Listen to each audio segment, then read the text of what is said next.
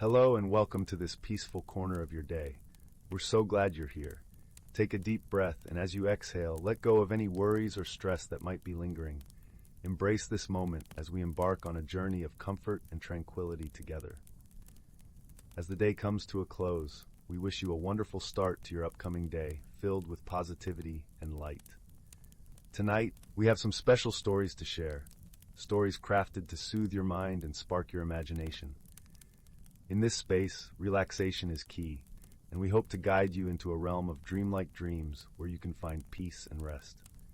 Remember, taking time to unwind is essential, and we're here to help you do just that.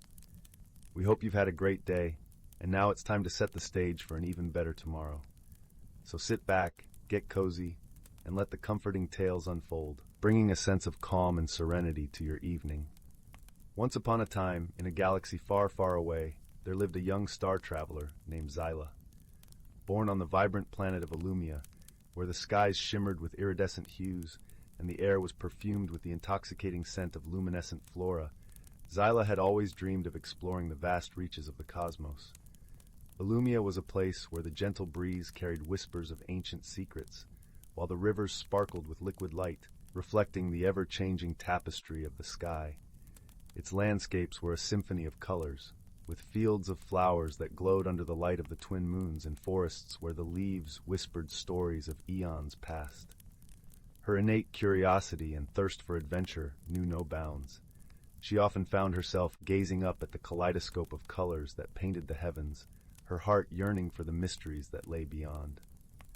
Her family, renowned for their pioneering spirit, had nurtured her dreams with unwavering support. Her father, a celebrated astronavigator whose eyes gleamed with the light of distant stars, had instilled in her a profound respect for celestial phenomena. He would often take her to the observatory atop the hills, where they would peer through telescopes that seemed to stretch into infinity, capturing glimpses of worlds yet unseen. His tales of navigating through nebulae and star clusters were etched in her mind, fueling her desire to chart her own course among the stars.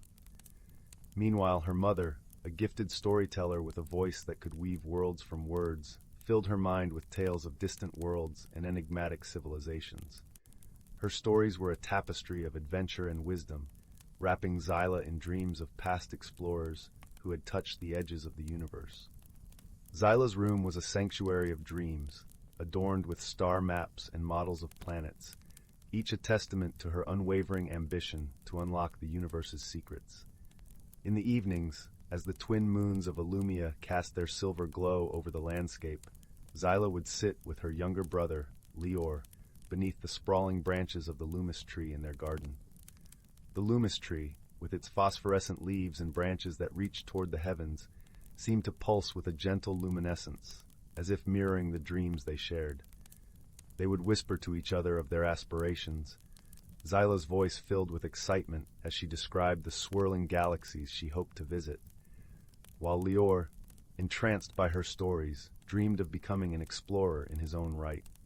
Their bond was a tapestry of shared dreams and promises of future adventures, woven under the watchful gaze of the celestial bodies that inspired them. One fateful day, as Zyla's sleek starship glided through the celestial expanse, like a silver fish swimming through a sea of stars, a sudden malfunction sent her careening off course, crash-landing on a distant, uncharted world. The impact was jarring, sending a cascade of sparks and debris into the air. The deafening silence that followed was punctuated only by the faint hum of her ship's systems winding down. As the dust settled, she emerged from the wreckage, her heart pounding with fear and uncertainty. Her hands trembled as she surveyed the unfamiliar landscape, the cool metal of her ship's hull a comforting anchor amidst the chaos. The planet she found herself on was like nothing she had ever encountered before. Towering crystalline trees cast mesmerizing shadows that danced with the light of the twin suns, their branches refracting colors that shifted with every breeze. The air was alive with the melodic chimes of exotic creatures hidden within the foliage, creating a symphony that resonated in her very bones.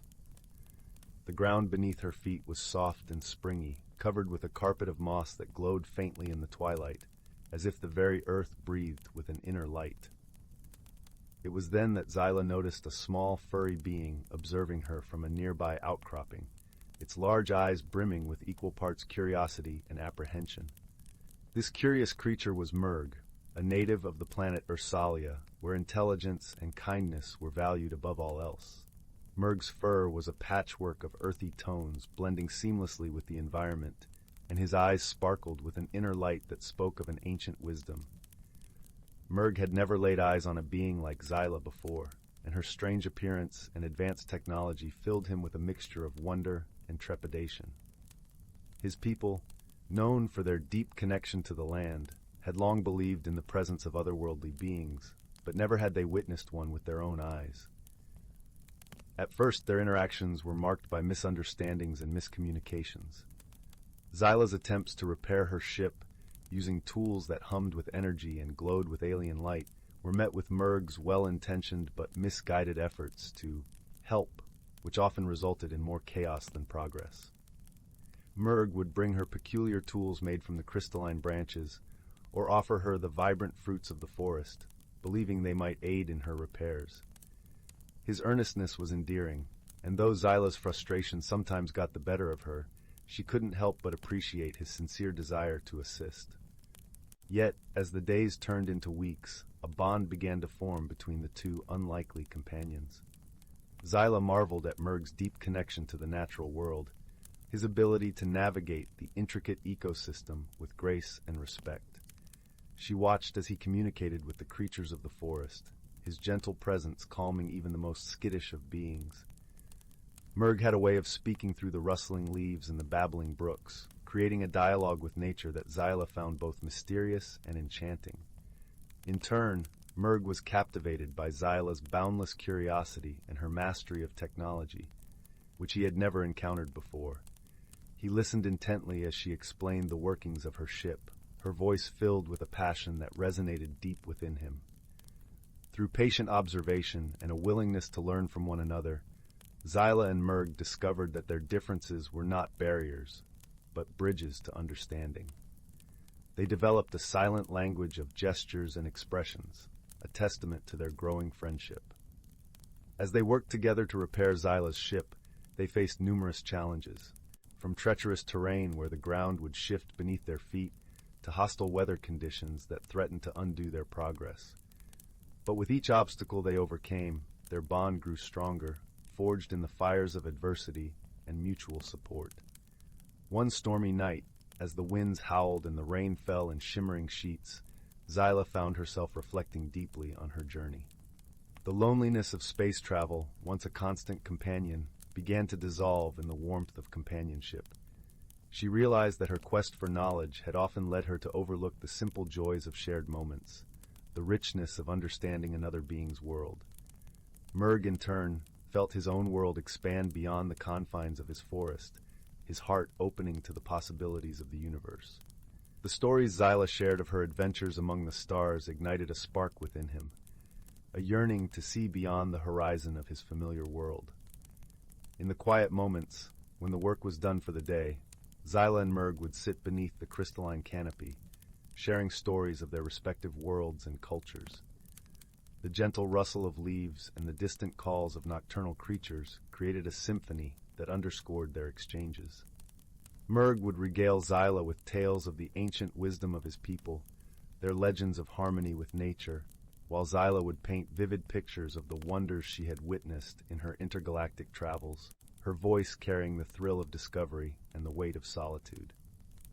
In one particular tale, Zyla recounted her journey to the planet of Lumira, where floating cities drifted above oceans of liquid crystal, and the inhabitants communicated through a melody that echoed in the very air. As she spoke, Murg's eyes widened with wonder, his mind envisioning a world beyond his imagination.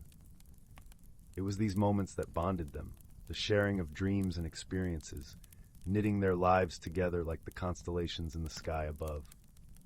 One evening, as the twin suns dipped below the horizon, casting a golden glow over the landscape, Murg shared a story of the Ursalian constellation known as the Sky Weaver.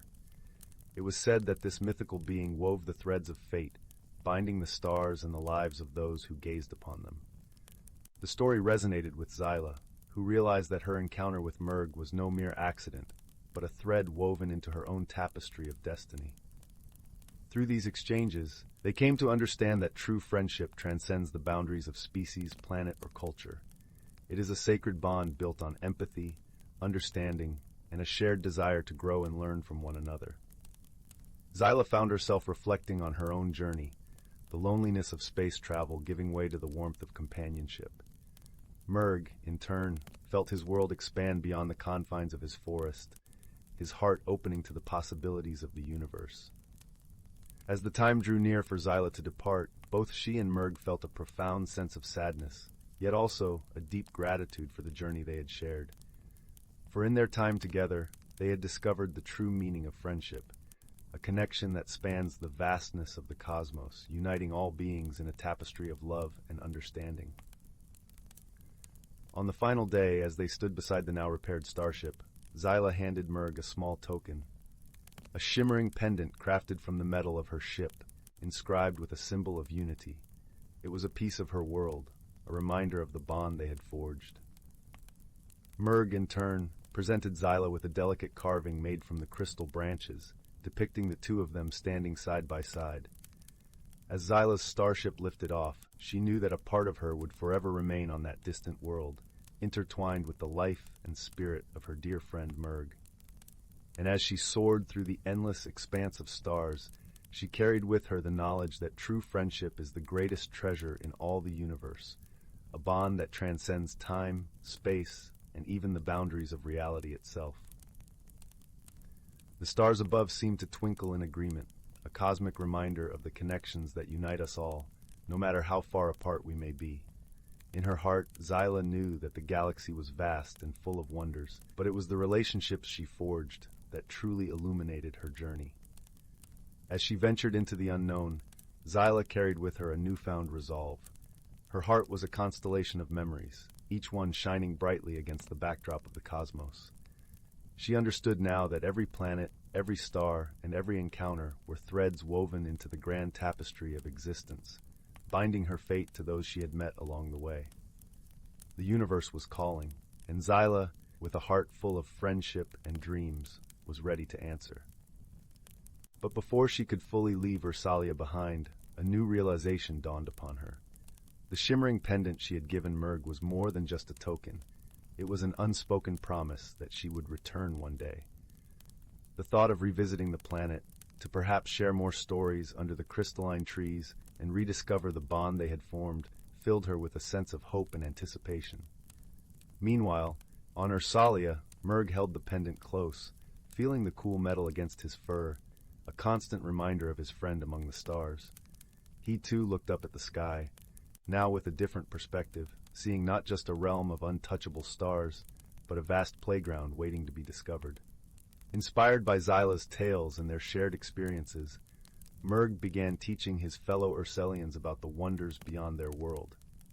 He would gather the young ones beneath the great crystal trees, his voice a gentle melody as he recounted his adventures with Zyla. He spoke of the galaxies she described, the planets teeming with life, and the beauty of the unknown. His stories ignited a spark within them, a yearning to explore and understand the universe beyond their own. As time passed, the Ursalians began to explore their planet more than ever before, seeking out new areas and embracing the spirit of discovery. They constructed observatories on the highest peaks, their crystalline structures blending seamlessly with the natural landscape. They even began to experiment with technology, inspired by Zyla's starship and her explanations of intergalactic travel. Back in the cosmos, Zyla continued her journey, but with a changed heart. She took time to truly experience each world she visited, seeking out the unique stories and wisdom of every culture she encountered. Her interactions with Merg had taught her the value of connection, of finding common ground, even in the most diverse and unexpected places. Everywhere she went, she shared the story of her friendship with Merg, spreading the message of unity and understanding. Her tales inspired others to reach out beyond their familiar boundaries, to seek friendships and alliances among the stars. She became not just a traveler of the cosmos, but an ambassador of peace and friendship, her reputation growing with each new planet she explored. And so, the legend of Zyla and Merg spread across the galaxy, a story of two beings from different worlds whose friendship transcended the vastness of space. Their tale became a beacon of hope, a reminder that no matter how different we may seem, it is our connections that truly define us. As Zyla ventured further into the unknown, she carried with her the knowledge that she was never truly alone. The friendships she forged, the stories she shared, and the dreams she inspired were her true legacy. And though the universe was vast and full of mysteries, she knew that it was the relationships she built that would forever illuminate her journey. With a heart full of gratitude and a spirit of adventure, Zyla continued to explore, forever guided by the twinkling stars that connected her to Merg, to Illumia, and to all the friends she had yet to meet. The universe was calling, and Zyla, with a heart full of friendship and dreams, was ready to answer, knowing that wherever her journey took her, she was never truly alone. Story 2. Once upon a time, in a quaint little village nestled at the edge of a vast and mysterious forest, lived a young boy named Finn. With hair the color of autumn leaves and eyes bright as the summer sky, Finn was known for his insatiable curiosity and gentle spirit. Each day his imagination would weave tales of what lay beyond the towering pines and whispering willows that bordered his home, tales as vivid and colorful as the sunsets that graced their horizon, painting the sky with hues of orange and pink that seemed almost magical. This village, with its cobblestone paths and cottages draped in ivy, was a place of simple joys and close-knit communities. The aroma of freshly baked bread wafted through the air each morning, mingling with the scent of dew-kissed grass and the occasional hint of wood smoke from chimneys. The villagers, clad in homespun clothes and dusted with flour from their daily trades, greeted each other with warm smiles and hearty waves, their laughter echoing through the lanes like a melodious chorus. The village square was a tapestry of vibrant colors, with market stalls displaying an array of fruits, vegetables, and handmade crafts, while children played beneath the dappled shade of an ancient oak, their giggles weaving into the melody of life around them. Finn often found solace in the village library, a small but cozy nook filled with books whose spines bore the marks of countless eager hands. Here, the dusty scent of old paper mingled with the earthy aroma of waxed wood, creating a sanctuary where Finn's mind could wander free. The librarian, an elderly woman with spectacles perched on her nose and a voice as soft as velvet, often indulged Finn with tales of her own adventures, whispering stories of far-off lands and mystical creatures. She would lean in close, her eyes twinkling with the joy of shared secrets, and Finn would hold his breath, hanging on to every word, as if the very air around them was thick with the magic of her storytelling. One crisp morning, as the mist lingered like a soft blanket over the fields, Finn awoke with a sense of adventure tingling in his toes. The air was cool and invigorating, filled with the promise of discovery. Today, he decided, was the day to venture into the unknown depths of the enchanted glade, a place said to sparkle with magic and mystery. The tales told by the elders spoke of a land where the very air shimmered with enchantment, where time seemed to dance on the breeze, and the trees whispered secrets of the ages. With a satchel of warm bread and a flask of sweet herbal tea, Finn set off, the gentle sunlight dappling the path before him. The forest welcomed him with a symphony of chirping birds and rustling leaves, the melodies intertwining like an intricate tapestry of sound. As he wandered deeper, the air grew fragrant with the scent of pine and wildflowers, and the world around him seemed to hum with an unseen energy. The forest floor, carpeted in soft moss and strewn with fallen leaves, cushioned his steps, creating a sense of walking on clouds, each step a soft whisper against the earth. Finn's heart raced with excitement as he found himself in a part of the forest he had never seen before. The trees here were unlike any he had encountered, their trunks twisted in graceful spirals and their leaves shimmering with hues of blue and gold, as if kissed by the stars themselves. Sunlight filtered through the canopy in brilliant shafts, creating pools of light that danced with the breeze. As he marveled at the sight, a soft giggle caught his attention. Turning, he saw a tiny creature peeking out from behind a mushroom. It was a sprite, no taller than his hand, with wings as delicate as a dragonfly's and eyes that sparkled like dew in the morning light. Hello there, Finn greeted with a smile, crouching to meet the sprite's gaze. My name is Finn. Who might you be? The sprite fluttered forward, her laughter like the tinkling of tiny bells. I am Lyra, guardian of the enchanted glade. You have a brave heart to wander so far, young seeker. Finn's curiosity brimmed over. I seek to explore the wonders of this place, he replied, his voice filled with earnestness and a hint of awe. Will you guide me? With a nod and a twirl, Lyra beckoned Finn to follow. Together, they traversed the glade, encountering wonders beyond imagination.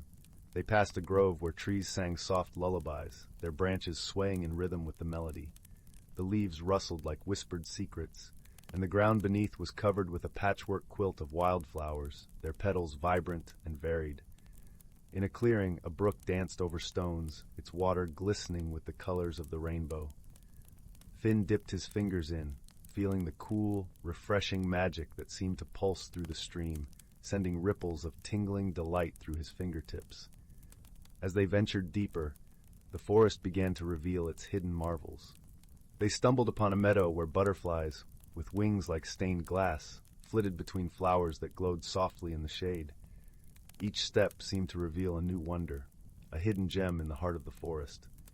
Finn marveled at the sight of a deer with a coat as silver as moonlight, gracefully sipping from a crystalline pond, its reflection a perfect mirror in the still water. The sight filled him with an overwhelming sense of peace and reverence for the beauty of the natural world. Along their journey, Finn met other whimsical creatures, the wise old owl who spoke in riddles and the mischievous fox whose tail shimmered like moonlight. Each encounter brought a gentle challenge, inviting Finn to think and learn, to listen and understand. The owl, perched on a low branch, gazed at Finn with eyes that seemed to hold the wisdom of ages. Why does the water sing? Finn asked, his voice a mix of wonder and curiosity. Listen closely, young one, the owl replied, his voice deep and soothing, as if the very forest spoke through him. For those who truly hear, the waters reveal the secrets of the heart. Finn closed his eyes, the sound of the brook filling his mind, and in that moment of stillness, he felt a profound peace wash over him, a reminder that sometimes the answers we seek are found in the quiet moments of reflection. He felt a connection to the world around him, as if the forest itself was whispering its ancient wisdom into his soul. As they traveled, Lyra shared stories of the forest, tales of old magic woven into the very fabric of the earth. She spoke of a time when the glade was vibrant with the laughter of sprites and the songs of fairies, a place where dreams took flight like dandelion seeds on the wind. Finn listened, entranced, feeling as though he was part of a grand tapestry of life and wonder. As the golden light of the afternoon began to wane, Finn and Lyra arrived at the heart of the glade, where stood an ancient tree, its trunk gnarled and wise, its branches stretching wide like welcoming arms. Here, the air was filled with a gentle warmth, and the ground beneath was soft with moss. The tree's bark was etched with the stories of those who had come before, each line a testament to their hopes and dreams. This is the Tree of Dreams, Lyra whispered, her voice a soft caress against the stillness. It holds the hopes and dreams of all who visit. Finn approached, feeling the gentle thrum of life within its bark. He placed his hand upon it, and in that instant, felt a connection to all who had come before him, dreamers, seekers, explorers like himself. The tree seemed to pulse with a quiet strength, and Finn's heart swelled with a sense of belonging, a realization that he was part of something larger than himself. He closed his eyes, and in the silence, he made a wish to always remain curious, to explore the unknown with an open heart and a kind spirit. The tree seemed to acknowledge his wish, its leaves rustling gently as if in agreement, a silent promise of support and guidance. As the sun dipped below the horizon, painting the sky in hues of pink and lavender, Finn knew it was time to return. With a heart full of wonder and gratitude, he thanked Lyra and bade farewell to the enchanting creatures of the glade. The sprite hovered near, her eyes twinkling with a promise of future adventures. Walking back through the forest, the path now familiar and welcoming, Finn felt a newfound courage within him, a reminder that the world was vast and full of wonders waiting to be discovered, and that with curiosity and kindness, there were no limits to what he could explore. The evening air was cool against his skin, carrying with it the scents of earth and leaves, of life and growth. Back in his village, as the stars began to twinkle in the velvet sky, Finn tucked himself into bed, the soft rustling of leaves outside his window lulling him to sleep. His dreams were filled with the melodies of singing trees and the laughter of sprites, a gentle reminder that the world was a magical place if only one had the heart to see it. And so, Finn slept soundly, knowing that with each new day, new adventures awaited, and that the courage to explore lay within him, ready to be kindled by the wonders of the world. His heart was a compass guiding him toward the unknown, and his dreams were the maps to lead him there, filled with the colors and sounds of a world alive with possibilities. As he drifted into slumber, the gentle whisper of the forest seemed to echo in his mind, a promise of more stories yet to be written, of paths yet to be walked, and of dreams waiting to be dreamed.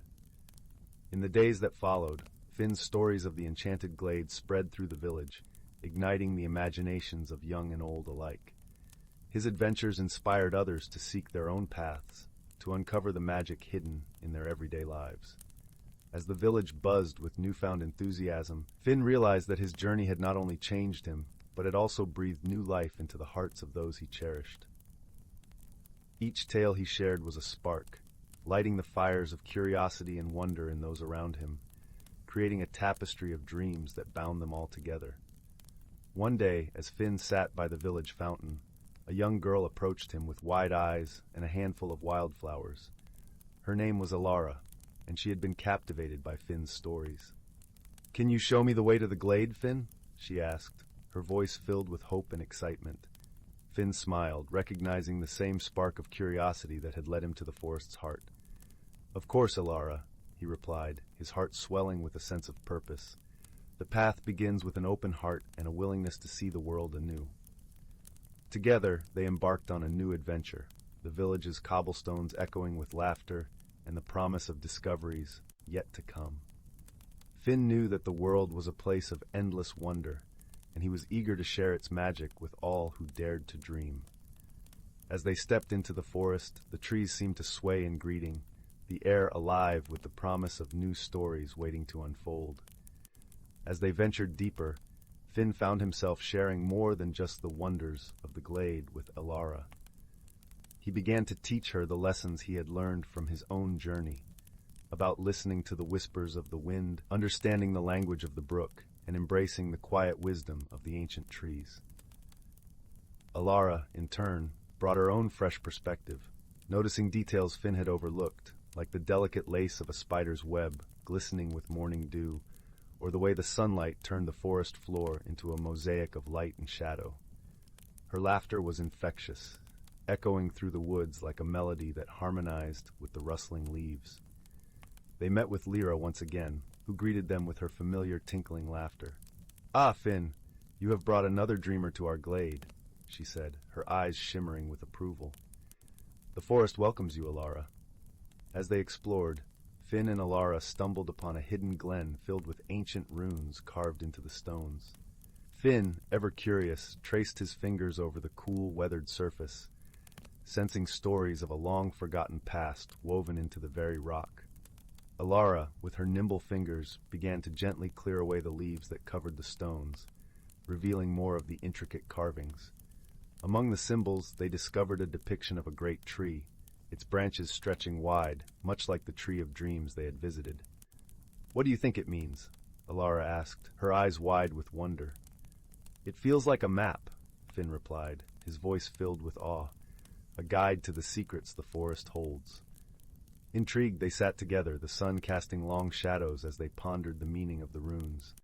Lyra joined them, her eyes thoughtful as she shared the legend of the forest's heart, a place where the dreams of all who visited intertwined, creating a tapestry of life and magic. "It is said that those who find the heart of the forest can glimpse the dreams of others, and in doing so, understand their own hearts more deeply," she whispered, her words a gentle breeze through the glen. Finn felt a spark of determination ignite within him. He realized that his journey was far from over. There were still mysteries to unravel, still dreams to discover. More importantly, he understood that he was not alone in this quest. With Alara by his side, he felt the strength of their shared curiosity, their bond forming a bridge to the wonders that awaited them. As evening fell, the glade was bathed in the soft glow of twilight, the air rich with the scent of blooming night flowers. Finn and Alara made their way back to the village, their hearts light with the joy of discovery and the promise of further adventures. The village, with its cozy cottages and warm hearths, welcomed them back like a familiar embrace. That night, as Finn lay beneath the starlit sky, he listened to the soothing sounds of the village settling into slumber. He felt a deep sense of gratitude for the journey he had begun and for the new stories yet to unfold. The night carried the gentle whisper of the forest, a lullaby that sang of dreams and possibilities, of paths yet to be walked and stories waiting to be told. In the days that followed, Finn and Alara continued to explore the forest and unravel its mysteries, their friendship deepening with each shared adventure. The village watched them with fondness, knowing that their journeys were not just their own, but a part of the village's story, a thread in the tapestry of life that bound them all together. And so, the tales of Finn and Alara's adventures grew, spreading like wildfire through the village, inspiring others to seek their own paths, to listen to the whispers of the wind, and to dream with open hearts. For in their stories, the villagers found the courage to explore the magic hidden in their everyday lives, and the world became a place of wonder once more, ready to be discovered anew by those who dared to dream. Story 3. In the heart of the whispering woods, where the trees sang soft lullabies with the wind, lay the village of Luminara. The village was known far and wide for its twilight glow, where every evening the lanterns of Luminara would twinkle like stars fallen to earth, casting a warm, gentle light upon cobblestone streets and thatched cottages. The air was perpetually perfumed with the scent of blooming night jasmine, mingling with the earthy aroma of damp leaves and fresh rain, creating an ambiance that was both serene and magical. The whispering woods themselves were a tapestry of ever-changing colors and sounds, where the sunlight filtered through the canopy in dappled patterns, painting the forest floor with patches of gold and shadow. The trees were ancient, their trunks thick and gnarled, their leaves whispering secrets to those who would listen. Moss and lichen clung to the bark, adding a verdant softness to the rugged trees, while tiny woodland creatures darted through the underbrush, their presence marked by the occasional rustle or flash of fur. One crisp autumn morning, as the golden leaves crunched underfoot like delicate pieces of brittle glass, the villagers awoke to a peculiar sight. A series of small, shimmering footprints trailed from the edge of the forest right to the center of the village square, where they circled around the ancient statue of Moonbeam, the guardian owl of Luminara. The statue, carved from a single piece of moonstone, shimmered under the early morning light, casting prismatic reflections that danced across the square. It was revered, believed to protect the village and its people, its eyes seemingly watching over the villagers with a gentle, eternal vigilance. Young Mara, with hair as wild and untamed as the forest itself, and eyes that mirrored the deep green of the moss-covered stones, was as curious as a squirrel and as clever as a fox. She noticed the footprints first. She had a knack for unraveling mysteries, a talent she had honed through years of observing the subtle shifts and patterns of the woods. Her best friend, Thistle, a wise old hare with fur as silvery as dawn and eyes that twinkled with age-old wisdom, was her constant companion. Together, they embarked on a gentle quest to uncover the secret behind the mysterious footprints. Mara crouched low to the ground, examining the glimmering tracks. "These aren't ordinary footprints, Thistle," she mused, brushing her fingers lightly over the shimmering dust that felt cool and almost ethereal to the touch. "They sparkle like stardust." Thistle twitched his long ears thoughtfully, his whiskers quivering with curiosity. "Indeed, they do. Perhaps they belong to a creature not of our village." Their journey began with a sense of excitement and mystery, the kind that tickles at the back of the mind like a half-remembered dream. They decided to follow the trail. It led them through the winding streets of Luminara, past the sweet-smelling bakery where Cinnamon Crumble was busy preparing her famed pastries, the scent of cinnamon and sugar wafting through the air and tempting even the most disciplined passerby. The bakery, with its warm, inviting glow and rows of freshly baked treats, was a cherished place where villagers gathered not just for nourishment, but for stories and laughter. As they continued, they passed through the herb-scented air of Alderthorne's apothecary, where jars of dried herbs clinked softly as they brushed past. Alder, with his wise, weathered face and kind eyes, was known as much for his healing potions as for his gentle advice, a pillar of the community whose door was always open. As they followed the trail, they noticed the footprints were accompanied by tiny, delicate paw prints, almost as if the creator of the shimmering trail had a companion. The two friends exchanged a knowing glance and continued their journey, their path lit by the soft glow of the village lanterns that flickered like the heartbeat of the village itself. Their path took them into the heart of the village, where the autumn festival was in full swing. The square was alive with the sounds of laughter and music, the air filled with the scent of roasted chestnuts and mulled cider. Children danced in circles, their faces painted with vibrant colors, while artisans displayed their crafts under the soft glow of lanterns. The festival was a celebration of the harvest and the turning of the seasons, a time when the villagers came together to share their bounty and their stories. Mara and Thistle paused for a moment, taking in the sights and sounds. Mara's heart swelled with a sense of belonging, the warmth of the community wrapping around her like a comforting blanket. She watched as the village elder, a woman named Seraphina, with hair like spun silver and eyes that held the wisdom of countless seasons, told tales of the village's past, her voice weaving a tapestry of history and magic. But the shimmering footprints beckoned, and Mara felt the pull of the mystery urging her onward. They left the festival behind, the joyous sounds fading into the distance as they ventured deeper into the woods. The forest seemed to embrace them, the rustle of leaves and the distant call of night birds, creating a symphony of nature's gentle embrace. The trail ended at the far edge of the whispering woods, where the trees stood tall and ancient, their trunks gnarled and twisted by centuries of wind and weather. Here, the forest floor was carpeted with a mosaic of leaves, a tapestry of gold and brown and deep, rich red, and the air was filled with the gentle rustle of the wind weaving through the branches, carrying with it the whispered secrets of the woods. "Look, Mara," Thistle whispered, his nose twitching with excitement. There, by the old birch. In the dappled sunlight stood a small creature, unlike any they had seen before. It was a luminifox, a rare and magical being known for its ability to blend with the light of the moon. Its fur shimmered with the same stardust that marked the footprints, and by its side was a tiny, glowing mouse with fur that seemed to capture and reflect the light, creating an aura of gentle luminescence. The luminifox blinked its large, gentle eyes at Mara and Thistle, a soft hum of magic in the air, resonating like the soft notes of a distant lullaby.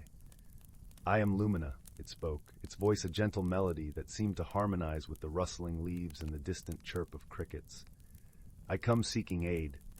My dear friend Glow, the mouse, has lost her way from our home in the moonlit glade."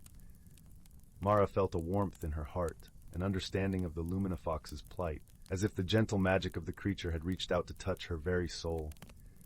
"We can help," she offered with a reassuring smile, her voice as soothing as the gentle babble of a forest brook. "But how did you become separated?" Glow, the little mouse, squeaked softly, her tiny whiskers twitching with nervousness. "The winds were strong last eve, and they swept me far from Lumina. I followed her light but lost my path in the village." Thistle nodded, a twinkle in his wise eyes, his demeanor calm and reassuring. "Fear not, for the whispering woods are like a map to those who listen closely. We will guide you home." With Thistle leading the way, they ventured deeper into the woods, Mara holding Glow tenderly in her hands, feeling the soft warmth of the tiny creature against her palm. As they walked, Lumina shared stories of the moonlit glade, a mystical place where the moonlight danced upon the leaves, creating a haven for creatures of light, a sanctuary where the night was alive with gentle luminescence, and the air hummed with the serene magic of the forest. The journey was filled with gentle wonders, the soft hoot of an owl, its eyes like golden moons, the rustle of night creatures waking to the dusk, and the symphony of crickets serenading the twilight, their song a soothing balm to the soul. The whispering woods, though vast, felt welcoming and safe, as if every tree and leaf and stone recognized Mara and Thistle as friends. As they traveled, Mara couldn't help but reflect on her own connection with the forest. She had always felt a kinship with the woods, a sense of belonging that went beyond words. It was as if the forest had watched her grow, its ancient trees standing as silent witnesses to her childhood adventures and dreams. Now, as she guided Lumina and Glow through the familiar paths, she felt a sense of purpose and fulfillment, a realization that her connection to the woods was part of something greater. At last, they arrived at a clearing where the moonlight poured like a silver waterfall, bathing everything in its ethereal glow. There, the moonlit glade awaited, its beauty more enchanting than any tale could tell. The leaves glowed with a silvery sheen, and the air hummed with peaceful magic, resonating with the gentle pulse of the earth itself.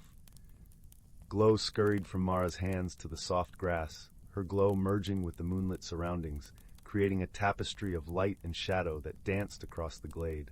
Lumina bowed her head in gratitude, her eyes shimmering with kindness and a deep, abiding peace. "Thank you, Mara and Thistle. Your hearts are as bright as the stars."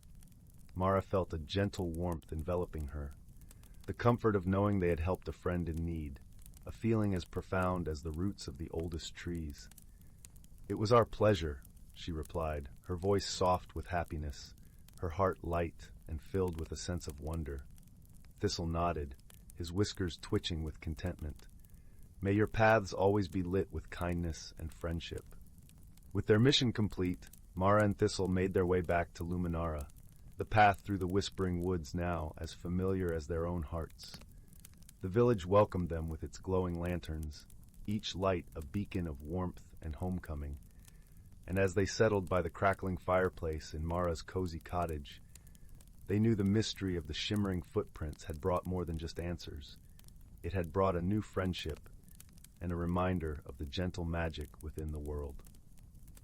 And so, in the heart of Luminara, where stories of friendship and courage were woven into the very fabric of the village, like threads of silver and gold, another tale was added to the tapestry of the Whispering Woods, a tale of stardust footprints, a luminifox, and a journey that illuminated the path of kindness for all who wandered through its enchanted glades. As the night whispered its lullabies, and the moon cast its gentle glow over the village, the villagers of Luminara, young and old, drifted into dreams, comforted by the knowledge that magic lived within them, lighting their way, just as the lanterns lit the cobblestone streets of their beloved village. The night air was filled with the soft rustle of leaves and the distant call of night birds, a symphony of nature's gentle embrace, and the village slept in the peaceful knowledge that the world was filled with wonders yet to be discovered. As the days turned to weeks, Mara found herself more attuned to the subtle rhythms of the woods and the village, her senses heightened by the adventure she had shared with Thistle and their new friends. She began to notice the way the light danced differently on the leaves at different times of day, how the wind seemed to carry whispers of unseen stories, and how the forest's creatures seemed to communicate in a language all their own. One afternoon, Mara sat by the edge of the whispering woods, her back against the rough bark of an ancient oak. As she closed her eyes, she could hear the gentle rustling of the leaves, their whispers clearer than ever. She realized that the forest was more than just a backdrop to her life. It was a living, breathing entity with wisdom and stories of its own. Mara's heart was filled with a sense of gratitude for the magic that surrounded her, the magic that had brought Lumina and Glow into her life and had deepened her bond with Thistle. She thought of how the shimmering footprints had led her not just to a new adventure, but to a new understanding of herself and her place in the world. Inspired by her reflections, Mara began to share her experiences with the other villagers, weaving tales of the luminifox and the moonlit glade into the fabric of Luminara's lore. Her stories captivated young and old alike, sparking imaginations and encouraging others to explore the mysteries and wonders of the Whispering Woods. In time, Mara's storytelling became a cherished tradition in Luminara, a way to pass down the wisdom of the woods and the magic of friendship to future generations. The villagers would gather under the glowing lanterns, their faces illuminated by the warm light, as Mara's voice carried the enchantment of her tales into the night. As she spoke, Mara felt the presence of Lumina and Glow, their gentle spirits guiding her words and reminding her of the power of kindness and connection. It was a power that resonated through the village, binding the community together and ensuring that the legacy of the Whispering Woods would endure. And so the village of Luminara thrived, its people united by the stories and magic that flowed through its heart. In the quiet moments of the night, when the wind whispered through the trees and the lanterns flickered like stars, Mara knew that she was part of something greater, a tapestry of light and shadow, woven with threads of courage, friendship, and the gentle magic of the world. Yet as life settled into a gentle rhythm, Mara's curiosity remained insatiable. The mystery of the Whispering Woods still called to her, and she found herself drawn deeper into its embrace. One day, as she wandered the forest paths, she stumbled upon an ancient stone circle hidden beneath a canopy of emerald leaves. The stones stood tall and silent, their surfaces covered in moss and etched with cryptic runes that glowed faintly in the dappled light. Mara's heart quickened with a mixture of awe and anticipation. She could feel the magic of the place thrumming beneath her feet, a resonance that seemed to echo the whispers of the woods themselves. She sat in the center of the circle, closing her eyes and allowing the forest's energy to envelop her. As she sat in quiet contemplation, she felt a presence beside her. Thistle, his eyes twinkling with curiosity and understanding. "This place," he said softly, "holds the memories of the forest, the stories of those who came before us." Mara nodded, feeling the truth of his words deep within her. Here, in the heart of the Whispering Woods, she realized that the forest was not just a place of mystery and magic, but a keeper of time and tales, a guardian of the past, and a guide for the future. As the sun dipped below the horizon, casting the forest in hues of gold and shadow, Mara and Thistle sat together in the stone circle, their hearts filled with gratitude for the wonder and wisdom that surrounded them. They knew that their journey was far from over, and that the Whispering Woods still held secrets yet to be uncovered. Together, they rose and began the walk back to Luminara, their steps guided by the gentle glow of the lanterns that lined the village streets. The night air was cool and refreshing, carrying with it the promise of new adventures and the enduring magic of the forest. And so, Mara's journey continued, her heart forever bound to the Whispering Woods and the village of Luminara, a place where dreams and reality intertwined, and where the magic of friendship and wonder would forever light the way. In the heart of a secluded valley, where ancient mountains stood as solemn sentinels, lay the village of Verdant Hollow. The mountains, with their peaks shrouded in mist and cloaked in shadows, seemed to whisper tales of old to the valley below, their presence as ancient as time itself. It was a sanctuary where the seasons wove a tapestry of vibrant colors and gentle whispers, a place where the air was imbued with the scent of pine and wildflowers. Magic coursed through the veins of this land like an unending river, its presence as natural and inevitable as the sun climbing over the emerald hills each dawn. The village was cradled by the arms of nature, its boundaries marked by the gentle murmur of a brook that sang softly to those who paused to listen, a melody that twined itself into the very essence of the village. The houses of Verdant Hollow were crafted from timber and stone, their roofs thatched with golden straw that glistened in the sun, a reflection of the sunlit waves that danced upon the brook. Each home was adorned with intricate carvings of leaves and flowers, a testament to the villagers' deep connection with the land, the designs telling stories of harvests past and the guardianship of the woods. The village square, a bustling hub of life, was paved with cobblestones that echoed the footsteps of those who gathered there to trade stories and goods, and the laughter of children at play. A grand oak tree stood at its center, its branches stretching wide as if to embrace the community it sheltered, its leaves whispering secrets of the ages to those who dared to listen. Morella, a young woman with eyes as bright as the morning sky and a spirit as restless as the spring breeze, called this village home. Her heart, tender and full of questions, mirrored the unpredictable autumn storms that occasionally swept through Verdant Hollow. To the villagers, she was a mystery, a wildflower that had yet to unfold its petals, caught between the promise of beauty and the fear of transformation. Her laughter rang like the tinkling of bells, yet there was a yearning in her gaze that spoke of dreams yet to be realized. Her presence was a spark in the village, a reminder of the untamed wildness that lay just beyond their cultivated fields. She frequented her small garden at the village's edge, a sanctuary of her own making. Here Morella found solace among the blooms she nurtured with tender hands, feeling the cool earth cushion her fingers as she worked. The scent of the soil and the rustle of leaves were a balm to her soul, and she watched with admiration as tiny seedlings pushed through the earth, reaching for the light with unwavering determination. Despite this, she often wondered why she couldn't muster the same courage within herself. The garden was a kaleidoscope of colors, each petal and leaf a testament to Morella's care and love.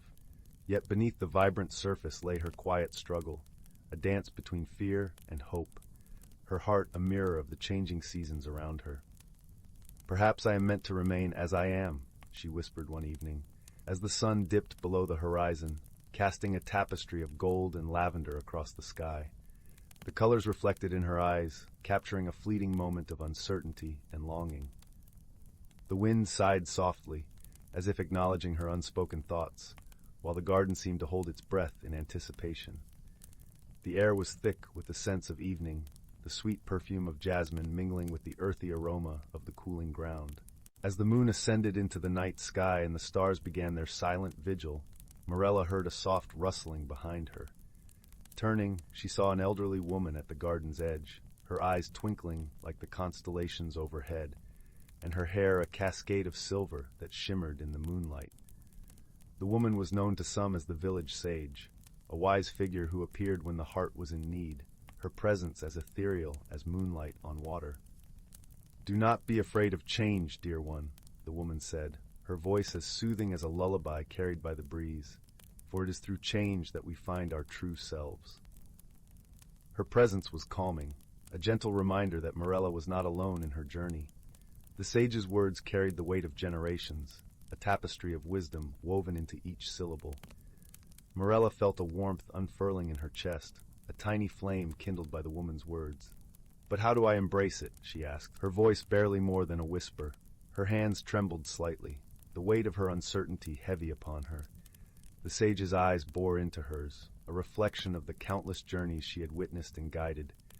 The woman smiled, her lips curving with a wisdom born of many seasons. "Come, and I shall show you." Her invitation was both a promise and a challenge, a call to discover the depths of Morella's own courage. It was an offer Morella found herself unable to refuse, the lure of understanding too great to ignore. The following morning, Morella found herself venturing deeper into the heart of the forest than she had ever dared before. The elder woman led the way along a path dappled with sunlight and shadow, where the air was rich with the scent of pine and earth. Birds flitted from branch to branch, their songs weaving a tapestry of sound that wrapped around Morella like a comforting blanket. The forest was alive with a symphony of life, each note whispering secrets of resilience and renewal. As they journeyed, the forest seemed to come alive around them. The rustling leaves whispered secrets of old, and the sunlight filtering through the canopy created a mosaic of light and shadow that danced at their feet. Morella felt a sense of belonging, as if the forest itself was welcoming her into its ancient embrace. The elder woman's presence was a guiding star, leading Morella through the labyrinth of her own heart. They paused briefly by a meadow, where wildflowers painted the ground in riotous colors, their petals glowing in the morning light. "Every flower here has a story," the elder woman said, gesturing to the blooms with a sweep of her hand. "They teach us that beauty comes in many forms, and that change is the artist that shapes our lives." At length, they arrived at a glen where a crystal-clear spring bubbled gently from the ground, its waters shimmering with a faint, otherworldly glow. The elder woman gestured for Morella to kneel beside it. The air was filled with a serene stillness, the world holding its breath in anticipation of what was to come. "Look into the water," she instructed softly, her voice blending with the melodic murmur of the spring.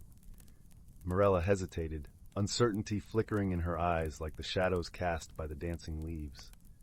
Morella gazed into the spring, her reflection rippling gently across its surface. As she watched, the water began to shimmer, revealing images that unfolded before her eyes. She saw herself as a child, carefree and curious, exploring the world with wide-eyed wonder. She saw moments of fear and doubt, times when she had hesitated to take a step forward. Yet she also saw moments of joy and triumph, when she had embraced change and found beauty in the unexpected. The images were a tapestry of her life, each thread a story of growth and discovery. "These are the threads of your life," the elder woman explained, her voice resonating with the wisdom of ages. "Each one a lesson, each one a part of the tapestry that is you."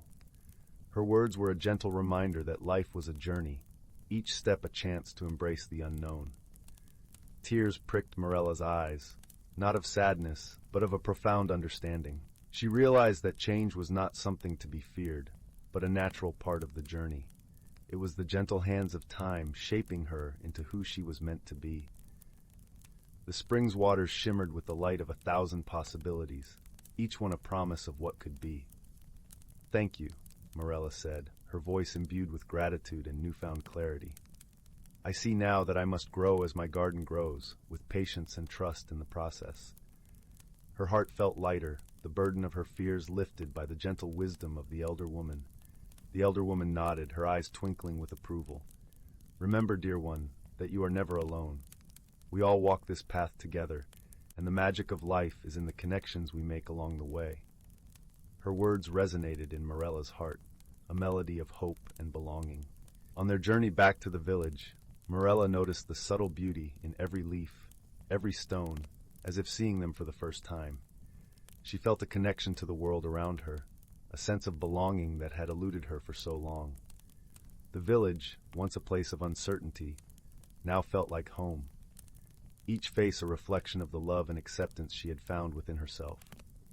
As they walked, Morella shared stories with the elder woman about her dreams and aspirations, the ones she had kept tucked away like precious secrets. The elder woman listened with an understanding smile, occasionally sharing her own tales of youthful dreams and the paths they had led her down. Morella found comfort in knowing that even the village sage had once grappled with doubts and uncertainties, that she too had been shaped by the winds of change. With newfound courage, Morella returned to Verdant Hollow, her heart light and her spirit renewed. She shared her experiences with the villagers, who listened with rapt attention. They began to see Morella not as a wildflower refusing to bloom, but as a wise soul embracing the beauty of her own transformation. Her story became a beacon of hope, a reminder that change was a gift, not a burden. In the days that followed, Morella's garden flourished as never before, vibrant and alive with color and fragrance. Her connection to the earth grew deeper, and the villagers often sought her wisdom, finding comfort in the gentle strength she exuded. Within Morella, a similar transformation took root, blossoming into a deep, abiding peace that suffused every aspect of her life. Her laughter, once tinged with uncertainty, now rang with the joy of a soul that had found its place in the world. As the seasons turned, Morella discovered joy in the journey, and in the quiet moments of reflection, she knew she was exactly where she was meant to be. The village of Verdant Hollow continued to thrive, its people united by the shared magic of friendship and understanding. Morella's tale became one of inspiration for all who faced the winds of change, reminding them that within every ending lay the seed of a new beginning. The gentle art of change was a dance Morella had learned to embrace, and in doing so, she uncovered the true magic that dwelled within her heart. Her journey was a testament to the power of courage, a story of transformation woven into the very fabric of Verdant Hollow. And thus, Morella's journey rippled through the village, touching lives and inspiring others to embrace their own transformations. The elder woman, now a fixture in the community, continued to guide those in need of wisdom, her presence a comforting constant amid the ever-changing seasons. Verdant Hollow thrived under the canopy of understanding and acceptance, each villager's story a thread in the vibrant tapestry of life, each one a reminder that change, though daunting, was the very essence of growth and renewal. As time passed, Morella's influence grew beyond the borders of Verdant Hollow. Travelers passing through the village carried tales of the young woman who had embraced change, and in doing so, had transformed her own life and the lives of those around her. Her story became a legend, a narrative of hope that echoed through the mountains and valleys, reaching hearts that yearned for courage and transformation. Morella's garden became a symbol of this change, drawing visitors who sought advice or simply wished to be in the presence of its serene beauty. Each blossom was a testament to her journey, a vivid reminder of the strength found in growth and renewal. As she tended her plants, Morella often spoke with those who visited, sharing her wisdom and listening to their stories, helping them find their own paths to transformation. One evening, as the sun dipped beneath the horizon, Morella stood in her garden, reflecting on her journey. The village square was filled with laughter and music, a celebration of the harvest season. The air was alive with joy, and the scent of roasted chestnuts mingled with the crisp autumn air. Morella watched the festivities, her heart full of gratitude for the life she had embraced and the community that had embraced her in return.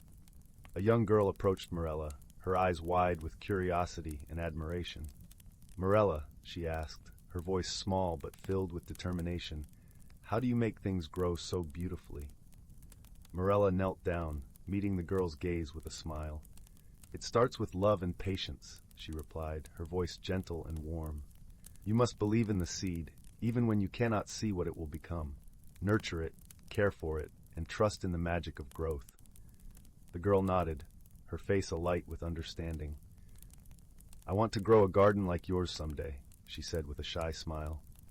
"You will," Morella assured her, placing a comforting hand on the girl's shoulder. "And it will be uniquely yours, just as you are uniquely you." As Morella watched the girl join the other children in the square, she felt a sense of fulfillment unlike anything she had ever known. Her garden, her story, and her journey had become more than just her own. They were part of the fabric of Verdant Hollow, woven into the lives of those who called it home. Time flowed on, as it always does, and the seasons continued their dance. Morella grew older, her hair streaked with silver like the sage who had once guided her, but her spirit remained as vibrant as ever. Her garden flourished, a testament to the enduring power of change and the beauty of embracing one's own journey. And so, Morella's legacy lived on, a beacon of hope and transformation in the heart of Verdant Hollow, where the mountains whispered their ancient tales and the village thrived under the watchful gaze of the grand oak tree. Her story, woven into the very essence of the village, was a reminder to all that in the dance of life, change was not to be feared but embraced, for it was through change that the true magic of life was revealed. Yet Morella's tale did not end with her. As the years rolled by, her story became a cornerstone of the village's lore, a cherished narrative passed from one generation to the next. The grand oak tree, under which countless stories had been shared, became a symbol of Morella's enduring influence. Its roots dug deep into the earth, mirroring the way Morella's teachings had embedded themselves into the hearts of the villagers. A new tradition took root among the people of Verdant Hollow, a festival celebrating the spirit of change and transformation. Each year, as the first blush of autumn kissed the leaves with gold and crimson, the villagers gathered to honor Morella's legacy. They adorned the village square with garlands of flowers from Morella's garden, their vibrant hues a tribute to her enduring presence. During the festival, stories of Morella's journey were shared anew, inspiring the young and reminding the old of the profound power that lay in embracing change. Children crafted paper flowers, each one a symbol of their own dreams and aspirations, and placed them at the base of the grand oak tree. As night descended and stars glittered in the velvet sky, the villagers lit lanterns, their warm glow a tribute to the light Morella had brought into their lives.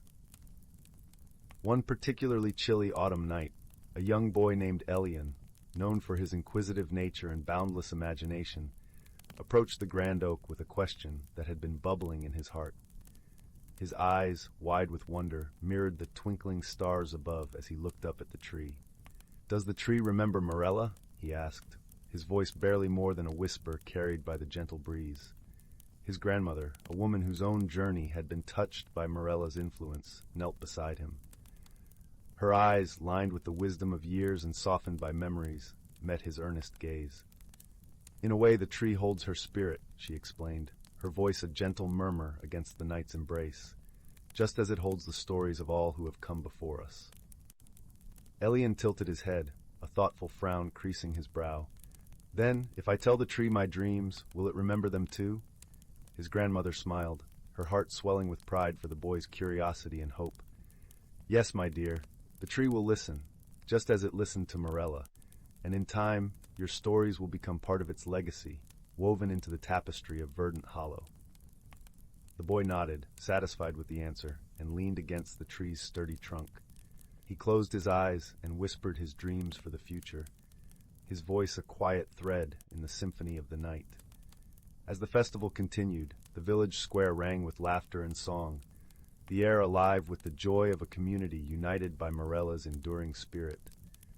The villagers danced beneath the stars, their footsteps echoing the rhythm of change that had become the heartbeat of Verdant Hollow.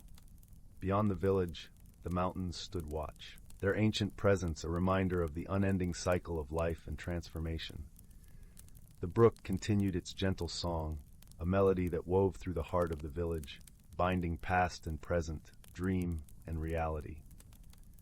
Through the years, Morella's garden remained a sanctuary for those seeking peace and reflection. It was a place where the past met the present, where the whispers of the mountains mingled with the laughter of children and the wisdom of elders. The garden was a living testament to Morella's journey, a vibrant reminder of the beauty that lay in embracing change and the magic that dwelled within the heart. And so, the legacy of Morella and Verdant Hollow endured, a timeless story of courage, transformation, and the enduring power of love and hope. The village thrived, its people bound by the shared understanding that within each of them lay the potential for greatness, for change, and for the magic that made life a journey worth embracing. Story 5, title, The Secret of Whispering Woods. In the heart of the serene village of Meadowbrook, beneath the gentle gaze of the moon and stars, there was a story that had long been whispered among the villagers, a tale as old as the forest that bordered their home. It was said that within the depths of Whispering Woods lay a hidden world, a place where time danced to its own tune and magic hummed quietly in the air.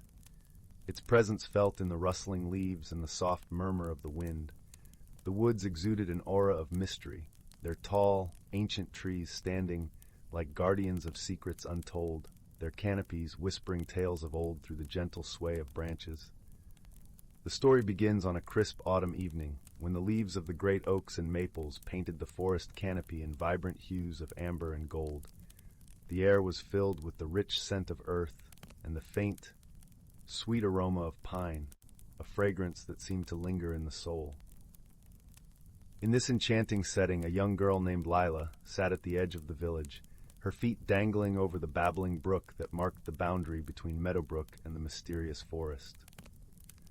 The water sang a gentle lullaby, a melody of nature that echoed the whispers of the woods, and the sound of crickets chirping joined in a symphony that spoke of the forest's enigmatic allure.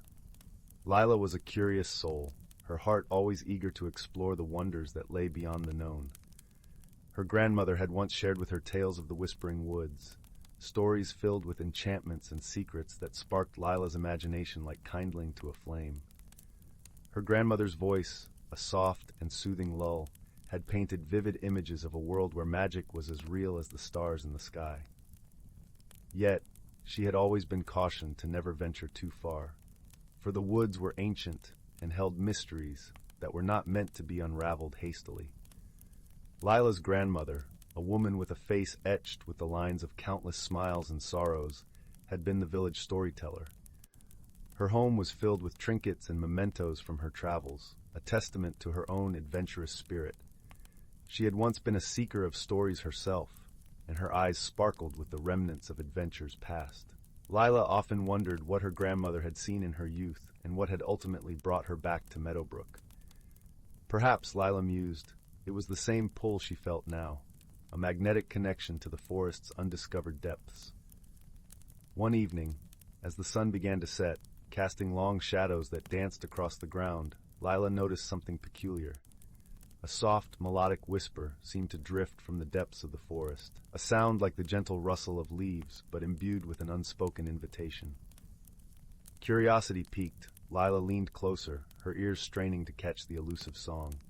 She felt a tingling sensation, a subtle pull that reached deep into her heart, echoing the unfulfilled longings of her soul. It was as though the forest was not just calling to her, but weaving a spell that awakened her deepest desires for adventure.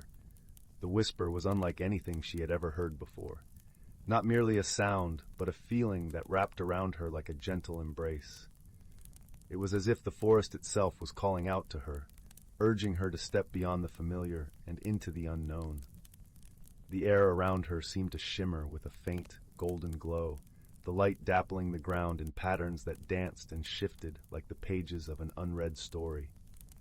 The very essence of the woods breathed around her, and she felt a connection to a world that promised to reveal the mysteries of her lineage. Driven by a sense of wonder and a spirit of adventure, Zyla decided to follow the whisper. She rose from her perch by the brook, her heart fluttering with anticipation and a hint of trepidation, and stepped into the forest where the light of the moon wove silver threads through the branches. The night air was cool against her skin, carrying with it the promise of discovery.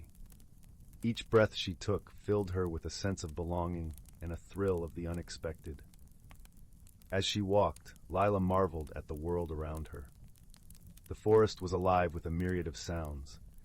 The harmonious chirping of crickets, the soft hoot of an owl perched high above, and the gentle rustle of creatures moving unseen through the underbrush. The path beneath her feet was soft with fallen leaves, and she relished the crisp, cool air that kissed her cheeks, invigorating her senses and igniting her spirit. Her footsteps echoed softly, as if the forest itself acknowledged her presence. Each step seemed to carry her further from the world she knew, and yet closer to a part of herself she had always longed to discover. Her heart beat in time with the pulse of the forest, a symphony of life that resonated deep within her soul. She felt alive in a way she had never experienced before, as if the very essence of the woods was breathing life into her. There was a freedom in this solitude, a chance to reflect on her dreams and fears in the embrace of nature. Zyla journeyed deeper into the woods, guided by the enchanting melody that seemed to lead her ever onward. The further she went, the more she felt a strange yet comforting presence, as if the forest itself were alive and watching over her. The trees stood like ancient sentinels, their branches reaching out as if to offer comfort and guidance. She reached out to touch the rough bark of a nearby tree, feeling the life pulsing beneath her fingertips, a silent reassurance that she was not alone. It was as though the forest had become an extension of her own being, a companion in this journey of self-discovery.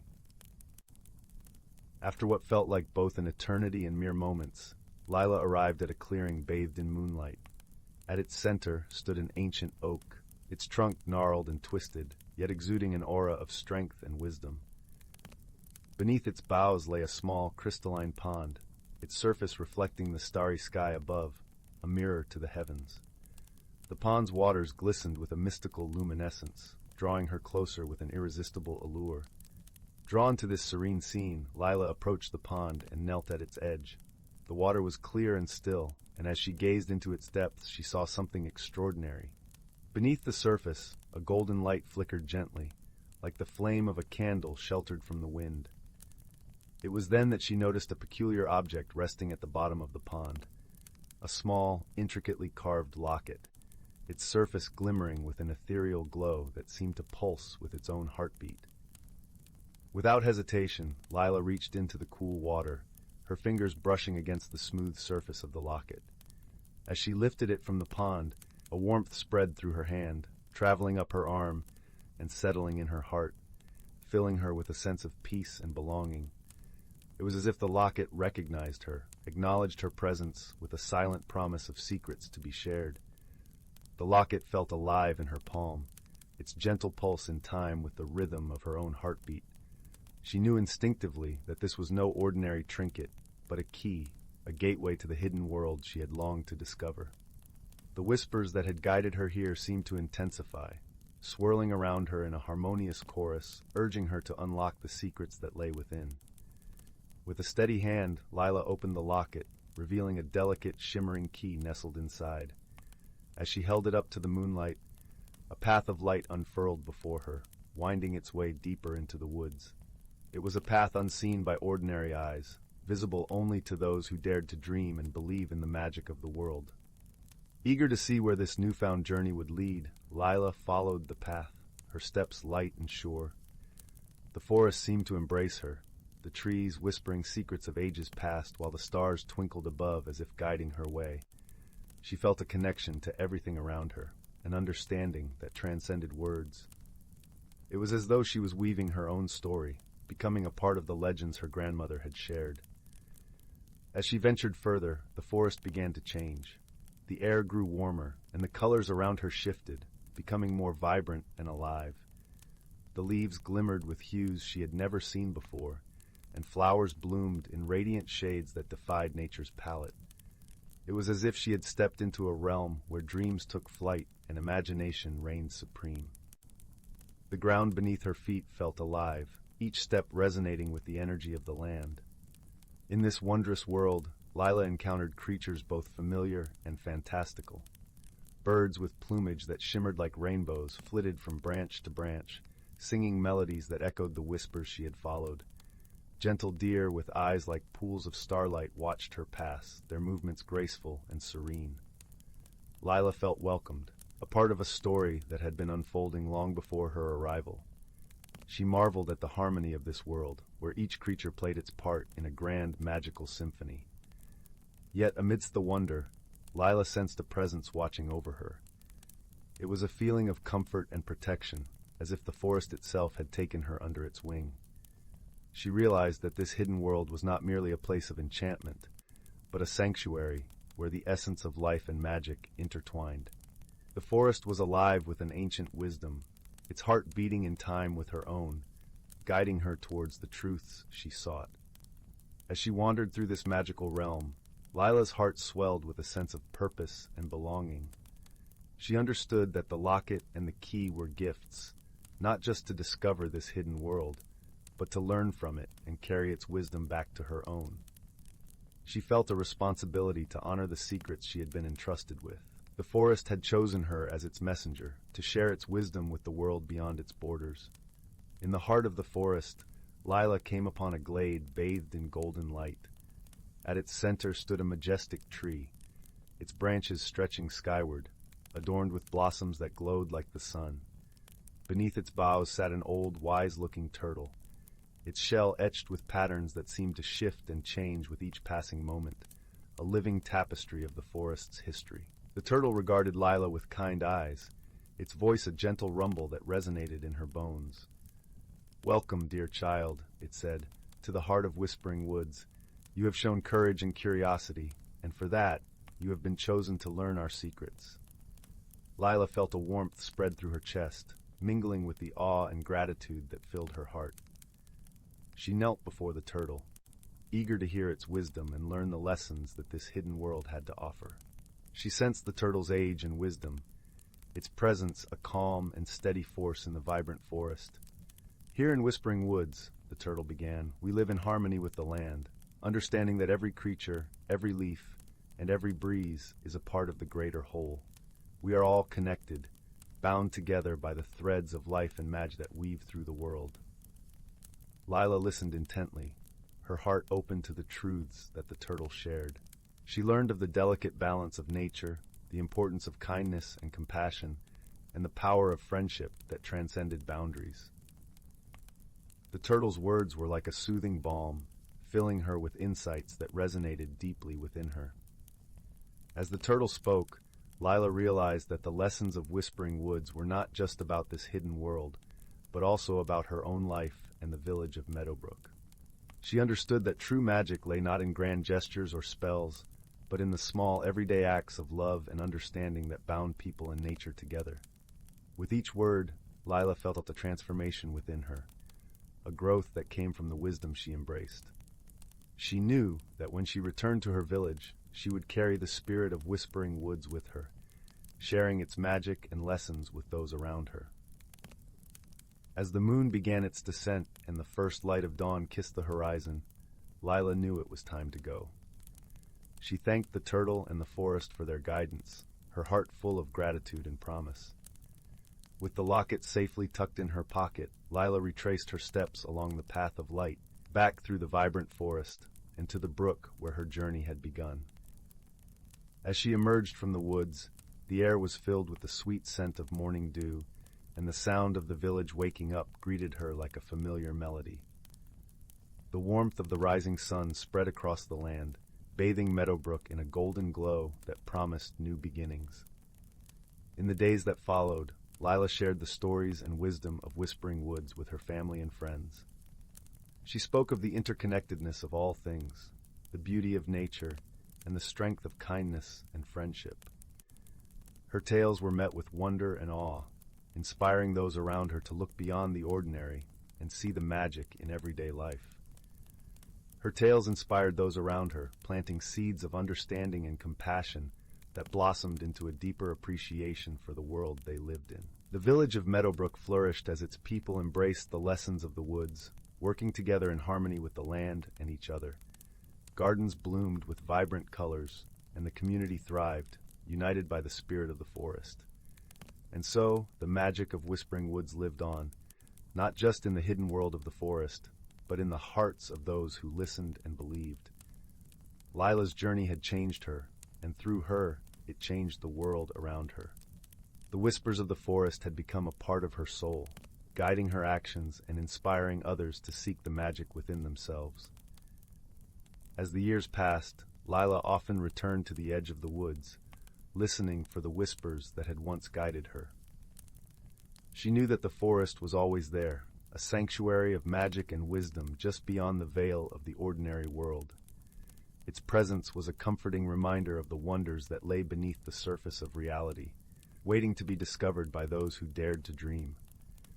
And though the path to the hidden world remained unseen by most, its spirit thrived in the love and friendship that bound the village of Meadowbrook together, a testament to the power of dreams and the magic that lay within every heart. With each story shared and each lesson learned, the legacy of Whispering Woods continued, a gentle reminder that the greatest treasures are often found in the most unexpected places, and that true magic lies not in what we see, but in how we choose to live and love. And so, dear reader, as you lay your head to rest and close your eyes, remember that within you too lies a world of wonder and possibility, waiting to be discovered and cherished. Dream sweetly, and let the whispers of magic guide you on your own journey of adventure and growth. The heart of the forest beats within you, and its whispers are a reminder that the journey never truly ends. Story 6, The Whispering Woods and the Locket of Lumina. Once upon a time, in a village cradled by rolling hills and lush forests, there lived a young girl named Marigold. Her hair was the color of autumn leaves, and her eyes sparkled like the morning dew on blades of grass. Marigold lived with her grandmother, a wise woman who told tales of yore by the warmth of their hearth. Every evening, as the sun set behind the hills, painting the sky in hues of amber and rose, her grandmother would weave stories of the Whispering Woods, a forest said to be alive with secrets and magic. The Whispering Woods bordered their village, stretching far beyond where the eye could see. It was an enchanting place, where the trees stood tall like ancient guardians, their leaves rustling in a symphony with the wind.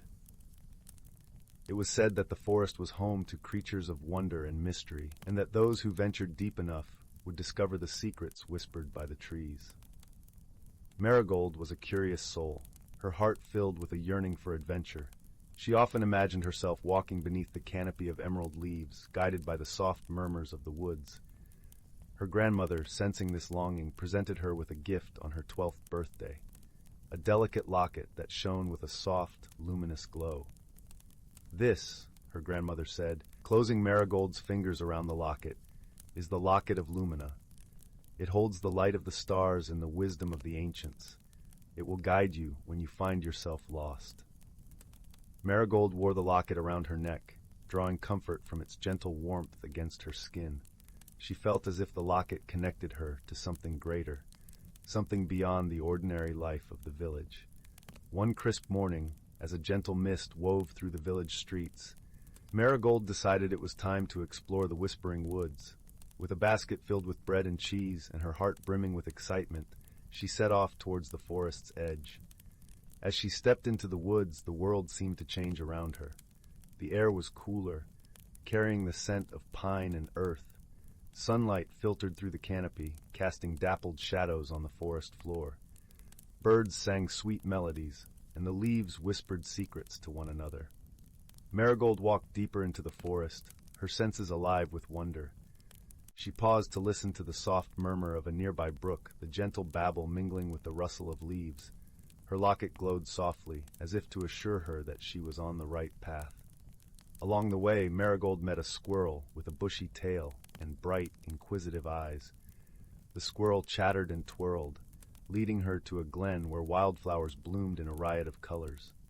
Marigold laughed with delight, her laughter mingling with the soft music of the forest. As the sun climbed higher in the sky, Marigold found herself at the foot of an ancient oak tree, its gnarled branches stretching skyward. She sat beneath its shade, enjoying her simple meal, when she noticed something peculiar. A faint, silvery light shimmered between the roots of the oak, like a thread of moonlight woven into the earth. Curiosity piqued. Marigold leaned closer, her fingers brushing against the cool soil. To her astonishment, the light began to pulse, and the ground beneath her hand shifted. Slowly, a small, intricately carved door revealed itself, nestled among the roots. Her heart raced with excitement and a touch of fear. She recalled her grandmother's stories of hidden worlds and secret doors, places where the ordinary and the extraordinary converged. Taking a deep breath, Marigold touched the locket around her neck. It glowed brightly, filling her with courage. With a gentle push, the door swung open, revealing a staircase that spiraled downward, lit by the same silvery light. Marigold hesitated for just a moment before stepping onto the first stone step. The air was cool, tinged with the scent of ancient mysteries and forgotten tales. The staircase led to a cavernous chamber, its walls adorned with luminescent moss that bathed the room in an ethereal glow. In the center of the chamber stood a pool of crystal-clear water, its surface shimmering like liquid glass. Marigold approached the pool, drawn by its beauty and the promise of discovery.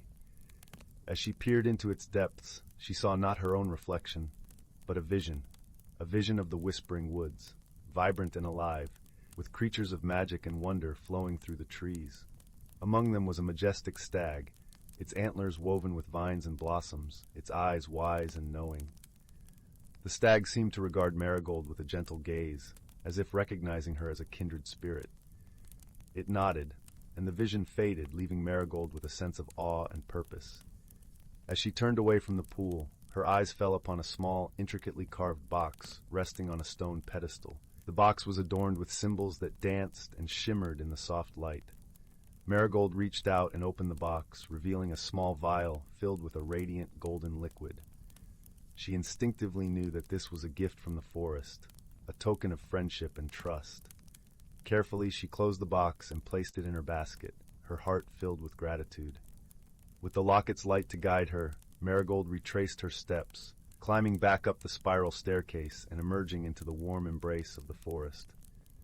The door closed behind her, leaving no trace of the hidden world she had discovered.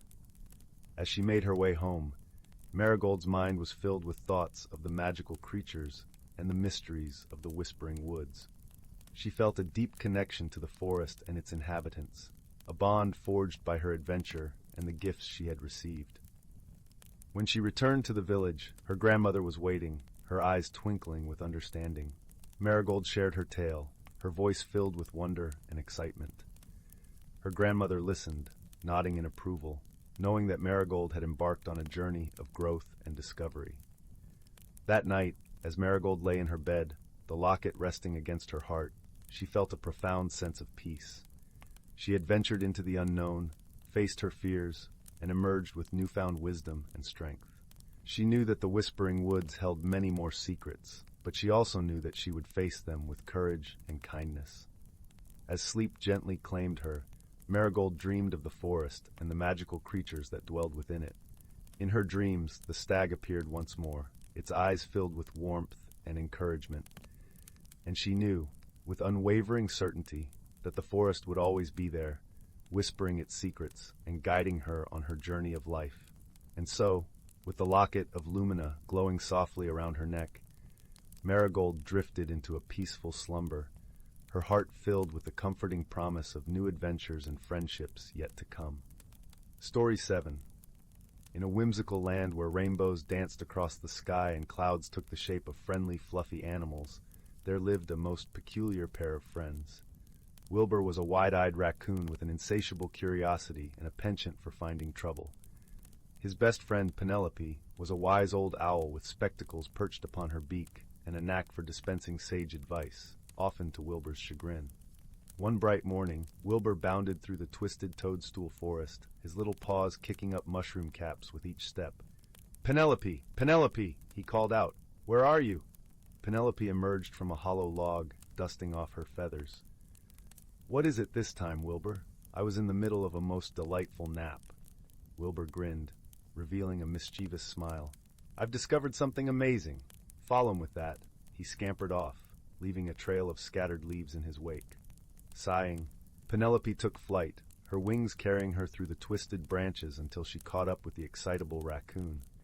He had stopped before a towering sunflower, its petals glowing with a radiant golden light. "Isn't it incredible?" Wilbur exclaimed, his eyes wide with wonder. Penelope landed on a nearby stump, peering at the sunflower through her glasses.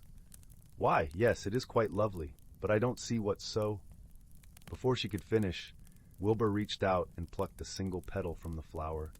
Instantly, the entire sunflower began to shrink, its stem retracting until it was no taller than Wilbur himself. "Sweet sunflower seeds," Penelope gasped. "How in the world did you do that?" Wilbur tossed the petal into the air, watching it flutter to the ground. "I'm not quite sure, but isn't it amazing? Just imagine all the fun we could have." And so, the two friends spent the next few hours exploring the wondrous properties of the magical sunflower. They discovered that each petal, when plucked, would shrink the flower to a new size, from the height of a mouse to the size of a thimble. Wilbur delighted in scampering through the towering petals, while Penelope marveled at the unique perspectives each new size offered. However, their fun came to an abrupt halt when Penelope realized there was only one petal left on the sunflower. "Oh dear, Wilbur, we've gone and shrunk it too far. What if we can't return it to its proper size?" Wilbur, ever the optimist, simply shrugged. "Then we'll just have to carry it with us wherever we go." And so they did, the tiny sunflower tucked safely into Penelope's cap as they ventured forth. But their journey took an unexpected turn when a mischievous fairy, no bigger than a honeybee, flew down and snatched the miniature flower right off Penelope's head. "Hey!" Wilbur cried, giving chase as the fairy darted through the trees. "Give that back!" Penelope took to the air, her wings flapping furiously as she tried to keep up with the erratic fairy. "Come back here, you impish thing!"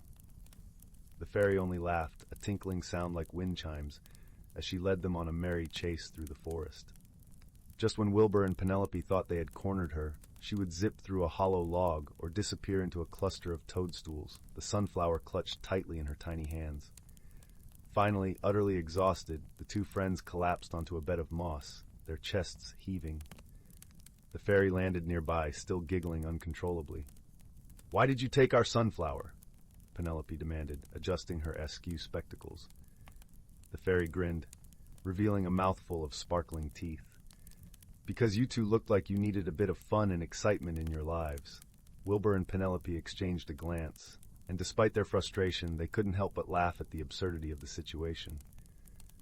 "I suppose you're right," Penelope conceded, "though next time, perhaps a simple game of hide-and-seek would suffice." The fairy nodded, still grinning, and handed the sunflower back to Wilbur. "Deal! Now, who's up for a round of leapfrog?" As the sun began to set, painting the sky in hues of orange and pink, the three new friends bid each other farewell, already making plans for their next adventure.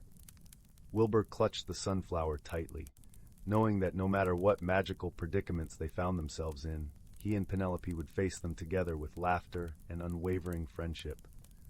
For in that whimsical land, where the impossible became possible and the ordinary was made extraordinary, the most valuable magic of all was the bond between two kindred spirits who knew that life's greatest joys were found in the simplest of moments, shared with those you loved most dearly.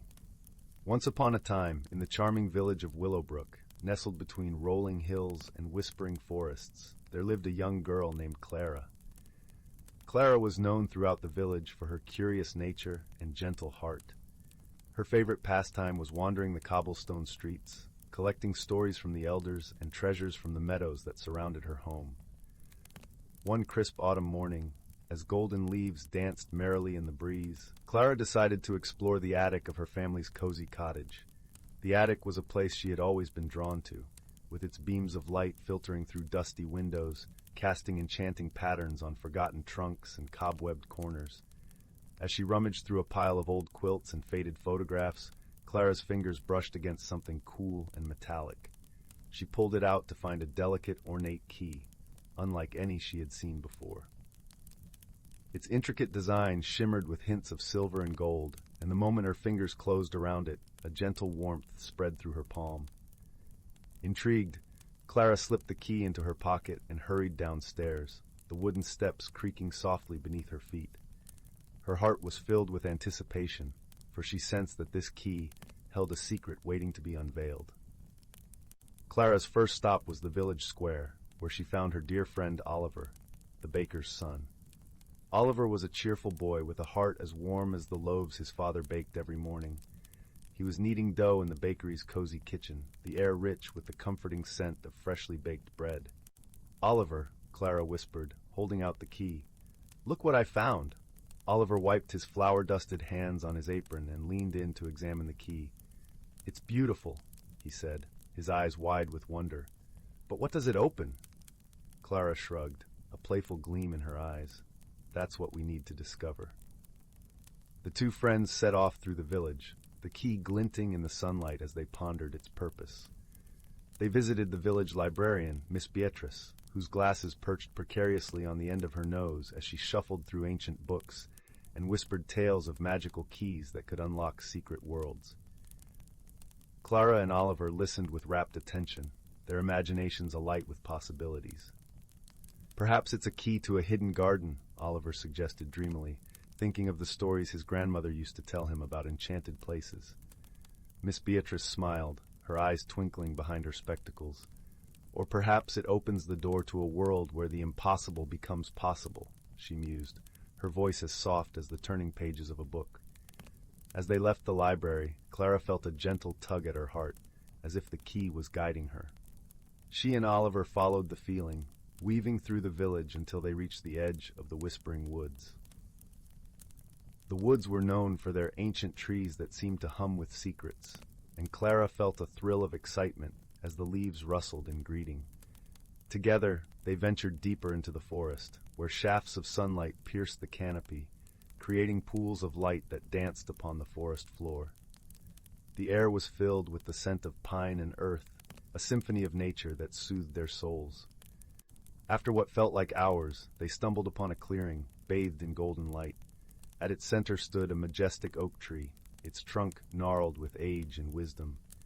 Clara felt the key grow warmer in her pocket, and with Oliver by her side, she approached the tree. To their astonishment, they found a small keyhole nestled within the bark, perfectly fitting the key Clara held. With a deep breath and a glance at Oliver, Clara inserted the key and turned it gently. The ground beneath them shimmered with an ethereal glow, and slowly a hidden door appeared in the tree's trunk. It swung open to reveal a spiral staircase leading down into the earth.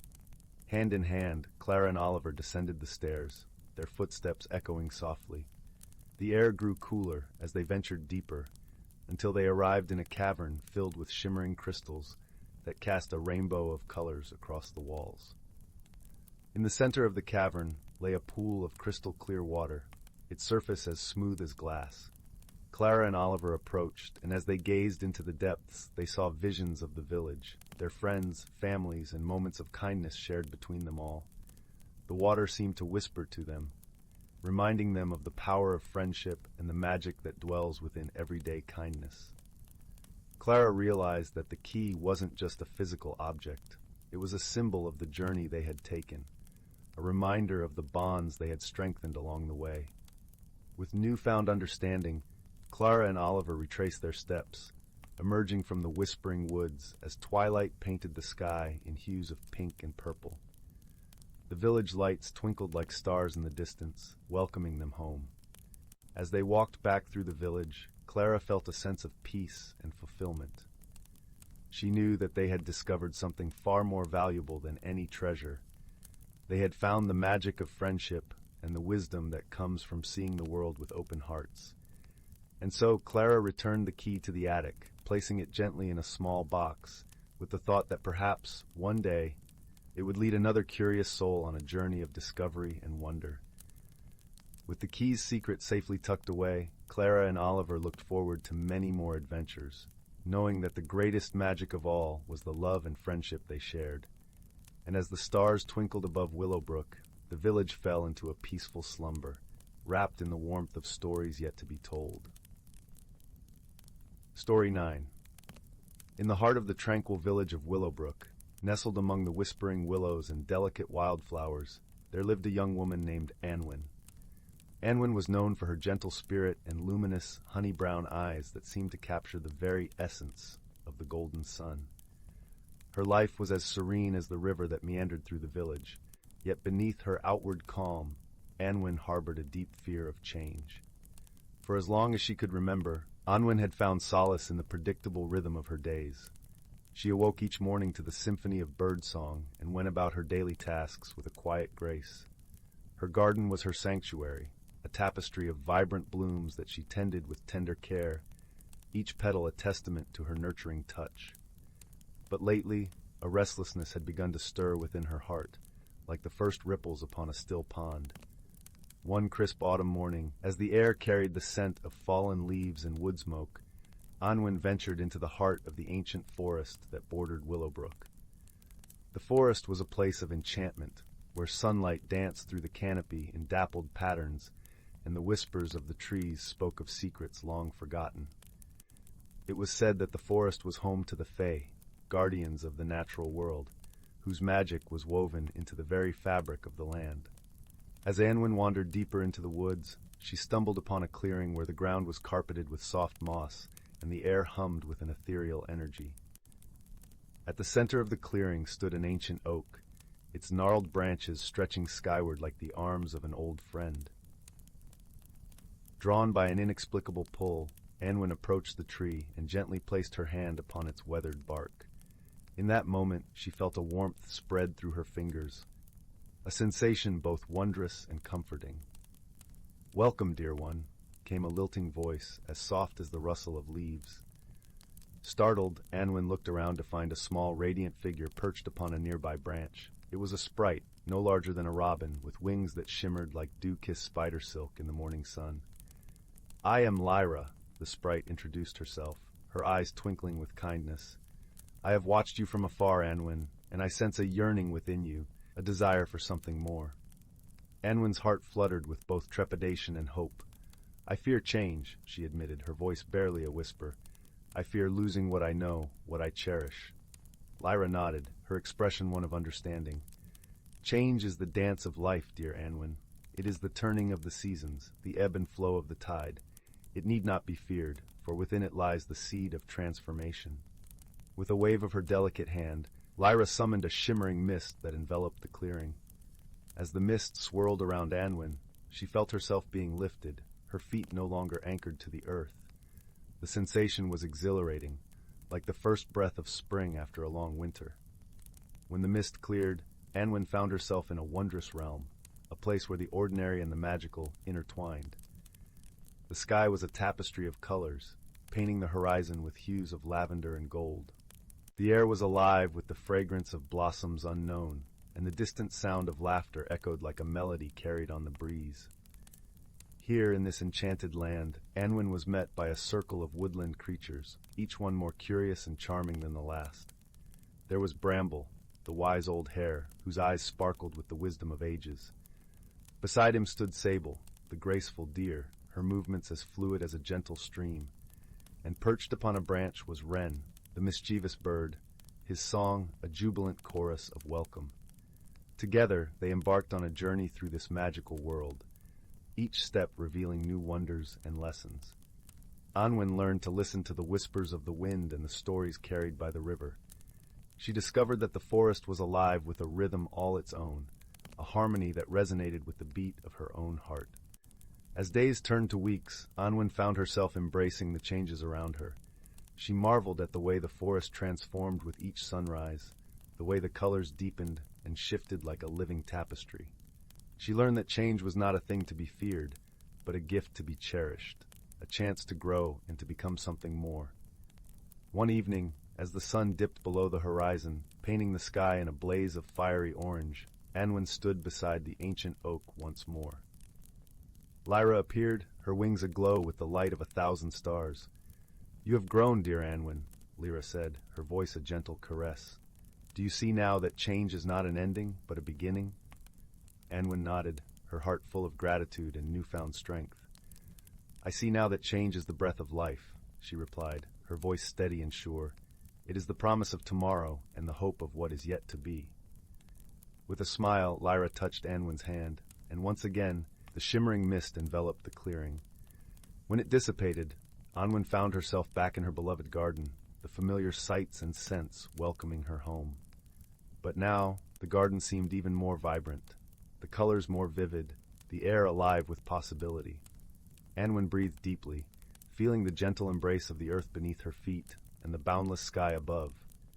She knew that she had changed, that she had blossomed in ways she could never have imagined.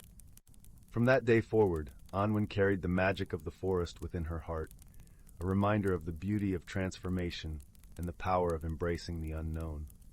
And as the seasons turned and the world around her continued to change, Anwen welcomed each new dawn with open arms, ready to grow and to discover all that life had to offer. And so, in the quiet village of Willowbrook, where the willows whispered secrets to the wind and the river sang its eternal song, Anwen lived her days with joy and purpose, forever grateful for the magic that had set her free. Story 10. In the heart of an ancient, whispering forest, where the sunlight danced through the emerald canopy and the air was sweet with the scent of pine and earth, lived a harmonious community of creatures. This place was known as the Glimmering Glade, a secluded haven where the boundaries between the tangible and the mystical were as thin as the morning mist that hugged the ground each dawn. The creatures of the Glimmering Glade led hidden lives, their days woven into the rhythm of the seasons. Among them was an ageless turtle named Thistle, whose shell was etched with spiraling patterns of moss and lichen that glowed faintly in the moonlight. Thistle was the eldest and wisest of the glade's inhabitants, a gentle sage who moved with the slow, deliberate grace of one who had seen countless seasons turn. One crisp autumn morning, when the air was cool and filled with the rustle of leaves preparing for their final dance, Thistle awoke to a peculiar sensation. The forest was humming with a deeper resonance, a vibration that tickled the edges of understanding. It was a sign that something was amiss in their world of balance and tranquility. Gathering the creatures of the Glimmering Glade in a sun-dappled clearing, Thistle shared his concerns. "My friends," he began, his voice as soft as the breeze that stirred the golden leaves, "the forest speaks to us in whispers and echoes. Today it tells of a disruption, a shift in the weave of our home." Listening intently were Feather, a wise old owl with feathers as soft as twilight shadows, and Larkspur, a playful squirrel whose fur was the color of copper leaves. Nearby, nestled in a bed of moss, was Willow, a graceful deer with eyes as deep as pools of moonlit water. Thistle continued, "We must discover the source of this imbalance. The harmony of our home depends on it." With a nod of understanding, Feather took to the skies, her wings slicing through the crisp air as she soared above the trees. From her aerial vantage point, she could see the forest for miles, a tapestry of colors shifting with the season. She noticed a peculiar patch of land near the northern edge of the glade, where the trees stood unnaturally silent, their leaves unmoving despite the gentle breeze. Meanwhile, Larkspur scampered through the underbrush, his keen eyes scanning for any signs of disturbance. He noticed a peculiar glint in the soil, a shimmering strand of silver, almost too bright against the earthy tones of the forest floor. He followed it, his heart beating with curiosity and a touch of trepidation. Willow, with her quiet grace, ventured to the heart of the forest, where the oldest trees stood like ancient sentinels. She listened to the whispers of the wind as it wove through the branches, and the rustle of leaves as they shared secrets of the ages. As the sun dipped below the horizon, painting the sky in hues of rose and amber, the creatures reconvened in the clearing. Feather reported her findings, her voice a soft melody in the gathering dusk. The northern edge is still and silent, as if the very breath of the forest has been held captive. Larkspur shared his discovery of the silver strand. It's as if the earth itself is trying to speak, but the message is tangled and unclear. Willow, serene and thoughtful, added, "The oldest trees whisper of change, of an imbalance that tugs at the roots of our home." Thistle pondered their words, his ancient eyes reflecting the flickering light of the first stars. "These signs point to a disruption in the natural flow of magic that nourishes our glade," he mused. "We must restore the balance to protect our home." Together they formed a plan. Each creature would use their unique strengths to unravel the mystery. Feather would consult the winds, Larkspur would trace the silver strands, and Willow would commune with the ancient trees to seek their guidance. In the days that followed, Feather soared high. Her keen eyes and ears attuned to the whispers of the winds. She discovered that the disturbance was tied to the changing seasons, a magical phenomenon that had been thrown into disarray. The winds, normally a symphony of seasonal harmony, were discordant, struggling against an unseen force. Larkspur, ever the intrepid explorer, followed the silver strands deeper into the forest. He found that they converged at a hidden grove, a place where the ground shimmered with an ethereal light. Here, the magic of the forest was concentrated, a nexus where the energies of the earth, sky, and water intertwined. Willow, with her gentle wisdom, spoke with the ancient trees. They revealed that the imbalance was a result of a forgotten tradition, a ritual of renewal that had not been performed for many generations. This ritual was essential to maintaining the equilibrium of magic and nature within the glimmering glade. With this knowledge, the creatures of the glade came together. Under the guidance of Thistle, they prepared to perform the ancient ritual. On the night of the autumnal equinox, when the balance of night and day was perfect, they gathered in the shimmering grove. The air was thick with anticipation, the forest hushed as if holding its breath. Thistle began the ritual, his deep melodic voice weaving a song of renewal. Feather joined with a soft, haunting call, her wings casting shadows that danced like spirits. Larkspur added a rhythmic beat with acorns tapped against stones, and Willow's gentle footsteps created a harmonious rhythm, echoing the heartbeat of the earth. As the ritual unfolded, the silver strands began to glow brighter, pulsing with the rhythm of their song. The air shimmered with energy, a gentle warmth enveloping the grove. The trees sighed with relief, their leaves rustling in a chorus of gratitude. Slowly, the balance was restored. The winds sang in harmony once more, the silver strands weaving themselves back into the fabric of the earth. The magical nexus glowed with a gentle, steady light, a beacon of hope and renewal.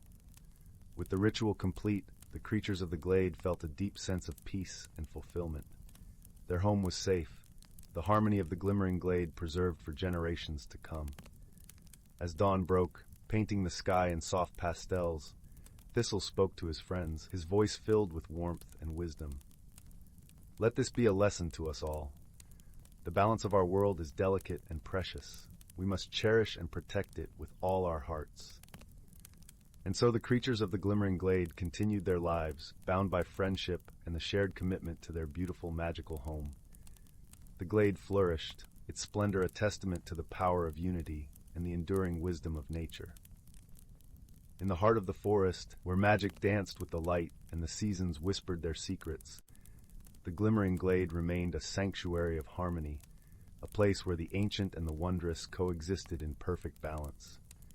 And there, under the watchful eyes of Thistle and his friends, the forest thrived, a timeless haven of peace and enchantment.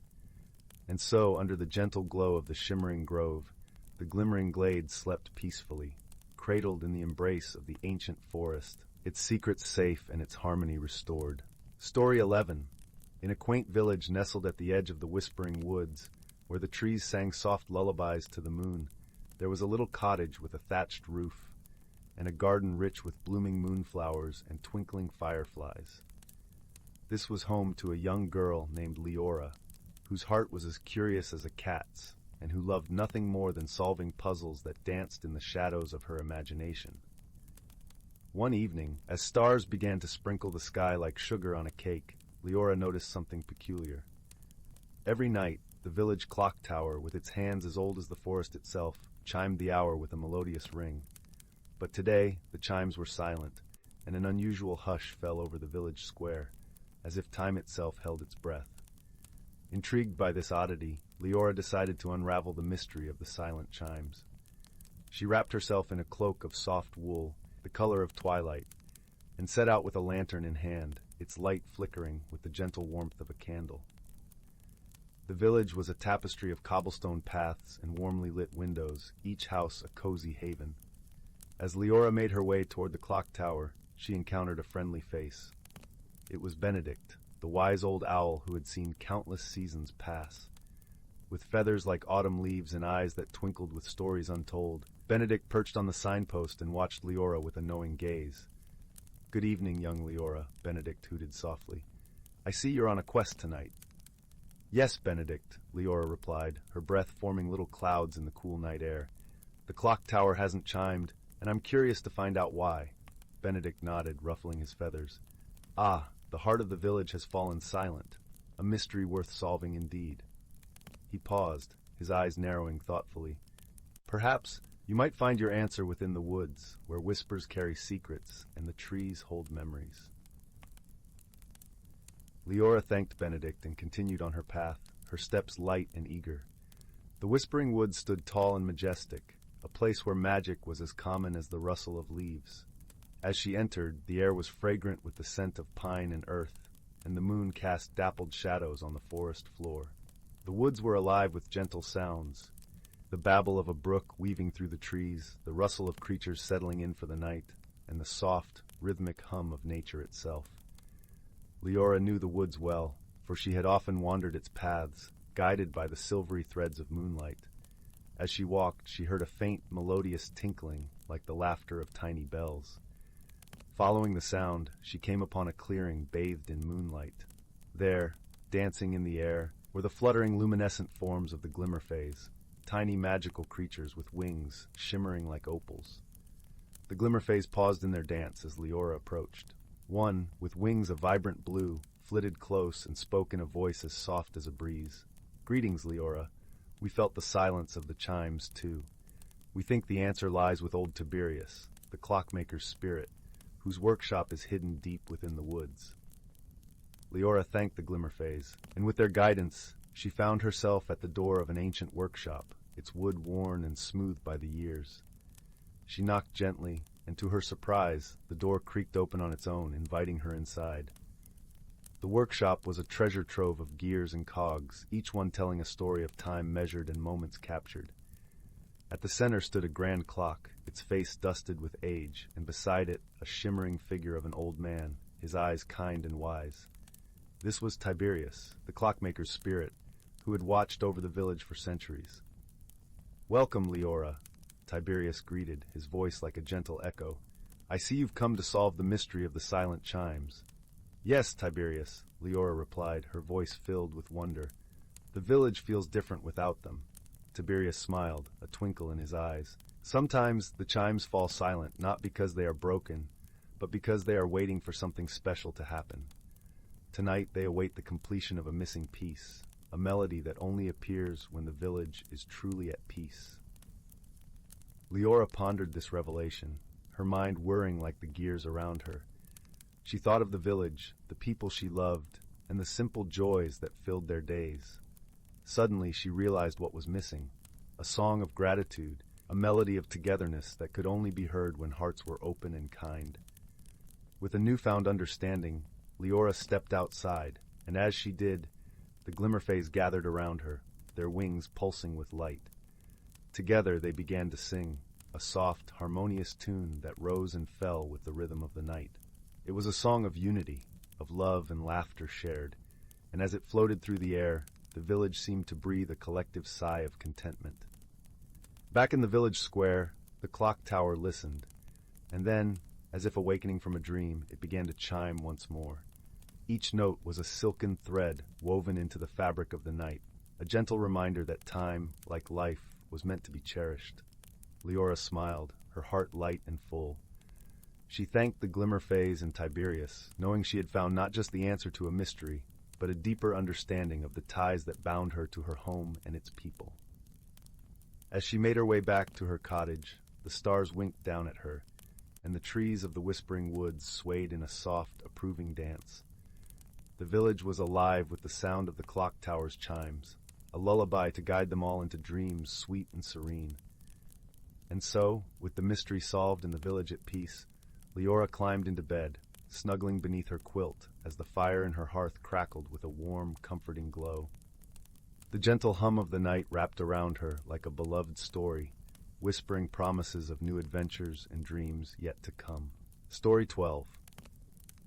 Once upon a time, in the quaint village of Willowbend, nestled between rolling hills and whispering woods, there lived a gentle soul named Henry. Henry was a kind-hearted young man with a curious mind and a penchant for collecting peculiar items. His cottage, nestled at the edge of the village, was filled with trinkets and curiosities from his adventures near and far. One crisp autumn morning, as the amber leaves danced gracefully to the ground, Henry found himself wandering the cobblestone paths of Willowbend's bustling market. The air was filled with the scent of freshly baked bread and the soft chatter of villagers greeting one another. It was here, amidst the colorful stalls, that Henry stumbled upon an intriguing object that would change his life forever. The item was a small, unassuming pocket watch, its surface weathered and its hands frozen at the stroke of midnight. The vendor, an elderly gentleman with twinkling eyes and a voice as smooth as honey, noticed Henry's interest.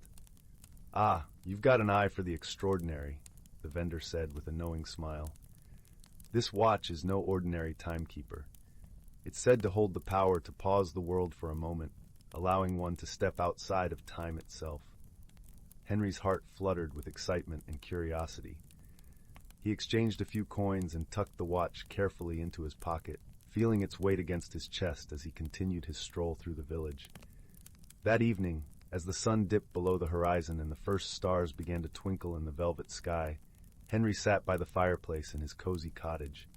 The flames crackled softly, casting a warm glow that danced across the room. With the watch in hand, Henry pondered its mystery, wondering if the vendor's tale held any truth. As the clock on his mantel chimed midnight, Henry felt an irresistible urge to test the watch. He gently pressed the small button on its side, and to his amazement, the world around him seemed to hold its breath. The flames froze mid-dance, and the gentle ticking of the mantel clock ceased. In this suspended world, Henry noticed a soft, shimmering mist that led him outside, where the moonlight bathed the village in a silvery glow. Entranced, he followed the mist into the heart of the enchanted forest that bordered Willowbend. The trees, ancient and wise, whispered secrets as he passed, their branches reaching out as if to guide him. As Henry ventured deeper into the forest, he encountered a host of curious creatures. First was Oliver, a wise old owl with feathers as soft and gray as the morning mist. "Welcome, young traveler," Oliver hooted, his eyes gleaming with intelligence. "The forest has long awaited your arrival." Next, Henry met Bella, a mischievous squirrel with a bushy tail and an insatiable appetite for acorns. She scampered up to him, her eyes bright with excitement. "You're here to uncover the secret of the watch, aren't you?" she chirped. "I've heard whispers among the trees. You must seek the heart of the forest." Together, with Oliver's wisdom and Bella's boundless energy, the trio journeyed through the forest, encountering wonders at every turn. They crossed a babbling brook that sang a melody of ages past and past fields of wildflowers that glowed in the moonlight like a sea of stars. Finally, they reached the heart of the forest, a clearing where the trees formed a protective circle around a shimmering pool of crystal-clear water. The air was filled with a sense of peace and timelessness. In the center of the pool stood an ancient stone pedestal, upon which rested a glowing orb. "This is the timekeeper's orb," Oliver explained, his voice a gentle, reassuring murmur. "It is the source of the watch's power, but it is not meant for altering time itself. Its true purpose is to reveal the beauty and wisdom that exists in every moment." Henry gazed into the orb, and visions of his life unfolded before him like a tapestry. He saw the smiles of his friends, the laughter shared with neighbors, the quiet contentment of evenings by the fire. He realized that the watch's magic was not in pausing time, but in teaching him to cherish the moments he often overlooked. With newfound understanding, Henry returned the watch to his pocket, its hands now moving freely. The world resumed its gentle rhythm, and the forest bid him farewell with a rustling melody. As Henry made his way back to Willow Bend, he felt a deep sense of gratitude and wonder. From that day forward, Henry lived with a heart full of appreciation for the simple joys of life. He shared his adventures with the villagers, who listened eagerly to tales of the enchanted forest and its wise inhabitants. And though he continued to collect curiosities, it was the lessons of the watch that remained his most treasured discovery. And so, as the stars twinkled above and the fireplace crackled softly in his cottage, Henry found peace in the knowledge that true magic lies not in altering time, but in savoring each precious moment. With a contented sigh, he drifted off to sleep, cradled by the warmth of the fire and the gentle embrace of dreams. Story 13. In the heart of the whispering woods, where the trees hummed soft lullabies and the moonlight wove silver threads through the branches, lay the quaint village of Luminara. The village was a haven of tranquility, nestled amidst the lush greenery, with cottages that glowed warmly like lanterns in the night. Each house was adorned with ivy and wildflowers, their scents mingling with the crisp, cool air, creating a tapestry of fragrant dreams. The villagers of Luminara were a close-knit community, known for their kindness and gentle wisdom. They lived in harmony with the magical creatures that inhabited the woods, from the shimmering fireflies that lit up the night sky to the gentle breeze blends, creatures of air and light that whispered secrets to the wind. One evening, as the sun dipped below the horizon and painted the sky in hues of lavender and rose, a peculiar occurrence set the village astir. Small, glistening stones began appearing on the doorsteps of every cottage in Luminara. These stones sparkled with an inner light, reflecting the colors of the dawn, yet they were unlike any gem or mineral known to the villagers. Whispers of curiosity flitted through the village like playful breezes. Families gathered in their cozy living rooms, the crackling of fireplaces echoing the soft crackle of curiosity in their hearts. What could these stones mean, they wondered, as they shared steaming mugs of cocoa and honey cakes. The village elder, a wise and gentle soul named Alden, called for a gathering in the village square. Alden's cottage was a marvel of ancient wood and stone, its walls lined with books and scrolls that spoke of the world's wonders and mysteries. He was revered for his knowledge and his ability to listen, to the people, to the forest, and to the whispers of magic that danced through the air. As the villagers assembled under the twinkling starlit sky, Alden stood atop the cobblestone platform, his eyes twinkling with both wisdom and a touch of mischief. "Dear friends," he began, his voice as soothing as the embrace of a well-worn blanket, "these stones are no ordinary trinkets. They are gifts from the ancient Glimmerkin, a reclusive group of creatures that dwell deep within the heart of the whispering woods." Gasps of wonder and excitement rippled through the crowd. The Glimmerkin were creatures of legend, spoken of in hushed, reverent tones. They were said to be keepers of secrets, weaving the threads of time and nature with their nimble fingers. "But why now, and why these stones?" asked a young villager named Lyra, her eyes sparkling with curiosity. Alden nodded, acknowledging the question that danced on everyone's lips. "The Glimmerkin communicate in ways beyond our understanding. However, I believe they are inviting us to solve a mystery, to embark on a journey of discovery and understanding." The villagers exchanged eager glances, their hearts alight with the promise of adventure. It was decided that a small group would venture into the depths of the whispering woods to seek the Glimmerkin and uncover the meaning behind the mysterious stones. Lyra, with her keen eyes and open heart, was chosen to lead the expedition. Alongside her was Finn, a gentle-hearted woodsman with a deep connection to the forest, and Marin, a healer whose touch was as soothing as a summer breeze. As the first light of dawn kissed the village with its golden glow, the trio set off on their journey. The forest embraced them with its verdant arms, the leaves whispering encouragement as they ventured deeper into its heart. The air was alive with the scent of pine and earth, mingling with the sweet, elusive fragrance of mystery. Their path was guided by the glistening stones, which seemed to hum with an energy of their own, leading them through sun-dappled glades and across babbling brooks. Along the way, they encountered creatures of wonder, songbirds with plumage that shimmered like rainbows, and gentle fawns that watched with curious eyes. As they journeyed, Lyra, Finn, and Maren shared stories and laughter, their friendship growing with each step. They marveled at the beauty of the forest, at the delicate balance of life that thrived within its embrace. Finally, they reached a clearing where the trees stood in stately circles, their branches arching overhead like a cathedral of nature. In the center of this sacred space stood the Glimmerkin, their forms shifting and shimmering with every breath of wind. They were beings of light and shadow, their eyes aglow with the wisdom of ages. "Welcome, travelers," the Glimmerkin spoke as one, their voices a harmonious blend of music and magic. "You have come seeking the truth of our gifts." Lyra stepped forward, her heart steady and her voice clear. "We wish to understand the meaning of the stones that have appeared in our village. What message do you wish to share with us?" The Glimmerkin's smiles were like the first rays of dawn breaking through the night. The stones are a reminder of the beauty and strength found in unity. Each stone, though unique, shines brightest when joined with others. A gentle breeze rustled the leaves, carrying the Glimmerkin's words like a lullaby. "We wish to show you the power of togetherness, of friendship and harmony. For in these bonds lies the magic to illuminate even the darkest of paths." Understanding dawned upon the trio, their hearts swelling with gratitude and love. The stones were a symbol of the unity that bound their community, a reminder that together they could weather any storm and solve any mystery. With heartfelt thanks, Lyra, Finn, and Maren returned to Luminara, their spirits aglow with the wisdom of the Glimmerkin.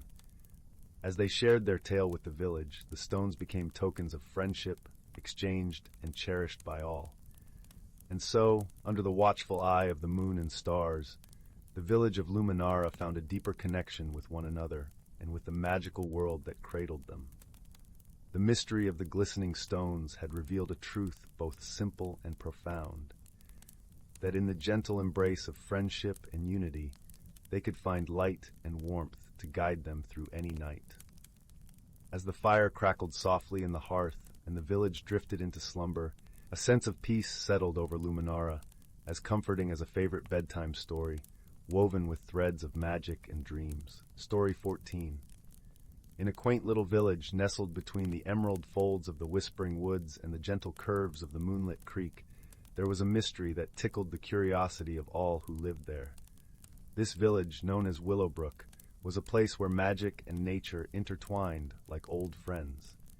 The air was sweet with the scent of blooming honeysuckle, and the cobblestone paths were warmed by the golden touch of the sun. It all began one serene morning, when the villagers awoke to find their beautiful flower gardens had been rearranged overnight. The violets, usually clustered around the old stone well, now formed a neat circle under the tallest oak, and the sunflowers, once standing proudly by the riverbank, had taken up residence near the baker's shop, their bright faces turned eagerly toward the window. The villagers were puzzled but not alarmed. Such gentle mischief was not unheard of in Willowbrook. Still, it sparked many a whispered conversation at the bustling marketplace and over steaming cups of chamomile tea at the local tea house. It was decided that they should consult with the wise old owl, known for her wisdom and her ability to see things others might overlook. That evening, as the sky blushed with the colors of twilight, a small group of the village's most curious residents made their way to the great oak where the owl lived. Her name was Eldergleam, and she was as ancient as the forest itself, with eyes like twin moons that seemed to hold all the secrets of the world. "Eldergleam," began the village herbalist, a kind woman with a crown of silver hair, "our gardens have been transformed in the night. We seek your guidance to understand these changes." With a thoughtful hoot, Eldergleam fluttered down from her perch, her wings whispering secrets to the night. "Ah, the dance of the flowers," she mused, her voice soft as a lullaby. "This is the work of the moonlit sprites, gentle beings who tend to the balance of nature. They mean no harm. Their only wish is to ensure harmony."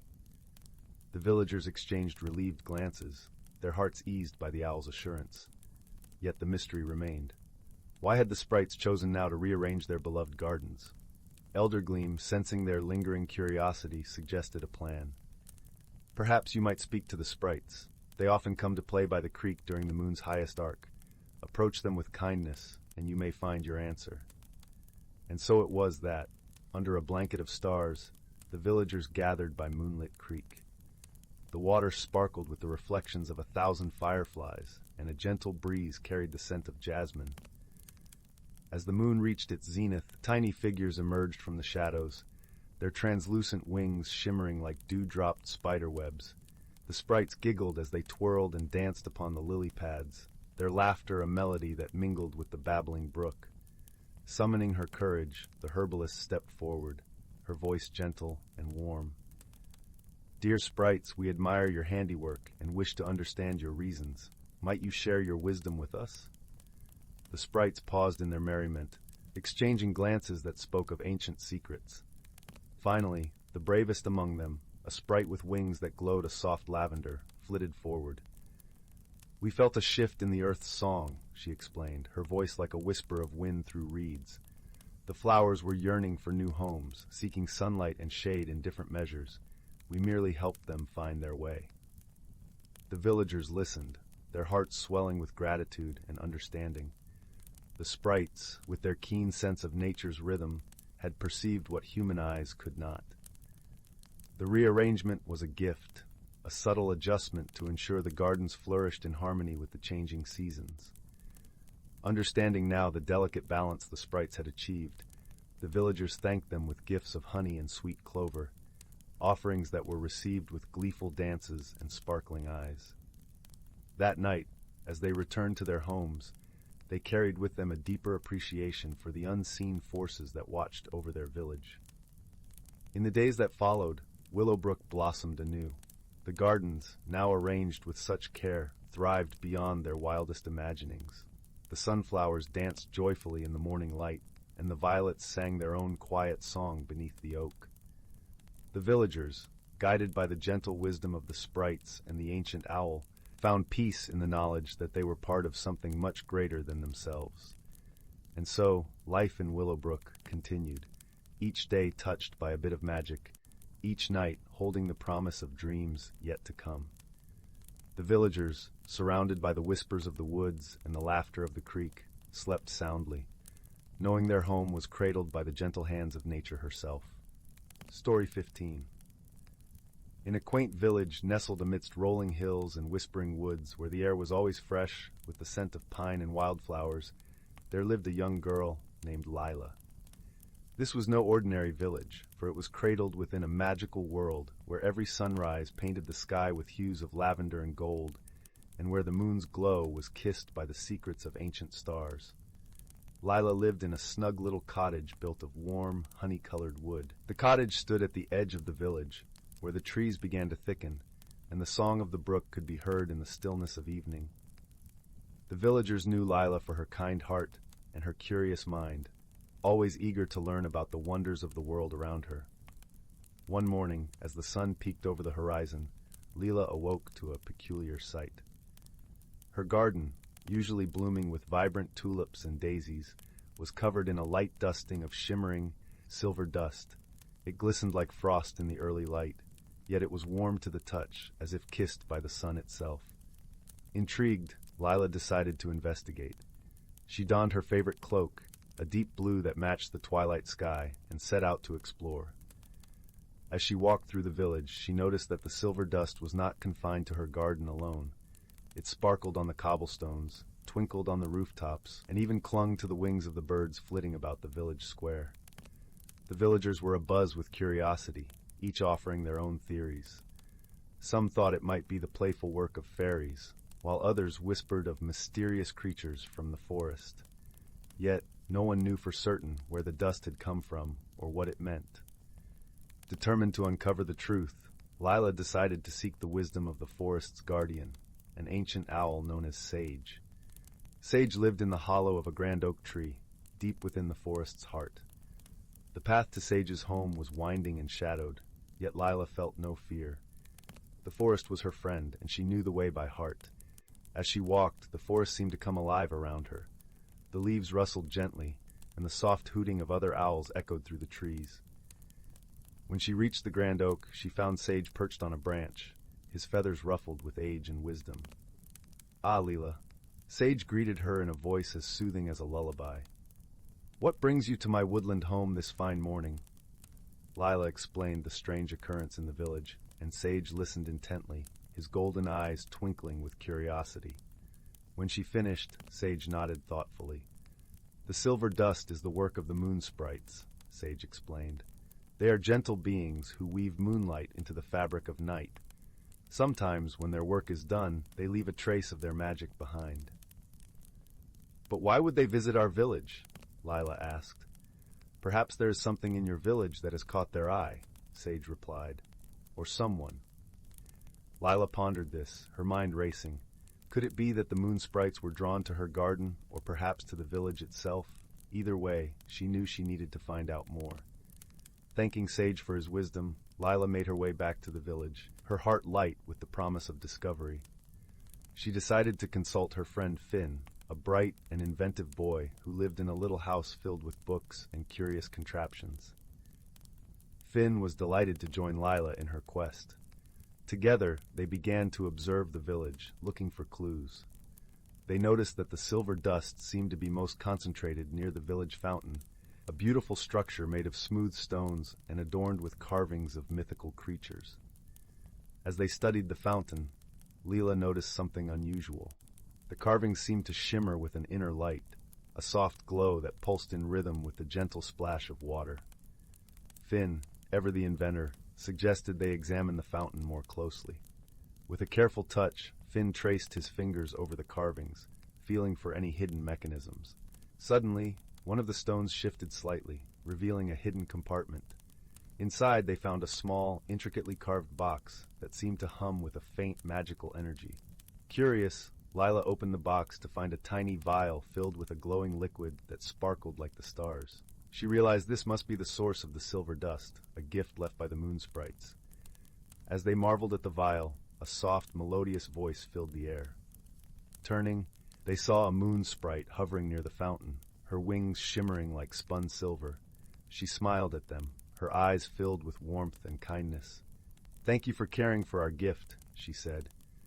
"We left it here as a token of our gratitude, for your village is a place of beauty and harmony, a sanctuary where the moonlight can dance freely."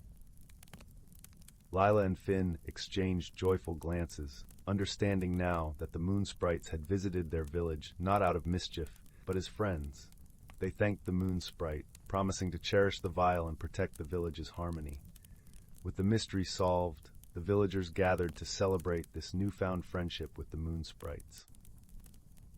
That night, as the moon rose high and the stars twinkled like scattered diamonds, the village was aglow with joy and magic. And so, under the watchful eyes of the moon, Lila drifted to sleep with a heart full of warmth, knowing that her village was truly a place of wonder, where even the smallest acts of kindness could create ripples of enchantment. Story 16. In the heart of an ancient forest, where the trees were as old as time itself, and their leaves murmured secrets to the wind, lay a hidden glen known only to the woodland creatures. This glen, encircled by towering oaks and sheltered under the watchful gaze of the moon, was a place where magic and reality intertwined like the intricate patterns of a spider's web. Here, the air was always filled with the sweet, earthy aroma of moss and damp earth, mingling with the gentle whispers of brooks that meandered like silver ribbons through the underbrush. In this enchanted place lived a gentle family of deer, led by the wise and kind-hearted elder, Briar. Briar's antlers were like the branches of a wise old tree, gnarled and rich with the stories of many seasons.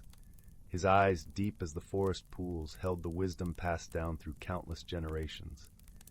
He often gathered the young ones beneath a sprawling chestnut tree, whose canopy offered shelter from both rain and sun, to share tales of the forest and its delicate balance. As the seasons turned, the forest underwent its own magical transformations. Spring brought a symphony of blossoms, painting the glen with colors so vibrant they seemed to sing.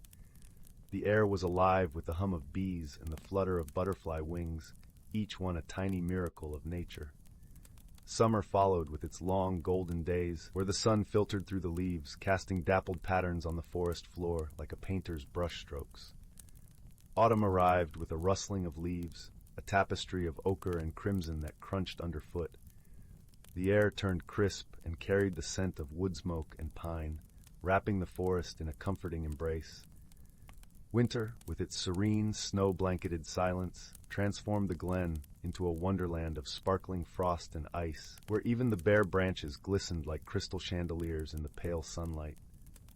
Among the creatures of the forest, Briar was known for his gentle heart and his ability to sense the subtle shifts in nature's balance. One day, as the first chill of autumn began to creep into the air, Briar noticed something amiss. The usual chorus of birdsong was muted, and the vibrant colors of the leaves seemed to dull prematurely.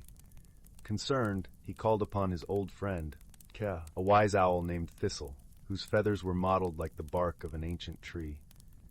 Thistle, with her keen eyes that could see through the deepest shadows, perched on a low branch and listened as Briar shared his concerns. "Something disturbs the harmony of our forest," Briar said, his voice as soft as the rustle of leaves in the breeze. "We must find the cause before the balance is lost." Together, they embarked on a gentle quest to uncover the source of the disturbance. As they wandered through the forest, they noticed signs that hinted at the disruption. The brook, usually so full of life, flowed sluggishly, its waters murkier than usual. The squirrels, who busily gathered acorns for the winter, seemed fewer in number, and the air carried an unfamiliar scent, sharp and metallic. Their journey led them to the heart of the forest, where they discovered a small clearing they had never seen before. In the middle of the clearing lay a pool, its waters dark and still, unlike the lively streams that danced through the glen. Around the pool, the trees were withered, their leaves a lifeless brown, and the ground was bare and cracked. Briar and Thistle pondered this strange phenomenon, feeling the weight of the forest's distress. As they stood in silence, a gentle breeze stirred the stillness, carrying with it the soft, lilting notes of an unseen flute. The melody was haunting yet comforting, weaving through the trees like a silken thread. It was the song of the wind spirit, a guardian of the forest known only through whispered legends. Guided by the music, Briar and Thistle found themselves at the edge of the pool, where the wind spirit appeared before them in an ethereal form, her presence as delicate as the morning mist. Her voice, like the rustle of leaves, spoke of the forest's plight. "Long has this place been hidden," she said, her words like a lullaby, a forgotten wound in the heart of the forest. "It is my task to heal it, yet I cannot do so alone." Understanding swept through Briar, and he knew that the forest's balance depended on the harmony of all its creatures. He and Thistle gathered the woodland animals, each one bringing a piece of the natural world to restore the clearing's vitality. The fox brought seeds of wildflowers, the rabbits dug channels to guide fresh water from the brook, and the birds sang songs to call back the life-giving rains. Together, they worked in concert, their efforts guided by Briar's wisdom and Thistle's watchful eye. As the pool's surface began to shimmer once more with the clarity of life, the wind spirit's song grew brighter, lifting the spirits of all who gathered there. Slowly the clearing transformed, the withered trees blossomed anew, and the air was filled with the fragrance of fresh growth. With the forest's harmony restored, Briar, Thistle, and their friends watched as the wind spirit faded into the morning light, her task complete. The pool, now a vibrant oasis, reflected the sky's azure hues, a symbol of the balance regained through unity and friendship. As the sun dipped below the horizon, painting the sky in shades of rose and gold, Briar gathered the young ones once more beneath the chestnut tree. He spoke of the day's events, weaving a tale of cooperation and the strength found in coming together for the common good. The young deer listened with wide eyes, their hearts warmed by the story of their own forest family. And so, in the ancient glen where magic and reality danced hand in hand, life continued in its gentle rhythm, guided by the wisdom of those who came before and the kindness of those who walked together. The forest, ever watchful, cradled its creatures in a timeless embrace, whispering to those who would listen the secrets of harmony and peace. As night fell, and the stars twinkled like diamonds scattered across a velvet sky, the forest settled into a tranquil slumber. The gentle rustling of leaves and the soft chorus of crickets sang a lullaby to all within its embrace, a promise of safety and the eternal cycle of life continuing anew. And in this serene world, where the boundaries of reality and magic were but a breath apart, the glen remained a haven of quiet wonder for all time. Story 17. Once upon a time, in a cozy little village nestled between rolling hills, there lived a young girl named Lily. Like most children her age, Lily loved to play and explore, her boundless curiosity leading her on all sorts of adventures. One crisp autumn day, Lily was rummaging through her grandmother's attic in search of new treasures. Dust motes danced in the golden rays of sunlight that peeked through the window as Lily carefully sorted through boxes filled with old books, tarnished picture frames, and forgotten knickknacks. Suddenly, a peculiar object caught her eye, an ornate bronze key, intricately carved with swirling patterns and strange runes. Something about it seemed to call out to Lily, beckoning her to unlock its secrets. As she grasped the warm metal in her tiny hands, a tingle of magic pulsed through her fingertips. In a blink, the attic disappeared, and Lily found herself standing in a breathtaking meadow, awash in wildflowers of every imaginable hue. "Welcome, dear child," a gentle voice rang out.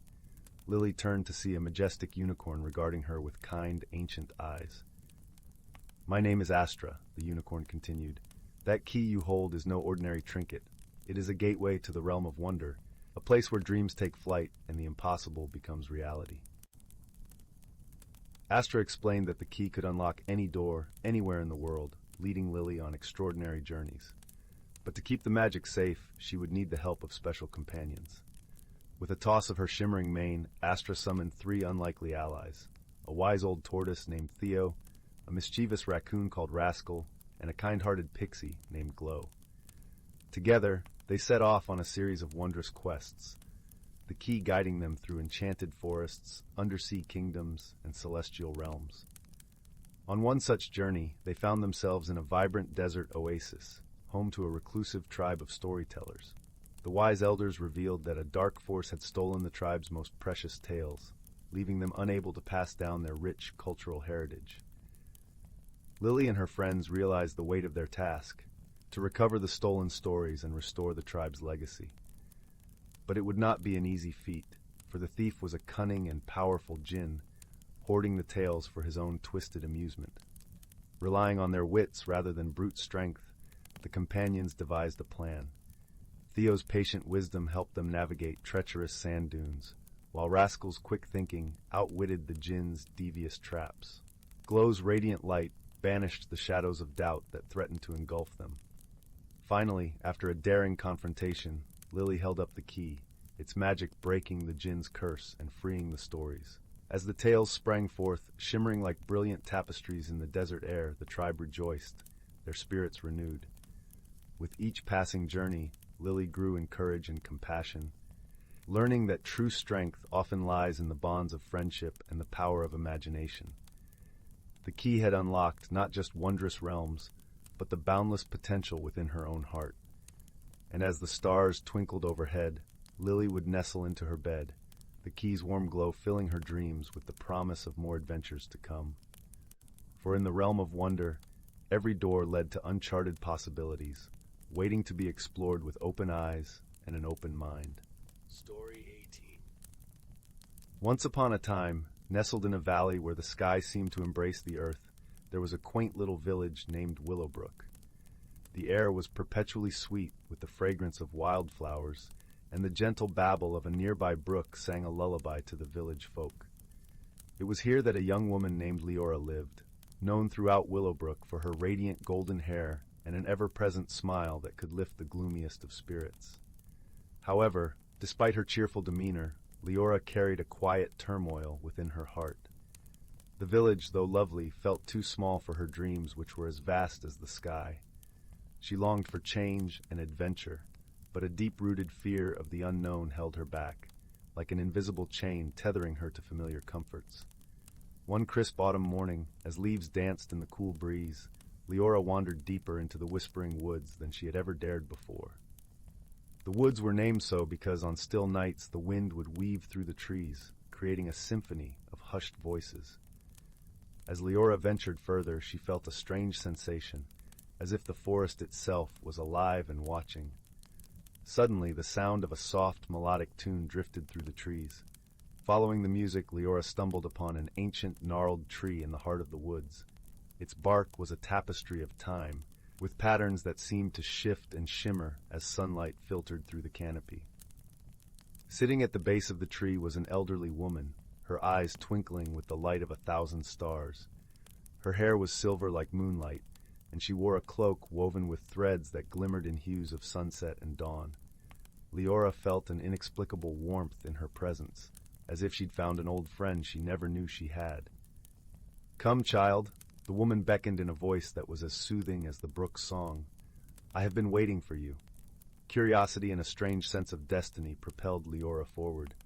"Who are you?" she asked, her voice barely above a whisper. "I am known as Malus," the woman replied, her smile as gentle as the autumn breeze.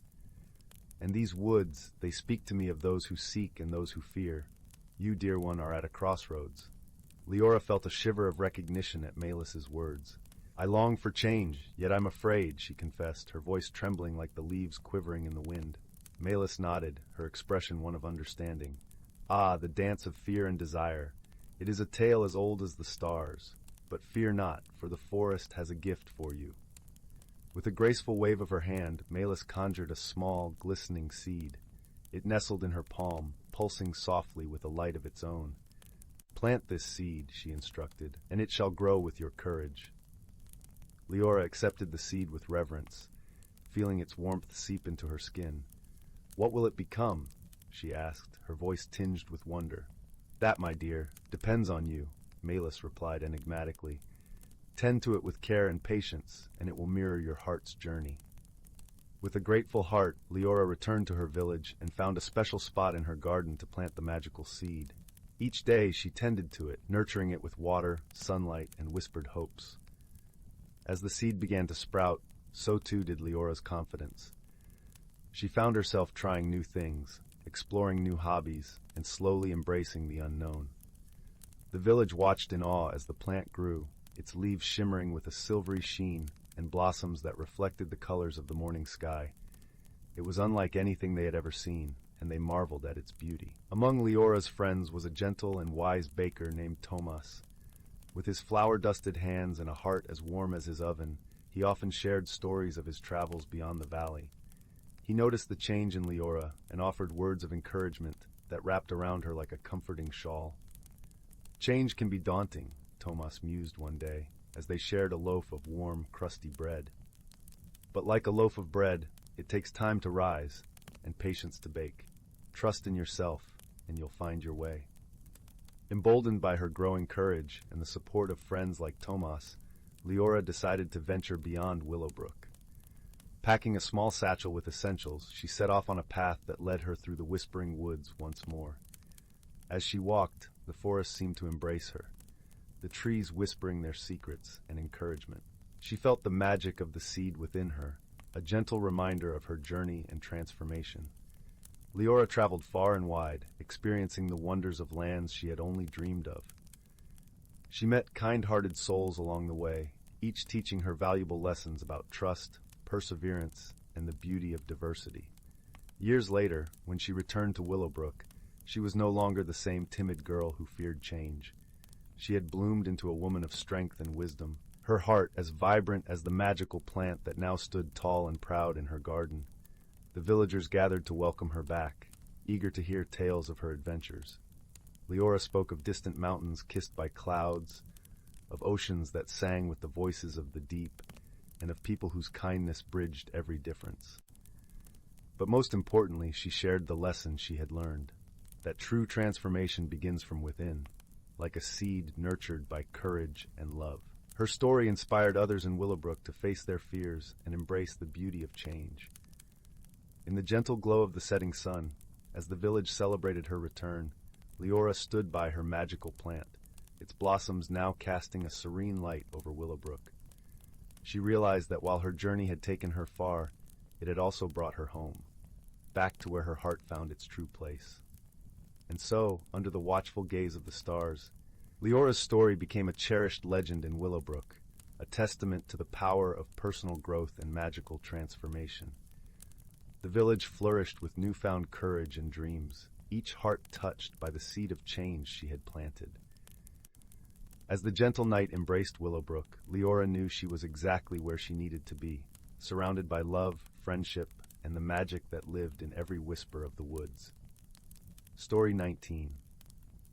On the edge of a quaint little village, where the whispering pines met the endless sky, there lived a curious young girl named Zyla. Her eyes sparkled with the wonder of 1,000 stars, and her heart beat with the rhythm of adventure.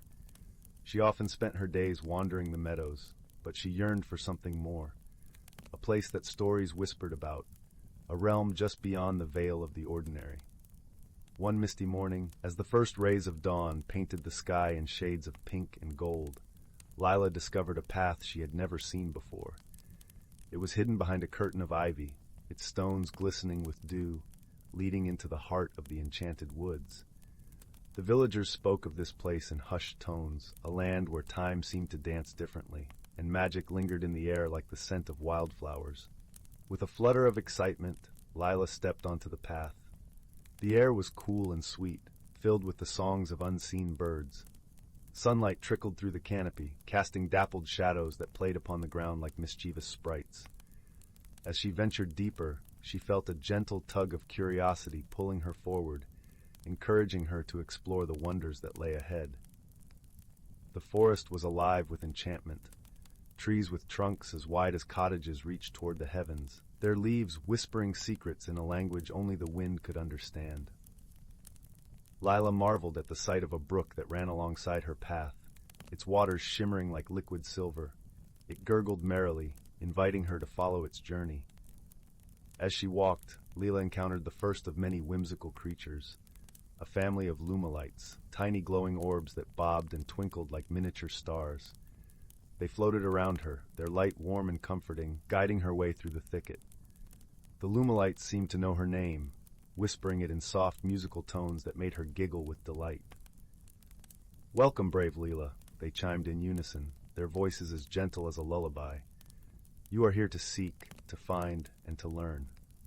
Zyla nodded, understanding that this journey was not just about the destination, but the discoveries she would make along the way. Her heart swelled with a courage she hadn't known she possessed, and she continued on her path with a newfound sense of purpose. As the day wore on, Zyla encountered more wonders. A field of flowers, each petal a different vibrant hue, opened as she approached, releasing a fragrance so sweet it seemed to sing in her very soul. A gentle breeze carried the laughter of the wind sprites, invisible to the eye but ever present in the rustle of leaves and the sway of branches. Zyla's journey was not without its gentle challenges. At one point, she came across an ancient willow tree, its branches drooping like a wise old sage. Beneath it lay a riddle carved into the bark, a puzzle that seemed to guard the way forward. Zyla paused, pondering the words as the lumalights hovered around her, their light bright with encouragement. To move forward, one must see with the heart, not just the eyes, the riddle hinted. Zyla closed her eyes, breathing deeply, and let the forest speak to her inner thoughts. In that moment of quiet reflection, she realized the answer was not in the mind, but in the openness of her heart. With a smile, she spoke the truth that had unfolded within her, and the willow's branches parted, revealing a path bathed in golden light. The journey continued, each step a testament to Zyla's growing courage and wisdom. She found herself at the edge of a shimmering lake, its surface like a mirror reflecting the brilliant hues of the setting sun. Here, she met the gentle water nymphs, their laughter like the tinkling of crystal bells. They welcomed her with open arms, inviting her to share in their dance upon the water's edge. As the stars began to twinkle in the velvet sky, Zyla knew her journey was nearing its end. She had ventured into the unknown, faced her own doubts and fears, and emerged stronger and more confident than ever before. It was time to return to her village, but not without the gifts of wisdom and courage she had gathered along the way. With a heart full of gratitude, Zyla bid farewell to her newfound friends. The lumalights formed a glowing path, leading her back through the forest, their light a comforting presence in the deepening twilight. As she stepped out of the enchanted woods, the stars above winked knowingly, as if to say they would always be there to guide her on her next adventure. Back in her cozy little village, Lila shared her stories with those who would listen, her eyes alight with the memories of her journey. She had discovered that courage was not about the absence of fear, but the willingness to step forward despite it. And so, under the gentle glow of the moon, with the warmth of her adventures still wrapped around her like a beloved cloak, Lila drifted into a peaceful sleep, dreaming of the wonders yet to come. Story 20. In the vast starry tapestry of the galaxy, there lay a serene planet named Lyra, known for its fields of luminous flowers that swayed gently under the twin moons. The Lyrans, with their shimmering, translucent skin and eyes like polished opals, lived harmoniously with nature, tending to their gardens that hummed with life. On the other side of the galaxy, there existed a starkly different world, Quaron, covered entirely in towering, crystalline structures. The Quarians, a robust and pragmatic species with bodies resembling intricately carved stone, thrived in their bustling cities, crafting marvelous machines that danced with energy. Yet their planet lacked the gentle touch of nature that Lyra cherished. One quiet evening on Lyra, beneath a sky ablaze with a meteor shower, a young Lyran named Alia watched in awe, her heart beating in time with the universe's rhythm. Little did she know that among the trails of light, a small spacecraft from Quaron was hurtling towards her planet, its destination unknown to its lone passenger, a Quarian named Corin. Corin, a skilled engineer, had embarked on a journey to seek out the legendary gardens of Lyra, hoping to find inspiration for his home, which had grown weary of its own brilliance. However, his navigational systems malfunctioned during the meteor storm, causing his ship to make an unplanned descent onto Lyra's gentle terrain. The crash landing was cushioned by a meadow of soft, glowing blooms, but it startled Alia, who hurried to the scene, her heart filled with both curiosity and concern. As she approached, she saw the Quarian emerge from the wreckage, his sturdy form contrasting sharply with the ethereal landscape around him. "Are you hurt?" Alia asked softly, her voice as melodic as the wind through the flowers. Corin stood, brushing shards of crystal from his stony skin.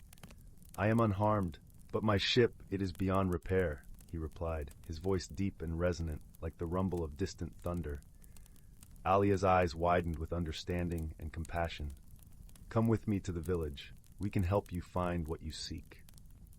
Their first days together were filled with cautious observation and quiet misunderstandings.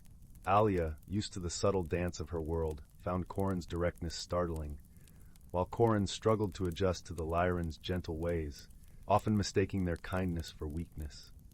In the evenings, as the twin moons bathed the world in silver light, they would sit by a small, crackling fire in the village square, exchanging stories of their worlds.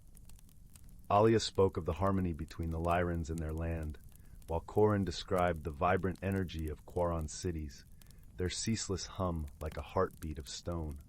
Their differences, once stark and bewildering, began to weave together a tapestry of mutual respect and curiosity.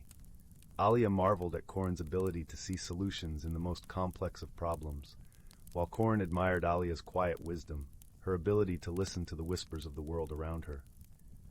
One day, as they walked through the blossoming fields, they encountered a sudden storm, rare but fierce. The winds howled, and the flowers bowed under the onslaught. Corin instinctively sought shelter, but Alia paused, sensing the storm's song. "Listen," she said, her voice barely a whisper against the wind. "The storm speaks of change, of renewal." Corin, accustomed to confronting obstacles with force, felt a flicker of understanding. He closed his eyes and listened, not just to the storm, but to Alia's gentle wisdom. Together they stood, drawing strength from the earth and sky until the storm passed, leaving the world washed anew. With each shared challenge, their bond deepened. Alia taught Corin the art of patience, of finding beauty in stillness, while Corin showed Alia the strength and determination in the courage to forge ahead. As the days turned to weeks, Corin found what he had sought. In the delicate balance of Lyra, he drew inspiration for his own world, a vision of how technology and nature might coexist in harmony. When the time came for Corin to return to Quaron, the Lyrans gathered to bid him farewell. Alia stood beside him, her hand resting gently on his arm, a gesture of friendship that transcended words. "Thank you, Alia," Corin said, his voice a soft rumble, "for showing me that the heart of the universe beats with more than just power and precision. It beats with kindness and understanding." "And thank you, Corin," Alia replied, her eyes sparkling like the stars above, "for teaching me that strength can be gentle, and that even the most different of companions can walk together towards the light." As Corin's repaired ship ascended into the sky, Alia watched until it was a mere speck amidst the endless stars. She turned back to her village, her heart full of warmth, knowing that their friendship had bridged the vastness of space, leaving a trail of light that would guide them both forevermore.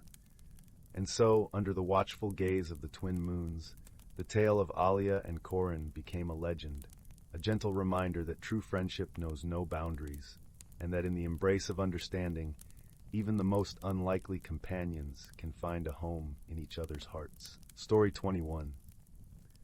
Once upon a time, in the heart of the Whispering Woods, a cozy little village named Willowbrook nestled amidst towering trees and softly babbling brooks. The village was renowned for its quaint cottages, each with a thatched roof and a garden filled with blooms of every imaginable color. The villagers lived simple, happy lives, often visited by the gentle creatures of the woods, who shared their wisdom and magic with those who befriended them. It was a place where the sun always seemed to set in hues of lavender and gold, casting a warm glow over the cobblestone paths. As twilight settled, the air would fill with the sweet scent of honeysuckle, and the distant call of the nightingale would begin its serenade. One fine evening, when the sky was painted with the first stars, a peculiar event began to unfold. The village's beloved wind chimes, which hung from every porch and garden, began to sing a melody unlike any other. It was a tune so enchanting that it mesmerized all who heard it, yet it was entirely unfamiliar. The villagers, though intrigued, were bewildered, for the chimes had never played such a song before. A young girl named Clara, with hair the color of chestnuts and eyes that sparkled like the morning dew, found herself particularly captivated. She was known in the village for her curiosity and her knack for noticing details that others might overlook. Clara decided that she would unravel the mystery of the singing chimes. The next morning, as the sun peeked over the horizon, Clara set off with her trusted companion, a fluffy white rabbit named Thistle. Thistle was no ordinary rabbit. He had a keen sense of hearing and a nose for magic. Together, they followed the melody that lingered in the air, leading them deeper into the Whispering Woods. As they ventured further, the path grew softer underfoot, carpeted with moss and fallen leaves. Sunlight filtered through the canopy, creating a patchwork of light and shadow that danced around them. Clara paused to listen, her ears attuned to the faint notes that seemed to guide their way. Their journey led them to a glistening pond, its surface like glass, reflecting the world around it.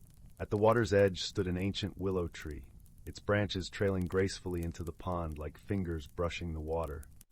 Perched among its branches was a wise old owl named Orin, known throughout the woods for his profound knowledge. "Good day, young Clara," Orin hooted softly, his eyes twinkling with both age and kindness. "What brings you to this peaceful glade?" Clara explained the mystery of the singing chimes, her voice filled with wonder and determination. Orin listened intently, nodding his head in understanding. "Ah, the music of the chimes," he mused. "It is said that such melodies are woven by the wind spirits who live high in the treetops. They visit the land only when there is a message to convey." Thistle twitched his nose thoughtfully, and Clara pondered this new information. But what message could they be bringing? She wondered aloud. "The wind spirits speak through nature," Orin continued.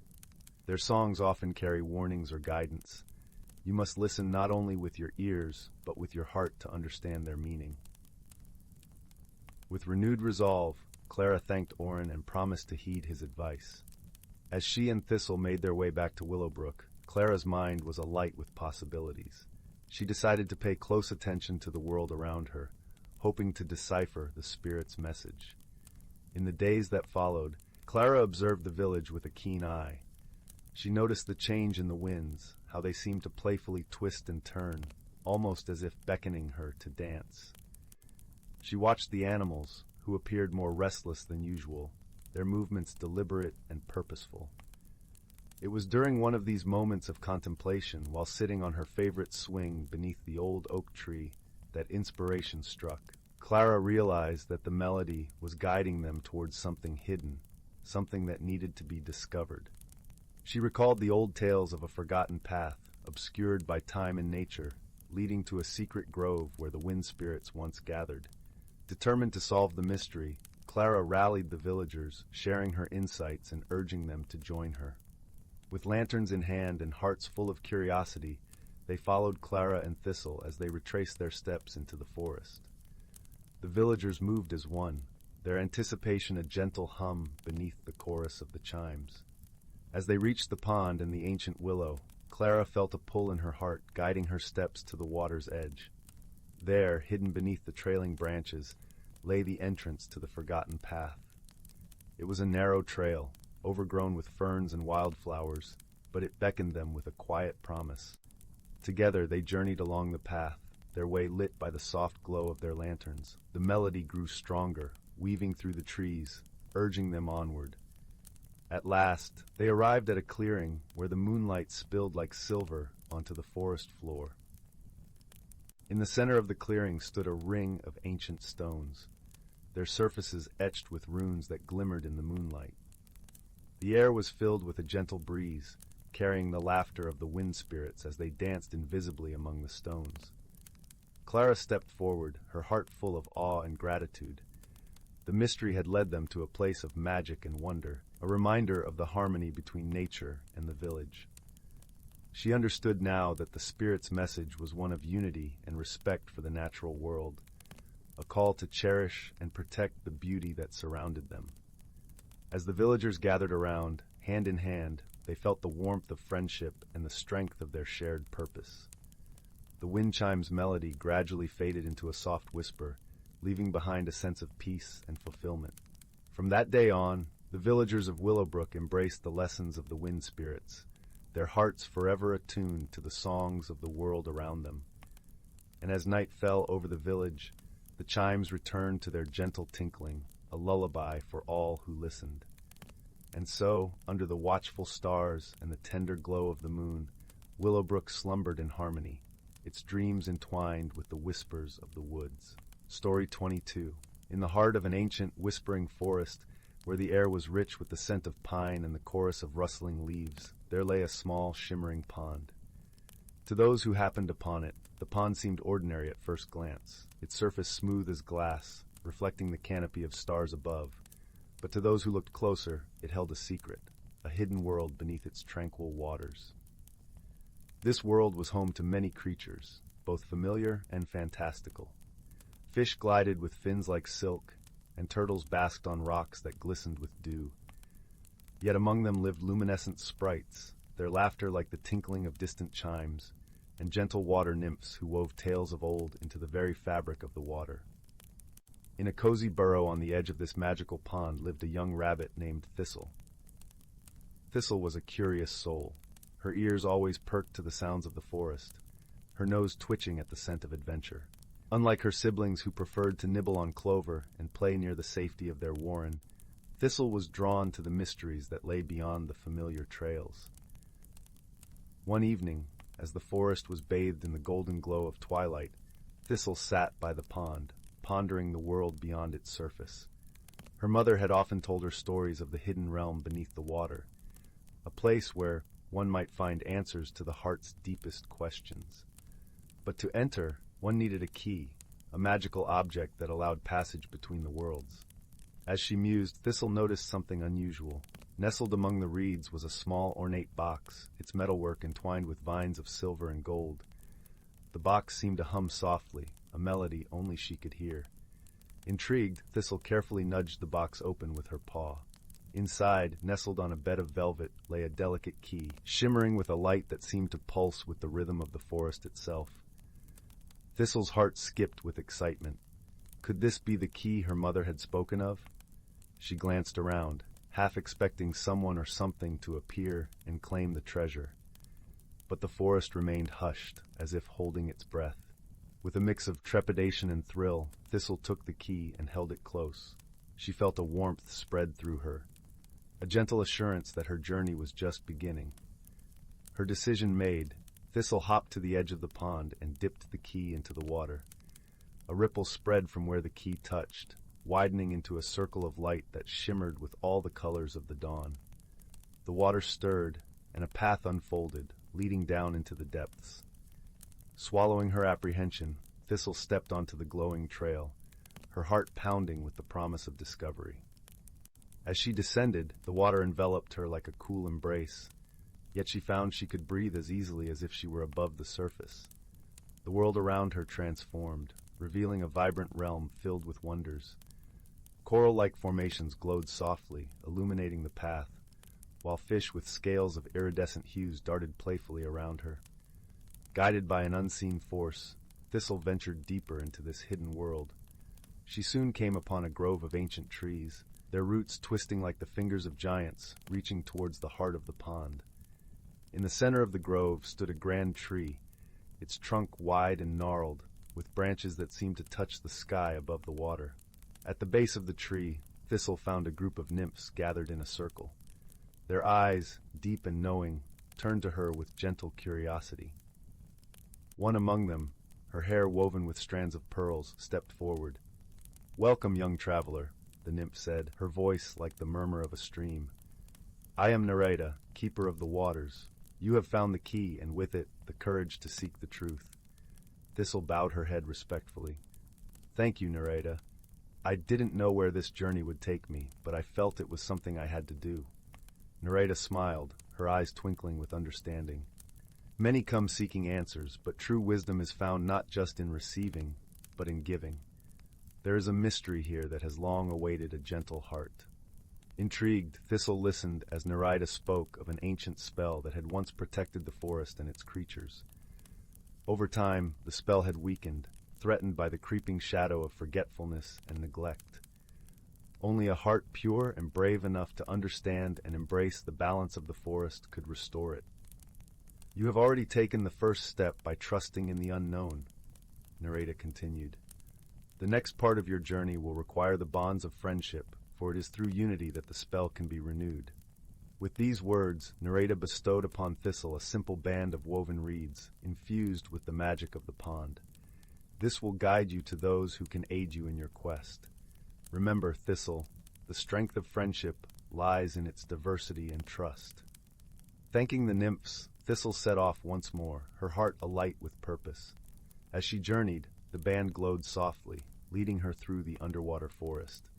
Along the way, she encountered a myriad of creatures, each with their own stories and wisdom to share. First, she met a wise old turtle named Elder Moss, whose shell was etched with the stories of the ages. Though slow in movement, Elder Moss possessed a keen mind and a gentle humor that made Thistle feel at ease. He offered her insights into the ancient lore of the forest and the importance of preserving its tales. Next, Thistle came across a lively school of fish, led by a spirited young perch named Dart. Quick and clever, Dart taught Thistle the art of navigating through life's currents, emphasizing the value of adaptability and open-mindedness. Despite his playful nature, Dart had a keen sense of direction and an innate understanding of the pond's hidden paths. As Thistle continued, she found herself drawn to a secluded cove, where the soft glow of phosphorescent algae painted the water with a breathtaking luminescence. Here she encountered a gentle giant, a catfish named Luna, whose serene presence and deep wisdom provided Thistle with comfort and clarity. Luna spoke of the interconnectedness of all life and the importance of harmony within the forest's ecosystem. With each new friend, Thistle's understanding of the forest grew. She realized that the journey was not just about solving a mystery, but about embracing the beauty of diversity and the power of unity. The lessons she learned from Elder Moss, Dart, and Luna were like pieces of a puzzle, each contributing to the greater whole. The band of reeds continued to guide Thistle, leading her to a hidden glen where the heart of the forest's magic lay dormant. Here, beneath the canopy of ancient trees, she found a stone altar, its surface inscribed with runes that glowed faintly in the dim light. Gathered around the altar were the creatures of the forest, drawn together by the promise of renewal. Thistle's heart swelled with hope and gratitude as she realized that each of her new friends had played a vital role in bringing her to this moment. With a deep breath, Thistle approached the altar and placed the key upon its surface. As she did, the runes blazed with light, casting a warm glow over the assembled creatures. The air hummed with a vibrant energy, and Thistle felt the presence of the forest itself, ancient and wise, embracing them all. It was then that Nereida appeared once more, her form shimmering in the light. "You have done well, Thistle," she said, her voice resonating with pride. "Through your journey, you have rekindled the bonds of friendship and trust, weaving them into the fabric of the forest." As Thistle watched, the light from the altar spread outward, weaving through the trees and across the water, restoring the balance that had been lost. The creatures of the forest joined in song, their voices rising in a harmonious chorus that echoed through the hidden world. With the spell renewed, the forest thrived once more, its magic vibrant and alive. Thistle felt a deep sense of fulfillment, knowing that her journey had made a difference.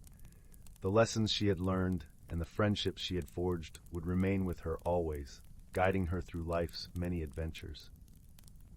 As the celebration continued, Thistle's thoughts turned to home. She knew that her family would be waiting, eager to hear of her adventures and the wonders she had seen. With a heart full of gratitude and joy, Thistle bid farewell to her friends, promising to return and visit the hidden world again. Emerging from the pond, Thistle found the forest bathed in the gentle light of dawn. The air was crisp and fresh, filled with the promise of a new day. As she made her way back to her burrow, she marveled at the beauty of the world around her, seeing it anew through the eyes of wisdom and friendship. When Thistle finally reached her warren, her family greeted her with open arms, their eyes wide with wonder as she recounted her tale. She spoke of the magical pond, the wise creatures she had met, and the ancient spell that had been restored. Her siblings listened with rapt attention, their imaginations fired by her words. And as the sun rose higher in the sky, Thistle knew that her journey was just the beginning. For in the heart of the forest, beneath the surface of the shimmering pond, lay a world of endless possibilities. A world where friendship, courage, and wisdom held the power to shape the future. In the days that followed, Thistle continued to explore the forest, her heart open to the wonders and mysteries that lay hidden within its depths. She shared her knowledge with her family and friends, inspiring them to seek out their own adventures and forge connections with the world around them. The forest, now vibrant and alive, thrived under the renewed spell, its creatures living in harmony with one another. The bonds of friendship that Thistle had forged grew stronger with each passing day, weaving a tapestry of unity and trust that embraced all who called the forest home. And so, Thistle's story became a legend, passed down through the generations as a testament to the power of friendship and the magic of the natural world. Her journey, though extraordinary, was a reminder that even the smallest among us can make a difference, and that the true strength of the forest lay in the hearts of those who cared for it. As the years went by, Thistle remained a beloved figure in the forest, her gentle spirit and kind heart inspiring all who knew her.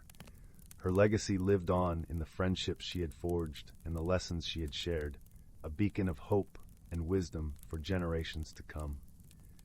And in the heart of the forest, the magical pond continued to shimmer, its hidden world a testament to the beauty and wonder that lay beneath the surface of the everyday, a reminder that the most profound journeys often begin with a single step, guided by the light of friendship and the courage to seek the unknown. Story 23. In a quaint little village nestled at the edge of the whispering woods, there lay a hidden secret known only to the gentle breeze that swept through its cobblestone streets. The village, with its pastel-colored cottages and winding paths, was a place where the ordinary brushed shoulders with the extraordinary, and where every rustle of leaves hinted at something magical. One crisp autumn evening, as the sun dipped below the horizon, casting a golden glow over the thatched rooftops, something curious began to unfold. The villagers noticed that their beloved clock tower, standing at the heart of the village square, was behaving oddly. Its hands, usually steadfast and reliable, had begun to spin erratically, chiming at unpredictable hours. This strange occurrence puzzled the villagers, for the clock tower had been a dependable friend for generations, marking the hours with its deep, resonant gong. The villagers turned to young Finn, a bright-eyed and thoughtful lad with an insatiable curiosity about the world around him. Finn had a knack for solving mysteries, often aided by his keen sense of observation and a heart full of kindness. With his trusty satchel slung over his shoulder and a determined look in his eyes, Finn set off to uncover the mystery of the wayward clock. His first stop was the quaint cottage of old Marlowe, the village's wise elder. Marlowe, with his twinkling eyes and a beard as white as the winter snow, was known for his deep understanding of the magical and mundane. As Finn entered the cozy cottage, the scent of spiced tea and the warmth of a crackling fire enveloped him. "Ah, Finn," Marlowe greeted with a gentle smile. "I had a feeling you'd come by. The clock tower, is it?" Finn nodded, settling into a cushioned armchair by the fire. "Yes, old Marlowe. It's been acting so strangely. Do you have any idea why?" Marlowe stroked his beard thoughtfully. "The clock tower, you see, is not just a timekeeper. It's connected to the heart of the village, its rhythm intertwined with the land. Often, when things go awry, it means there's a disturbance in that balance." Intrigued, Finn leaned forward. "How do we find this disturbance?" Marlowe chuckled softly, reaching for a worn leather-bound book from a nearby shelf. "Sometimes the answers lie in unexpected places. The forest has seen many things over the years. Perhaps it holds the key." With newfound determination, Finn thanked Marlowe and set out towards the whispering woods. The path leading to the woods was lined with ancient oaks, their leaves whispering secrets to the wind. As Finn ventured deeper, the air grew cooler, and the earthy scent of moss and pine filled his senses. It wasn't long before Finn heard a soft rustling nearby. From behind a large oak emerged Winna, a gentle creature known as a wood sprite. Winna had shimmering wings that glimmered like moonlight on water and eyes that sparkled with wisdom.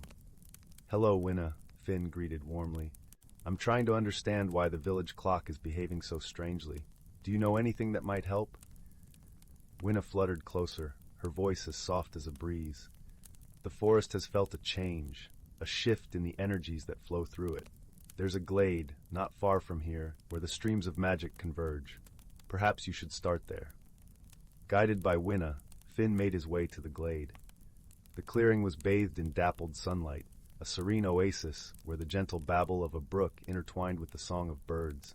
As Finn gazed around, he noticed something unusual, a cluster of stones arranged in a peculiar pattern, unlike anything he had seen before. Finn knelt beside the stones, examining them closely. They were etched with intricate runes, faintly glowing with a soft, golden light. He realized these stones were not merely decorations, but part of an ancient enchantment, their alignment crucial to maintaining the balance Marlowe had spoken of. Could it be that these stones have shifted? Finn wondered aloud. As if in response, a gentle gust of wind swirled through the glade, lifting a leaf into the air. Finn followed its dance, his eyes widening as he spotted a small furry creature peeking out from behind a tree. It was Pip, a mischievous squirrel known for his love of shiny objects and playful antics. "Pip," Finn called out gently, "have you been playing with the stones?" Pip chittered sheepishly, hopping closer. "I only wanted to see the pretty lights," he confessed, his tiny paws clasped over his heart. "I didn't mean any harm." Finn smiled kindly, understanding Pip's curiosity. "It's okay, Pip, but we need to realign them to restore the balance." With Pip's help, Finn set to work, carefully observing the runes and adjusting the stones back into their rightful positions. As the last stone clicked into place, a warm golden light enveloped the glade, and Finn felt a gentle hum of energy resonate through the ground. Back in the village, the clock tower chimed softly, its hands steady and sure once more. The villagers, relieved and grateful, gathered in the square, their hearts lifted by the return of normalcy. As Finn returned, the villagers cheered, their faces alight with gratitude and admiration. Marlowe, standing at the edge of the crowd, gave Finn an approving nod, his eyes twinkling with pride. "Thank you, Finn," Marlowe said, placing a hand on Finn's shoulder. "You have shown us the importance of understanding and harmony." Finn beamed, feeling a warmth spread through him that had nothing to do with the firelight. "It was a team effort," he replied modestly, glancing at Winna and Pip, who had joined the gathering. And so, as the stars began to twinkle in the night sky, the village settled into a peaceful slumber, lulled by the gentle ticking of the clock tower. The mystery had been solved, and the balance restored, all through the power of observation, friendship, and a touch of magic. As Finn lay in bed that night, the soft rustle of leaves outside his window whispered a lullaby, promising more adventures in the days to come. And with a contented sigh, he drifted into a dream-filled sleep, knowing that in their cozy corner of the world, all was well. Story 24. Once upon a time, nestled in the gentle embrace of the whispering woods, there was a small village named Willowbrook. The village was a place where laughter danced with the wind, and the aroma of freshly baked bread lingered in the air like a comforting friend. Beyond the familiar fields and meandering streams of Willowbrook lay the enchanted glade, a place few dared to venture, whispered about in hushed tones and twinkling tales. The enchanted glade was said to be a realm where the ordinary kissed the extraordinary, where flowers hummed gentle lullabies and the trees wore coats of shimmering stardust. It was here that our young protagonist, a kind-hearted soul named Linnea, found her curiosity blossoming like the first crocus of spring. One balmy afternoon, as the sun dipped low, painting the sky in hues of lavender and rose, Linnea decided it was time to explore the fabled glade. With a heart full of wonder and a satchel packed with a warm patchwork quilt and a small loaf of her mother's sunflower seed bread, she set off on her adventure. The path to the glade wound through the whispering woods, where the leaves rustled secrets of old. Linnea walked with a gentle tread, her senses alive to the symphony of sounds around her. The soft crunch of twigs underfoot, the melodious call of the woodland birds, and the bubbling laughter of a nearby brook. As Linnea ventured deeper, the trees began to thin, revealing a landscape bathed in a golden glow. The enchanted glade welcomed her with open arms, its air sweet with the scent of honeysuckle and wild thyme. Here, the grass was a plush carpet of emerald green, dotted with daisies and violets that winked in the sunlight. With wide eyes, Linnea wandered through the glade, her heart a fluttering bird in her chest. She marveled at a tree with leaves like shimmering scales of silver, and laughed as a breeze tickled her nose with the scent of cinnamon and clove. It was then that she heard a gentle giggle, a sound like tinkling bells. Turning towards the sound, Linnea discovered a gathering of tiny whimsical creatures, fairies with wings delicate as lace and eyes bright as dew-kissed morning. They danced around a toadstool ring, their laughter a melody of joy. One fairy, with hair like spun gold, fluttered towards Linnea, a welcoming smile upon her face. "Greetings, brave wanderer," the fairy chimed, her voice as soft as a lullaby. "I am Felicity. We have long awaited a friend to share our joy. Will you dance with us?" Linnea's heart swelled with warmth. "I would be honored," she replied, setting down her satchel and joining the circle of dancing fairies. As she twirled with her new friends, Linnea felt a lightness in her heart, a song of courage and kinship that filled her very soul. As the sun dipped lower, painting the glade in dusky gold, Linnea knew it was time to return to Willowbrook.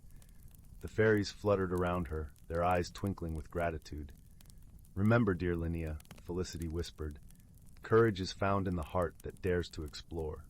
With those words echoing in her heart, Linnea bid farewell to the enchanted glade, promising to return one day.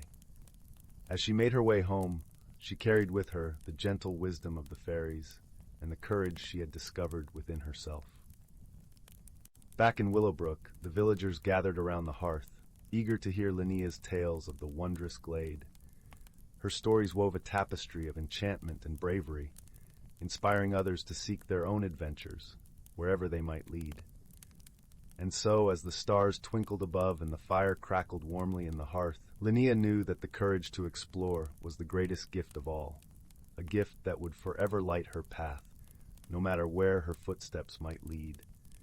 In the cozy glow of the village, with the scent of sunflower seed bread mingling with the wood smoke, Linnea drifted into a peaceful slumber, her dreams filled with the laughter of fairies and the shimmering magic of the enchanted glade. And thus, the story of Linnea and her wondrous journey became a cherished bedtime tale, whispered through generations, a gentle reminder that the heart that dares to explore is a heart forever enriched by the wonders it discovers. Story 25. Once upon a time, in a world where wonders lurked around every twist and turn, there lived a young girl named Luna. She was an inquisitive soul, forever drawn to the marvels that nature concealed within its lush embrace. Little did Luna know that her curiosity would soon lead her on an extraordinary adventure, one that would reshape her understanding of the world and forge lifelong friendships. It all began on a crisp autumn day when Luna ventured into the heart of the ancient forest near her home. As sunlight dappled through the canopy, she stumbled upon a peculiar sight, a cluster of glowing mushrooms, their gentle luminescence casting an ethereal glow upon the mossy ground. Luna's eyes widened with awe, for she had never witnessed such a marvel before. Hesitantly, she reached out to touch one of the radiant fungi, and in an instant, the world around her shimmered and shifted. The trees seemed to bend and sway, their trunks twisting into intricate patterns, while the very air hummed with an otherworldly energy. Luna gasped, realizing that she had stumbled upon a hidden realm, a world within the world she knew. As she explored this enchanted place, Luna discovered that the glowing mushrooms were not mere fungi, but portals to other realms, each one leading to a different wondrous realm. Emboldened by her curiosity, she stepped through one of the portals and found herself transported to a land of perpetual twilight, where the sky danced with hues of violet and indigo. In this ethereal realm, Luna encountered a wise old oak tree, its ancient branches stretching towards the heavens. To her surprise, the tree spoke in a gentle, creaking voice, welcoming her to the Twilight Grove. It was here that Luna learned of the existence of the Guardians, mystical beings tasked with protecting the hidden realms and maintaining the delicate balance of nature. The oak tree revealed that a dark force had been disrupting the harmony of the realms, causing chaos and disarray. Luna, it seemed, had been chosen to aid the Guardians in restoring order, for she possessed a rare gift, the ability to see beyond the veil that separated the realms. Uncertain but determined, Luna embarked on a journey that would take her through enchanted forests, crystalline caverns, and mystical meadows, each realm more wondrous than the last. Along the way, she forged unexpected friendships with a mischievous fairy named Zephyr, a loyal wolf pup named Lupa, and a wise old owl named Athena. Together, they faced challenges and overcame obstacles, relying on their unique talents and the bonds of friendship to guide them. Luna's ability to perceive the hidden realms proved invaluable, allowing her to navigate the intricate pathways that connected the various worlds. As they delved deeper into the mystery, they uncovered an ancient prophecy that spoke of a powerful artifact, the celestial prism, which could restore balance to the realms. However, the dark force had corrupted the prism, twisting its power and causing discord throughout the land. With the help of the Guardians, Luna and her newfound companions embarked on a perilous quest to retrieve the celestial prism and purify it of the dark influence. Their journey took them through treacherous terrain, from frozen tundras to scorching deserts, each step bringing them closer to their goal. Along the way, Luna learned invaluable lessons about courage, perseverance, and the power of friendship. She discovered that true strength lies not in might, but in the bonds we forge with those around us, and that even the darkest of shadows can be dispelled by the light of hope and unity. Finally, after countless trials and tribulations, they stood before the corrupted celestial prism, its once radiant light now twisted and dim. With a collective effort, Luna and her companions channeled their collective energy, their unwavering belief in one another, and their love for the natural world. In a blinding flash, the celestial prism shattered, releasing a wave of pure, untainted energy that swept across the realms, restoring harmony and banishing the dark force. The hidden worlds were once again bathed in the warm glow of balance and tranquility. As the dust settled, Luna found herself back in the familiar forest, the glowing mushrooms surrounding her like old friends. She smiled, knowing that her journey had not only saved the realms, but had also transformed her into a wiser, more compassionate person. From that day forward, Luna became a guardian herself, dedicated to protecting the hidden realms and sharing the wonders she had experienced with those who possessed the open hearts and minds to perceive them. Her friendships with Zephyr, Lupa, and Athena endured, forged by the bonds of their incredible adventure. And whenever Luna felt the world weighing heavily upon her shoulders, she would venture into the forest, seek out the glowing mushrooms, and remember the lessons she had learned. That magic resides in the most unexpected places, that true strength lies in unity, and that the greatest adventures often begin with a single step into the unknown. Story 26. Once upon a time, in a universe dotted with twinkling stars and mysterious planets, there existed a small, vibrant world named Verindel. Verindel was a place where the sky shimmered with hues of lavender and gold, and gentle breezes carried the scent of sweet blossoms across its lush landscapes. Here lived a gentle creature named Leora, a being of light and warmth, whose presence was as comforting as a cozy blanket on a chilly night. Leora's body was made of softly glowing tendrils that swayed with every emotion she felt, casting a gentle luminescence around her. Her heart was pure and kind, yet she often felt a sense of loneliness, for her world was vast and her kind were few. One day, while exploring the forest of whispering willows, Leora noticed an unusual glimmer in the sky.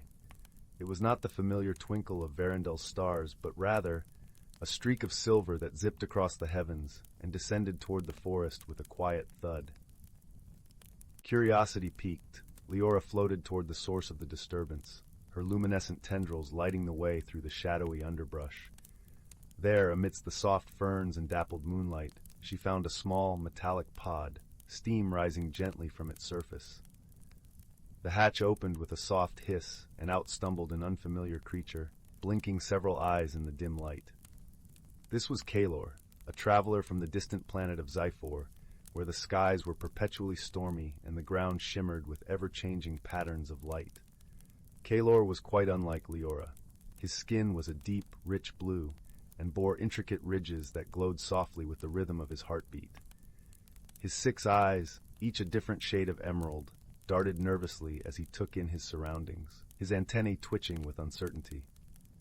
"Peace, traveler," Leora said softly, her voice a gentle melody in the stillness. "You have landed on Verindel. Are you in need of assistance?" Startled, Kalor flinched, his antennae standing erect. I mean no harm," he stammered, his voice carrying the cadence of distant thunder. "My craft malfunctioned, and I crashed. I am lost, far from home." Leora smiled warmly, though Kalor could not see it. Her tendrils glowed a soothing blue-green, easing the tension in the air. "You are safe here," she assured him. "Come, let us talk. Perhaps I can help you find your way." Despite the initial misunderstanding, a friendship began to bloom as Leora and Kalor sat beneath the whispering willows, sharing stories of their worlds. Leora spoke of Verendel's gentle beauty, of the luminous lakes and the songs of the silver-winged birds that danced in the skies. Kalor, in turn, described Zephor's magnificent storms and the kaleidoscopic lights that painted the landscapes with every rainfall. As they talked, they found that their differences were not barriers, but bridges to understanding.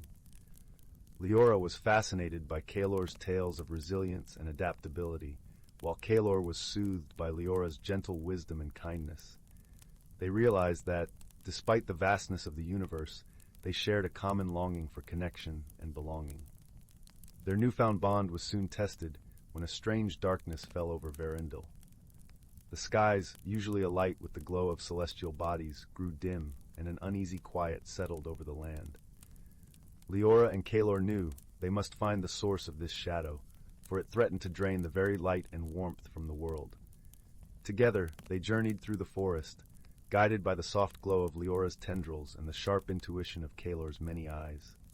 They braved the snaking vines of the shadowed woods and crossed the shimmering rivers, their friendship growing stronger with every challenge they faced.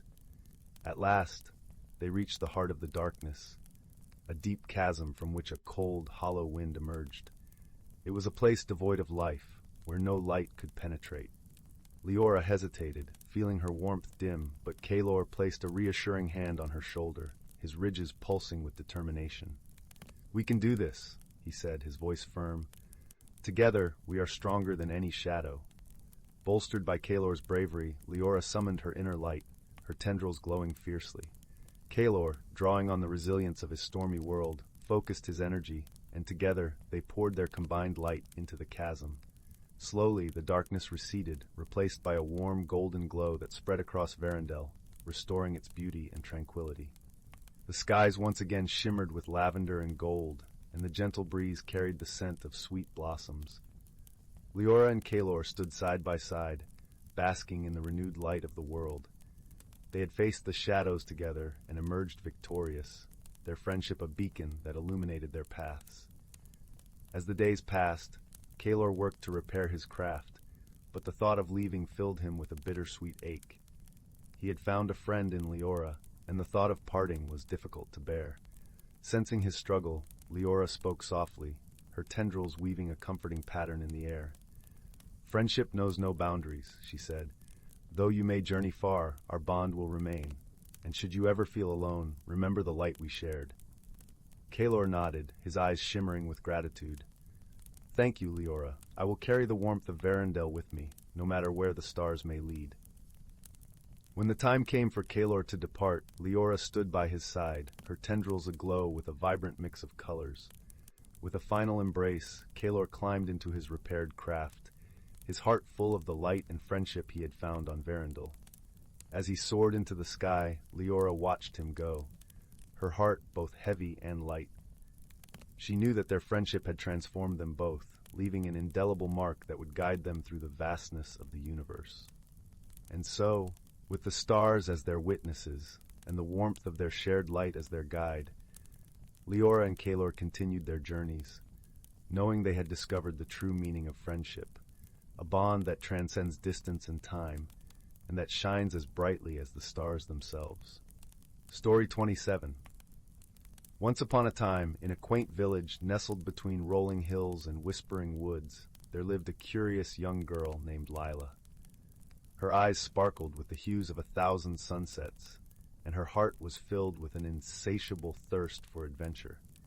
Each evening, as the sun dipped below the horizon, painting the sky with strokes of amber and violet, Lila would sit by her window, dreaming of the wonders that lay beyond the wooded borders of her village. One particularly luminous evening, as the moon rose full and round, casting a silvery glow upon the land, Lila felt an irresistible pull from the forest's edge. It was as if the trees themselves were calling her name, their leaves rustling in a language only her heart could understand. With a gentle whisper of the wind urging her onward, she slipped out of her home, her footsteps soft against the dew-kissed grass.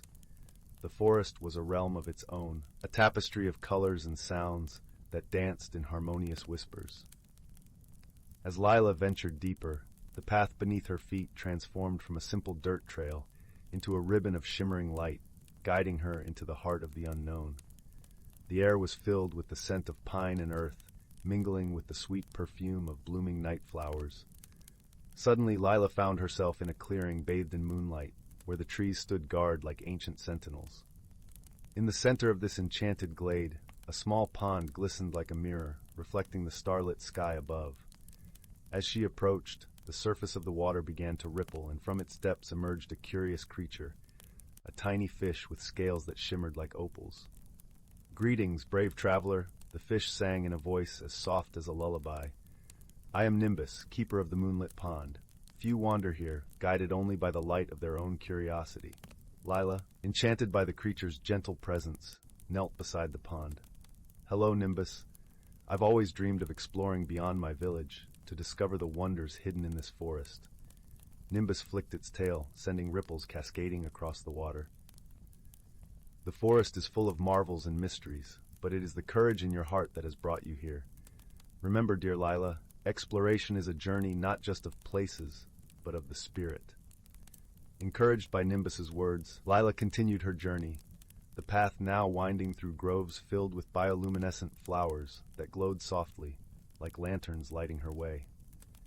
She soon encountered a family of fireflies, their bodies twinkling in the night like fallen stars. They danced around her, forming patterns in the air that spoke of welcome and warmth.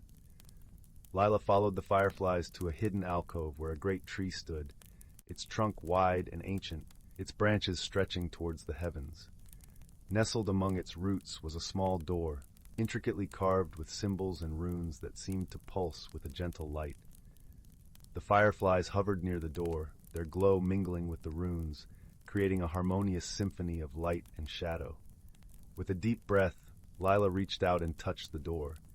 It swung open silently, revealing an inner chamber where the air was filled with the soft hum of magic.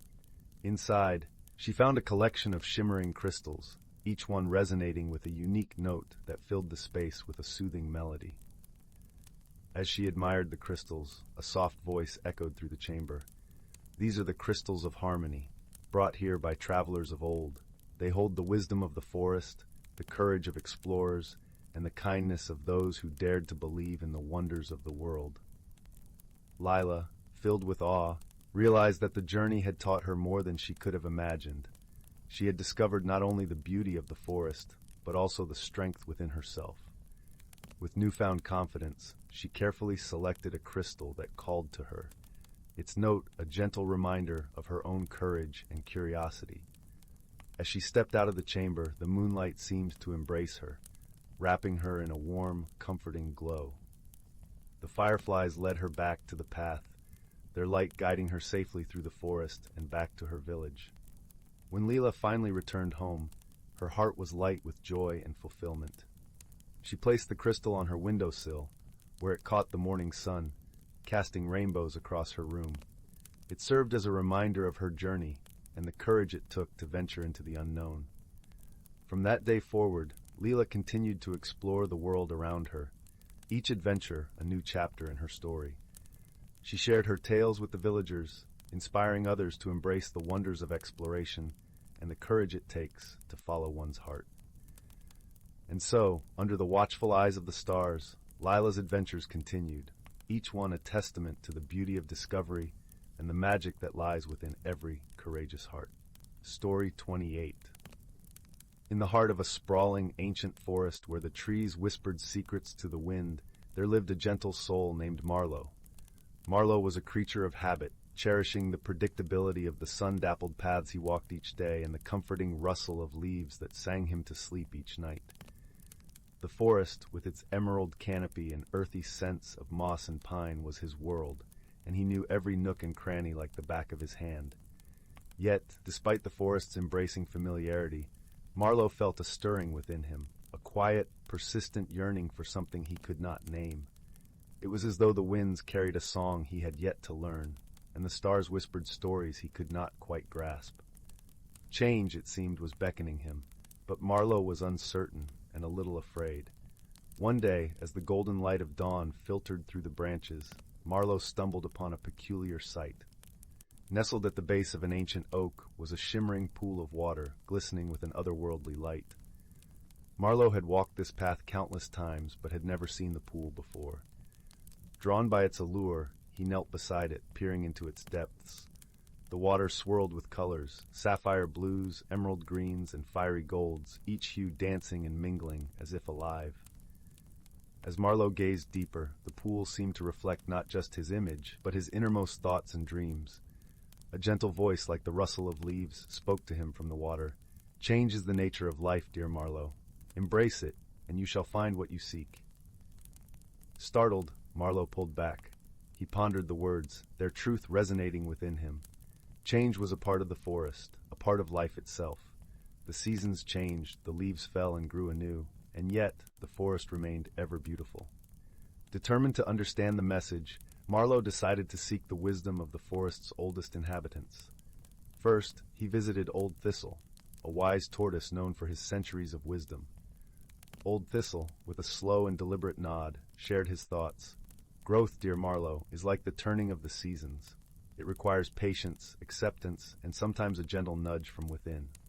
Encouraged by Old Thistle's words, Marlowe continued his journey and found himself at the edge of a sunlit meadow. There, flitting from flower to flower, was Willow, a vibrant butterfly whose wings mirrored the colors of the pool. Willow, with her cheerful demeanor, landed gracefully on Marlowe's shoulder and chirped, "Change is the dance of life, my friend. Each step, each movement, leads us closer to who we are meant to be." Marlowe felt a warmth in his heart, a burgeoning sense of understanding. The forest, with its creatures and its magic, seemed to conspire to guide him on this journey of transformation. As days turned to weeks, Marlowe embraced the small changes that came his way. He explored new paths, met new friends, and learned to listen to the forest's whispers. Each experience, each moment of courage brought him closer to the song and stories he longed to understand. One starlit evening, as the moon bathed the forest in silver light, Marlowe returned to the magical pool. This time, as he gazed into its depths, he saw not only his reflection but the many faces of his friends. Old Thistle, Willow, and countless others who had touched his life with their kindness and wisdom. The pool now mirrored a tapestry of colors, each thread representing a moment of growth and discovery. The gentle voice spoke once more. "You have embraced change, dear Marlowe, and in doing so, found the beauty within yourself and the world around you." Marlowe felt a deep peace settle over him. He realized that change was not something to fear, but something to welcome, for it held the promise of new beginnings and the magic of transformation. With a heart full of gratitude, Marlowe thanked the forest, the pool, and his friends for their guidance. As he made his way back through the moonlit woods, he carried with him the knowledge that life was a journey of growth, and with each step, he would continue to discover the magic within and around him. And so, in the heart of the ancient forest, Marlowe found not just the song of the wind and the stories of the stars, but the beauty of his own transformation. The forest, ever wise and nurturing, watched over him with gentle pride, knowing that Marlowe had truly come home to himself. Story 29. In the heart of the whispering woods, where the ancient trees stood tall and their leaves sang with the wind, there lay a quaint little village named Elderglow. It was a place where magic danced lightly through the air, much like the delicate snowflakes that occasionally graced the rooftops. Elderglow was known for its warmth, not just from the ever-burning hearths, but also from the kindness that flowed through its cobbled streets. One evening, as the sun dipped below the horizon, painting the sky in hues of orange and purple, something peculiar stirred in Elderglow. It started with a soft, silvery chime that echoed through the village, a sound as if 1,000 tiny bells were ringing in harmony. This strange melody lingered in the air, enchanting yet puzzling to all who heard it. The villagers gathered in the town square, wrapped in their cozy cloaks, whispering in hushed tones about the mysterious music. Among them was a curious young girl named Leora, whose heart was as warm as the golden light that often streamed through her window at dawn. Leora had always been fascinated by the wonders of her world, and this new mystery was no exception. Determined to uncover the source of the enchanting chimes, Leora set off towards the edge of the village where the whispering woods began. The path was lined with luminescent mushrooms that glowed softly, lighting her way. As she walked, the cool night air brushed against her cheeks, and the scent of pine and earth enveloped her like a comforting blanket. Not far into the woods, Leora encountered a gentle creature named Thistle, a tiny winged sprite with eyes that sparkled like dew on a spring morning. Thistle was known for his wisdom and a heart as big as his smile, despite his small size. "Hello, Leora," Thistle greeted, his voice as light as a breeze. "I see you're drawn to the mysterious music as well." "Yes," Leora replied, her curiosity twinkling in her eyes. "Do you know where it's coming from?" Thistle fluttered his wings thoughtfully. "I have my suspicions. There is an ancient oak deep within the woods that holds many secrets. Perhaps it can help us." Together, they ventured deeper into the forest, where the trees grew thicker, their branches intertwining like old friends. The air was cooler here, tinged with the sweet smell of moss and the soft rustle of leaves underfoot. As they walked, Thistle shared tales of the forest's magic, of creatures that danced in moonlight and streams that sang forgotten songs. Soon, they reached the ancient oak, its trunk wide and gnarled, a testament to the centuries it had witnessed. Leora placed her hand on the rough bark, feeling the pulse of life within it. The oak seemed to acknowledge them with a gentle creak, its branches swaying slightly as if nodding in recognition. "Great oak," Leora called softly, "can you tell us about the music that fills our village tonight?" In response, the oak's leaves rustled, and a soft, warm glow emanated from its core. From within the glow emerged a shimmering figure, an elder dryad named Seraphina, whose presence was as calming as a lullaby. "Ah, Leora and Thistle," Seraphina said, her voice a soothing melody. "The chimes you hear are the song of the stars, a rare occurrence that happens only when the heavens align just so. Leora's eyes widened in wonder. But why now? What does it mean? Seraphina smiled gently, her eyes twinkling with ancient wisdom. It is a message from the stars, a reminder of the connections that bind us all.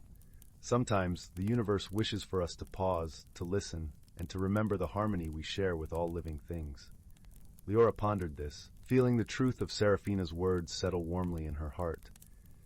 But how can we share this message with the village? She asked. Thistle, who had been silently observing, fluttered forward.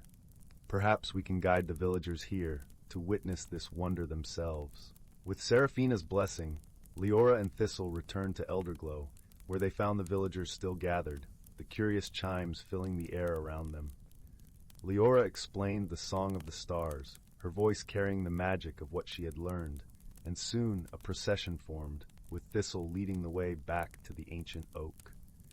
As they arrived, the villagers gazed in awe at the radiant glow of the oak and Seraphina's gentle presence.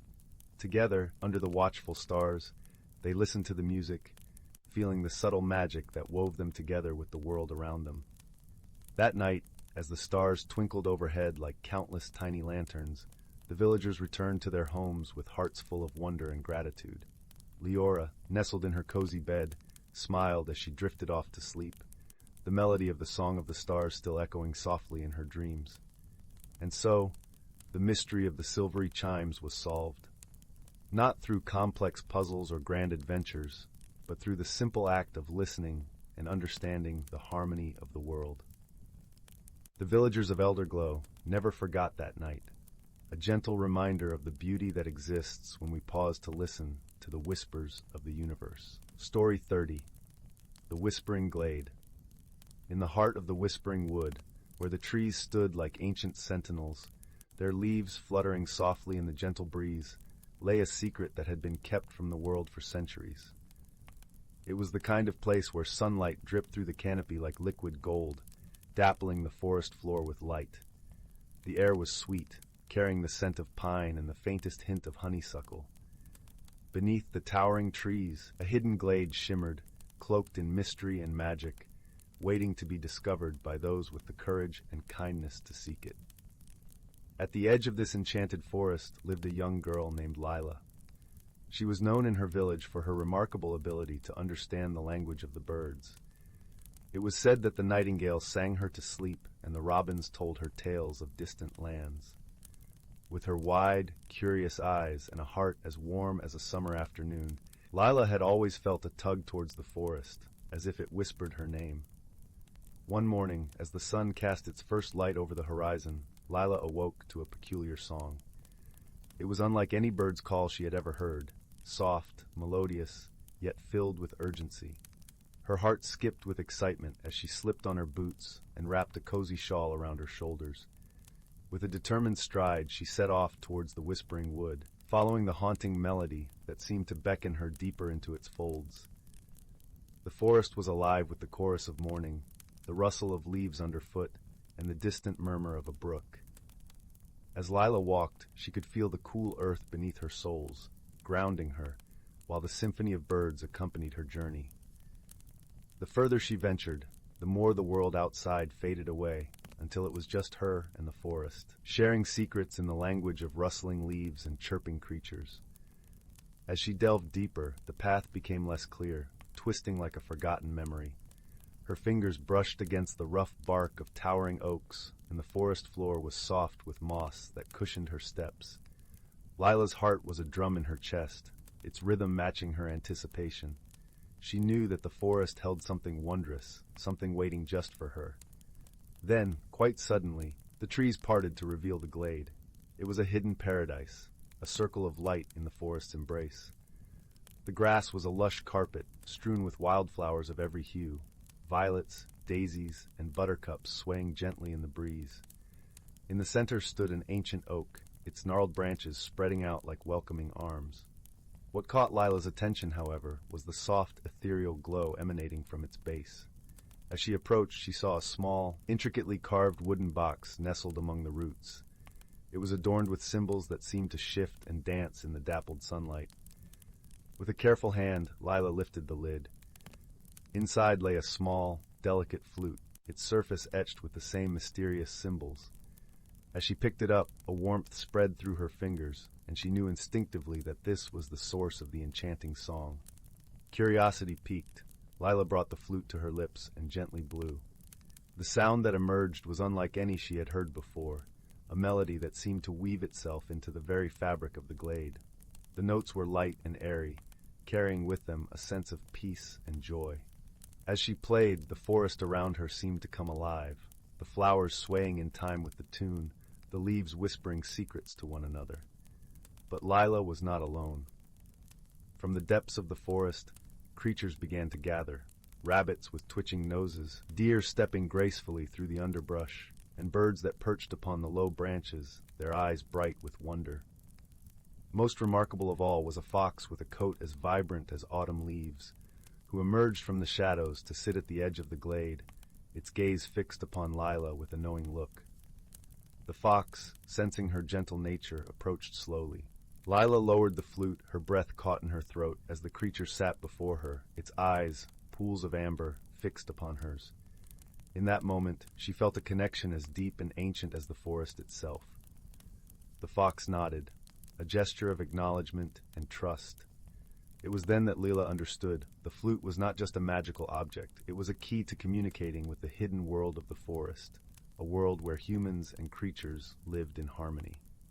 Over the following days, Zyla returned to the glade, each visit deepening her bond with the forest and its inhabitants. She learned to play melodies that could summon rain to nourish the earth or sunshine to warm the leaves. The fox became her closest companion, guiding her through the forest's secrets and teaching her the wisdom of the wild. But not all was peaceful in the Whispering Wood. A shadow lurked at its fringes, a darkness that threatened to overtake the light. It came in the form of a man named Garrick, a hunter whose heart was hardened by greed. He saw the forest not as a sanctuary, but as a resource to be exploited. His eyes were set on the ancient oak, believing it held treasures that would make him wealthy beyond measure. One twilight, as the sun dipped below the horizon, casting the world in hues of purple and gold, Zyla sat in the glade, her flute resting in her lap. The fox lay beside her, its fur a comforting warmth against the evening chill.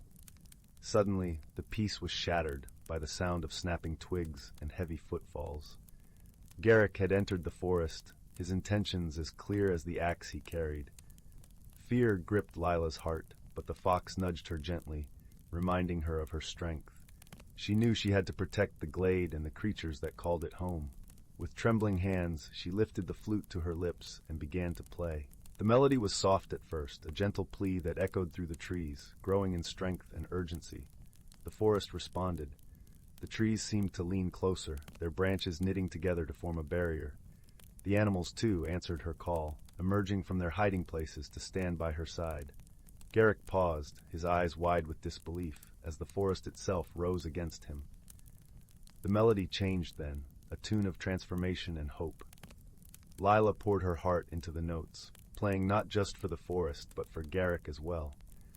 She played to remind him of the beauty and wonder that lived within the Whispering Wood, hoping to awaken the part of him that had been lost to greed. Slowly, Garrick lowered his axe. The hardness in his eyes softened, replaced by a glimmer of understanding.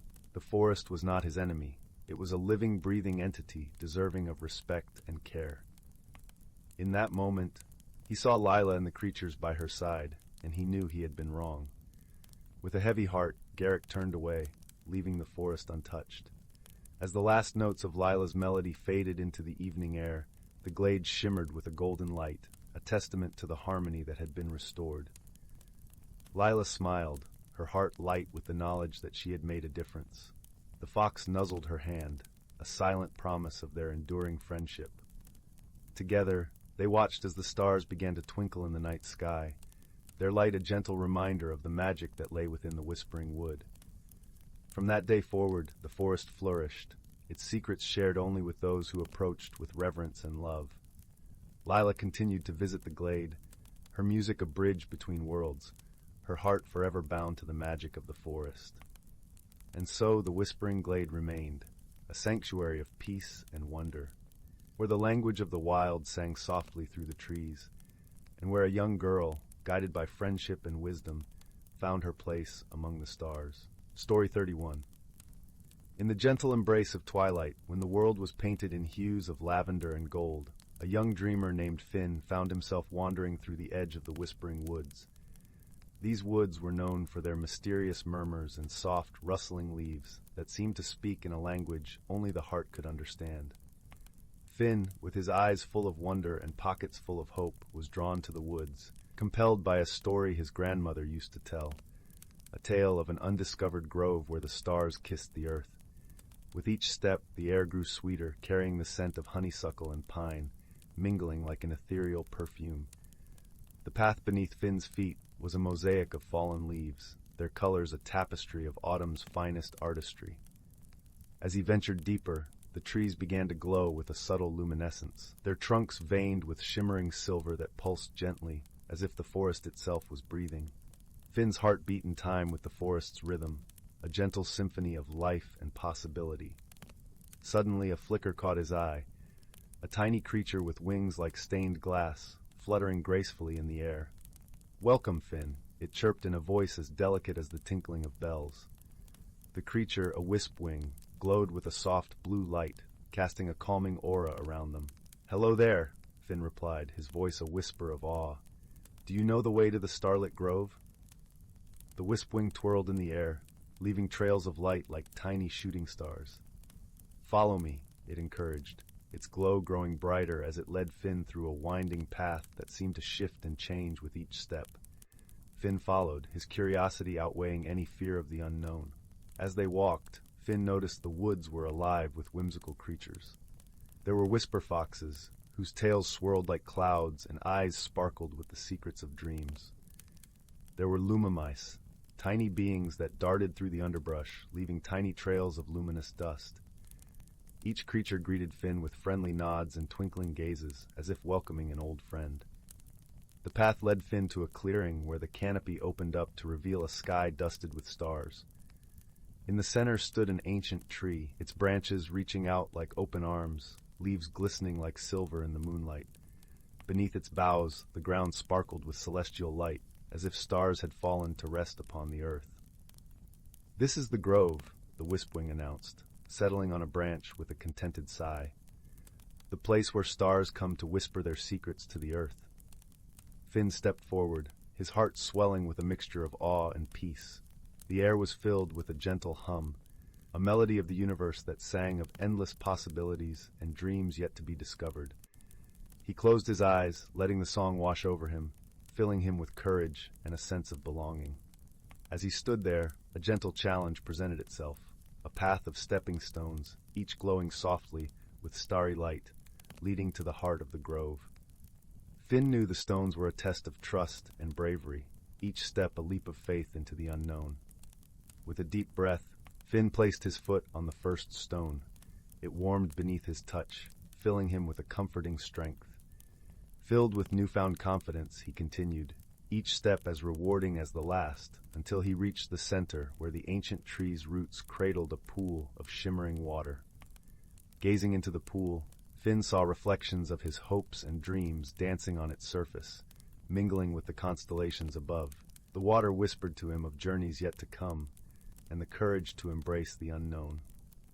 Finally, Finn realized the true gift of the grove was not just the beauty he beheld, but the courage he found within himself. The journey had revealed his inner strength, nurtured by the gentle challenges and kind-hearted creatures he encountered. As he turned to leave, the Wispwing fluttered beside him once more, its light a beacon of friendship. "Remember, Finn," it chimed, "the courage to explore the unknown lies within you, always." With a heart full of gratitude and a spirit renewed, Finn retraced his steps, the path now familiar and welcoming. The whispering woods seemed to hum a farewell, their murmurs a promise of future adventures. As Finn emerged from the woods, the first light of dawn painted the sky in soft pastels, a gentle reminder that every journey concludes with the promise of a new beginning. He smiled, knowing that the magic of the starlit grove and the courage it inspired would forever be a part of him, a guiding star in his heart. And so, with the dawn as his companion, Finn returned home, his dreams as bright and boundless as the stars that had whispered their secrets to him beneath the watchful boughs of the ancient tree. Story 32. Once upon a time, in the quaint village of Moon Hollow, nestled between rolling hills and whispering woods, there was a little cobblestone cottage with a thatched roof. It belonged to a young girl named Zyla, whose heart was as warm as the summer sun, and whose curiosity was as boundless as the night sky. Zyla had a peculiar habit of collecting stones from the babbling brook that ran behind her home. Each pebble was unique, sparkling with flecks of silver and gold, whispering secrets of the earth to those who cared to listen.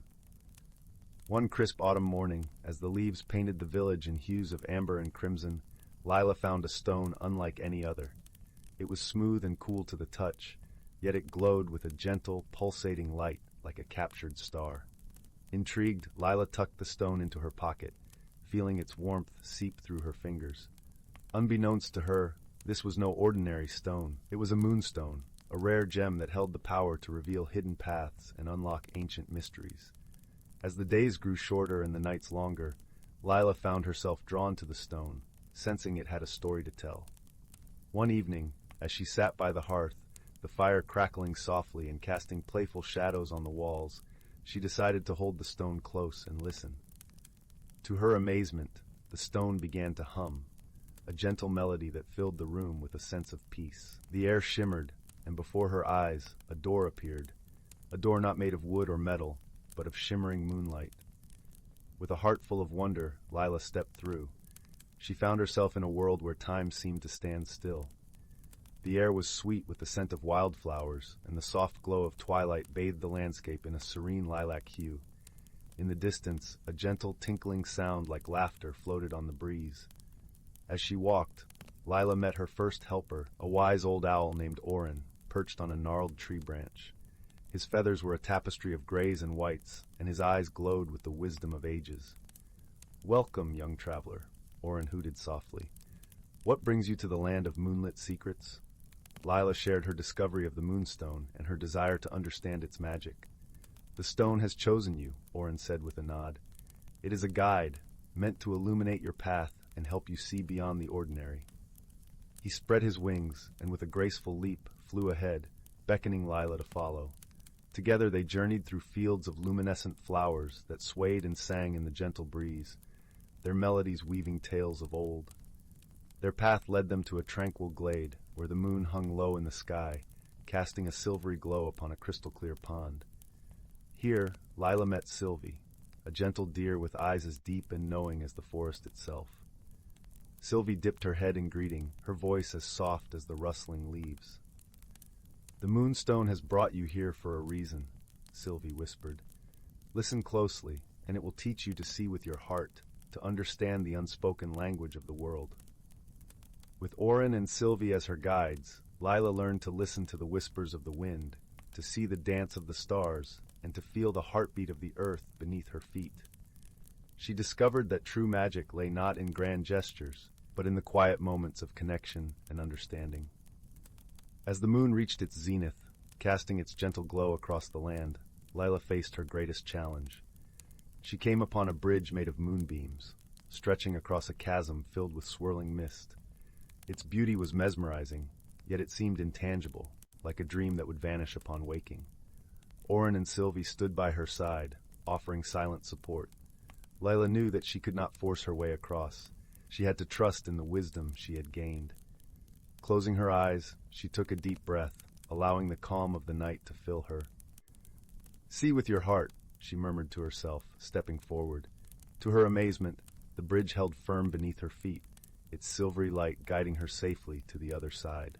As she crossed, the mist parted to reveal a beautiful garden, lush and vibrant, with every imaginable flower blooming in harmony. In the center stood a fountain, its waters sparkling with moonlight. Zyla approached, her heart swelling with a sense of fulfillment and joy. The moonstone hummed once more, and Zyla understood.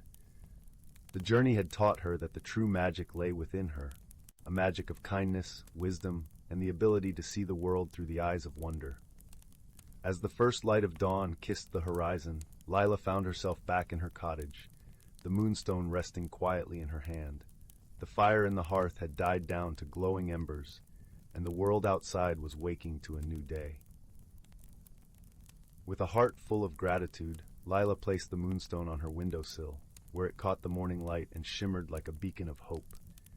She knew that its magic would always be a part of her, guiding her through the challenges of life with wisdom and grace. And so Lila lived on in Moon Hollow, her days filled with the quiet joy of discovery and the gentle strength of friendship. The village flourished, its people touched by the warmth and kindness of the girl who had seen beyond the ordinary. And whenever the moon rose high and the stars danced in the velvet sky, Lila would sit by her window, the moonstone glowing softly at her side, a reminder of the journey that had forever changed her heart. And in this way, the magic of the moonstone, with its lessons of wisdom and wonder, continued to light the way for all who dared to dream and see the world anew. The end. Story 33. In a quaint village nestled between the emerald folds of rolling hills, where the air was perpetually scented with the sweetness of blooming lavender, there lived a girl named Marigold. Her cottage, a charming abode with ivy-clad stone walls and a roof of thatch, was a place of warmth and welcome. It stood at the edge of the whispering woods, where the trees were said to murmur secrets to those who listened carefully. Every morning, Marigold would wake to the gentle rustling of leaves and the soft glow of dawn spilling through her small window, casting playful patterns on the wooden floor. Her days were filled with tending to her vibrant garden, where marigolds, daisies, and forget-me-nots danced in the breeze. Yet beneath the serene surface of village life, a peculiar mystery had begun to unfold. It started innocuously enough. One morning, Marigold noticed that the petals of her beloved sunflowers were turned towards the ground rather than the sun. Their drooping heads seemed to bow in a way that felt almost like sadness. Puzzled, she gently touched the stems, whispering words of encouragement, but they remained unchanged. The following day, as she wandered along the cobblestone path to the village market, Marigold overheard snippets of conversation from the villagers. Mrs. Thistle, the baker, mentioned that her bread had refused to rise, staying stubbornly flat despite her careful kneading. Old Bert, the blacksmith, grumbled that his forge had cooled overnight, leaving his tools unable to take shape. As the days passed, more strange occurrences came to light. The village clock, which had faithfully chimed every hour, began to tick out of sync, causing much confusion among the townsfolk. The cows in Farmer Willow's pasture started giving milk that tasted oddly of mint. Even the river that wound through the village had taken on a peculiar shimmering quality, as though it were infused with starlight. Determined to uncover the cause of these odd happenings, Marigold decided to seek the wisdom of the oldest and wisest creature in the Whispering Woods, the great owl known as Sable. With the sun casting long shadows across the forest floor, she ventured into the woods, her basket filled with offerings of honey cakes and fresh berries. The woods were alive with the gentle sounds of nature, a babbling brook, the whisper of wind through leaves, and the distant call of a nightingale. As Marigold made her way deeper into the forest, the trees seemed to lean closer, their trunks adorned with moss and lichen that glowed faintly in the dim light. Finally, she arrived at the ancient oak where Sable resided. The tree's gnarled branches spread wide, creating a canopy that felt both protective and wise. Sable, with eyes like polished amber, blinked slowly as Marigold approached, settling on a mossy stone beneath the tree. "Greetings, young Marigold," Sable hooted softly, his voice deep and resonant. "What brings you to my humble abode?" Marigold explained the curious events that had befallen the village, each detail woven with the care of a storyteller crafting an intricate tapestry. Sable listened intently, his eyes narrowing thoughtfully. "Ah," the great owl finally said, "it seems the balance of our enchanted village has been disturbed. Such occurrences are rare but not unheard of. They usually stem from an imbalance in the magic that flows through our land. But how can we restore the balance?" Marigold asked, a note of urgency in her voice. "Fear not, dear child," Sable replied, "for there is a way. You must seek the counsel of the elemental sprites, guardians of earth, water, fire, and air. They hold the knowledge to mend what is broken, but they shall only reveal their wisdom to one who approaches with kindness and an open heart." With Sable's guidance, Marigold set off on her quest, her spirit buoyed by the great owl's reassurance. Her first stop was the Meadow of Whispers, home to the Earth Sprite.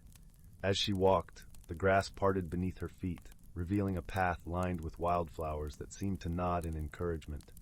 Soon she reached a clearing where the Earth Sprite awaited, a tiny figure with skin the color of rich soil and eyes like dewdrops. "Welcome, Marigold," the Earth Sprite chimed, her voice like the rustle of leaves. "What brings you to my meadow?"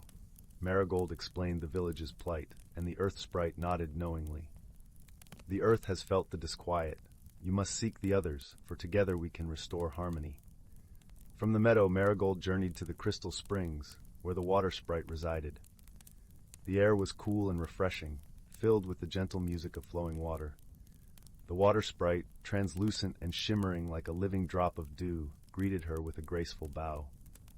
"The waters have mirrored the unease," the Sprite said softly, her voice like a babbling brook.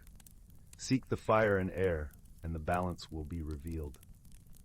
With gratitude, Marigold continued to the Ember Caves, where the Fire Sprite dwelled. The caves were warm, their walls aglow with the flickering light of unseen flames. The Fire Sprite, a figure of dancing embers, greeted her with a radiant smile. "The flames have flickered with the change," the Sprite declared. "The Air Sprite shall guide you to the answer." Her last stop was the Sky Glade, high atop the Whispering Woods, where the Air Sprite awaited. The sky was a canvas of blues and whites, the wind a gentle caress. The Air Sprite, ethereal and light as a breeze, welcomed Marigold with open arms. "The winds have whispered of the imbalance," the Air Sprite said, her voice a soothing zephyr. "Together, we shall restore the village's peace." Gathered with the elemental sprites, Marigold felt the magic of their combined presence, a warm, comforting energy that enveloped her like a soft embrace. The sprites circled her, their voices blending into a harmonious melody that resonated with the very heart of the land. As their song filled the air, Marigold felt a gentle shift, like the turning of a season or the dawn of a new day. The sprite's magic flowed through her, weaving its way back to the village, touching each troubled corner with healing light. When she returned to the village, a sense of calm had settled over the land. The sunflowers once again lifted their faces to the sun. The bread in Mrs. Thistle's bakery rose golden and fragrant, and old Bert's forge blazed with renewed vigor. The clock chimed in perfect time, the cow's milk was sweet and pure, and the river sparkled with a serene clarity. The villagers, sensing the change, gathered in the square to celebrate the return of harmony. They sang songs of gratitude and danced beneath the stars, their hearts light with joy and relief. As the festivities wound down, Marigold sat on her porch, a mug of warm chamomile tea cradled in her hands. The night air was cool and comforting, filled with the familiar sounds of the woods and the village at peace. She smiled, knowing that the village's balance had been restored not just by magic, but by the kindness and curiosity that had guided her. And as she drifted to sleep, the stars overhead twinkled with the promise of many more mysteries to come, woven into the rich tapestry of life in the enchanted village. Story 34. In a galaxy far, far away, there lived a young Venusian named Violet. Her planet was a lush, verdant world of towering crystal trees and shimmering amethyst waterfalls. From a young age, Violet had always felt a deep curiosity about the stars that twinkled in her planet's indigo sky. One night, as she gazed up at the cosmos, she spotted a strange object hurtling through the atmosphere. It crash-landed in a nearby forest, sending up a billowing cloud of emerald smoke. Rushing to the impact site, Violet found an unusual spacecraft and a small furry creature trapped inside. "Please, help me!" the creature cried out in a language Violet had never heard before. Unsure what to do, she pried open the hatch, and the creature tumbled out, dazed but unharmed. It looked up at Violet with wide, golden eyes. "Oh, you're not one of my kind," it said, its long ears drooping. "I'm so sorry. I didn't mean to land on your planet. My name is Mushi, and I'm a Mercurian." Violet smiled warmly. "It's okay, Mushi. I'm Violet. Are you hurt?" As the two conversed, it became clear there had been a misunderstanding.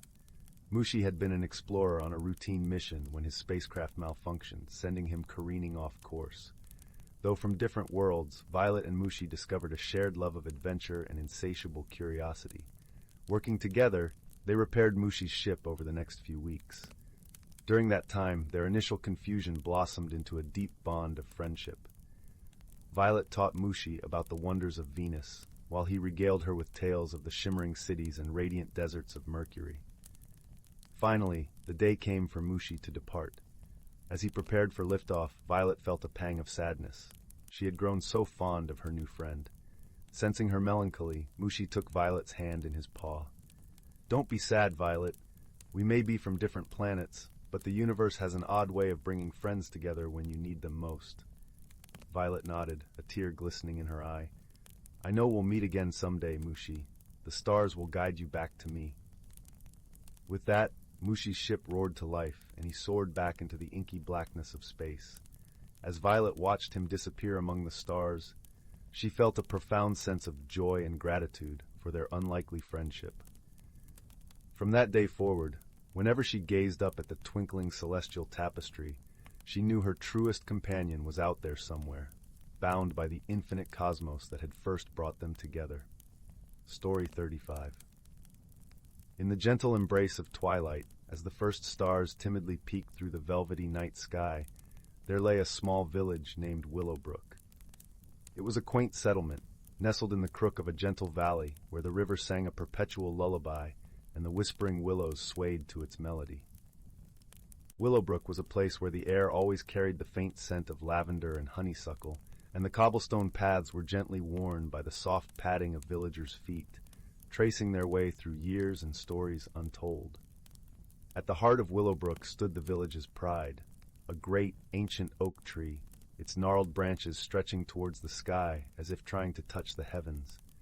The oak was said to be as old as time itself, its roots sunk deep into the earth, entwined with the very essence of the land. It was here, in the shadow of this majestic tree, that a magical secret lay hidden, known only to a few. One of those few was a young girl named Anwen. Anwen was a curious soul, with eyes the color of autumn leaves and a smile that could light up the gloomiest of days. She lived with her grandmother Mabel, a wise woman whose stories of olden times were woven with threads of magic and wonder. Anwen's days were spent helping her grandmother tend to their herb garden, exploring the lush meadows and listening to the river's secrets, which it whispered only to those who truly cared to listen. It was on an evening much like this one, as the sun dipped below the horizon and painted the sky with hues of crimson and gold, that Anwen discovered the secret of the ancient oak. She was sitting beneath its sheltering branches, her head resting against its sturdy trunk, a book of tales resting open on her lap. The soft chirp of crickets filled the air, and the breeze carried with it the cool promise of night. As she traced her fingers over the book's worn pages, she noticed something peculiar, a faint, shimmering light emanating from a hollow in the tree's bark. Her heart fluttered with a mix of excitement and trepidation. She reached out tentatively, her fingers brushing against the light, and felt a warmth spread through her as if she had touched the sun itself. The light grew brighter, and as it enveloped her, she found herself being gently pulled into the tree's embrace. When the light faded, Anwen found herself in a place unlike anything she had ever seen. It was a hidden world, nestled within the heart of the ancient oak. The air was thick with the scent of earth and magic, and a soft ambient glow bathed everything in a golden light. All around her, the forest was alive with creatures of every kind. Tiny, luminescent sprites flitted amongst the leaves, their laughter like the tinkling of bells, and gentle, dew-eyed fawns peered curiously from behind the ferns. Anwen's heart soared with wonder, and she felt a strange yet comforting sense of belonging. She wandered through this enchanted realm, her steps light and her spirit buoyed by the magic that thrummed in the air. It was here that she met Finn, a young sprite with wings that shimmered like the morning dew.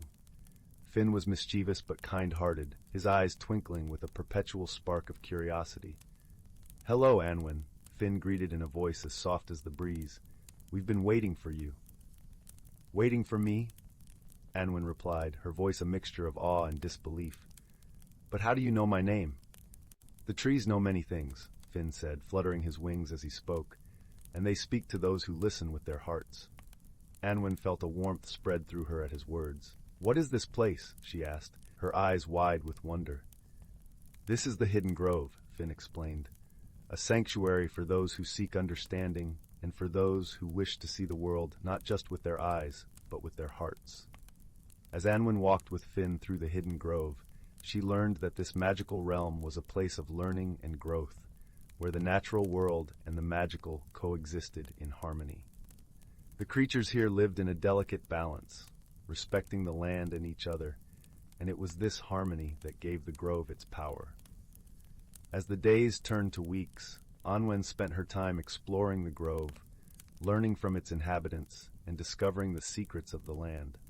She learned to speak the language of the trees, to understand the songs of the birds, and to see the world through the eyes of the creatures who called the grove home.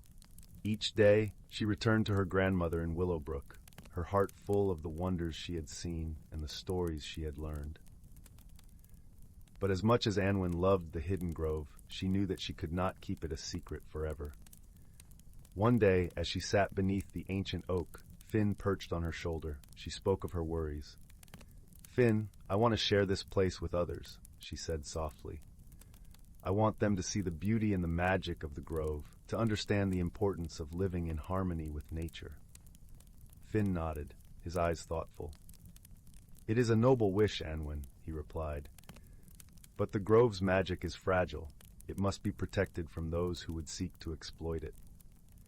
Anwen understood the weight of his words. She knew that not everyone would appreciate the grove's magic as she did, that some might try to harness it for their own gain. But she also believed in the goodness of people, in the power of friendship and understanding to change hearts and minds. With Finn's guidance, Anwen devised a plan to share the grove's magic with the villagers of Willowbrook. She gathered her friends and family, bringing them to the ancient oak under the guise of a midsummer celebration.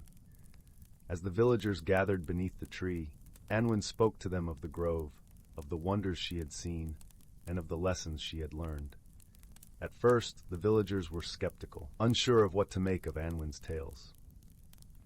But as she spoke, her words woven with the magic and wonder of the grove, she saw their hearts begin to open. She spoke of the importance of living in harmony with nature, of respecting the land and its creatures, and of the power of friendship to bridge any divide. Moved by her words, the villagers began to see the world through new eyes. With Anwen's guidance, they learned to listen to the trees, to hear the river's song, and to see the beauty in the smallest of things. They worked together to preserve the grove's magic, to protect it from harm, and to share its lessons with others. As the years went by, the village of Willowbrook flourished. The villagers lived in harmony with the land, nurturing it with care and respect. The hidden grove became a sanctuary for all who sought understanding, a place where magic and nature coexisted in perfect balance. And Anwen, with her boundless curiosity and her kind heart, continued to explore the wonders of the world, always guided by the lessons she had learned in the hidden grove. She knew that the magic of the grove would always be a part of her, a reminder of the power of friendship, understanding, and living in harmony with the world around her. As the sun set over Willowbrook, painting the sky with hues of pink and gold, Anwen sat beneath the ancient oak, her heart full of gratitude and peace. She knew that the grove's magic would endure, nurtured by the love and care of those who called it home. And so, under the watchful gaze of the ancient oak, Anwen closed her eyes, listening to the gentle whispers of the wind and the soft murmur of the river. With a heart full of dreams and a spirit alight with wonder, she drifted off to sleep, knowing that the magic of the hidden grove would always be with her, guiding her on her journey through life. Story 36. Once upon a time, in the quaint village of Willowbrook, nestled between rolling hills and whispering forests, there lived a young girl named Zyla. Her hair cascaded like spun gold, and her eyes sparkled with the curiosity of 1,000 questions. Zyla had always been drawn to the hidden corners of the village, the places where sunlight played in dappled patterns, and where mysteries seemed to linger just out of sight. One crisp autumn afternoon, while the leaves danced down from the trees in a riot of amber and crimson, Zyla wandered into the village's forgotten attic, a dusty, cobwebbed space above the old library. It was here that she stumbled upon an old, peculiar-looking key. The key was unlike any she had ever seen, with intricate designs etched into its surface. glistening silver in the dim light that filtered through the attic window. Curiosity piqued, Leela decided that this was no ordinary key. Holding it close, she felt a warm, tingling sensation spread through her fingers, as if the key was whispering secrets reserved for those with a kind heart and an open mind. With her discovery tucked safely in her pocket, Lila embarked on a journey through Willowbrook, seeking the lock that matched her mysterious key. Her first stop was the village's ancient oak tree, where she met Oliver, a wise old owl with feathers as soft as a midnight breeze and eyes that twinkled with ancient knowledge. "Ah, young Lila," hooted Oliver gently, "I see you've found the key of stories. Many have searched, yet few have been chosen. It opens the door to a world of wonders, but the path is not as straightforward as it seems." Lila listened intently, her heart fluttering with excitement. "What must I do, Oliver?" she asked, her voice filled with eagerness and a hint of apprehension. "The key will guide you," Oliver replied. "But remember, true magic lies not in the key itself, but in the courage to seek and the wisdom to understand." With Oliver's words echoing in her mind, Lila continued her journey, the village unfolding before her like a beloved storybook. Along the way, she encountered a merry band of helpers, a trio of squirrels named Nutmeg, Chestnut, and Peppercorn. They were lively creatures, their tiny eyes bright with mischief and their bushy tails flicking with excitement. "We'll help you, Lila," chirped Nutmeg, the leader of the trio. "But first, we must solve the riddle of the river." The riddle of the river was a well-known challenge in Willowbrook, said to be the gateway to unlocking many secrets. It required not strength, but rather the ability to see beyond the obvious, to listen to the whispers of the water and the sighs of the wind. Standing at the riverbank, Lila closed her eyes, letting the world around her fade into a gentle hum. She listened to the babbling brook, each note a piece of the puzzle she was meant to solve. Slowly, the answer unfurled in her mind like the petals of a morning flower. "The answer is time," she whispered, her voice barely louder than the rustling leaves.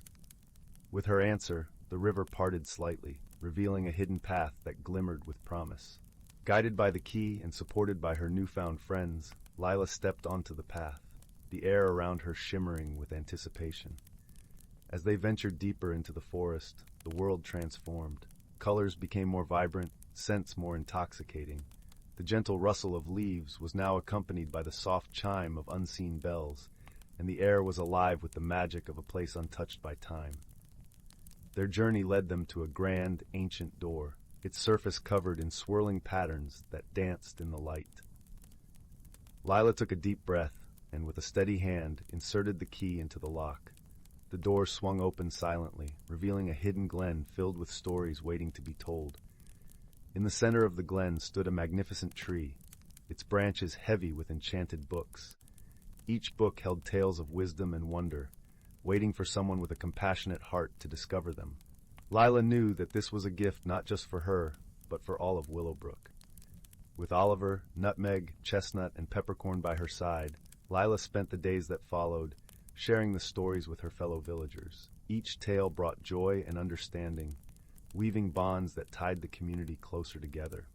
And so, Lila's journey of discovery and wonder filled Willowbrook with a magic that would linger for generations. She had learned that the greatest secrets were not hidden in objects, but in the friendships we forge and the stories we share. As the seasons turned and the years passed, Lila became the village's storyteller, her voice a soothing melody that lulled children to sleep, wrapped in the warmth of dreams.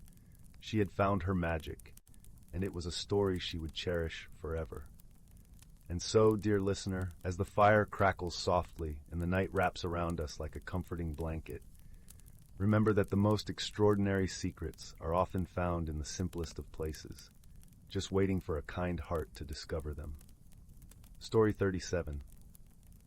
In the land of Luminara, where the golden sunlight danced upon the emerald leaves and the air was sweet with the scent of honeyed blossoms, there was a village nestled by the whispering woods. This village, known as Willowbrook, was a place where magic flowed as freely as the babbling brook that wound its way through the heart of the town. In Willowbrook, there lived a young girl named Anwin. She was known for her curious mind and gentle spirit, often found wandering the woods, chatting with the trees and the tiny creatures that dwelt beneath their boughs. Anwen had a special knack for noticing the little things that others might overlook, like the way the morning dew clung to the spider webs, turning them into necklaces of pearls, or the soft hum of the bees as they flitted from flower to flower. One crisp autumn morning, as the leaves crunched underfoot and the air was tinged with the scent of apples and spice, Anwen noticed something peculiar. The village clock, which stood proudly in the center of the square, was chiming at odd times. This clock was old and revered, crafted by a master clockmaker many moons ago, and it had never faltered. "How strange," Anwen murmured to herself, pausing to listen as the clock struck 13 times at the stroke of 9. She watched as the villagers glanced at one another with puzzled expressions, wondering if perhaps they had miscounted. Determined to solve the mystery, Anwen set off for the woods, where she often sought advice from the wise creatures who lived there. As she walked, the vibrant colors of the forest enveloped her, leaves swirling like a tapestry of amber and crimson around her feet. She soon arrived at the home of Finian, the wisest owl in all of Luminara. His tree stood tall and ancient, branches spreading wide like the arms of a welcoming friend. Anwen called up to him, her voice carrying on the gentle breeze. "Finian, might you have a moment to spare?" she asked, shading her eyes against the sun as she peered into the leafy canopy. Finian's large golden eyes blinked slowly open, and he ruffled his feathers before gliding gracefully down to a lower branch. "Ah, Anwen, my dear, to what do I owe this pleasure?" he hooted, his voice as soft as the rustling leaves. Anwen explained the curious happenings with the village clock, her eyes bright with curiosity. Finian listened intently, nodding his head in understanding. "It seems to me," Finian said thoughtfully, "that the clock might be trying to tell us something. Clocks, you see, are more than mere machines. They hold the history of time itself." Anwen pondered this, realizing that there was indeed more to the clock than met the eye, but what could it be trying to say? "Perhaps," Finian continued, "you should speak with the guardians of time, the timekeeper mice. They dwell in the old bell tower, and they are known to keep watch over all things temporal." Thanking Finian for his guidance, Anwen made her way to the bell tower, its silhouette stark against the azure sky. As she climbed the winding stairs, the air grew cooler, carrying with it the scent of aged wood and forgotten stories. At the top, she found the timekeeper mice, tiny, sage creatures with fur as soft as velvet and eyes that glimmered with wisdom. They scurried about, tending to the intricate gears and cogs that kept the clock ticking. "Greetings, Anwen," squeaked the eldest mouse, his whiskers twitching with curiosity. "We have been expecting you." Anwen, taken aback, asked how they knew she would come. "The clock, you see," the mouse explained, "has been enchanted with the magic of the forest. When it chimes out of turn, it signals a disturbance in the balance of time." Understanding dawned upon Anwen. "What must we do to restore the balance?" she asked, eager to help. The mice conferred amongst themselves, their tiny voices a symphony of whispers. Finally, the elder mouse spoke. "There is a crystal hidden deep within the roots of the great oak. It has the power to mend the rift in time." Anwen nodded, her heart set on the task. Thanking the mice, she descended the tower and made her way to the great oak, its majestic form towering above the forest like a guardian.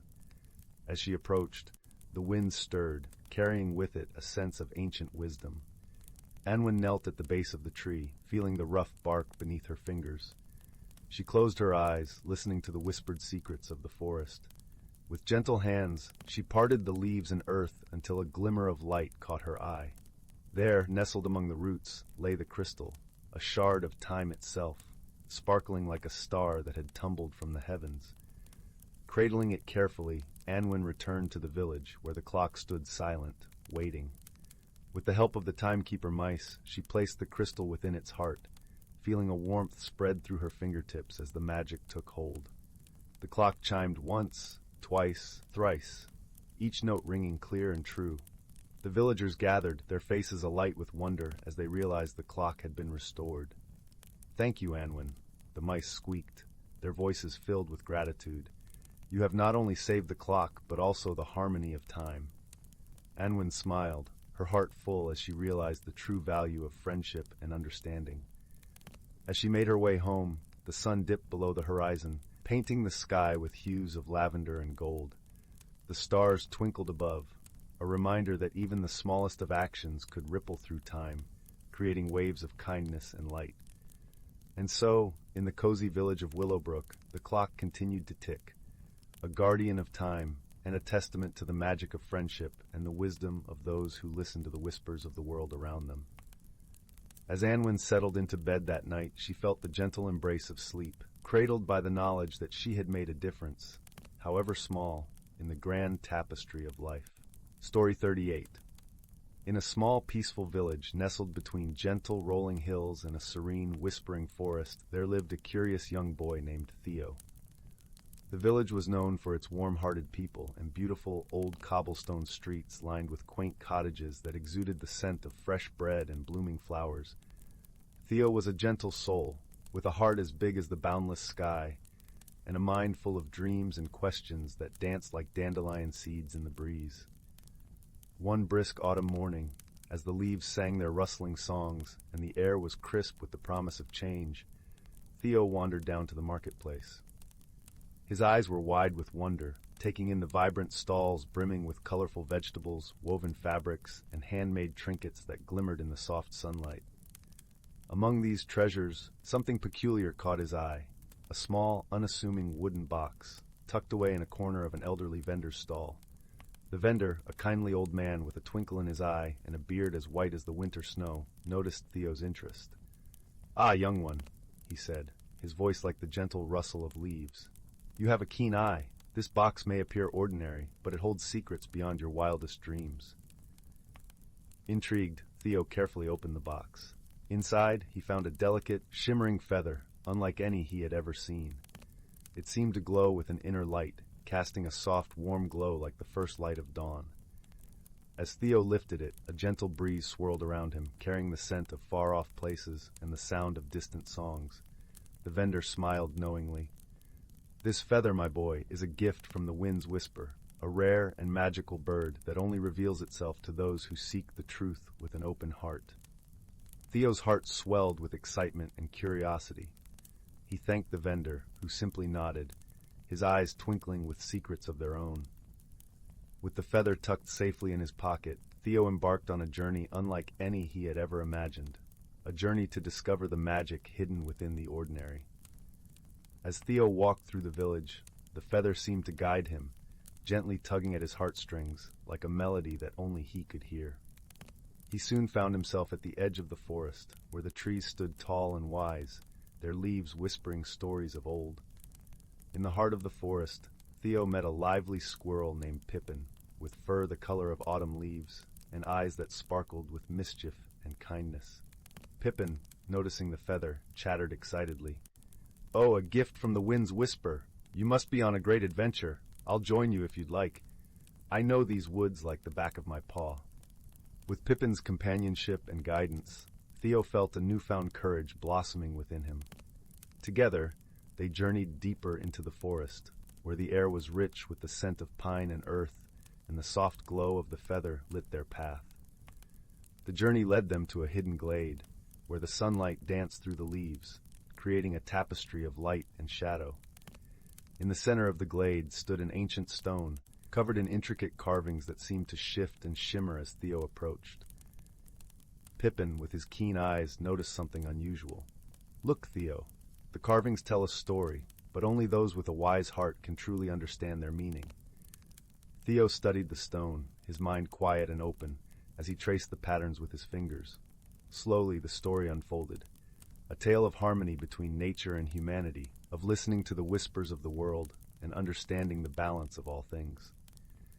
As Theo absorbed the wisdom of the stone, the feather began to glow even brighter, filling the glade with a warm, comforting light.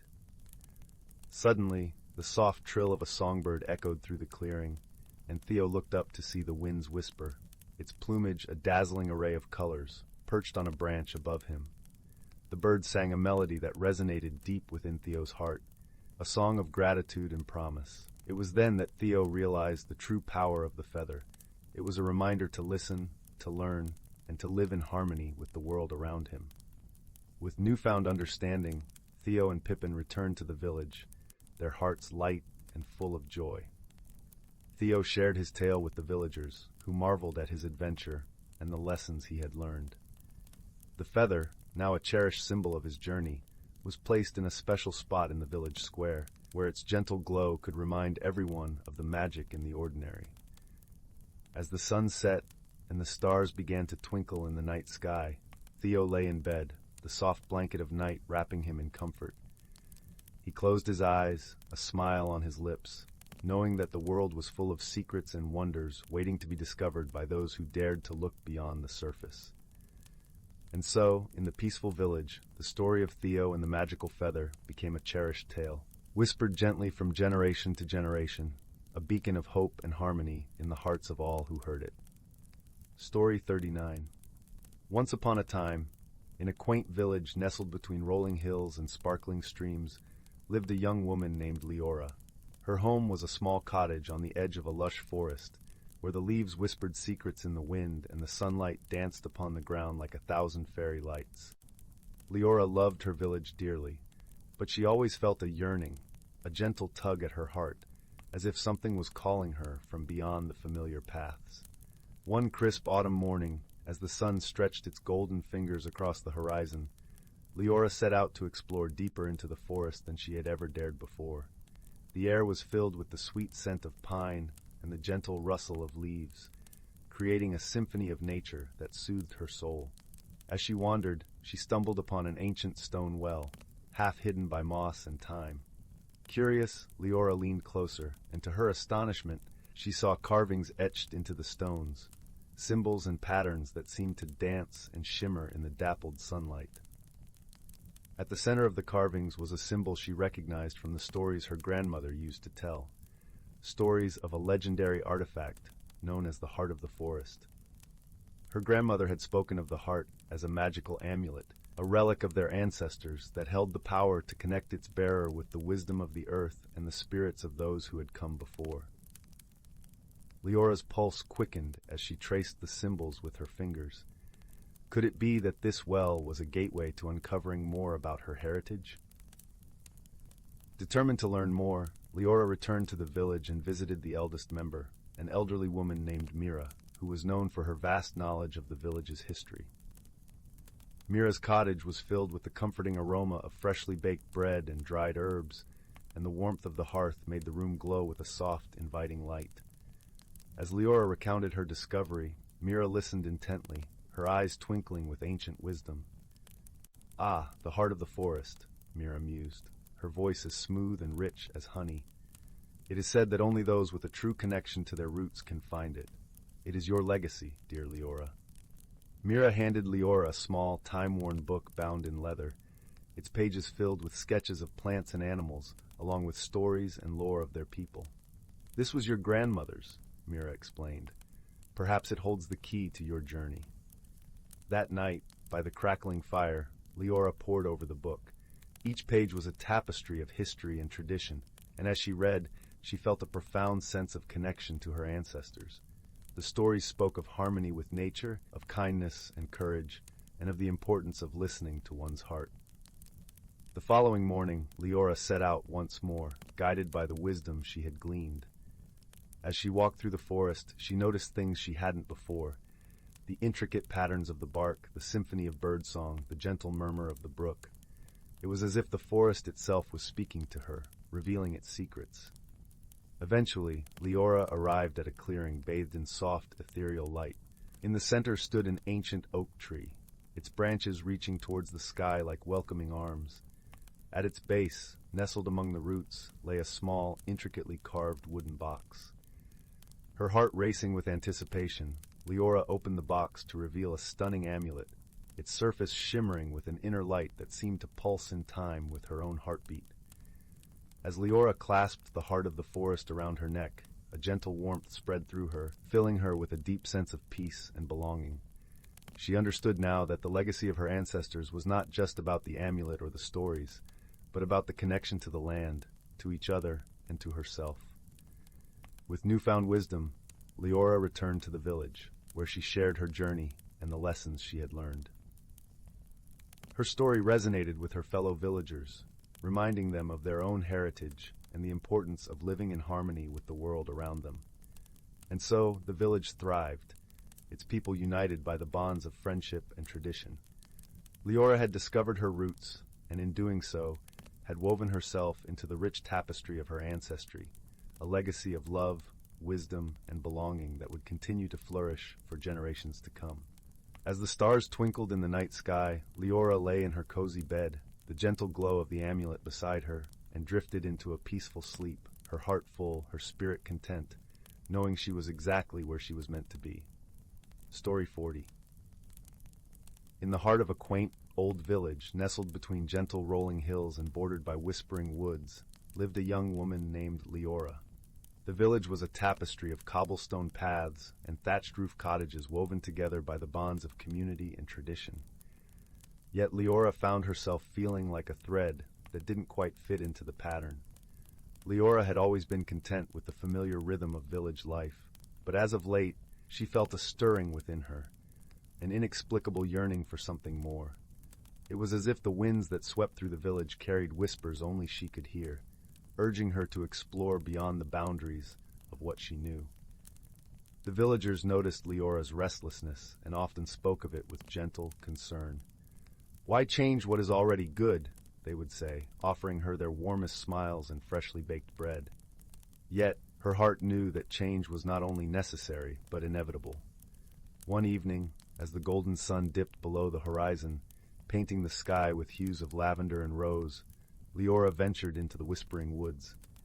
The air was cool and fragrant with the scent of pine and earth, and the leaves rustled softly as if sharing secrets with the night.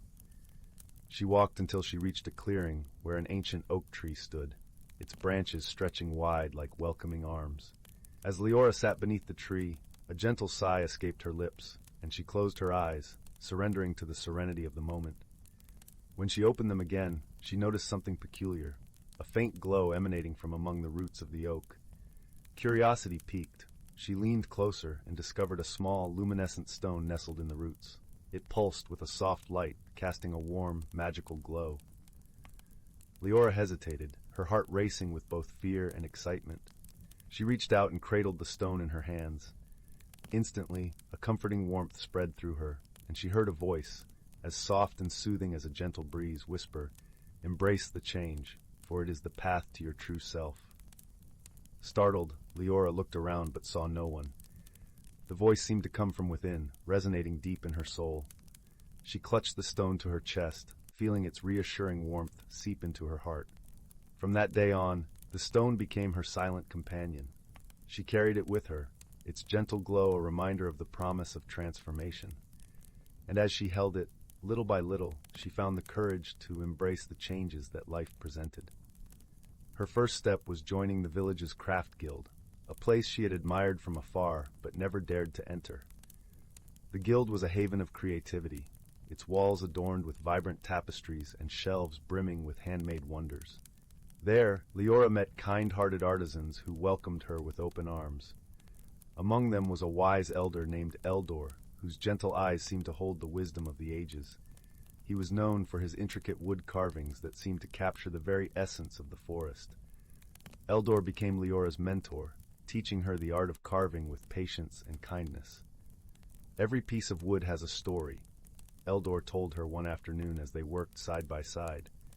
"Your task is to listen, to coax it out with each careful stroke."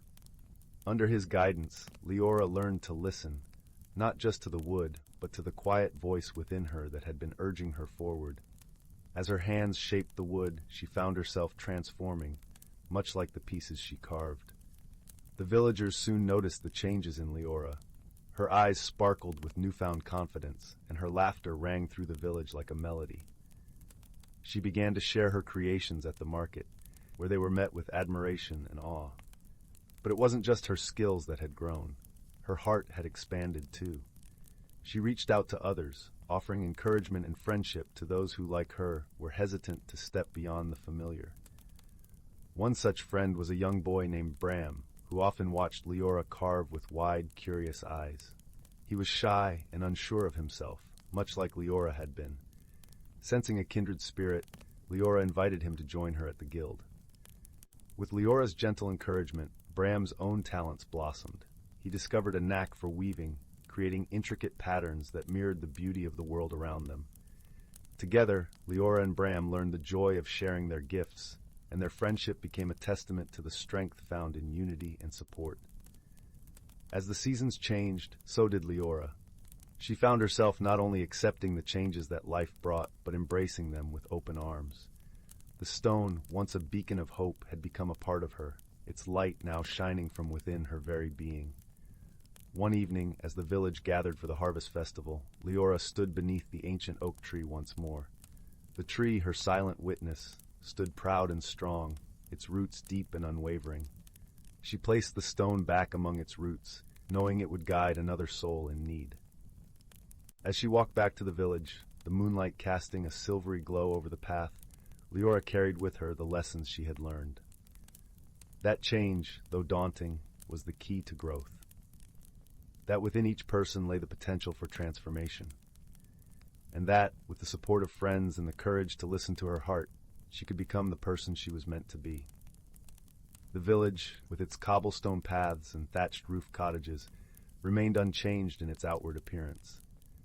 But for Leora, it was a place of endless possibility, a place where the whispers of the wind carried not a call to leave, but a song of welcome home.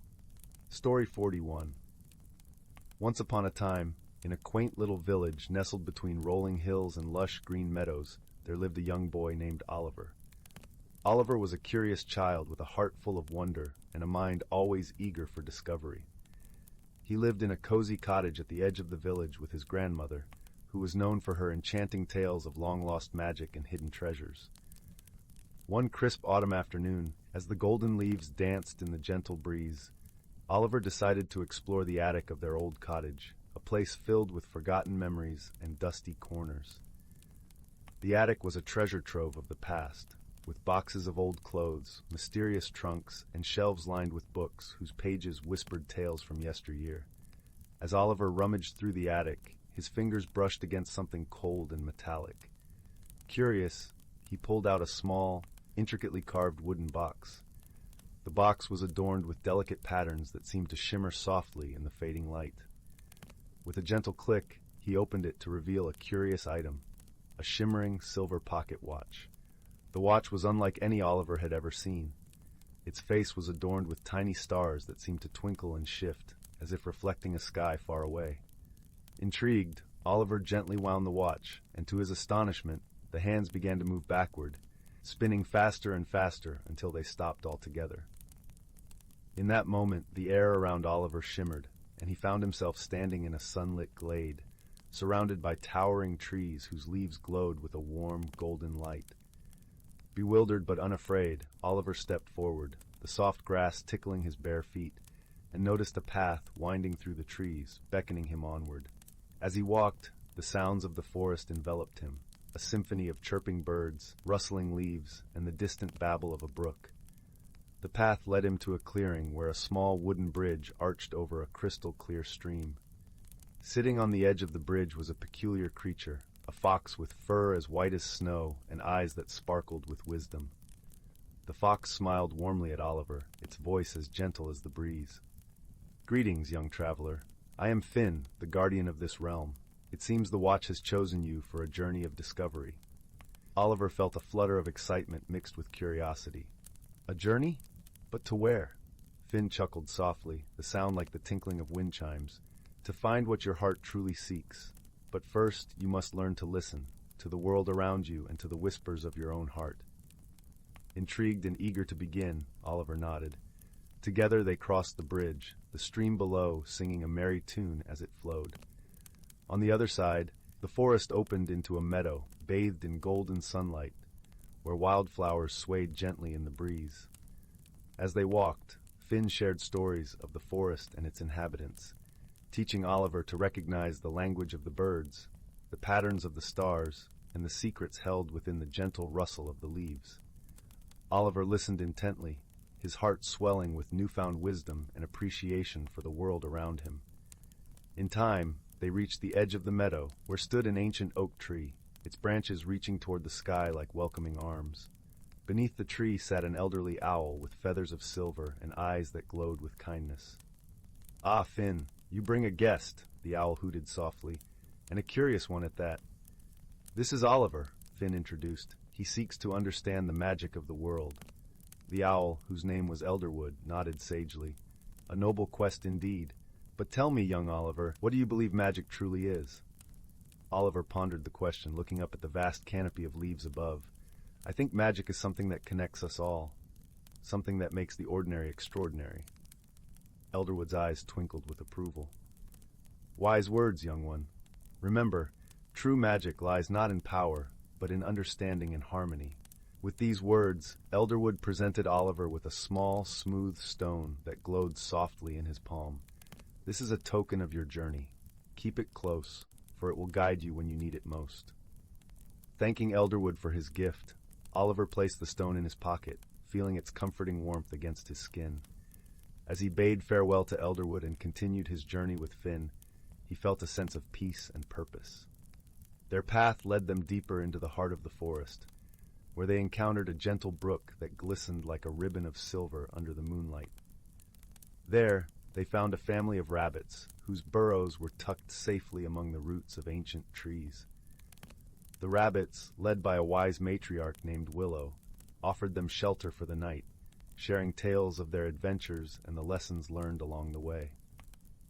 As Oliver listened, he realized that each story held a nugget of wisdom, a reminder that life's true treasures were found in the bonds of friendship, the beauty of nature, and the courage to follow one's heart. With each tale, Oliver's understanding of the world deepened, and he felt a growing connection to the magical realm that had welcomed him so warmly. The next morning, as the first rays of sunlight kissed the forest floor, Oliver and Finn continued their journey. Their path led them to a serene lake, its surface as smooth and clear as glass. There they met a graceful swan named Lyra, whose feathers shimmered like pearls in the sunlight. Lyra spoke with a voice as melodic as a lullaby. "I see you have traveled far, young Oliver. What have you learned on your journey?" Oliver smiled, his heart full of gratitude. "I've learned that magic is all around us, in the laughter of friends, the beauty of nature, and the wisdom shared by those we meet. It is in understanding and embracing the world with an open heart." Lyra nodded, her eyes filled with gentle pride. "Indeed, you have found the true essence of magic. Remember, the journey never truly ends, for each day brings new discoveries and connections." With a graceful bow, Lyra gifted Oliver a single feather, its edges glimmering with iridescent hues. Keep this as a reminder of your journey and the magic within you." As Oliver accepted the feather, he felt a surge of warmth and energy, a comforting reminder of the friendships he had forged and the wisdom he had gained. With Finn by his side, he began the journey back through the forest, retracing his steps along the path that had taught him so much. When they reached the bridge, Finn turned to Oliver with a soft smile. "Our journey together has come to an end, but your journey through life continues. Remember the lessons you have learned and the friends you have made, for they will guide you in times of need." Oliver nodded, his heart full of gratitude and joy. "Thank you, Finn, for showing me the way." With a final nod, Finn vanished into the forest, leaving Oliver standing at the bridge with the watch still ticking softly in his hand. As he wound the watch again, the world shimmered and blurred, and he found himself back in the attic, the autumn sunlight streaming through the window. In his pocket, Oliver felt the warmth of the stone and the softness of the feather, tangible reminders of his journey. With a heart full of newfound wisdom and wonder, he closed the box and carefully placed it back where he had found it, knowing that its magic would always be with him. And so, as the sun set behind the hills and the stars began to twinkle in the night sky, Oliver returned to his grandmother, ready to share the tales of his adventure and the magical secrets of the world around them.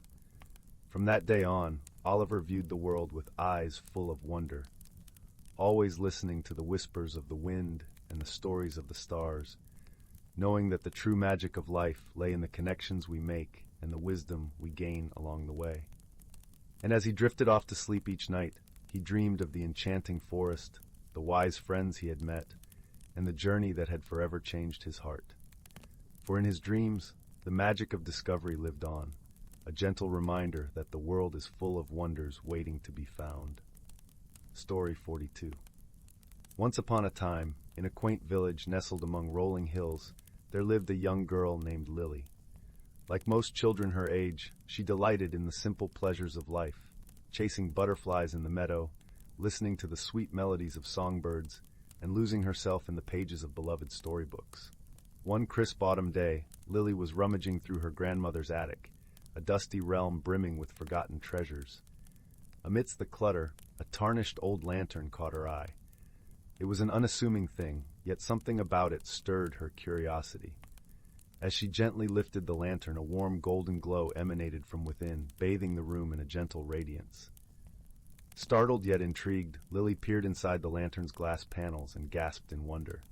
For there, nestled among the flickering flames, sat the most peculiar creature she had ever seen. A tiny, winged being with shimmering scales and eyes that twinkled like stars. "Hello, dear one."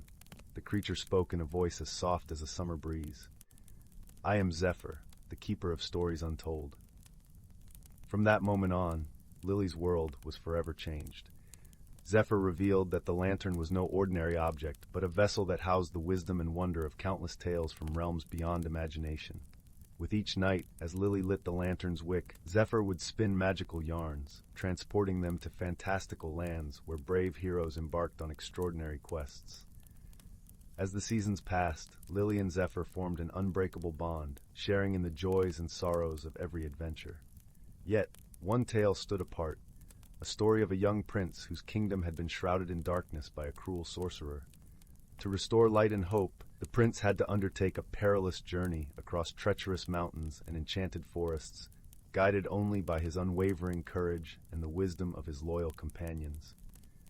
Lily found herself deeply invested in the prince's quest, her heart swelling with every triumph and aching with every setback. And when the tale reached its climax, with the prince standing before the sorcerer's ominous citadel, Zephyr's voice trembled with emotion. "The prince knew that victory could not be achieved through force alone," Zephyr whispered. "For true power lies not in might, but in the strength of one's spirit and the bonds of friendship." In that moment, Lily understood the profound lesson woven into the story's tapestry.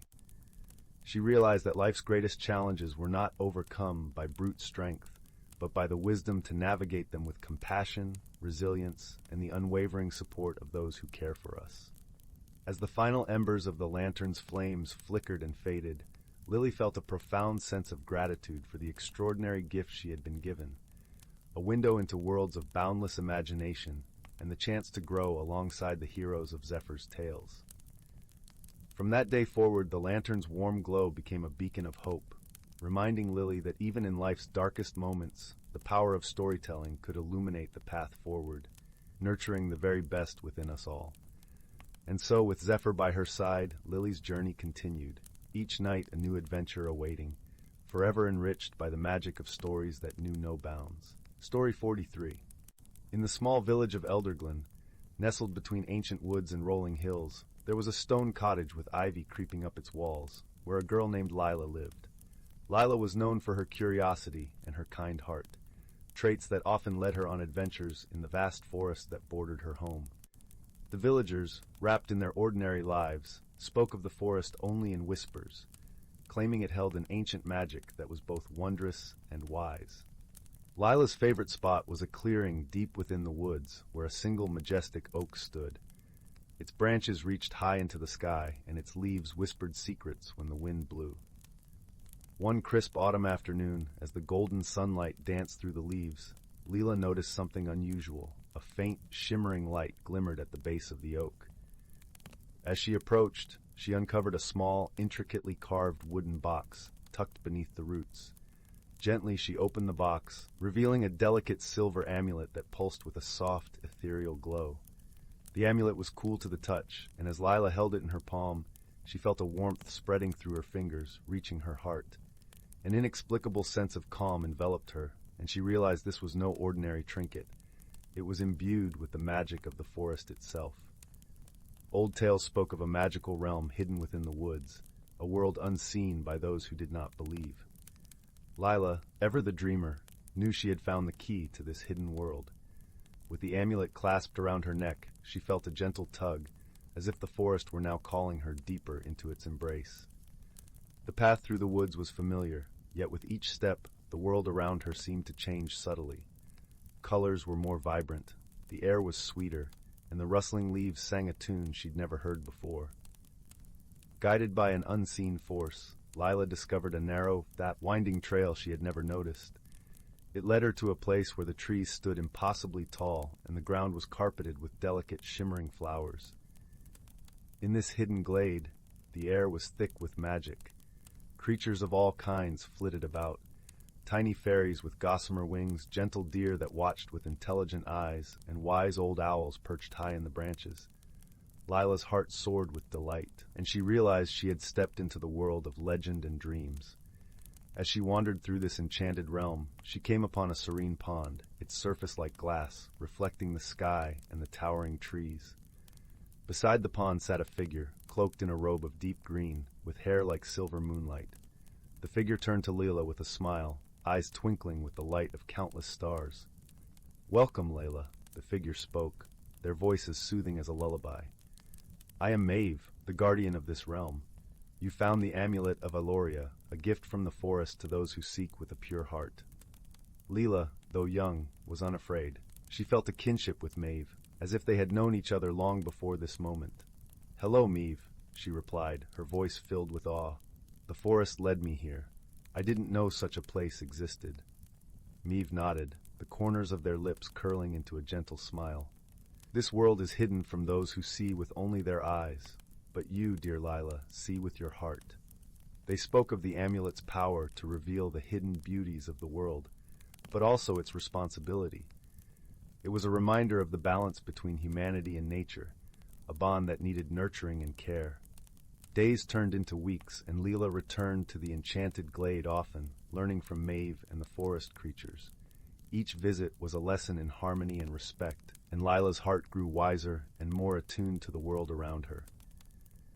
Yet the peaceful existence was not without its challenges. One evening, as the sun dipped below the horizon, casting a warm glow across the land, a shadow passed over the forest. It was a creeping darkness, a sign of imbalance that threatened to disturb the harmony of the realm. Maeve explained that the darkness was born of neglect and forgetfulness, a result of people losing touch with the natural world. It was slowly spreading, like ink in water, and it was up to Zyla to help restore the balance. With determination, Zyla set out on her quest, the amulet glowing softly against her chest. She traveled to the edges of the village, where the forest began to thin, and spoke to the villagers about the wonders she had witnessed. She told them of the beauty that lay just beyond their sight, of the need to cherish and protect the world they lived in. At first, her words were met with skepticism, for the villagers were set in their ways. But Lila's sincerity and the light in her eyes kindled a spark of curiosity and hope. Slowly, they began to listen, to see the world through her eyes. They started planting trees, cleaning the streams, and respecting the creatures that shared their land. As the villagers embraced these changes, the darkness receded. The forest flourished, and the magical realm grew stronger, vibrant with life and color. The bond between the village and the forest was renewed, and Lila's heart swelled with joy and fulfillment. One day, as she sat by the pond with Maeve, watching the sun paint the sky in hues of pink and gold, Maeve turned to her with a smile. "You have done well, Zyla. The amulet has chosen wisely, for you have shown the strength of heart that bridges worlds." Zyla looked at the amulet, the symbol of her journey and growth. "It was not just me, Maeve. It was everyone, all of us together." Maeve nodded, pleased with the wisdom in Lila's words. Indeed, the magic of the world lies in unity and love. As the final rays of the sun kissed the earth, Zyla knew her journey was just beginning. She had discovered not only a hidden world, but also the strength within herself to make a difference. With the forest as her guide and the amulet as her reminder, she would continue to nurture the bond between her world and the magical realm. And so, the story of Zyla and the amulet of Illuria became a cherished legend in Elderglen, whispered by the fireside to children with dreams as big as the sky. The village, the forest, and the hidden realm thrived in harmony, a testament to the power of kindness, friendship, and a heart that sees beyond the ordinary. In time, the amulet would find its way to another dreamer, but for now, it lay safely in Lila's care, a beacon of hope and a promise of endless possibilities. And under the watchful eyes of the ancient oak, the forest whispered its eternal secrets to all who dared to listen. Story 44. Once upon a time, nestled in the heart of a quaint village, there stood an old bookshop named the Whispering Pages. This cozy nook was filled with towering shelves of books, each more mysterious than the last. The air was always laced with the comforting scent of aged paper and the faintest hint of lavender, which the owner, Mr. Tibbles, claimed came from a secret potion he brewed himself. Among the many visitors was a young girl named Clara. She had a heart as curious as a meadow mouse, and eyes that sparkled like the morning dew. Clara loved to lose herself in the stories the books whispered to her, often imagining herself as the heroine in grand adventures. But there was one book she hadn't yet discovered, and it was about to change her life. One rainy afternoon, as the sky drizzled a gentle, rhythmic lullaby against the shop's windows, Clara found herself drawn to a shadowy corner she had never noticed before. There, partially hidden behind a heavy velvet curtain, was a small, dusty book with a cover of deep emerald and a golden feather embossed on its spine. The book seemed to glow faintly, as if it were eagerly awaiting her touch. Curiosity twinkling in her eyes, Clara reached out and gently pulled the book from the shelf. As her fingers brushed its cover, a soft warmth spread through her hands, and a quiet, melodious hum filled the air. Intrigued, Clara opened the book to find pages filled not with words, but with beautiful illustrations of a world unlike any she had seen before. As she turned the pages, the images began to shimmer and move, and Clara felt a gentle tug at her heart. Suddenly, she found herself standing in a sunlit meadow, the book nowhere to be seen. The air was sweet with the scent of wildflowers, and the sky was a brilliant blue, dotted with fluffy clouds that drifted lazily by. Clara was not alone. Beside her stood a fox with a coat as red as autumn leaves, and eyes that shone with wisdom beyond his years. "Welcome, Clara," the fox said in a voice as smooth as velvet. "I am Finn, your guide through this magical realm.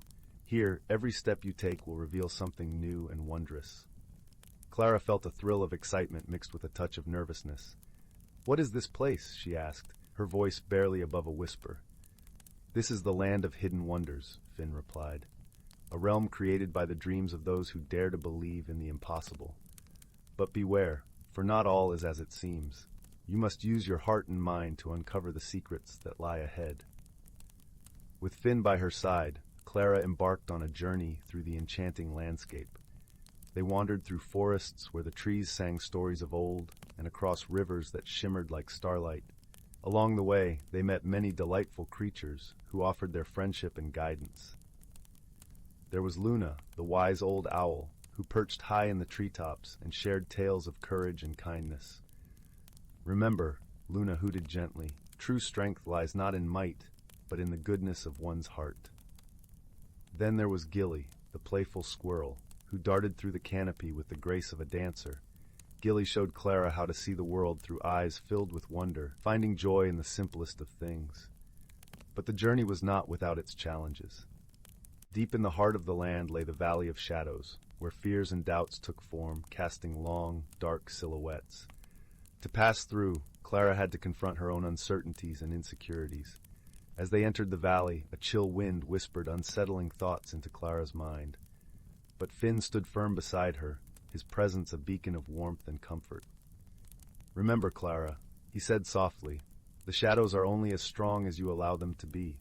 Trust in yourself, and they will fade." With Finn's words echoing in her heart, Clara took a deep breath and closed her eyes. She thought of all the kindness and courage she had witnessed on her journey, and slowly but surely the shadows began to recede. The valley brightened, and the path ahead became clear once more. Emerging from the Valley of Shadows, Clara felt a newfound strength within her. She realized that the journey had not only been about discovering the wonders of this magical land, but also about uncovering the courage and wisdom that had been within her all along.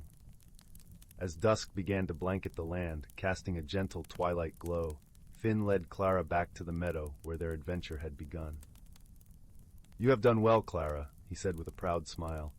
"But remember, the magic of this land does not end here. It lives within you, wherever you go." With a nod of understanding, Clara felt the warmth of the book in her hands once more. Opening her eyes, she found herself back in the bookshop, the rain still pattering softly against the windows. The emerald book lay open on her lap, its illustrations now still and serene. Clara closed the book gently, a soft smile playing on her lips. She knew that the land of hidden wonders was not just a place on a page, but a part of her heart. And as she stepped out of the shop, the world around her seemed a little brighter, a little more magical. With each step, she carried the lessons of her journey, knowing that true magic comes from within, and the bonds of friendship and kindness can light even the darkest of paths. And so, with dreams of new adventures swirling in her mind, Clara walked home under the gentle embrace of the moonlit sky, her heart full of wonder and warmth. Story 45. In the heart of the whispering woodland, where the trees murmured in soft lullabies and the streams sang gentle tunes, lay the quaint village of Luminara. Its cobblestone streets were lined with houses that seemed to twinkle with their own light, and lanterns hung from every porch, casting a warm glow that made the nights feel as cozy as the embrace of a beloved blanket. In this charming village there lived a kind-hearted girl named Maribel. Maribel was known for her gentle spirit and her talent for noticing the little details in life that others often overlooked.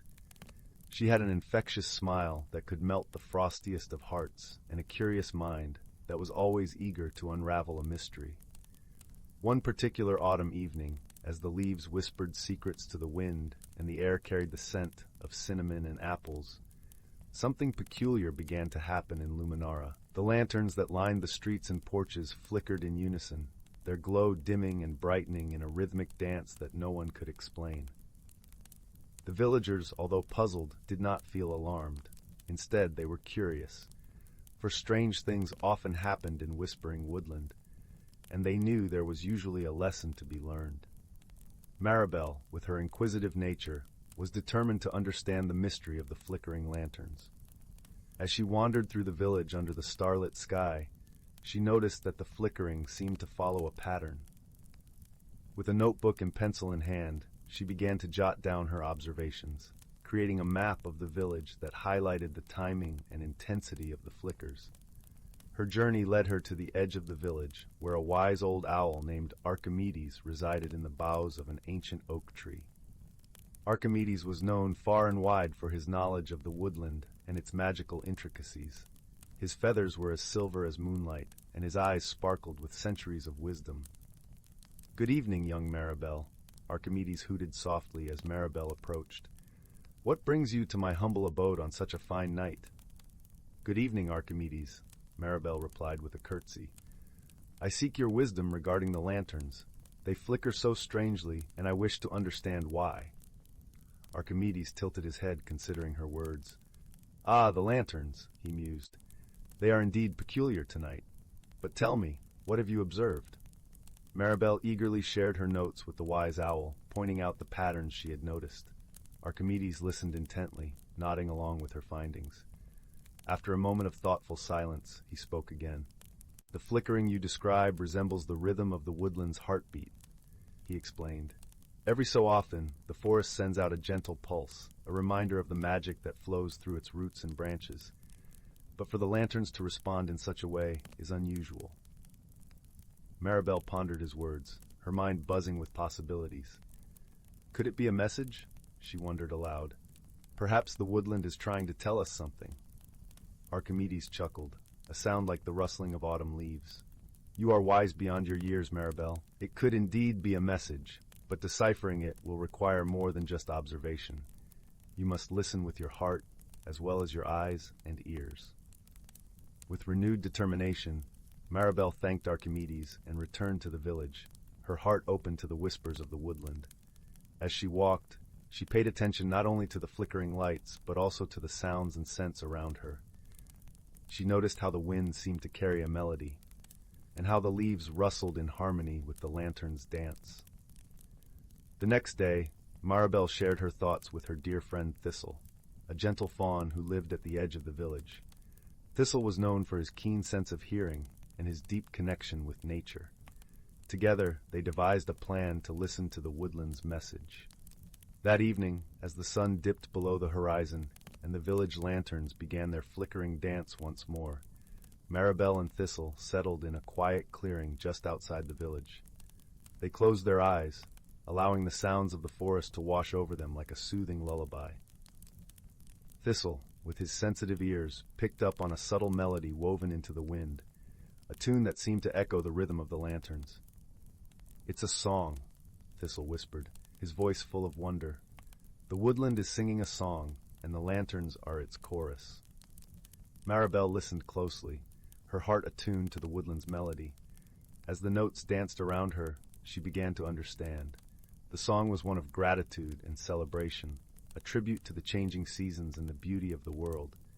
The woodland was sharing its joy with the village, inviting its inhabitants to join in the dance of life. With this realization, Maribel and Thistle returned to the village, eager to share their discovery. They encouraged the villagers to listen to the woodland song and to participate in its festive rhythm. That night, the entire village gathered in the square, their hearts open to the magic that surrounded them. As the lanterns flickered in harmony with the woodland's melody, the villagers joined hands and danced beneath the starlit sky. Laughter and music filled the air, and the village of Luminara glowed brighter than ever before, illuminated by the joy and unity of its people. In the days that followed, the flickering lanterns became a beloved reminder of the woodland's magic and the importance of listening closely to the world around them. The mystery of the flickering lights had been solved through observation, wisdom, and the gentle guidance of nature's song. And so, under the watchful eyes of the moon and stars, the village of Luminara continued to thrive, its people bound together by the shared understanding that even the smallest mysteries could reveal the greatest truths. As Maribel drifted off to sleep that night, she felt a warm, comforting glow within her heart, knowing that she was part of something truly magical. And the woodland, in its infinite wisdom, continued to sing its song, a melody of love and light that would echo through the ages. Story 46. In the quaint village of Willowbrook, nestled between rolling hills and whispering woods, there lived a young girl named Mabel. Her days were filled with the joyful hum of the countryside, where the sun painted golden streaks across lush meadows, and the breeze carried the sweet scent of blooming wildflowers. Mabel loved to explore the village's nooks and crannies, her heart ever open to the wonders that lay hidden in the everyday world. One quiet afternoon, as the village basked in the soft glow of the setting sun, Mabel decided to visit the old bookshop that stood at the end of Cobblestone Lane. The shop was a labyrinth of towering shelves and dusty tomes, each one holding stories of distant lands and forgotten times. Mabel's fingers danced over the spines of the books, until they paused on a peculiar-looking volume tucked away in a shadowy corner. The book's cover was a deep, velvety blue, adorned with swirling silver patterns that seemed to shimmer in the dim light. It was titled, "The Whispers of the Wishing Well." Intrigued, Mabel gently pulled the book from its resting place and settled into a cozy armchair by the window to read. As she turned the pages, Mabel discovered tales of an enchanted well hidden deep within the whispering woods, a place where wishes were said to come to life. The well, guarded by the ancient spirit of the forest, could grant a single wish to those who approached it with pure hearts and noble intentions. But the journey to the well was fraught with challenges that required wisdom and friendship to overcome. Mabel's heart fluttered with excitement. She felt a curious pull towards the well, as if it called to her from the pages of the book. She knew she had to find it. That evening, beneath a canopy of twinkling stars, Mabel set out on her adventure. The path to the whispering woods was bathed in moonlight, and the gentle hoot of an owl echoed through the night. As she entered the woods, the trees stood like silent sentinels, their leaves rustling softly in the cool night breeze. It wasn't long before Mabel met her first companion, a wise old fox named Finn. His fur was a rich auburn, and his eyes twinkled with the light of countless stories. Finn had lived in the Whispering Woods for many years, and he knew its secrets well. "Hello there, young traveler," Finn greeted her with a warm smile. I see you're on a quest. Perhaps I can be of assistance? Mabel shared her tale of the wishing well, and Finn nodded thoughtfully. The path is not an easy one, but I will guide you as far as the moonlit glade. From there, others may join your journey. Together, they ventured deeper into the forest, where the air was filled with the sweet scent of pine and the soft murmur of a nearby stream. As they walked, Finn shared stories of the woods, of brave adventurers and wise creatures who had come before. In the moonlit glade, they encountered a gentle deer named Zyla, her eyes as bright as the sun-dappled leaves above. Lila's grace and kindness were known throughout the forest, and she offered to lead Mabel further along her path. The journey to the well is one of the heart, Zyla explained in her soft, melodic voice. It is not strength that will guide you, but understanding and compassion. With Zyla by her side, Mabel felt the warmth of friendship growing in her heart. They traversed through fields of soft moss where fireflies danced in the air like tiny stars. Along the way, Mabel learned to listen to the whispers of the forest, the gentle guidance of nature itself. As dawn painted the sky with hues of pink and gold, they approached the final leg of their journey. Here the path was guarded by a wise old owl named Orion, perched high in a gnarled oak tree. His feathers were as soft as the evening clouds, and his gaze was deep with knowledge. Orion presented Mabel with a riddle, a challenge meant to test her wisdom and empathy.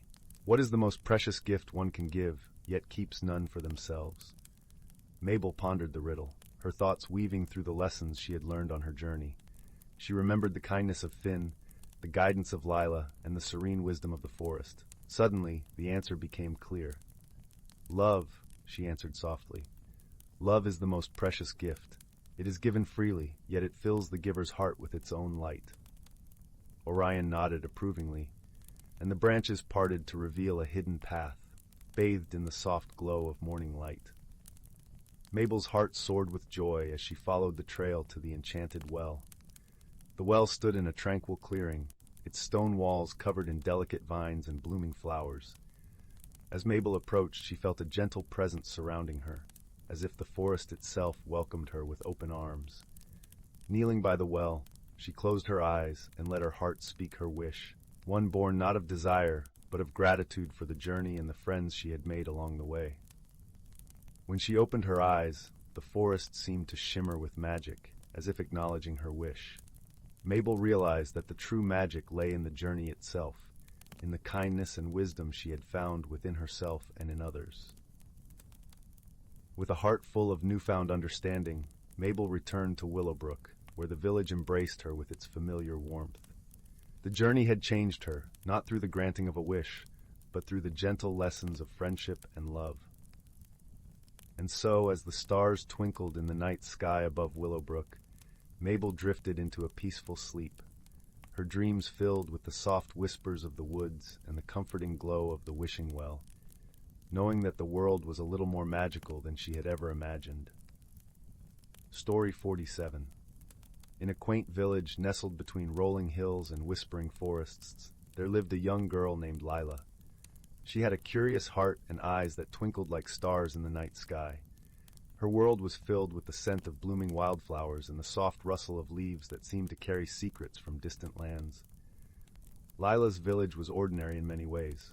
The cobblestone paths wound around cozy cottages with thatched roofs, and the villagers went about their daily routines with a sense of rhythm and purpose. Yet, there was one thing that set this village apart, a mysterious old shop at the edge of town. Its wooden sign read, "Holloway's Curiosities," and it was filled with trinkets and treasures that sparked the imagination. One crisp autumn afternoon, as golden leaves danced in the breeze, Zyla found herself drawn to the shop's weathered door. Inside, the air was warm and smelled of cinnamon and old parchment. Shelves lined with peculiar items beckoned her to explore. A crystal that seemed to hum with a gentle glow, a clock that ticked backward, and a jar of marbles that shimmered like a rainbow in the sun. But it was a small, unassuming locket that caught Zyla's attention. It was made of silver, tarnished with age, and adorned with a simple engraving of a crescent moon. When she picked it up, a soft warmth spread through her fingers, as if the locket was alive with hidden magic. The shopkeeper, A kindly old man with spectacles perched on his nose and a beard as white as winter snow approached with a knowing smile. "Ah, you found the moonlit locket," he said in a voice that seemed to echo from the depths of time. "What does it do?" Lila asked, her curiosity piqued. "It's said to hold a secret that reveals itself only to those with a heart full of wonder," the shopkeeper replied, his eyes twinkling like the locket itself. Intrigued and unable to resist the call of adventure, Lila purchased the locket and hung it around her neck. As she stepped out of the shop, a gentle breeze whispered through the trees, as if guiding her towards something unseen. That night, as the village slumbered under a blanket of stars, Lila lay in bed, the locket resting on her chest. She closed her eyes, and in that moment, she felt a gentle tug, as if the locket was inviting her into a dream. When she opened her eyes, Lila found herself standing at the edge of an enchanted forest. The trees towered above her, their leaves shimmering with hues of emerald and gold. A soft, ethereal light bathed the path, and the air was filled with the sweet fragrance of jasmine. As she ventured deeper into the forest, Lila encountered a group of friendly creatures. There was Finn, a wise old owl with feathers the color of moonlight, who had a penchant for riddles and stories. Nisa, a sprightly fox with a coat of fiery red, who was quick with a joke and even quicker on her feet. And Thistle, a gentle deer with eyes as deep as the forest itself, who spoke in a voice as soft as velvet. Together, they became Lila's companions on this dreamlike journey. Each of them had their own gifts, but it was their friendship and guidance that truly illuminated the path ahead. The forest, however, was not without its challenges. There was a labyrinth, its walls woven from vines and shadows that seemed to stretch on forever. Lila felt a pang of doubt, a fear that she might never find her way out. But it was Finn's wisdom that calmed her heart. "Remember, the path is not always what it seems. Look not with your eyes, but with your heart," he advised, his voice a soothing melody. With this in mind, Lila closed her eyes and listened. She tuned into the soft whispers of the wind, the gentle rustle of leaves, and the heartbeat of the forest itself. Slowly, a path revealed itself, not one that could be seen, but one that could be felt. Guided by this newfound sense of intuition, Lila and her friends navigated the labyrinth with grace and ease. Each step brought them closer to the heart of the forest, where the true secret of the moonlit locket awaited. At the center of the forest, they discovered a serene pond, its surface as smooth and reflective as a mirror. In its depths, Lila saw her own reflection, but there was something more, a warmth, a light that radiated from within her. It was the light of her own spirit, of her own potential and kindness. The locket, she realized, was not a key to some external treasure, but a guide to uncovering the magic within her own heart. It was a reminder that true strength and wisdom come from embracing one's own inner light.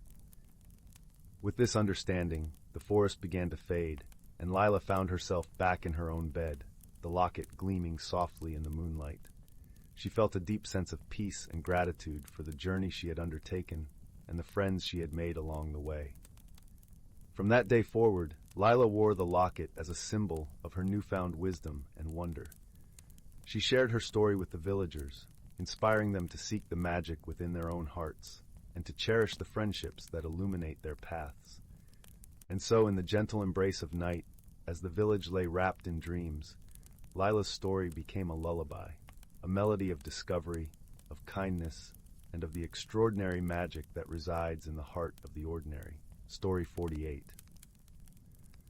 In the heart of the ancient whispering woods, where sunlight danced through a cathedral of emerald leaves and the air was sweet with the scent of wildflowers, lived a community of creatures whose lives were intertwined with the very essence of nature itself.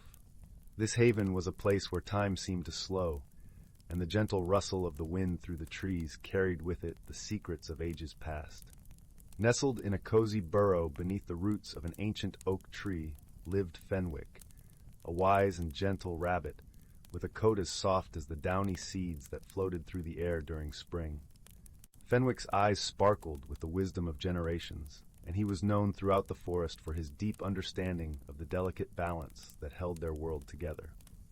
One crisp autumn morning, as the golden leaves began their graceful descent to the forest floor, Fenwick awoke to find his friend, Leora, a clever and curious squirrel, waiting anxiously at his doorstep. Her bushy tail twitched with excitement, and her eyes, the color of hazelnuts, gleamed with anticipation. "Fenwick," she chattered, "come quickly. There's something extraordinary happening by the riverbank." Intrigued, Fenwick followed Leora through the dappled sunlight and the crunch of fallen leaves, their path winding through the forest's secret trails. As they approached the river, a symphony of sights and sounds enveloped them, the gentle murmur of water over stones, the scent of damp earth and moss, and the occasional flutter of a bird's wings overhead. There, by the riverbank, a gathering of creatures had formed, all gazing in wonder at the spectacle before them. A shimmering mist hovered just above the water, swirling with hues of sapphire and silver. Within the mist danced ethereal figures, tiny, luminescent beings that flitted about like living stardust. "These are the river sprites," Fenwick explained softly, his voice barely above a whisper. "They visit us but once in 100 years to weave their magic into the waters and ensure the balance of the forest." Leora watched in awe as the sprites performed their ancient dance, their movements as fluid and graceful as the river itself. It was said that the sprites' magic was tied to the changing of the seasons, a ritual that sustained the harmony of their world. As the creatures watched, a gentle breeze stirred the leaves, carrying with it the soft, melodious voice of Eldra, the wise owl who resided in the tallest tree in the forest. She perched on a high branch, her feathers a tapestry of moonlit grays and browns, her eyes as deep and knowing as the night sky. "Gather close, dear friends," Eldra called, "for the time has come to share the wisdom of the ages." The creatures settled into a comfortable circle, their eyes fixed on Eldra, who began to tell the tale of the forest's origins, a story passed down through generations as old as the trees themselves. "Long ago," Eldra began, "the forest was born from the dreams of the earth itself. The first oak sprang from a single acorn, nurtured by the sun and rain, and from it the forest grew, each tree, plant, and creature a part of the great tapestry of life." She spoke of the seasons, each one a brushstroke in the painting of their world. Spring, with its promise of new beginnings; summer, a time of abundance and warmth; autumn, the season of reflection and preparation; and winter, a period of rest and renewal. "The river sprites," Eldra continued, her voice a soothing lullaby, "are the guardians of this cycle. They remind us that every season has its purpose, and through their magic, they ensure that the balance is maintained." As Eldra's tale wove its way into the hearts of her listeners, a sense of peace settled over the gathering. Each creature understood their role in the grand design, and the importance of living in harmony with the world around them. As the sun dipped below the horizon, casting the forest in the soft glow of twilight, the river sprites completed their dance. With a final, dazzling flourish, they vanished into the mist, leaving behind a lingering sense of wonder and gratitude. Fenwick and Leora lingered by the riverbank, watching as the stars began to twinkle in the velvety sky above. The gentle sound of the river and the rustle of leaves formed a soothing symphony, a reminder of the timeless rhythm of nature. "Thank you, Fenwick," Leora said softly, her voice filled with warmth, "for sharing this moment with me and for reminding us of the beauty and wisdom that surrounds us." Fenwick smiled, his heart full. "The forest teaches us every day," he replied, "if only we take the time to listen." And so, as the night enveloped the whispering woods in its tranquil embrace, Fenwick and Leora made their way back home, their hearts light with the knowledge that they were part of something far greater than themselves, a world where magic and nature danced together in perfect harmony. In their dreams, they carried the echoes of the river sprite's song, a melody that would guide them through the seasons to come. Story 49. Once upon a time, in a realm where wonders danced through every whisper of the wind, there lived a young fox named Amber. Her fur shimmered like burnished copper, and her eyes sparkled with curiosity that could hardly be contained. Amber's home was the wildwood, an ancient forest brimming with magic and secrets. Towering trees sheltered a vibrant community of creatures great and small, from the fluttering pixies that tended the meadows to the wise old oak that served as a council hall.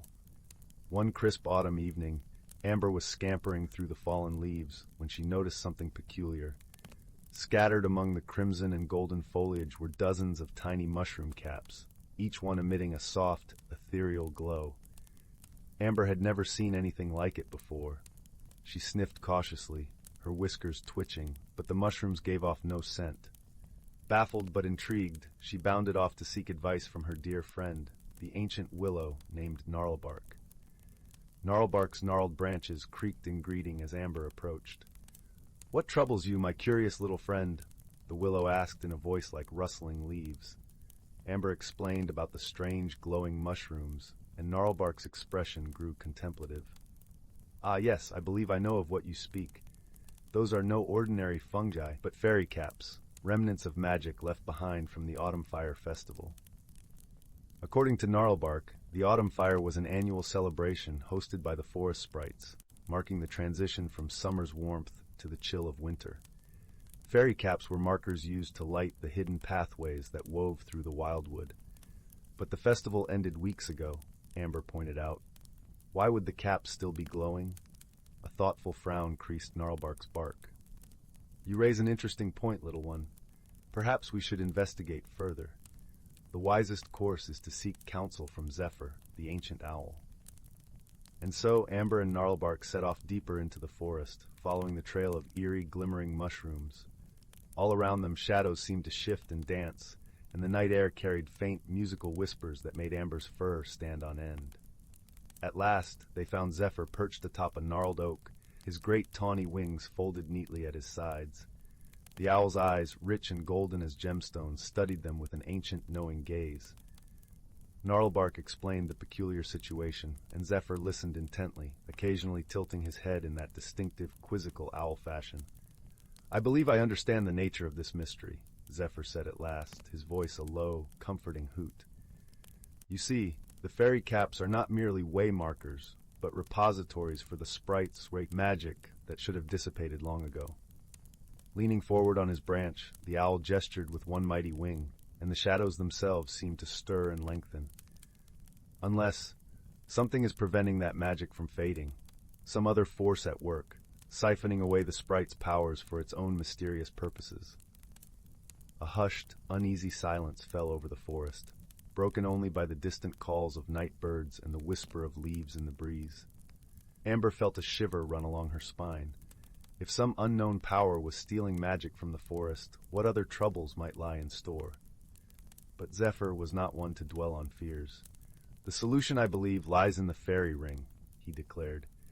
"Deep in the heart of the wildwood, where the roots of the ancient oaks converge, there is a sacred circle known only to the forest's oldest denizens.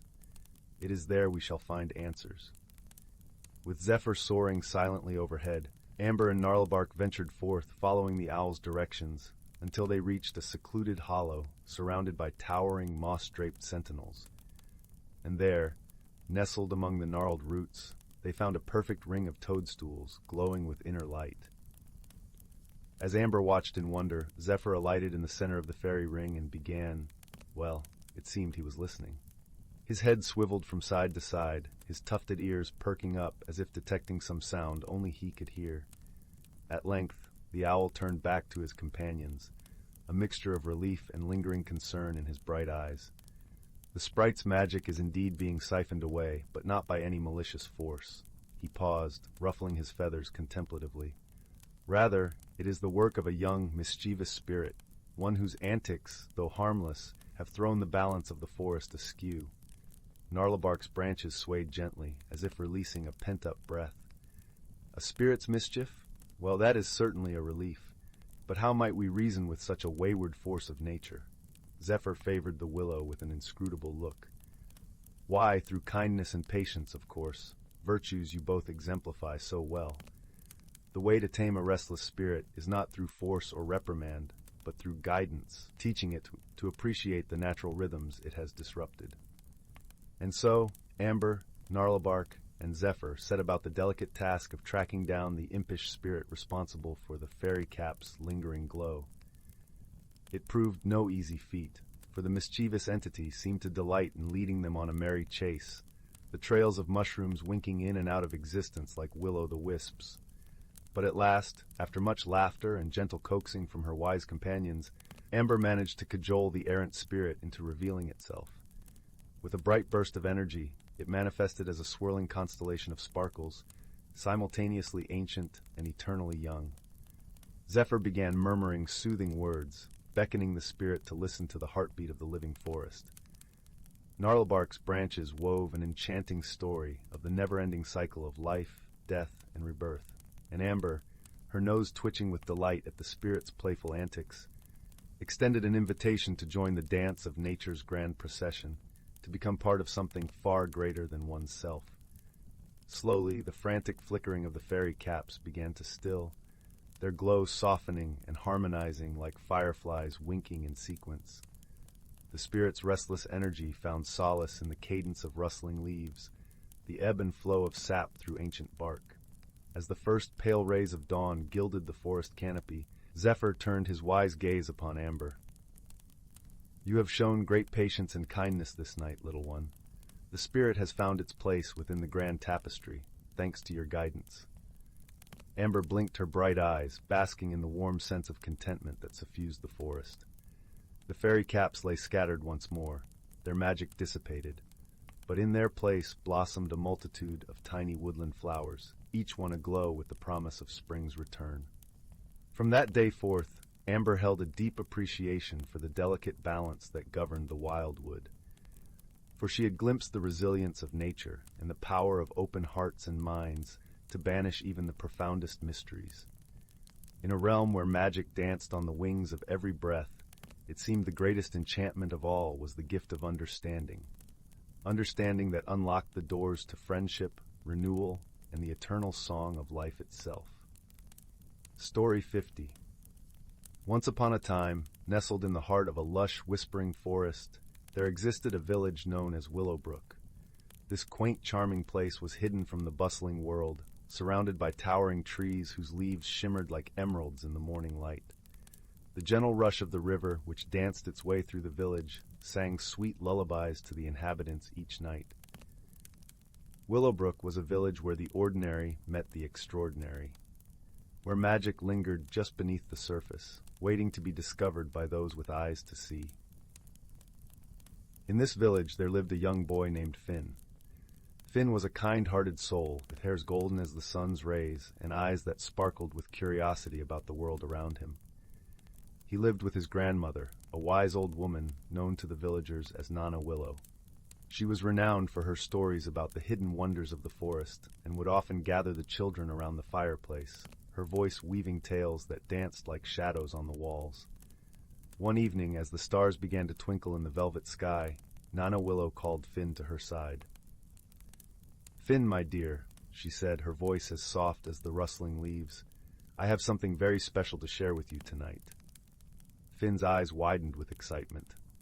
"What is it, Nana?" She handed him a small, intricately carved wooden box.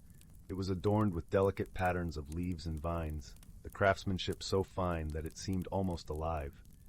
"This is the Whispering Box," Nana Willow said with a twinkle in her eye. "It has been passed down through generations of our family. Inside is the key to a world hidden within our own." Finn's heart raced with anticipation as he carefully opened the box. Inside lay a tiny, shimmering crystal, no larger than a pebble, glowing with a soft, iridescent light. "What does it do?" he asked, his voice barely above a whisper. Nana Willow leaned closer, her silver hair catching the firelight.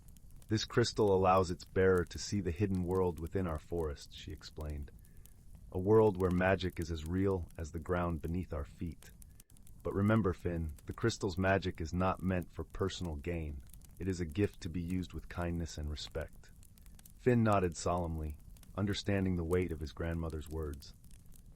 That night, as he lay in bed, the crystal tucked safely under his pillow, he dreamt of the wonders that awaited him. The following morning, the forest was alive with the vibrant colors of dawn. Finn set off, the whispering box tucked safely in his satchel. As he ventured deeper into the forest, the familiar sounds and scents surrounded him. The chirping of birds, the earthy aroma of the soil, and the gentle caress of the breeze. He reached a clearing where the sunlight filtered through the canopy, casting golden patterns on the forest floor. With a deep breath, Finn took out the crystal and held it up to the light. As he did, the world around him began to shimmer and shift, revealing a realm that had been hidden from ordinary eyes. The trees seemed to stretch taller, their trunks entwined with glistening vines of silver and gold. Flowers bloomed in vibrant, impossible hues, and tiny creatures flitted about, some resembling butterflies with wings like stained glass, others like miniature dragons with scales that caught the light like prisms. Finn walked through this enchanted world, his senses overwhelmed by its beauty. Every step brought new wonders, a brook that sang in a language of laughter, trees that whispered ancient secrets, and stones that glowed with a warmth that seemed to pulse with life. As he explored, Finn encountered a creature unlike any he had ever seen. It was a small, fox-like being with fur that shimmered like moonlight and eyes that held the wisdom of ages. The fox approached him with a cautious, yet curious demeanor. "Who are you?" Finn asked softly, kneeling down to meet the creature's gaze. "I am Leora," the fox replied, her voice as gentle as a breeze through the trees. "Guardian of this hidden world. And who might you be, young wanderer?" "I'm Finn," he replied, feeling a warmth spread through him at the fox's gentle presence. "I come from Willowbrook, and my grandmother gave me this crystal to see the hidden world." Leora nodded, her eyes sparkling with understanding. "The Whispering Box has chosen wisely. There is much beauty here, but also a mystery that has troubled our realm for some time. Will you help us?" Finn felt a sense of purpose welling up inside him. "Of course," he said without hesitation. "What is the mystery?" Leora led Finn deeper into the forest, where the trees grew thicker, their branches forming a natural cathedral overhead. "A shadow has fallen over our land," she explained. "A mysterious fog that chills the heart and dims the light of our world. We do not know where it comes from or how to dispel it." As they walked, Finn noticed the atmosphere growing colder, the vibrant colors of the forest fading into muted shades. The air was heavy with a sense of melancholy, and even the birds' songs seemed subdued. "We must find the source of the fog," Leora continued, her voice determined but tinged with concern. "Only then can we hope to restore the balance." Finn nodded, feeling the weight of the task ahead, yet he also felt a growing strength within him, a resolve to help this magical world and its inhabitants. Together, he and Leora ventured deeper into the heart of the forest, guided by the faint glow of the crystal. As they journeyed, Finn discovered that the forest was not just alive with beauty, but also with life lessons.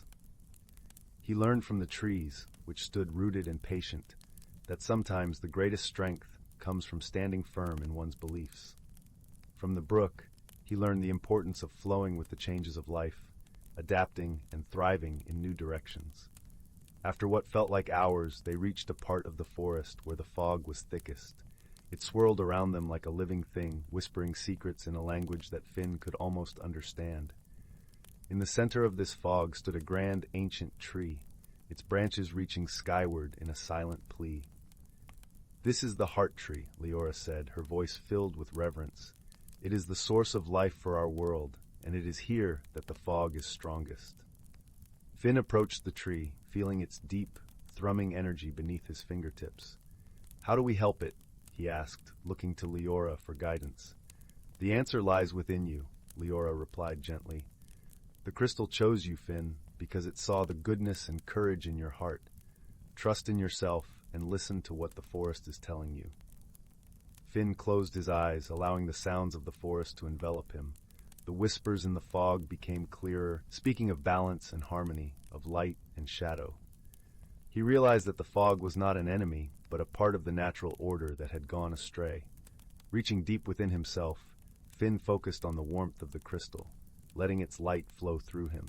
He envisioned the fog dissipating, the shadows lifting to reveal the true beauty of the forest. As he did so, he felt a connection to the heart tree, its ancient wisdom mingling with his own thoughts.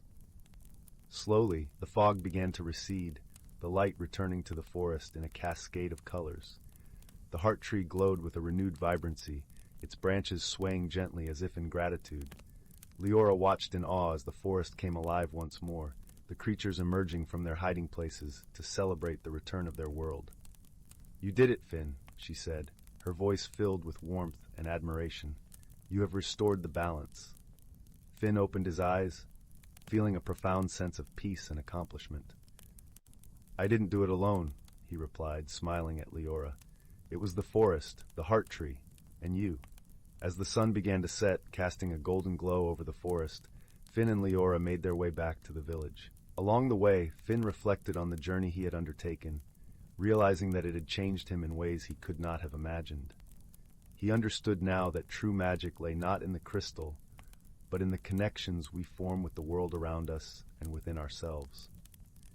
It was a lesson that he carried with him, not just as a memory of his adventure, but as a guiding light for the days to come. Upon returning to Willowbrook, Finn shared his story with Nana Willow, who listened with a knowing smile. "You have grown, Finn," she said, her eyes filled with pride. "The forest has taught you well." That night, as Finn lay in bed, he felt the gentle weight of the whispering box beside him. The crystal within no longer glowed with its otherworldly light, for its magic had been shared and its purpose fulfilled. Yet Finn knew that the true magic, the magic of friendship, courage, and understanding, would remain with him always.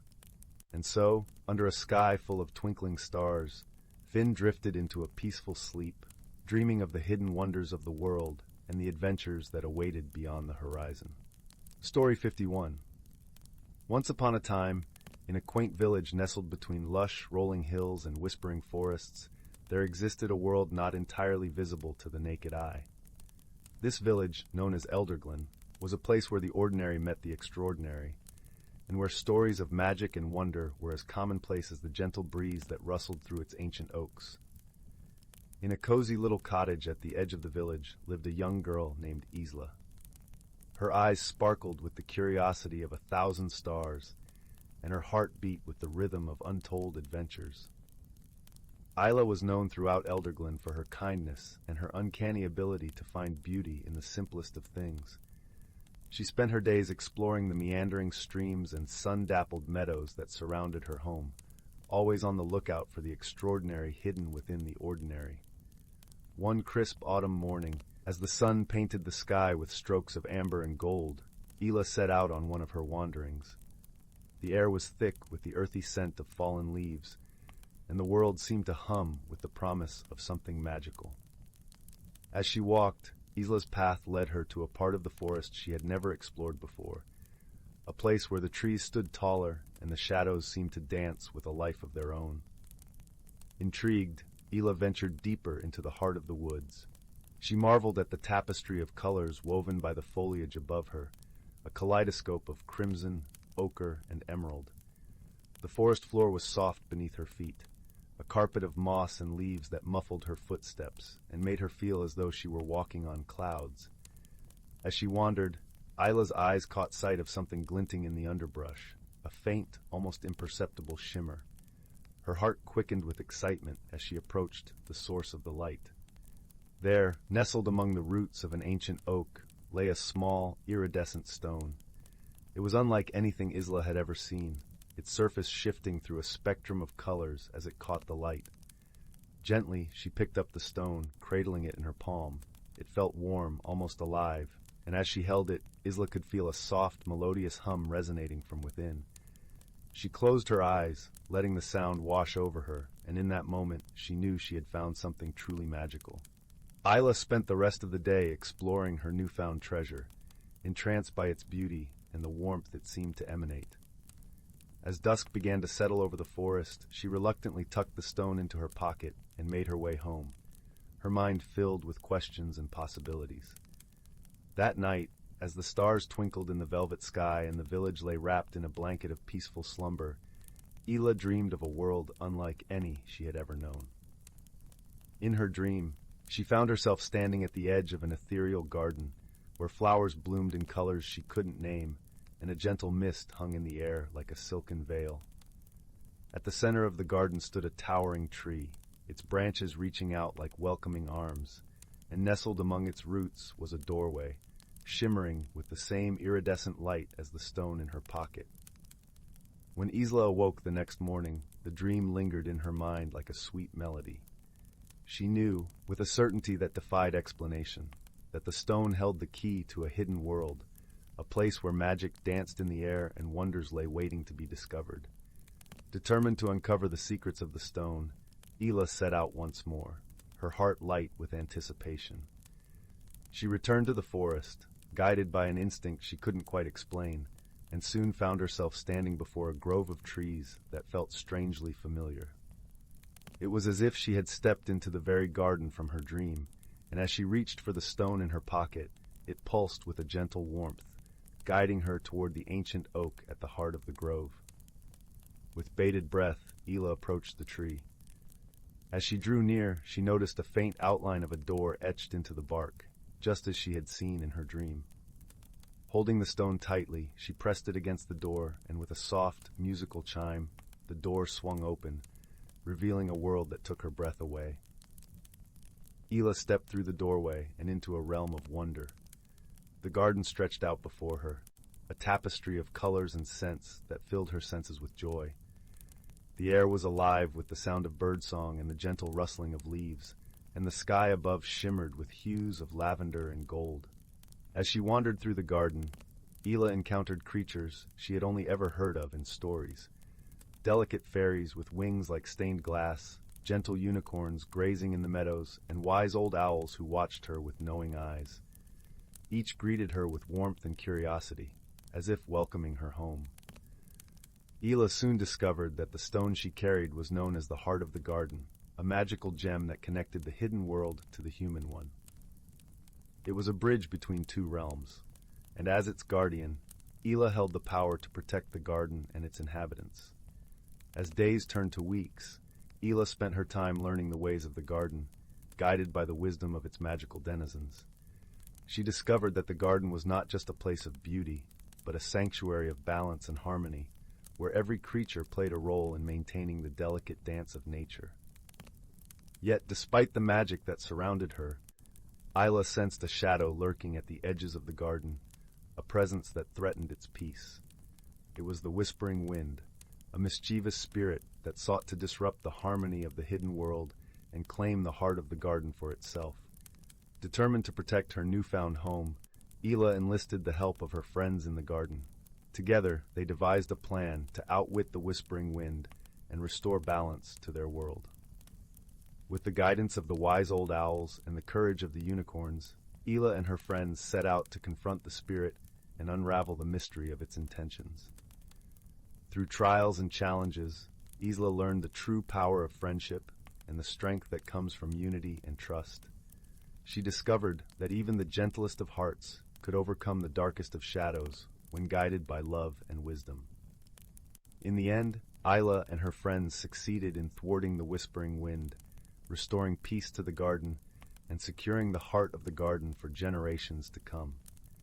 Through their bravery and compassion, they had forged a bond that transcended the boundaries of their worlds, reminding all who dwelled in the garden of the enduring power of friendship. With the threat of the whispering wind behind them, Zyla's heart was filled with a deep sense of belonging and purpose.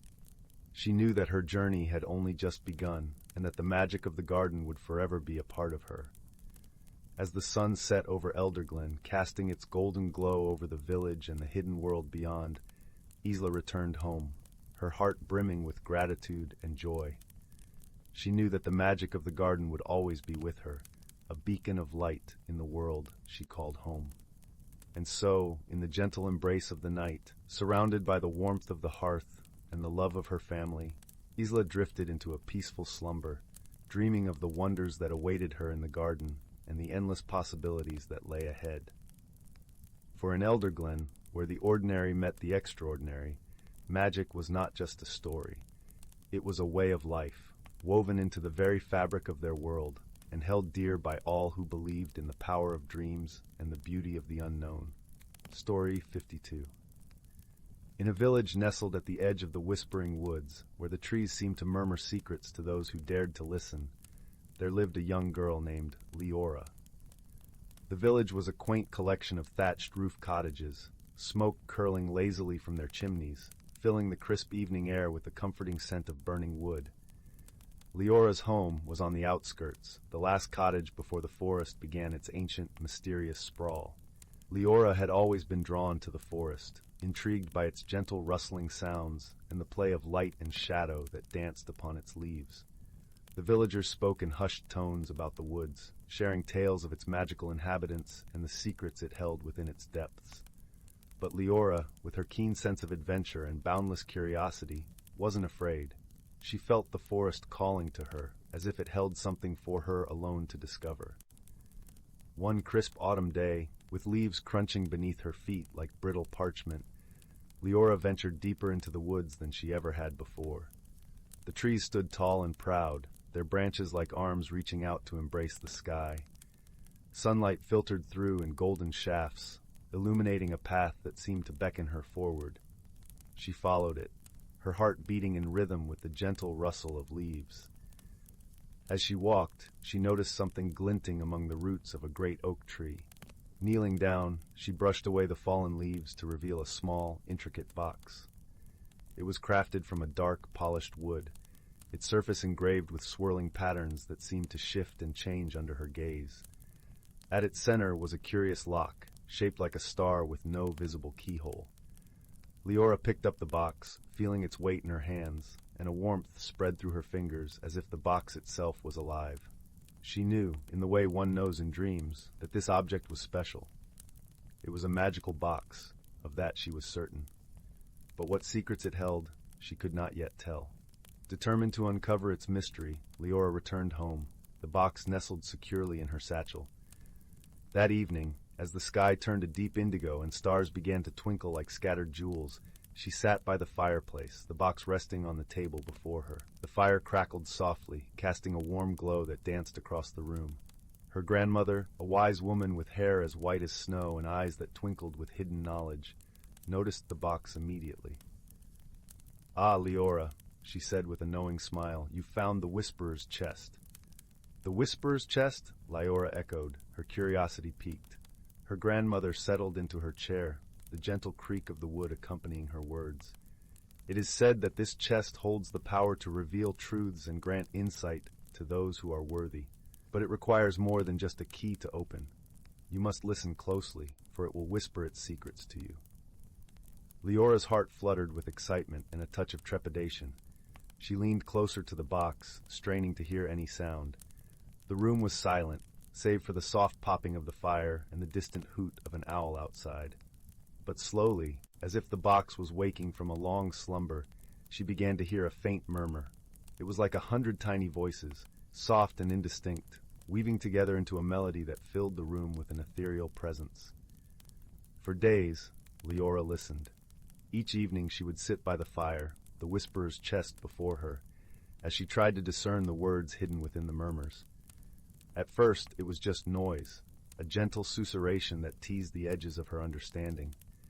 But gradually, as she attuned herself to the rhythm of the whispers, she began to pick out words, fragments of sentences that hinted at stories long forgotten and truths yet to be revealed. It was during one such evening that Leora finally understood. The whispers spoke of a hidden world, a place within the forest where the veil between the seen and unseen was thinnest. It was a realm of wonder and magic, where creatures of legend dwelled, and nature's secrets were guarded by ancient beings known as the Keepers. But to find this world, Leora would need more than just the whispers of the chest. She needed a guide, someone who understood the forest's language and could lead her safely through its labyrinthine paths. And so, with a heart full of resolve and a spirit eager for adventure, Leora set out the next morning to seek the help of her old friend Finn. Finn was a gentle soul, with eyes like the forest after rain, deep and green, full of life. He was known among the villagers as a wanderer, spending more time among the trees than in the village. He had an uncanny ability to understand the forest's signs, reading its moods and messages like a well-loved book.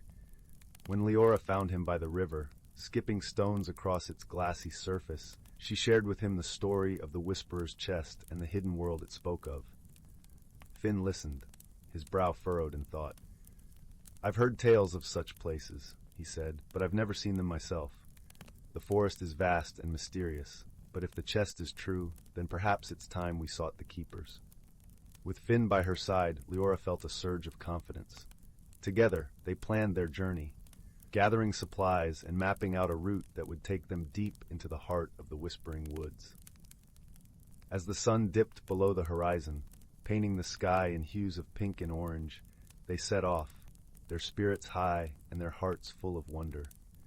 The forest was alive with the sounds of twilight, crickets chirping, leaves rustling in the gentle breeze, and the distant call of a nightingale. As they walked, Finn shared stories of the forest, pointing out plants and creatures that Leora had never noticed before. He showed her how to listen to the wind, to feel the earth beneath her feet, and to see the forest with new eyes. As night fell, they made camp beneath the sheltering branches of a great willow. The fire crackled merrily, casting flickering shadows that danced among the trees. Leora and Finn shared stories of their childhoods, their laughter mingling with the night sounds. It was a night of camaraderie and discovery, and as they lay beneath the stars, Leora felt a deep sense of peace. The next morning, they continued their journey, following the whispers of the chest and the signs of the forest. It was a trek that tested their endurance and resolve, but with each step, they grew closer, both to their destination and to each other. They faced challenges, like sudden storms and treacherous paths, but with Finn's guidance and Leora's determination, they overcame each obstacle. Their journey led them to a part of the forest where the trees grew so thickly that the sunlight barely penetrated the canopy. Here, the air was cooler, and the ground was soft with moss. It was a place of quiet beauty, where the forest seemed to hold its breath in anticipation. Leora and Finn knew they were close. Finally, they reached a clearing, and in its center stood a circle of ancient stones, covered in moss and lichen. The stones hummed with an energy that seemed to resonate with the whispers of the chest. Leora felt a tingling sensation in her fingertips as she approached, the box clutched tightly in her hands. "The keepers are near," Finn said softly, his voice reverent as he gazed at the stones. As if in response, the air shimmered, and before them appeared the keepers, ethereal beings of light and shadow, their forms shifting like leaves in the wind. They regarded Leora and Finn with eyes that held the wisdom of ages. "You have come seeking the hidden world," one of the keepers spoke, its voice like the rustling of leaves. "But to enter, you must prove your worth. What do you seek within our realm?" Leora took a deep breath, her heart steady and sure. "We seek understanding and knowledge," she said. "We wish to learn from the forest and its magic, to be better guardians of the world we share." The keepers nodded, their forms shimmering with approval. "Very well. If your intentions are true, then you shall enter. But remember, with knowledge comes responsibility. What you learn here must be used to protect and preserve." With those words, the stones began to glow, the light spreading like a ripple across the clearing. Leora and Finn watched in awe as the air shimmered and the veil between worlds parted, revealing the hidden realm of the Whispering Woods. It was a place of breathtaking beauty, where the trees were taller and more vibrant, their leaves whispering secrets in a language older than time. The air was filled with the scent of blooming flowers and the sound of a gentle stream that wound its way through the forest like a silver thread. As they stepped into this enchanted world, Leora felt a deep sense of belonging. The forest welcomed them, its magic wrapping around them like a warm embrace. They explored this new realm, guided by the keepers, and learned the secrets of the trees, the songs of the birds, and the stories written in the stars. Their journey changed them in ways they could not have imagined. Leora discovered a strength within herself, a wisdom that had been nurtured by the whispers of the chest and the guidance of the keepers. Finn found a deeper connection to the forest, understanding its rhythms and cycles with newfound clarity. When it was time to return to their world, Leora and Finn carried with them the lessons of the hidden realm. They had become guardians not just of the forest, but of the bond between the seen and unseen, the known and the mysterious. As they stepped back through the shimmering veil, the keepers gifted them with a token, a single leaf, golden and luminous, a reminder of their journey and the magic they had discovered. Back in their village, Leora and Finn shared their stories, not just of the hidden world, but of the wisdom they had gained. They inspired others to look beyond the ordinary, to seek the magic in their everyday lives, and to protect the world with love and understanding. And so the Whisperer's chest, now resting on Leora's shelf, continued to whisper its secrets, a gentle reminder of the adventure that had forever changed their lives. Leora knew that as long as she listened, the forest would always speak to her, guiding her with its ancient wisdom and endless wonder. In the quiet of the night, as the fire burned low and the stars twinkled above, Leora felt at peace. She had found her place in the world, a guardian of the forest, a seeker of truths. And as she drifted into sleep, the whispers of the chest lulled her into dreams of magic and endless possibility, where the journey of discovery continued, guided by the light of the golden leaf and the friendship that had defied all expectations. Story 53. In the far reaches of the galaxy, where stars shimmered like scattered diamonds against the velvet backdrop of space, lay a small, vibrant planet named Terra Luna. This was a world known for its lush, bioluminescent forests and skies that danced with iridescent auroras. Yet despite its beauty, Terra Luna was home to a variety of species who often kept to themselves, wary of outsiders. One crisp, starry night, a silver spaceship descended gently through the atmosphere, its polished hull reflecting the kaleidoscope of colors from the planet's auroras. The ship landed softly amidst the whispering trees of a glade, its presence marked only by the gentle hum of its engines winding down. From the ship emerged a tall, elegant being with skin that glowed faintly like moonlight on water. This was Leora, a traveler from the distant planet of Lumera, known for its inhabitants' serene demeanor and ability to communicate through gentle, telepathic pulses. Leora was on a mission of exploration, guided by a deep curiosity about the myriad forms of life scattered across the universe. As she ventured into the forest, the soft crunch of leaves underfoot filled the air, mingling with the songs of the nocturnal creatures around her. Leora marveled at the way the trees seemed to sway in time with the gentle breezes, their leaves shimmering with an inner light. She was filled with a sense of peace, feeling the planet's heartbeat resonate with her own. Meanwhile, deep within the forest, nestled in a burrow woven from twigs and leaves, lived a creature named Zin. Zin was a small, furry inhabitant of Terra Luna, with eyes like polished onyx and a tail that shimmered with a multitude of colors. Zin's species, the Terralites, were known for their playful nature and their ability to blend seamlessly into their surroundings, a gift that often allowed them to observe the world unnoticed.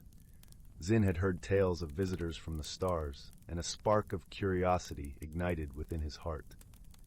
Venturing out from his cozy burrow, he followed the faint, silvery glow in the forest, his small paws padding silently over the forest floor. As he moved, the cool night air whispered through his fur, carrying with it the scents of moss and earth. When Zin finally reached the glade, he stopped short, his eyes widening in awe.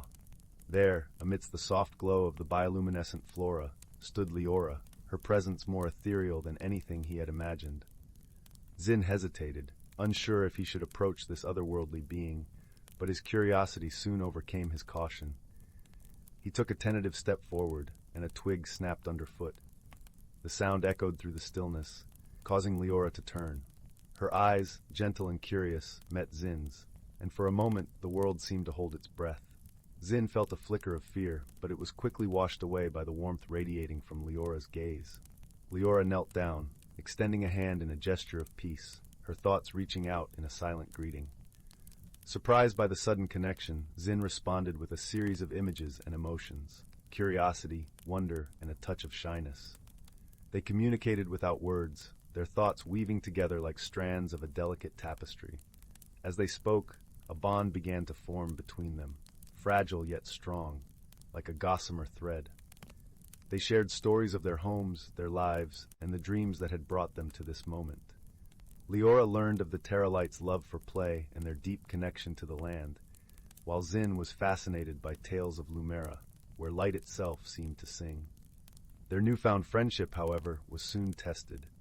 A sudden chilling wind swept through the glade, carrying with it a sense of foreboding. The once serene forest became a landscape of shadows and whispers, as an ancient storm long forgotten awoke from its slumber. The storm was a natural phenomenon of Terra Luna, but it was unlike any Leora had encountered. The winds howled with a ferocity that shook the trees, and the skies darkened as clouds gathered, swirling with an ominous energy. Zin knew that such storms could be dangerous, and his instinct was to flee to the safety of his burrow. But as he turned to run, he paused, glancing back at Leora, who stood against the approaching tempest with a look of calm determination. In that moment, Zin realized that leaving his new friend alone in such a storm was unthinkable. Despite his fear, a sense of loyalty and courage bloomed within him. He scurried back to Leora's side, tugging gently at her robes with a soft chirp. Understanding his intent, Leora nodded, and together they set off through the forest, seeking shelter. The wind whipped around them, carrying with it the scent of rain and the distant rumble of thunder. As they navigated the twisting paths of the forest, Zin led the way, using his knowledge of the land to find a safe haven. They came upon a sheltered cave, its entrance hidden by cascading vines. Inside, the air was cool and still, offering a refuge from the storm's fury. Huddled together, Leora and Zin listened as the storm raged outside, the rain pounding like a drum against the earth. Despite the chaos beyond the cave, a sense of peace enveloped them, a shared warmth that spoke of trust and friendship. They took turns telling stories, their voices mingling with the rhythm of the rain, creating a symphony of comfort and companionship. Through their shared trials, Leora and Zin discovered the true meaning of friendship, a bond forged in moments of laughter and fear, of silence and understanding. They learned that differences need not divide, but could instead create a tapestry of shared experiences and mutual respect. As dawn broke, the storm subsided, leaving the forest glistening with droplets that caught the first rays of sunlight. Leora and Zin emerged from the cave, their hearts light with the knowledge that they had found something precious in each other. Together, they walked back to the glade, their steps in harmony with the gentle stirring of the world awakening around them. The air was fresh, filled with the promise of a new day, and the forest once again hummed with life. When it was time for Leora to continue her journey, she and Zin stood in the glade, the bond between them unspoken yet deeply felt. Though they came from different worlds, they had found a home in each other's hearts, a testament to the power of friendship that transcends distance and difference. With a final exchange of thoughts and a promise to meet again, Leora boarded her ship, the engines humming softly as they prepared for takeoff.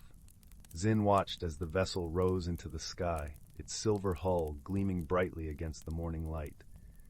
As the ship disappeared into the vastness of space, Zin felt a warmth within him, a reminder of the friend he had found and the journey they had shared.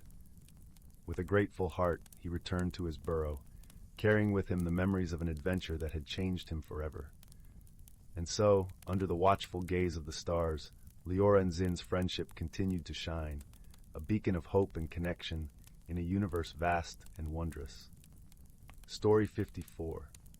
Once upon a time, in a cozy little village nestled between rolling hills, there lived a young girl named Lily.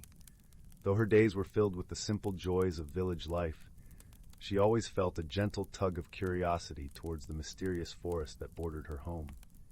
One crisp autumn morning, as the leaves danced in the breeze, Lily decided it was finally time to explore the forest's secrets.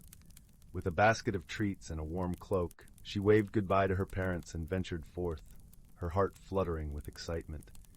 As she wandered deeper into the forest, the familiar sights and sounds of the village faded away, replaced by an enchanting realm unlike anything she'd ever known. Towering trees twisted into fanciful shapes, their branches adorned with glittering leaves that shimmered like jewels. A babbling brook wound its way between mossy rocks, the water sparkling with flecks of light that seemed to dance along its surface. Lily gasped in delight as she spotted a tiny figure perched on a toadstool, no bigger than her thumb. It was a whimsical creature with gossamer wings and a cheerful smile. "Welcome, dear Lily," it said in a voice like tinkling bells. "We've been expecting you." From that moment on, Lily's journey through the forest became a wondrous adventure. She met a host of friendly creatures, each more delightful than the last, from the wise old oak tree that spoke in riddles to the playful sprites that zipped through the air, trailing sparkling dust in their wake. At times, Lily faced gentle challenges that tested her courage and determination. She had to navigate a maze of twisted roots, solve a puzzle to open a hidden door, and even befriend a shy unicorn who needed her kindness. But with every obstacle she overcame, Lily grew braver and more confident in her abilities.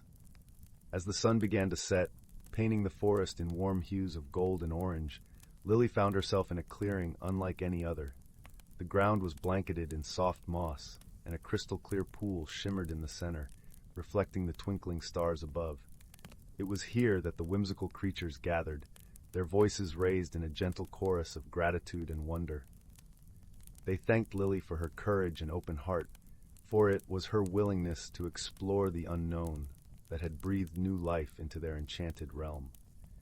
With a contented smile, Lily realized that her journey had taught her a valuable lesson, that the greatest adventures often lie just beyond the boundaries of our comfort zones, waiting to be discovered by those brave enough to seek them out. As she made her way back home, her basket filled with treasures from the forest, Lily knew that this was just the beginning of her explorations. The world was vast and full of magic, and she could hardly wait to uncover its next wondrous secret. Story 55, Whispers of Stardust, a tale of interstellar friendship. In the vast expanse of the galaxy, where stars whispered secrets of ages past, two unlikely companions were about to embark on a journey that would forever change their lives. The story begins in the bustling market district of the floating city of Zyla, where the scent of exotic spices mingled with the hum of thrusters from countless ships.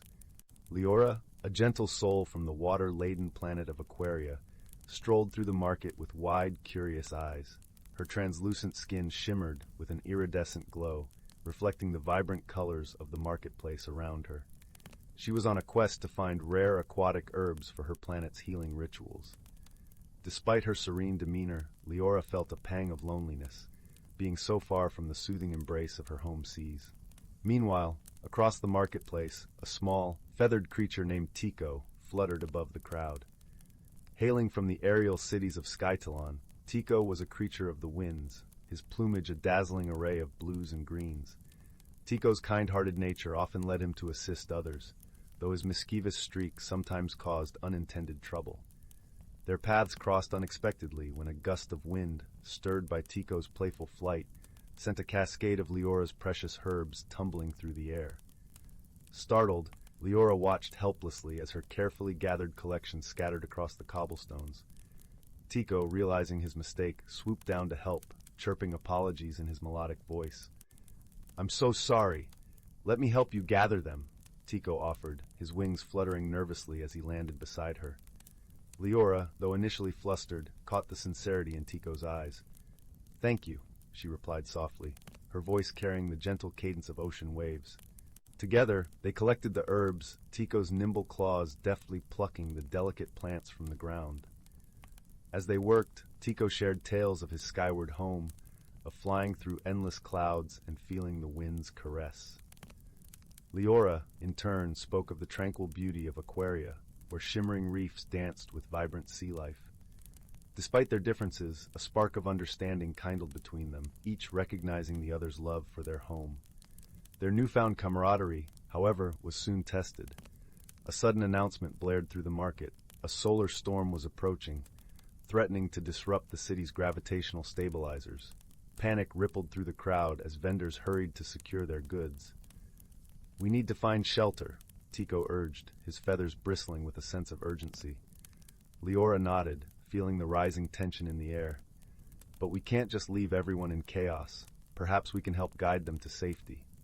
Tico agreed, and together they orchestrated a makeshift plan, guiding shoppers and vendors to the safety of underground chambers designed for such emergencies.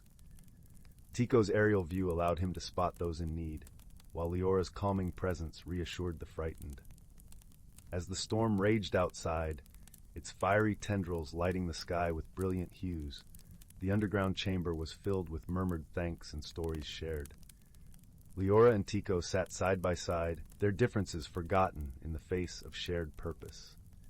"You know," Tico mused, his eyes reflecting the storm's luminescence, "I never imagined I'd find such a friend in a place like this." Leora smiled, her heart warmed by his words. "Nor did I. It's amazing what we can achieve when we work together." In the quiet that followed, the storm's fury began to wane, leaving behind a sky dusted with the soft light of distant stars. As the city resumed its gentle float through the cosmos, Leora and Tico emerged from the shelter, their bonds stronger for the challenges they had faced. In the days that followed, they continued their travels, visiting each other's worlds and discovering new wonders along the way. Leora marveled at the endless skies of Skytalon, while Tico found peace in the depths of Aquaria's serene waters. Together, they learned that true friendship transcends boundaries, bridging the vast distances between stars and hearts.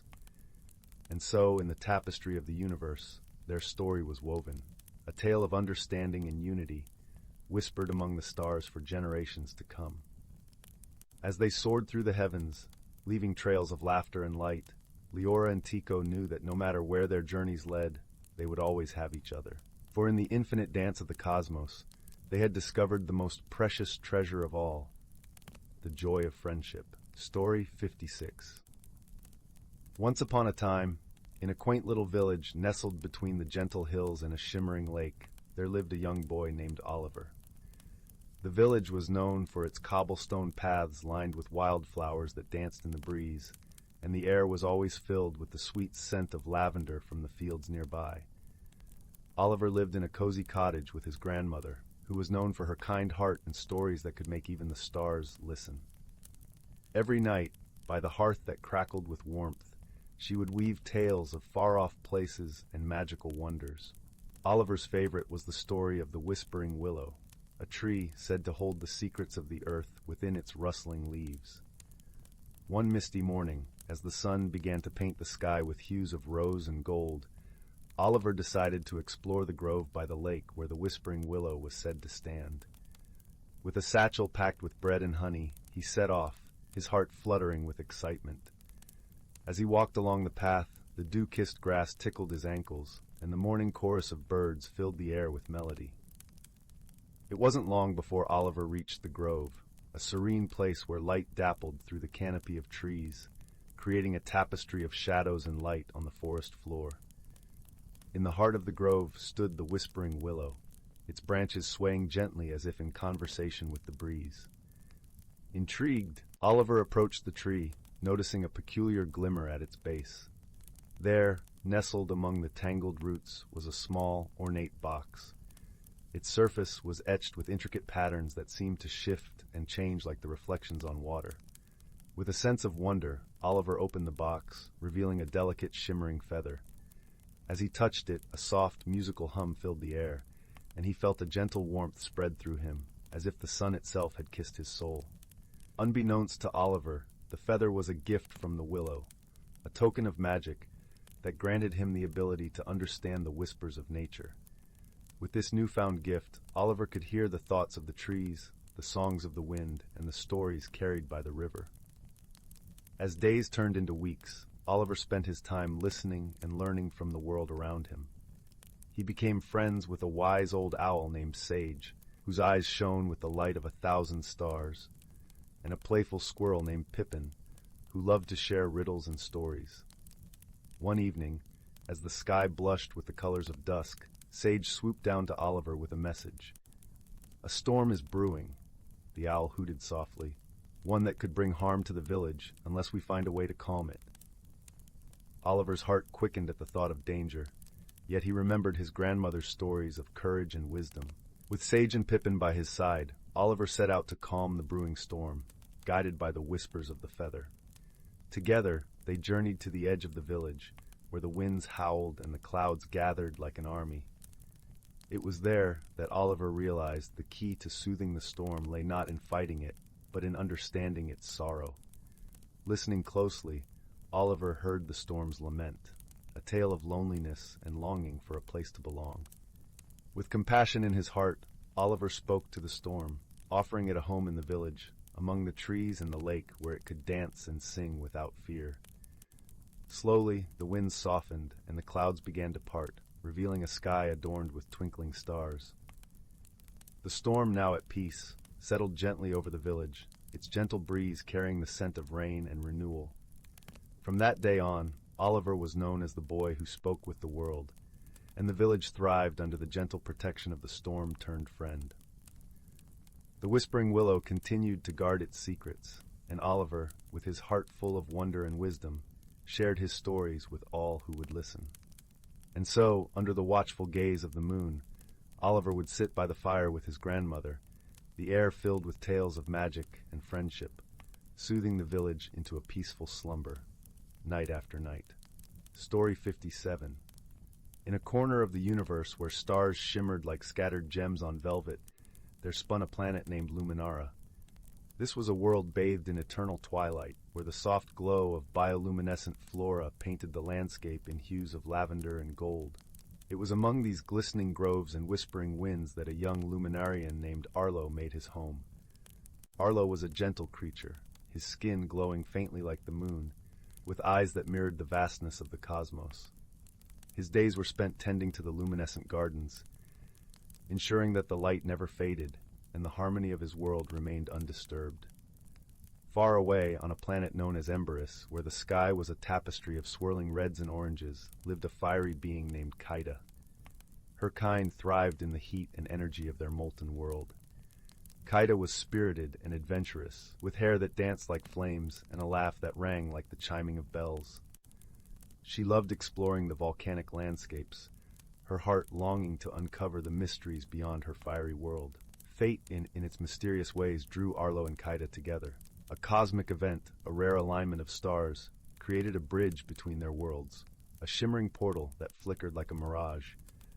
Arlo, ever curious about the universe beyond his twilight home, and Kaida, driven by her thirst for adventure, both found themselves stepping through the portal, each unaware of the other until they met on the other side. Their first encounter was marked by surprise and misunderstanding.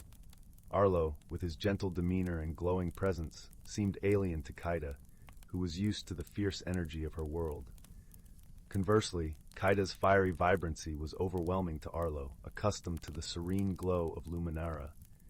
They spoke in their own tongues, the words tumbling out in confusion, only to realize they couldn't understand one another. But the universe, in its wisdom, provided them with a common language, the language of gestures, smiles, and the universal need for connection. Arlo offered Kaida a luminescent bloom, its light reflecting in her eyes, and Kaida in turn showed Arlo a small ember from her world, warm and pulsating with life. These small tokens of their homes became the first steps toward understanding. Their journey together began with shared challenges. The portal, unstable and unpredictable, had thrown them into a part of the universe filled with cosmic storms and shifting asteroids. They had to navigate this new space, relying on their unique abilities.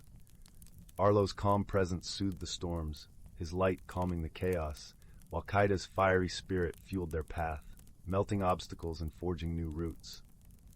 As they traveled, they learned from each other. Arlo discovered the beauty of Kaida's fiery world, how the flames could be a source of warmth and not just destruction. Kaida, in turn, found solace in the tranquility of Arlo's light, realizing that peace could be as powerful as passion. Their misunderstandings became moments of growth, their differences not a barrier but a bridge.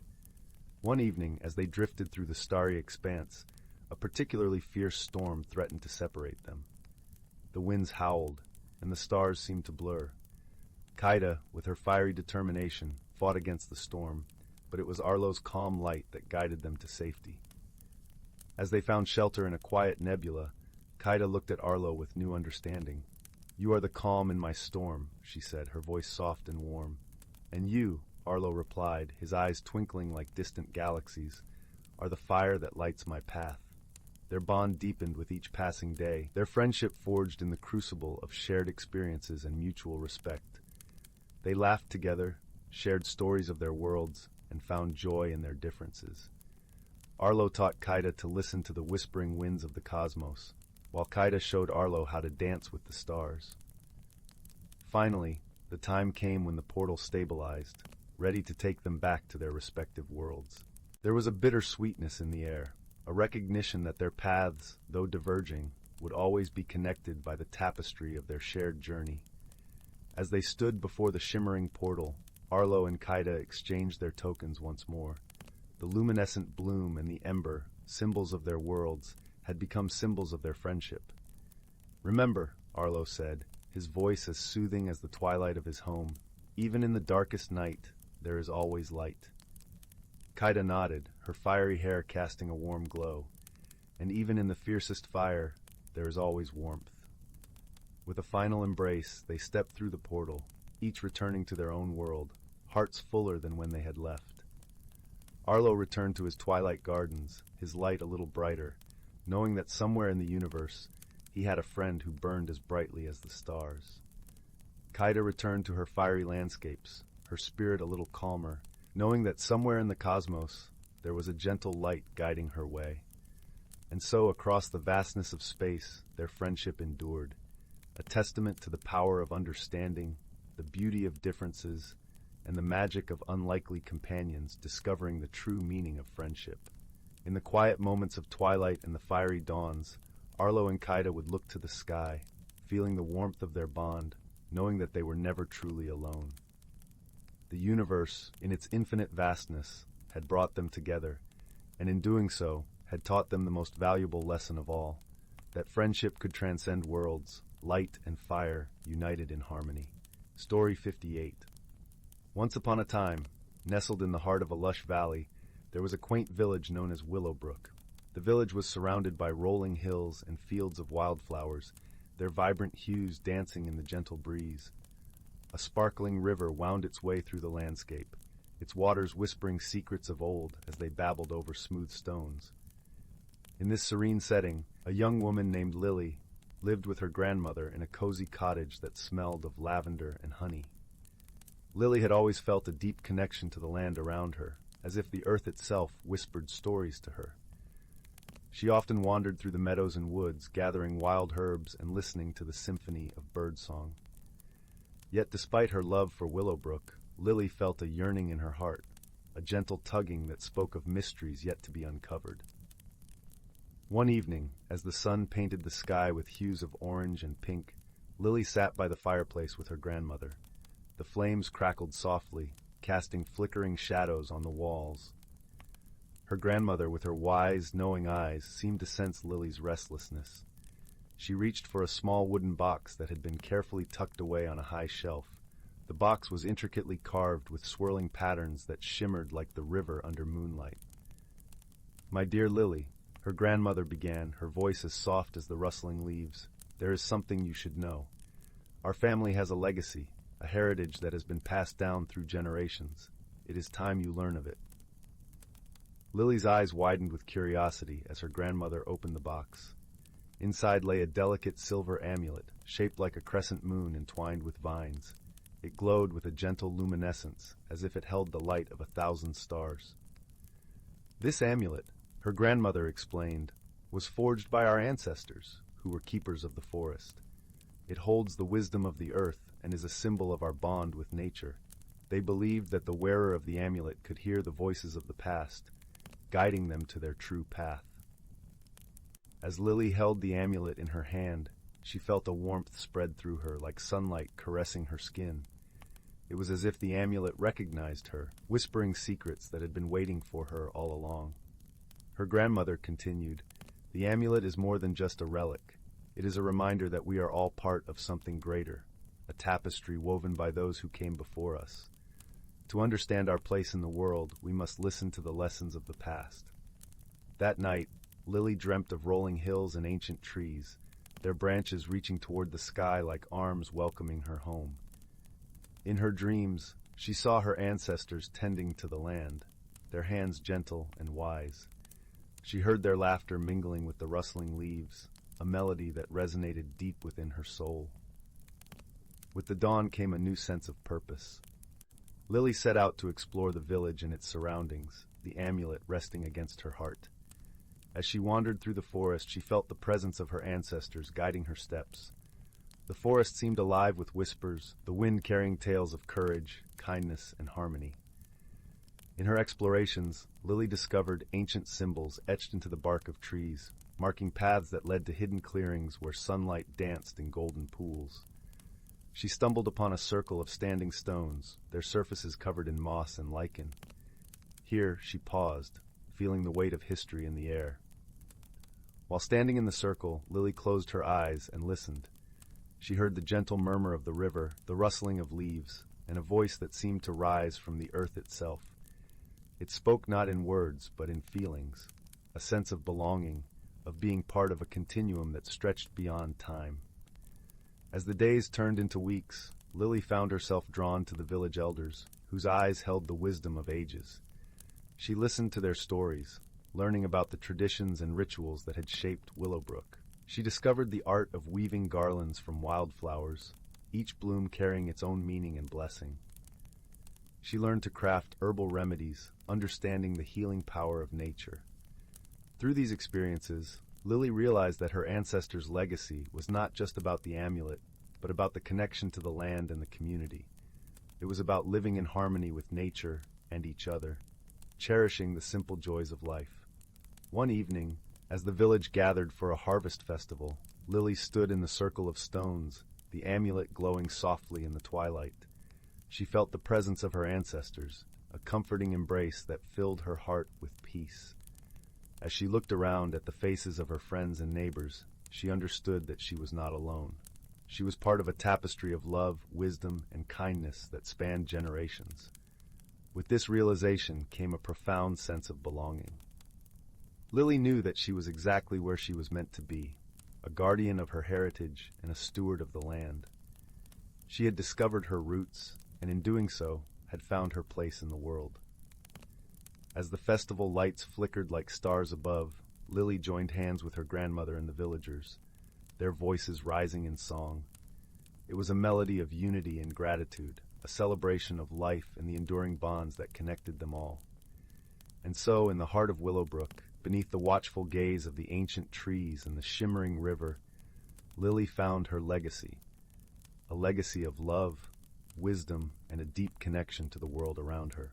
With the amulet resting over her heart, she knew that the journey had just begun, and that the whispers of the past would continue to guide her on her path.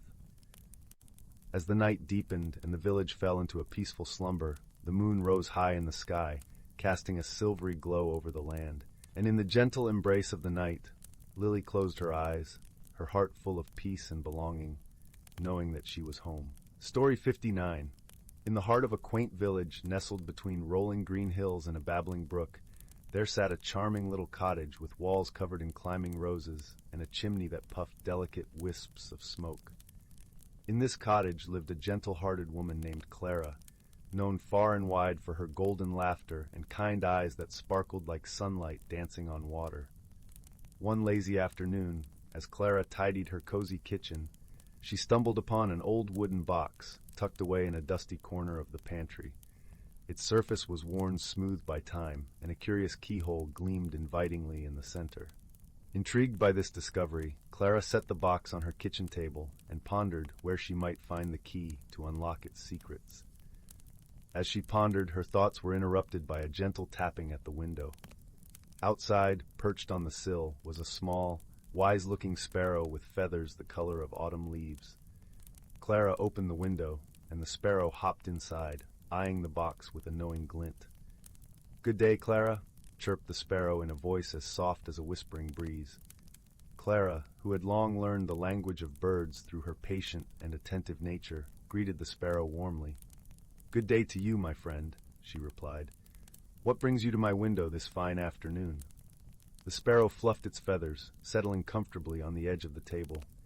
"I see you found the keeper's box. It holds a secret that has been waiting for the right heart to discover it." Clara's eyes widened with curiosity. "A secret? What must I do to unveil it?" The sparrow tilted its head thoughtfully. "You must embark on a journey, not far, but deep within the heart of our village, to find the key that will unlock the box. Along the way, you will encounter friends who will guide you." Clara nodded, a sense of excitement bubbling within her. She thanked the sparrow, who promised to accompany her, and together they set off along the cobblestone path that wound through the village. Their first stop was at the bakery, where the air was rich with the scent of freshly baked bread and pastries. Inside, the baker, a jovial man with flour-dusted hair, hummed a cheerful tune as he worked.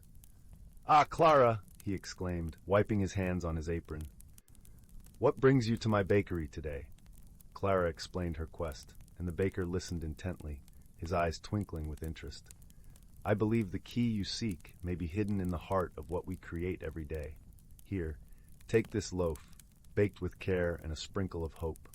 Clara accepted the warm loaf, its crust golden and inviting, and thanked the baker for his kindness. The sparrow perched on her shoulder, and they continued their journey. Next, they visited the village library, a place where the scent of aged paper mingled with the soft rustle of turning pages. The librarian, an elderly woman with a serene smile and spectacles perched on her nose, greeted Clara warmly.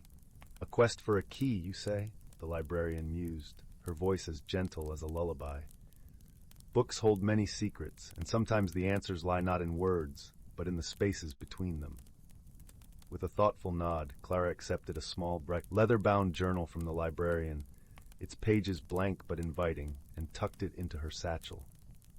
Their final stop was at the village green, where a group of children played beneath the broad branches of an ancient oak tree.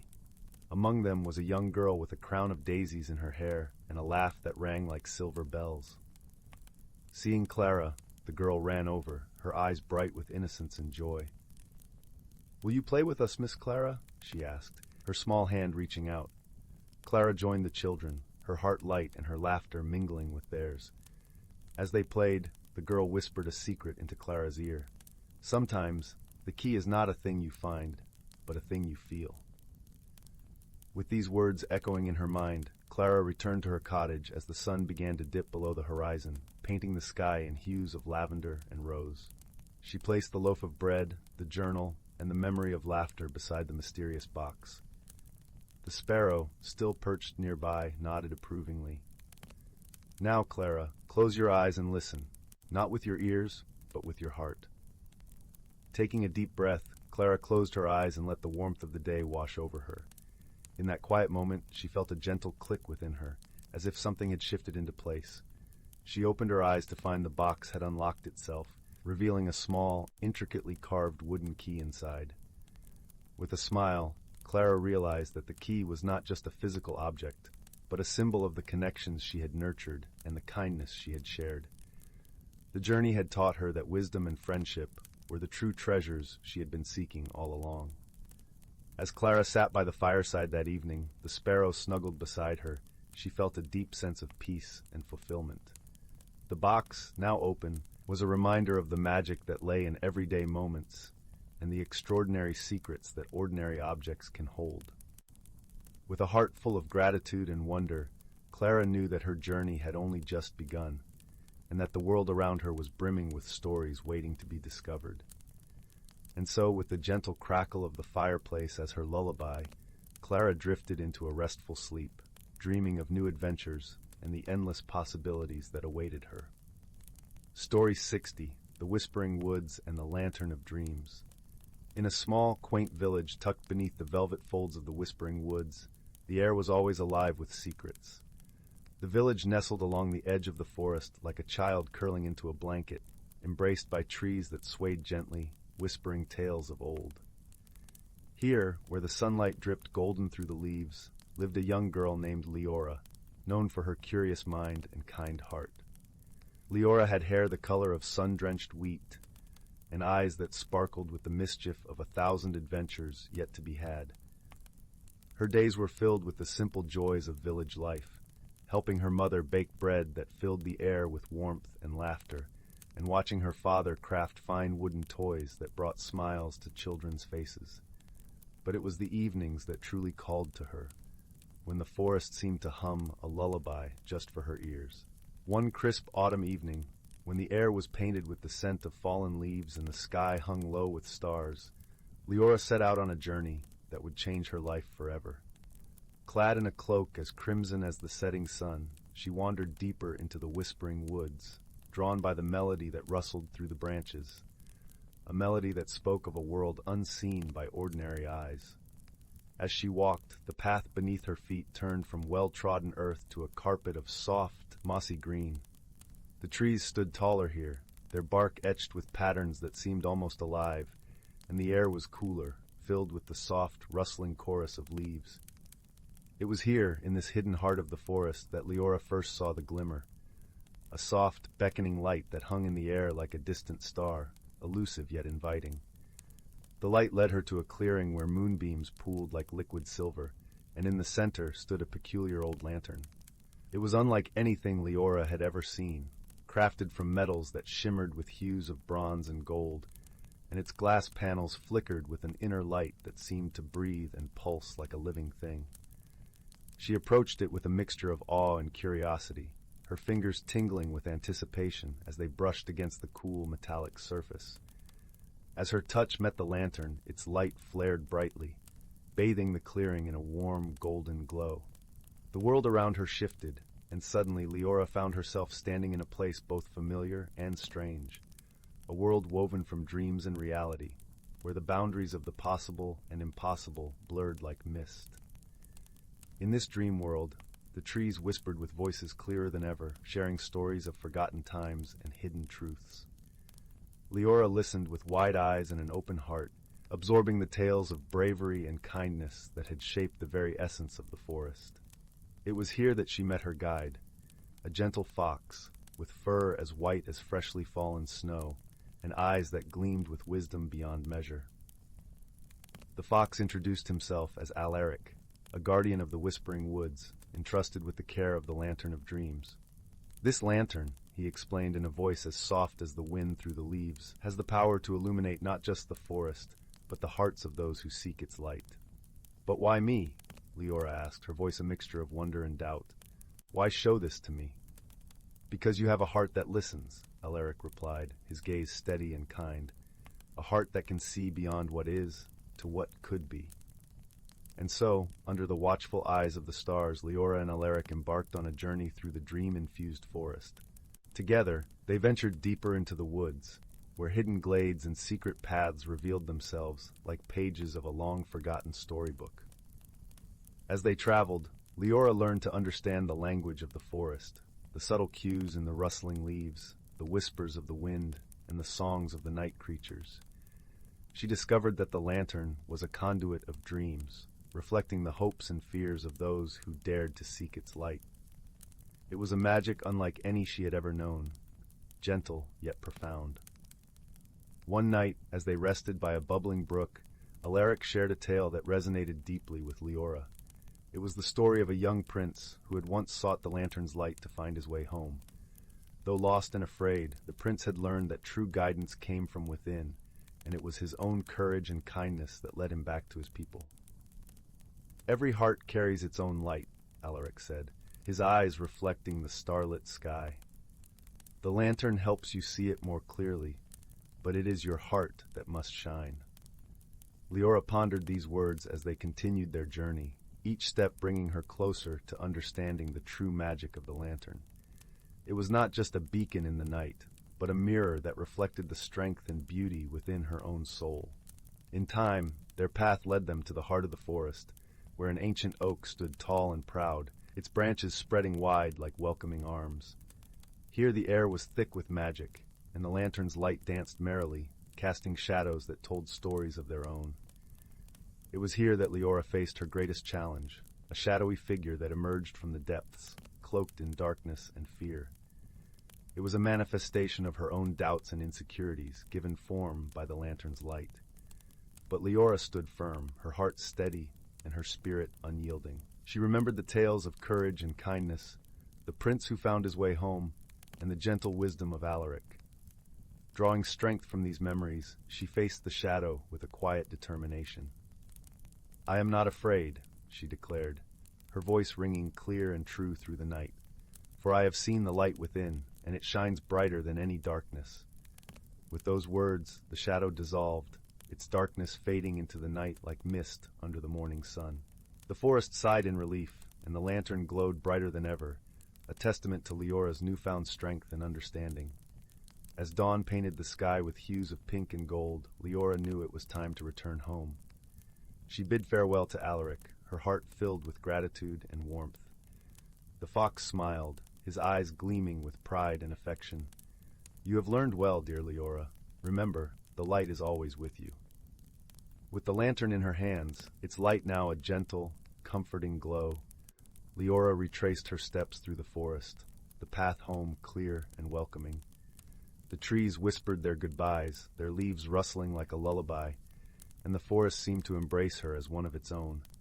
As she stepped out of the woods and into the familiar embrace of her village, Leora felt a change within her, a quiet strength and a deeper understanding of the world and her place within it. She had embarked on a journey of discovery, not just of the magical woods, but of her own heart. From that day forward, Leora shared her tales with the villagers, her stories filled with wisdom and warmth. The lantern found a new home in her family's cottage, its light a symbol of dreams and the endless possibilities they held. And so, in the village by the whispering woods, the nights were filled with stories and the soft, comforting glow of the lantern of dreams, a reminder that true magic lay not in the distant stars, but in the hearts that dared to dream. As the years passed, the tales of Leora's adventures became legends, passed down through generations. Children would gather by the fireside, their eyes wide with wonder, as they listened to the stories of the girl who befriended a wise fox and discovered the light within. Each retelling carried with it the warmth of Leora's kindness and the wisdom she had gained from her journey. Her legacy lived on in the village, a beacon of hope and inspiration for all who heard her tale. In time, Leora grew older, her hair turning silver like the moonlight that once guided her steps. But her spirit remained as vibrant as ever, and she continued to share her stories, ensuring that the magic of the whispering woods and the lantern of dreams would never be forgotten. One crisp autumn evening, much like the one that had set her journey in motion, Leora found herself drawn once more to the edge of the forest. The air was filled with the scent of fallen leaves, and the sky was a tapestry of stars. As she stood there, a soft rustling caught her attention. Emerging from the shadows was Alaric, his fur as snowy and bright as the day they first met. The fox regarded her with a gentle, knowing smile, and Leora felt a rush of joy and nostalgia wash over her. "You've kept your light shining bright," Alaric said, his voice a soothing melody in the night. "And you've always been there to guide me," Leora replied, her heart full of gratitude. Together, they walked once more through the whispering woods, the forest welcoming them with open arms. The lantern, nestled safely in Leora's hands, glowed softly, casting its warm light upon the path. As they wandered, Leora reflected on the lessons she had learned, the importance of listening to the whispers of the world, the strength that came from kindness and courage, and the beauty of friendship that transcended time and expectation. She realized that her journey, though personal, was a story shared by many. It was a reminder that within each heart lay the capacity for light and love, and that the true magic of the world was found in the connections we forged and the dreams we dared to pursue. As dawn broke, painting the sky in hues of pink and orange, Leora and Alaric returned to the village. The morning air was crisp and filled with promise, and the village awoke to a new day of possibilities. Leora knew that her journey had reached its end, but the lessons she had learned would continue to guide her and those around her. The lantern of dreams had illuminated not just the forest, but her own heart, revealing the strength and beauty within. With a heart full of peace and contentment, Leora embraced her life, surrounded by the warmth of her family, friends, and the ever-present magic of the whispering woods. Her story, a tapestry woven with dreams and light, continued to inspire all who heard it, a testament to the enduring power of wisdom, friendship, and the light within us all. And so, in the village by the whispering woods, the tales of Leora and the Lantern of Dreams lived on, a beacon of hope and inspiration for generations to come, reminding all who listened that the true magic of the world lay in the courage to dream and the love that bound us together. Story 61. Once upon a time, in a quaint village nestled between rolling hills and winding streams, there lived a young girl named Luna. Though she seemed ordinary on the outside, Luna possessed a remarkable gift, the ability to communicate with nature itself. From the moment she could speak, Luna would whisper to the flowers, and they would bloom with vibrant colors. She would hum gentle melodies to the trees, and their branches would sway in joyous rhythm. Even the animals of the forest trusted her, drawn by her pure heart and soothing presence. One crisp autumn morning, as Luna was strolling through the woods, she heard a faint cry for help. Following the sound, she came upon a tiny sparrow tangled in a thorny thicket. With gentle hands, Luna carefully freed the frightened bird. "Thank you, dear child," the sparrow spoke in a melodic voice. "As a token of my gratitude, I shall grant you a magical gift." Luna's eyes widened in wonder as the sparrow fluttered before her, its feathers shimmering with an ethereal glow. I bestow upon you the ability to understand the language of the hidden realm, a secret world that exists within the heart of nature. With a final trill, the sparrow took flight, leaving behind a trail of shimmering dust that enveloped Luna. Suddenly her senses heightened, and she could hear the whispers of the wind, the laughter of the streams, and the ancient wisdom of the trees. Filled with curiosity, Luna followed the enchanting melodies that beckoned her deeper into the forest. As she walked, the world around her transformed, revealing a world of magic and wonder she had never imagined. The trees came alive, their branches swaying in intricate dances, and the flowers sang in harmonious chorus. Luna marveled at the ethereal beings that flitted among the foliage, their gossamer wings leaving trails of glittering stardust in their wake. As she ventured further, Luna encountered a majestic oak tree, its bark etched with ancient runes and symbols. "Welcome, child," a deep, resonant voice greeted her. "You have been granted passage into our realm, a privilege few mortals have ever experienced." Luna listened in awe as the oak tree, a wise and ancient guardian, shared the secrets of the hidden realm. She learned of the delicate balance that existed between the mortal world and this enchanted realm, and how her newfound gift carried a great responsibility. Over the following days, Luna immersed herself in the wonders of the hidden realm, forging friendships with the whimsical beings who called it home. She befriended a mischievous sprite named Zephyr, who taught her the art of speaking to the winds, and a gentle dryad named Willow, who shared the ancient lore of the trees. However, Luna soon discovered that the hidden realm was in peril. A dark force had begun to spread, corrupting the pure energy that sustained the land. The once vibrant colors faded, and the melodious songs of nature grew faint and discordant. Determined to save her newfound friends and restore balance to the realm, Luna embarked on a quest to uncover the source of the corruption. Guided by the wisdom of the oak tree and aided by her companions, she journeyed through enchanted glades, navigated treacherous ravines, and braved the depths of mystical caverns. Along the way, Luna faced formidable challenges that tested her courage and resolve. She confronted cunning tricksters who sought to lead her astray, and battled malevolent forces that threatened to overwhelm her with darkness. Yet through it all, Luna remained steadfast, drawing strength from the bonds of friendship she had forged with Zephyr, Willow, and the other beings of the hidden realm. Their unwavering support and belief in her kept her going, even when doubt crept into her heart. Finally, after a perilous journey fraught with trials and tribulations, Luna and her companions reached the heart of the hidden realm, a sacred grove where the primordial forces of nature converged. There, they discovered the source of the corruption, a twisted, malicious entity that had taken root, feeding on the pure energy of the realm. In a climactic battle, Luna harnessed the power of her gift and the combined strength of her friends to vanquish the dark force, restoring balance and harmony to the hidden realm. As the last remnants of darkness dissipated, the colors burst forth in vibrant array, and the melodies of nature swelled in triumphant celebration. Luna stood tall, transformed by her journey, no longer a wide-eyed child, but a courageous young woman who had found her purpose and strength. In the years that followed, Luna became a guardian of the hidden realm, serving as a bridge between the mortal world and the enchanted realm.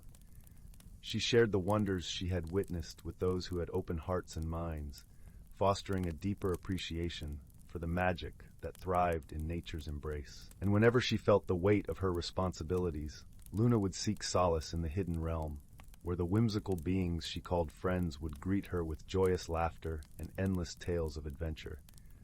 For in the hidden realm, magic was not a fleeting dream, but a living, breathing reality, a constant reminder that even in the darkest of times, the light of wonder and friendship would always prevail. Story 62. In the serene village of Willowbrook, nestled between the whispering woods and a gentle stream, life moved at a tranquil pace. The heart of this quaint village was a towering oak tree, older than any living soul could remember, its branches stretching towards the sky like the arms of an ancient guardian. It was said that beneath its roots lay a world unknown to the human eye, a hidden realm of magic and wonder. One crisp autumn morning, the village was abuzz with an unusual sense of expectancy. A soft, golden light filtered through the leaves, creating a mosaic of warm hues on the ground. It was on this day that a young girl, whose curiosity matched the boundless sky, wandered through the village with her faithful companion, a small, sprightly dog named Pip. The girl, whom everyone called Lila, had eyes as bright as the morning sun and a heart full of dreams. Her adventurous spirit led her to the edge of the village, where the great oak tree stood. With Pip by her side, she often spent hours beneath its shade, weaving stories of far-off lands and mystical creatures. Today, however, felt different.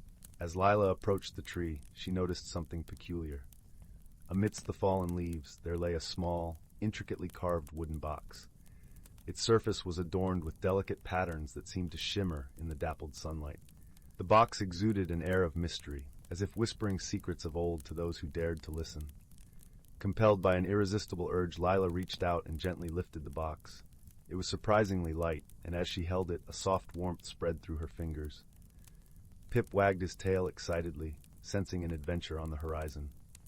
With a cautious twist, Lila opened the lid. Inside, nestled in a bed of soft moss, was a shimmering key. It was unlike any key she had ever seen, crafted from a metal that gleamed with an ethereal glow. Attached to the key was a small note, written in elegant handwriting. To unlock the unseen, follow the whispers of the wind. Lila's heart quickened with excitement. She had always believed in the magic that lingered just beyond the veil of the ordinary.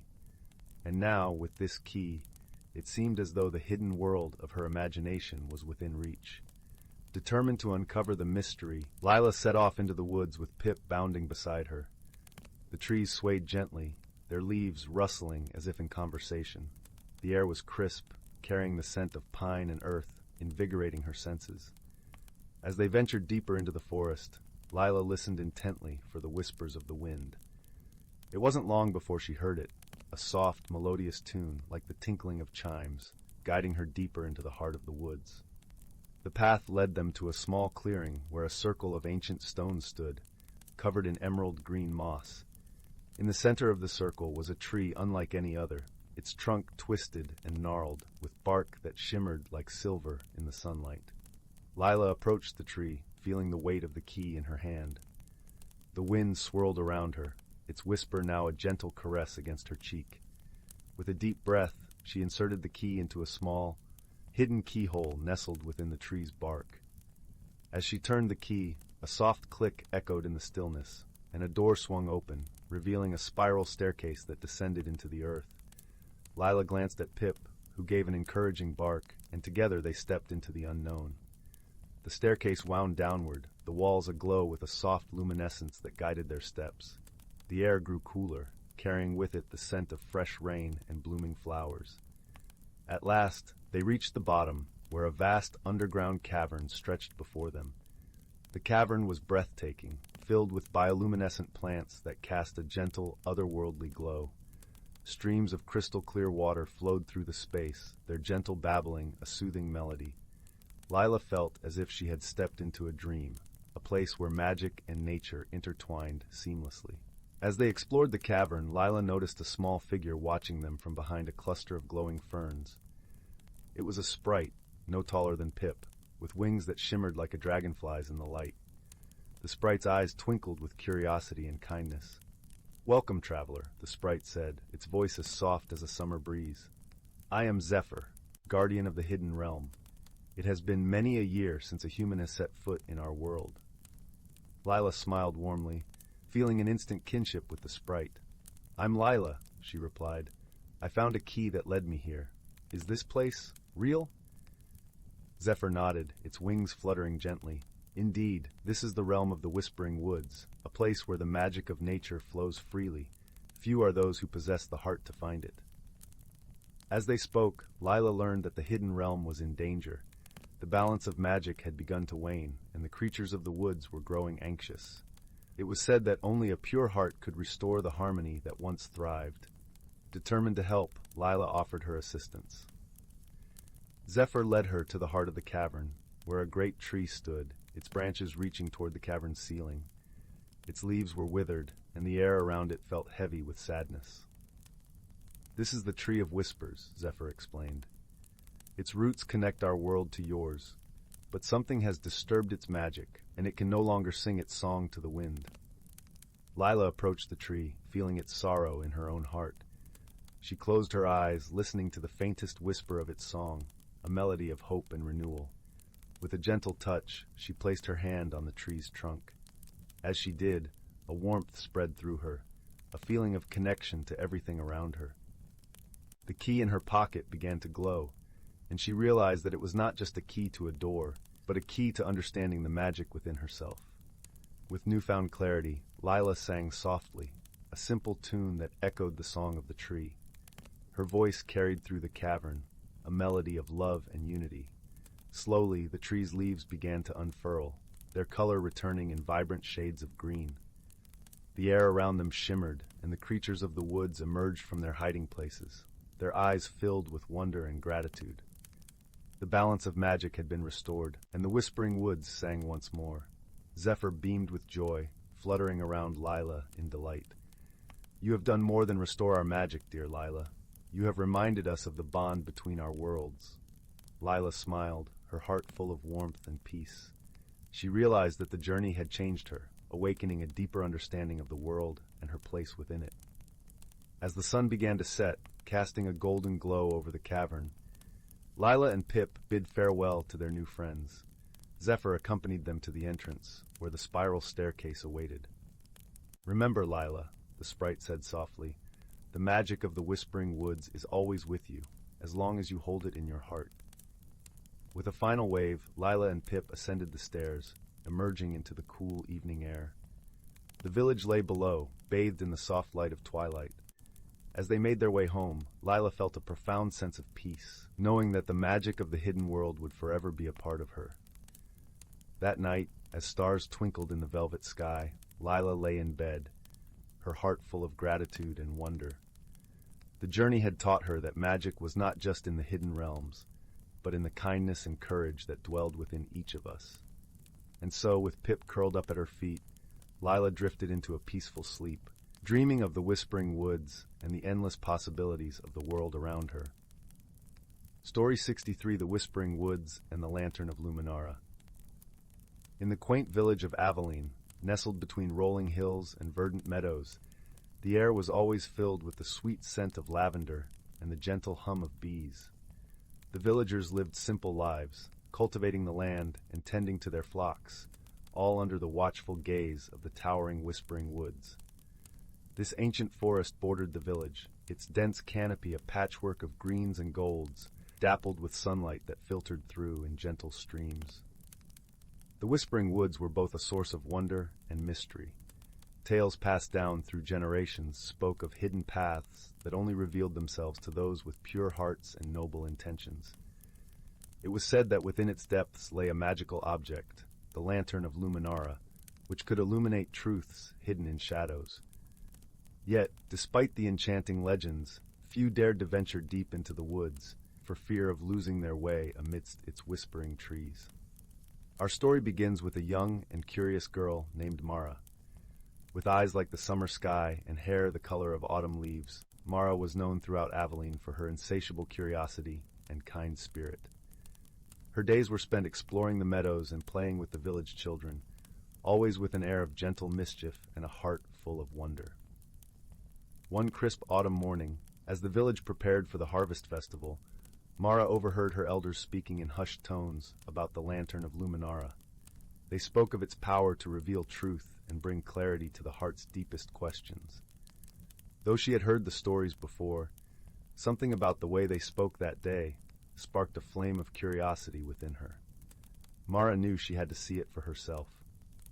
As dusk fell, painting the sky in hues of purple and orange, Mara found herself drawn to the edge of the Whispering Woods. The leaves rustled softly, weaving their ancient tales into the cool evening air. With a deep breath, Mara stepped onto the narrow path that led into the heart of the forest, each step echoing with the quiet crunch of fallen leaves beneath her feet. The woods were alive with the symphony of night. Crickets chirped their rhythmic songs, and the wind whispered through the branches, as if sharing secrets with the stars above. Mara felt a sense of peace wash over her, the kind that comes from knowing she was exactly where she was meant to be. As she wandered deeper, the path seemed to twist and turn of its own accord, guiding her as if it knew her destination. The trees here were ancient, their trunks thick and gnarled, each one a guardian of time and memory. The deeper Mara went, the more vivid the colors became, as if the very air shimmered with magic. After what felt like hours, though time seemed to bend in this enchanted place, Mara arrived at a clearing bathed in moonlight. In the center stood a pedestal of smooth stone, upon which rested the lantern of Luminara. Its surface was etched with intricate patterns, glowing faintly as if lit from within by 1,000 fireflies. The lantern was both simple and exquisite, a testament to the wonder of the world. With reverence, Mara approached and gently touched the lantern. As her fingers brushed its surface, a warm light enveloped her, filling her with a sense of belonging and understanding. In that moment, Mara realized the true power of the Lantern of Luminara. It was not merely a tool to reveal hidden truths, but a mirror reflecting the light within oneself. The lantern's glow revealed a path leading deeper into the woods, a path that Mara knew she must follow. As she walked, the light danced around her, casting playful shadows that seemed to come alive, guiding her steps with gentle nudges. Soon, Mara arrived at a grove where the trees formed a natural archway, their branches intertwined like old friends. Beyond the archway lay a hidden world, one that seemed untouched by time. Flowers of every hue bloomed in abundance, their petals glistening with dew that sparkled like diamonds. A gentle stream babbled nearby, its waters clear and cool, inviting Mara to pause and drink in the beauty around her. There, in the heart of this hidden world, Mara met a fox named Fionn. His fur was the color of rich mahogany, with eyes that twinkled with wisdom and mischief. Fionn was known as the guardian of the woods, a gentle soul who had roamed these lands for centuries. "Welcome, Mara," Fionn said, his voice soft and warm like a summer breeze. "The woods have been waiting for you." Mara felt no fear, only a profound sense of connection. "I've come to find the truth," she replied, her voice barely a whisper amidst the symphony of the woods. Fionn nodded, his eyes reflecting the lantern's glow. "The truth you seek lies not in the lantern, but within yourself. The woods have chosen you, for you have the heart to see what others do not." As they spoke, Mara learned that the Whispering Woods were a sanctuary for all creatures, a place where harmony and balance thrived. Fionn told her of the delicate threads that connected all living things, and how the lantern's light could reveal these connections, helping those who were lost to find their way. With Fionn as her guide, Mara spent what felt like days exploring the hidden wonders of the woods. She met creatures of all kinds, each with their own stories and wisdom to share. There were owls that sang lullabies under the moonlight, deer that danced through the meadows, and even a wise old tortoise who had seen the changing of countless seasons. Through these encounters, Mara learned that every being, no matter how small, played a vital role in the tapestry of life. The Whispering Woods were a testament to the power of unity and the beauty that arose from diversity. It was a lesson that resonated deeply within her, filling her with a sense of purpose and gratitude. Finally, as the first light of dawn began to break through the canopy, Fionn led Mara back to the clearing where her journey had begun. The lantern of Luminara still glowed softly, a beacon of hope and understanding. "Thank you," Mara said, her heart full of warmth and light. "I understand now that the truth I sought was within me all along." Fionn smiled, his eyes twinkling with the light of 1,000 stars. "Remember, Mara, the lantern will always be here to guide those who seek it. But the greatest light comes from within your own heart. Cherish it, and it will guide you through even the darkest of times." With a final nod of gratitude, Mara made her way back to the village, the path now familiar and welcoming. As she emerged from the woods, the village was just beginning to stir, the air filled with the promise of a new day. Mara returned home with a heart full of stories and a soul touched by the magic of the Whispering Woods. She shared her tale with the villagers, who listened in awe and wonder, their own hearts alight with the possibility of what lay beyond the familiar. From that day forward, the people of Aveline held a newfound respect for the woods, understanding that they were not just a boundary, but a gateway to wisdom and friendship. And Mara, with her lantern-lit heart, became a beacon of kindness and understanding, guiding others with the light she had found within. And so, the story of Mara and the Lantern of Luminara became legend, a tale whispered by the wind and sung by the trees, a reminder that the greatest journeys are those that lead us to ourselves. As the seasons turned and the years passed, the Whispering Woods remained a place of wonder and peace, its secrets shared only with those who dared to seek them. And in the heart of the village, Mara's light continued to shine, a testament to the power of courage, friendship, and the enduring magic of the world. And so, as the fire crackles softly and the stars twinkle above, let us remember that the light we seek is always within us, waiting to be discovered, ready to guide us home. Story 64. Once upon a time, deep in an ancient forest, there lived a young fox named Kira. Kira had always been a timid creature, her russet fur blending seamlessly with the fallen leaves and her bright eyes scanning the undergrowth for any sign of danger. Change had never been something she welcomed, preferring the comfort and familiarity of her woodland home. One crisp autumn morning, as Kira was foraging for acorns, she came across a peculiar sight. A tiny sprout had pushed its way through the soil, unfurling its tender green leaves towards the dappled sunlight. Intrigued, Kira settled down to watch this new life take shape. Over the following weeks, Kira witnessed the sprout grow taller and stronger, its slender trunk reaching for the heavens. She marveled at the resilience of this young sapling, weathering the chill winds and occasional frost, yet never wavering in its determination to thrive. As winter approached, the forest fell into a deep slumber, the trees shedding their vibrant cloaks and the woodland creatures retreating to their cozy dens.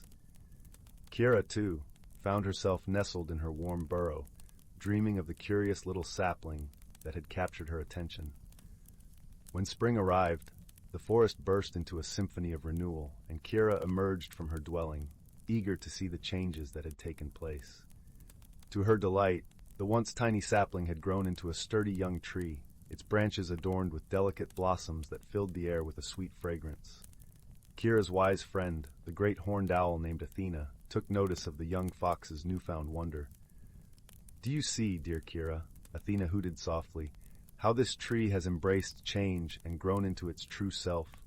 Just as the seasons cycle, so too must we adapt and transform, shedding our old ways to make room for new growth." Kira listened intently, her heart swelling with understanding. She had always feared change, clinging to the familiar, but now she realized that growth and transformation were inevitable and beautiful parts of life's journey. As the months passed, Kira watched in awe as the young tree blossomed and bore fruit, its branches swaying in the gentle breeze. She found herself drawn to its serene presence, basking in the shade of its canopy and marveling at the intricate patterns of its bark. One day, Kira's dear friend, the wise old badger named Bryn, joined her beneath the tree's sheltering boughs. "My dear Kira," Bryn rumbled, "I can sense a change within you. You seem more at peace, more open to the wonders of the world around you." Kira smiled, her eyes shining with newfound wisdom. "Indeed, my friend," she replied, "this tree has taught me that change is not something to fear, but rather an opportunity for growth and discovery. Just as it has blossomed and borne fruit, so too must I embrace the transformations that life brings, for they are the seeds of something beautiful and unexpected." From that day forward, Kira approached each new challenge and change with an open heart and a curious mind. She learned to shed her old fears and doubts, like the tree shedding its leaves in autumn, and to welcome the growth and renewal that followed. And whenever she felt uncertain or afraid, Kira would seek solace beneath the sheltering branches of the magnificent tree, drawing strength from its resilience and beauty. For it had become a living reminder that transformation, though sometimes difficult, was a natural and wondrous part of life's journey, a journey that would forever unfold in magnificent and unexpected ways. Story 65.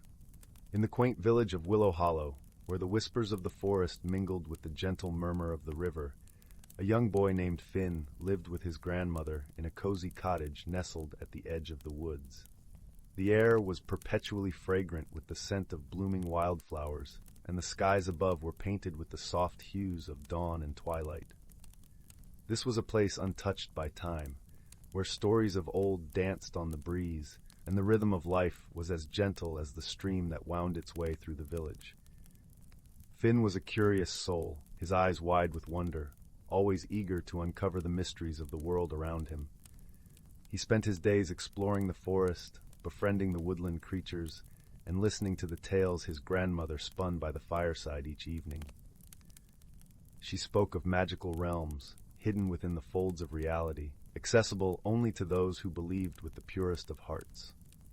One particular story often captured Finn's imagination, the tale of the Whispering Willow. According to legend, hidden deep within the heart of the forest was an ancient willow tree, its branches heavy with secrets. The tree was said to possess the ability to grant a single wish, but only to those who approached with sincerity and kindness in their hearts.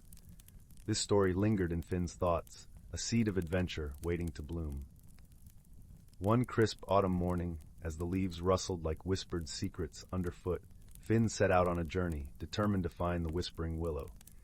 He packed a small satchel with essentials, a loaf of fresh bread, a flask of warm tea, and a tiny, worn journal to record his thoughts. With a quick hug from his grandmother and a promise to return before dusk, he ventured into the forest, the golden morning light filtering through the canopy above. As he walked deeper into the woods, the familiar paths of Willow Hollow began to fade, replaced by the enchanting allure of the unknown. The air was crisp and cool, carrying with it the earthy scent of fallen leaves and the distant song of a lark.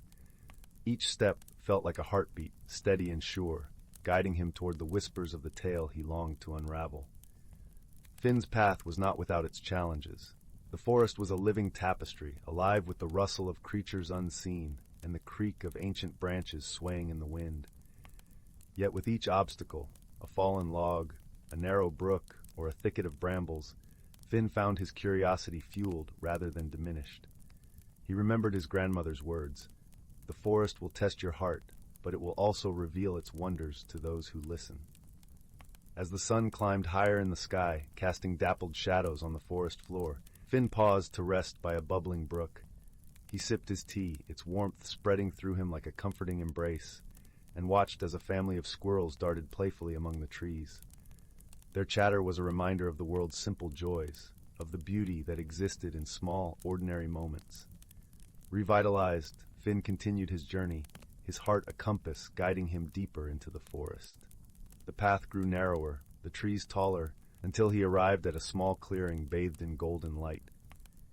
In the center stood the Whispering Willow, majestic and ancient, its branches swaying gently as if in greeting. Finn approached with a sense of awe, his hand trembling slightly as he reached out to touch the tree's bark. It was smooth and cool, and as he closed his eyes, he could almost hear the soft murmurs of the tree's secrets.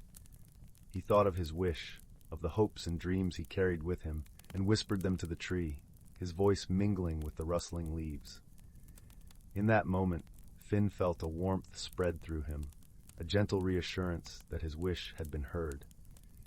He opened his eyes to find the forest bathed in a soft, otherworldly glow, as if acknowledging the bond that had been formed between boy and tree. Finn knew he had found something precious, something that would remain with him forever. With a heart full of gratitude, Finn retraced his steps, the path home illuminated by the fading light of day. As he emerged from the forest, the village lay before him, the familiar sights and sounds a comforting embrace. He returned to his grandmother's cottage, where the scent of freshly baked pie welcomed him home. That evening, as Finn sat by the fireside, his grandmother listened attentively to his tale, her eyes twinkling with pride and understanding. The journey had changed him, deepened his appreciation for the world's wonders and the magic that resided in the most unexpected places. The story of the Whispering Willow had become his own, a testament to the power of belief and the beauty of the unseen. As Finn drifted to sleep that night, the warmth of the cottage wrapping around him like a soft blanket, he carried within him the promise of new adventures, of stories yet to be written in the pages of his life. And so, in Willow Hollow, where the world was a tapestry of endless possibilities, Finn's spirit continued to wander, his heart forever open to the whispers of the world around him. Story 66. Once upon a time, in a quaint, sleepy village nestled between lush, rolling hills and a serene, whispering forest, lived a young girl named Clara. The village, with its cobblestone paths and timber-framed cottages, seemed ordinary at first glance. But for those who cared to look a little closer, it held secrets as deep as the forest itself. Clara was a curious soul, often wandering through the village with a book in one hand and her imagination in the other. Her days were filled with the sweet scent of wildflowers and the sound of bees busily buzzing around the gardens. Though small in stature, she carried a heart full of dreams and a mind eager for adventure.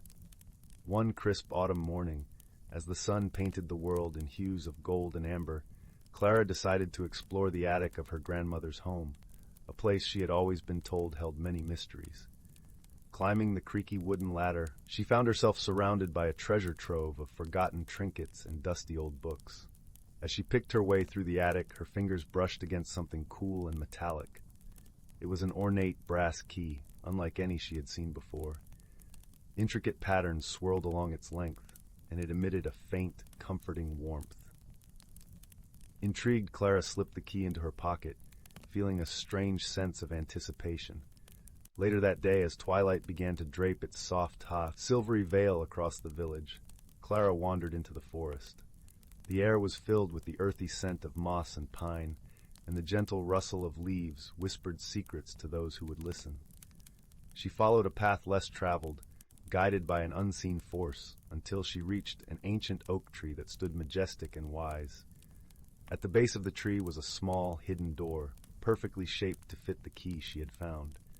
Clara hesitated for a moment, her heart fluttering with a mix of fear and excitement, before inserting the key into the lock. With a soft click, the door swung open to reveal a hidden world, bathed in soft, ethereal light. Inside, Clara found herself in a grove unlike any other. The air shimmered with magic, and the ground was carpeted with vibrant flowers that glowed gently in the twilight. In the center of the grove stood a circle of stones, each etched with ancient runes that pulsed with an inner light. As she stepped into the circle, Clara was greeted by three gentle creatures.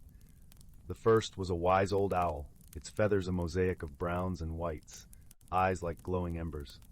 The second was a playful fox, its fur as red as autumn leaves, eyes twinkling with mischief. The third was a gentle deer, its coat dappled like sunlight filtering through the leaves, eyes soft and kind. "Welcome, young seeker," hooted the owl, its voice rich and resonant. "You have been chosen to embark on a journey of understanding." "The key you hold," continued the fox, its voice a lilting melody, "is the key to your heart's true desires. It will guide you, but you must also listen to yourself. And remember," spoke the deer softly, its words like a gentle breeze, "the greatest challenges are often solved not with strength, but with wisdom and kindness." Clara nodded, her heart swelling with gratitude and wonder. She felt a deep connection to these creatures, as if they were reflections of her own spirit. Together, they journeyed deeper into the grove, where the trees whispered ancient stories and the air hummed with possibilities. As they traveled, Clara encountered various challenges. She met a river that flowed with the wisdom of ages, its waters singing a song of patience. With the owl's guidance, she learned to listen, letting the river's melody teach her the value of understanding before action. Further along, a mischievous breeze danced around her, playful and elusive. With the fox's help, Clara learned to embrace her own creativity, using it to weave solutions that were as light and fluid as the wind itself. Finally, Clara came upon a wall of thorns, thick and daunting.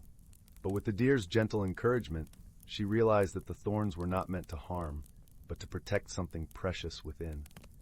With kindness and gentleness, she tended to the thorns, and they parted to reveal a hidden garden, vibrant and alive. Within the garden, Clara found a mirror made of moonlight. As she gazed into it, she saw not just her reflection, but the essence of who she truly was, a girl filled with dreams, courage, and an unyielding love for the world around her. Her journey had taught her that true magic lies not in the key she held, but in the heart that guided her. With a newfound sense of peace and purpose, Clara returned to the village, the key safely tucked away in her pocket, a constant reminder of the wonders that lay within her. And so, under a sky strewn with stars, Clara lay in her cozy bed, the soft glow of the moon casting gentle shadows across her room. She drifted into a peaceful sleep, the magical world she had discovered nestled warmly in her dreams, ready to guide her whenever she needed it. And in the heart of the forest, the owl, the fox, and the deer watched over her, their spirits forever intertwined with hers, guardians of the secrets she had come to cherish. Story 67.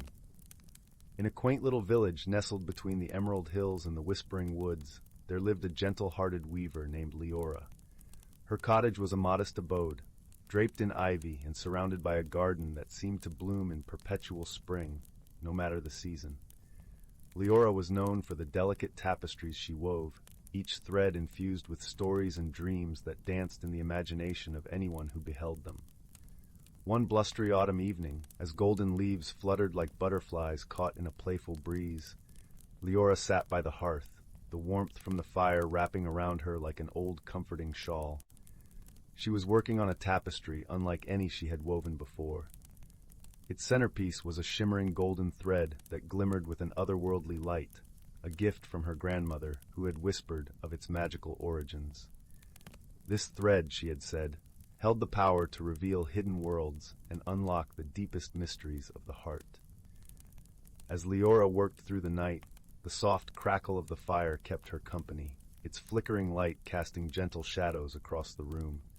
She could feel the magic of the golden thread tingling through her fingers, weaving its enchantment into the very fabric of her creation. Just as the first light of dawn began to peek over the horizon, Leora tied the final knot and stepped back to admire her work. The tapestry was a breathtaking landscape of colors and textures, depicting a serene forest bathed in moonlight. The trees seemed to sway in a silent dance, and the stream that wound through the scene sparkled with stars. As Leora gazed at her masterpiece, something extraordinary happened. The tapestry shimmered, and the gentle rustle of leaves and the babbling of the brook began to fill the room, as if inviting her to step into its woven world. Curiosity and wonder sparked in Leora's heart, and with a cautious yet eager step, she reached out and touched the tapestry. To her astonishment, the fabric rippled under her fingers like water, and she found herself being drawn into its depths. With a gasp of delight, Leora stepped through the tapestry, leaving the familiar confines of her cottage behind. She emerged into a world alive with magic, where the air was perfumed with the scent of wildflowers and the sky was a tapestry of twinkling constellations. The forest around her was unlike any she had ever seen. Each tree was a towering sentinel, its leaves shimmering with hues of silver and gold. Leora could feel the gentle pulse of life beneath her feet, a rhythm that resonated with her very soul. As she wandered deeper into this enchanted forest, she came across a glade bathed in soft moonlight. In the center of the clearing stood a grand old oak, its branches spread wide like a welcoming embrace. Beneath it, a creature sat, its form bathed in the gentle glow of the moon. It was a fox, or at least it appeared to be, for its fur was a silken cascade of twilight hues, and its eyes held the wisdom of the ages. "Welcome, weaver of dreams," the fox spoke, its voice a melodic whisper that seemed to echo through the glade. "I am Auron, guardian of the hidden forest. You have woven the thread of destiny into your tapestry, and now you stand at the threshold of a journey that will both challenge and change you." Leora felt a thrill of excitement mixed with apprehension. "I am honored to be here, Auron," she replied, her voice barely above a whisper. "But why have I been brought to this magical place?" Auron's eyes twinkled with a knowing light. "The golden thread you wove is a key to the hidden world within the natural realm. You have been chosen to embark on a journey of discovery and transformation. Along the way, you will encounter challenges, forge unexpected friendships, and uncover the mysteries that bind our worlds together." With that, the fox turned and began to walk deeper into the forest, beckoning Leora to follow. As she did, she felt a sense of purpose unfurl within her, like a bud blossoming into a flower. The path they traveled wound through the forest, each step revealing wonders that filled Leora's heart with awe. She saw flowers that glowed like embers in the moonlight, and streams that sang with the voices of 1,000 tiny bells. She felt the gentle caress of the wind as it whispered secrets to the trees, and she marveled at the way the stars seemed to dance overhead, painting stories across the midnight sky. As they journeyed, Oron shared tales of the forest's history, of ancient spirits that slumbered beneath its roots, and of the delicate balance that maintained its harmony. Leora listened with rapt attention, her heart expanding with each story, feeling the connection between her world and this magical realm grow stronger. Their path eventually led them to the edge of a vast meadow, where the grass swayed like a sea of emerald waves. At its center stood a circle of standing stones, each one etched with intricate runes that glowed with a soft, pulsating light. Oron led Leora to the heart of the circle and paused, his gaze fixed on the stones. "This is the circle of reflection," Oron explained. "Here, you will face the first of your challenges. The stones will reveal your true self, both your strengths and your fears. Only by embracing all that you are can you continue your journey." Leora felt a shiver of anticipation as she stepped into the circle. The air within felt charged with energy, and as she stood between the stones, she felt their magic begin to weave around her. Images flickered before her eyes, memories of her life in the village, moments of joy and sorrow, triumphs and mistakes. She saw herself as a child, learning the art of weaving from her grandmother, felt the warmth of her family and friends, and remembered the quiet moments spent dreaming beneath the stars. But alongside these cherished memories came the shadows, her fears of failure, the doubts that sometimes crept into her heart, the times she had held back from pursuing her dreams. They hovered at the edges of her vision, dark and foreboding, threatening to overwhelm her. Yet, as Leora faced these shadows, she felt a gentle strength rise within her. She realized that these fears were a part of her, just as much as her hopes and dreams. By acknowledging them, she could find the courage to overcome them. Drawing a deep breath, she stepped forward, embracing both the light and the dark within her. The stones glowed brightly, their runes shimmering with approval. A warm, comforting light enveloped Leora, filling her with a sense of peace and acceptance. The first challenge had been met, and she emerged from the circle with newfound clarity and resolve. Oron watched her with a gentle smile. "You have taken an important step, weaver of dreams. By understanding yourself, you have unlocked the potential to grow and change. Now, let us continue our journey." With renewed strength, Leora followed Oron deeper into the forest. The path became more rugged, winding through dense thickets and over rocky terrain. But Leora felt a sense of purpose guiding her, and she moved with a grace and confidence that surprised even herself. As they traveled, they came upon a sparkling waterfall cascading into a clear pool. The air was cool and refreshing, and the sound of the water was like a soothing melody. Leora paused to drink in the beauty of the scene, feeling its tranquility seep into her very soul. It was here that they encountered a creature unlike any Leora had ever seen. A small, iridescent dragon with wings that shimmered like the surface of a jeweled lake. It fluttered around them, its eyes twinkling with mischief and curiosity. "Greetings, travelers," the dragon chirped in a voice as bright as the morning sun. "I am Zyla, keeper of the waters. It has been many moons since we have had visitors in our forest. What brings you to this hidden realm?" Leora smiled warmly at the dragon, feeling an instant kinship with the mischievous creature. "We are on a journey of discovery," she explained. "I am learning about myself and the world around me, guided by Oron, the guardian of the forest." Zinnia's eyes sparkled with delight. "A journey of discovery, you say? Then you must partake in the dance of the waters. It is a celebration of life and magic, and it will reveal truths that words cannot express." With a playful flick of its wings, Zinnia led them to the edge of the pool, where the water shimmered with an ethereal light. The dragon hovered above the surface, its wings creating ripples that danced like liquid stars. Leora watched, entranced, as the water seemed to come alive, swirling and twirling in a mesmerizing ballet. Feeling the call of the dance, Leora stepped forward, her feet moving in harmony with the rhythm of the water. She twirled and leaped, her heart soaring with joy as she became one with the magic of the moment. The water embraced her, its cool touch invigorating and freeing, and she felt a sense of unity with the world around her. As the dance came to an end, Leora stood breathless and exhilarated, her spirit alight with newfound energy. She realized that the dance had awakened something within her, a deep connection to the magic of the forest and a profound understanding of her place within it. "Thank you, Zinnia," Leora said, her voice filled with gratitude. "The dance of the waters has shown me that there are truths beyond words, and that magic is woven into the very fabric of life." The dragon nodded, its eyes full of wisdom. "Remember, dear weaver, that magic resides in the heart of those who believe. Let it guide you on your journey, and you will find the answers you seek." With a final, graceful swoop, Zinnia bid them farewell, disappearing into the shimmering mists of the waterfall. Leora and Auron continued on, their path now leading them to the heart of the forest, where the trees grew taller and the air hummed with ancient power. As they walked, Auron spoke of the next challenge that awaited Leora, a test of friendship and trust.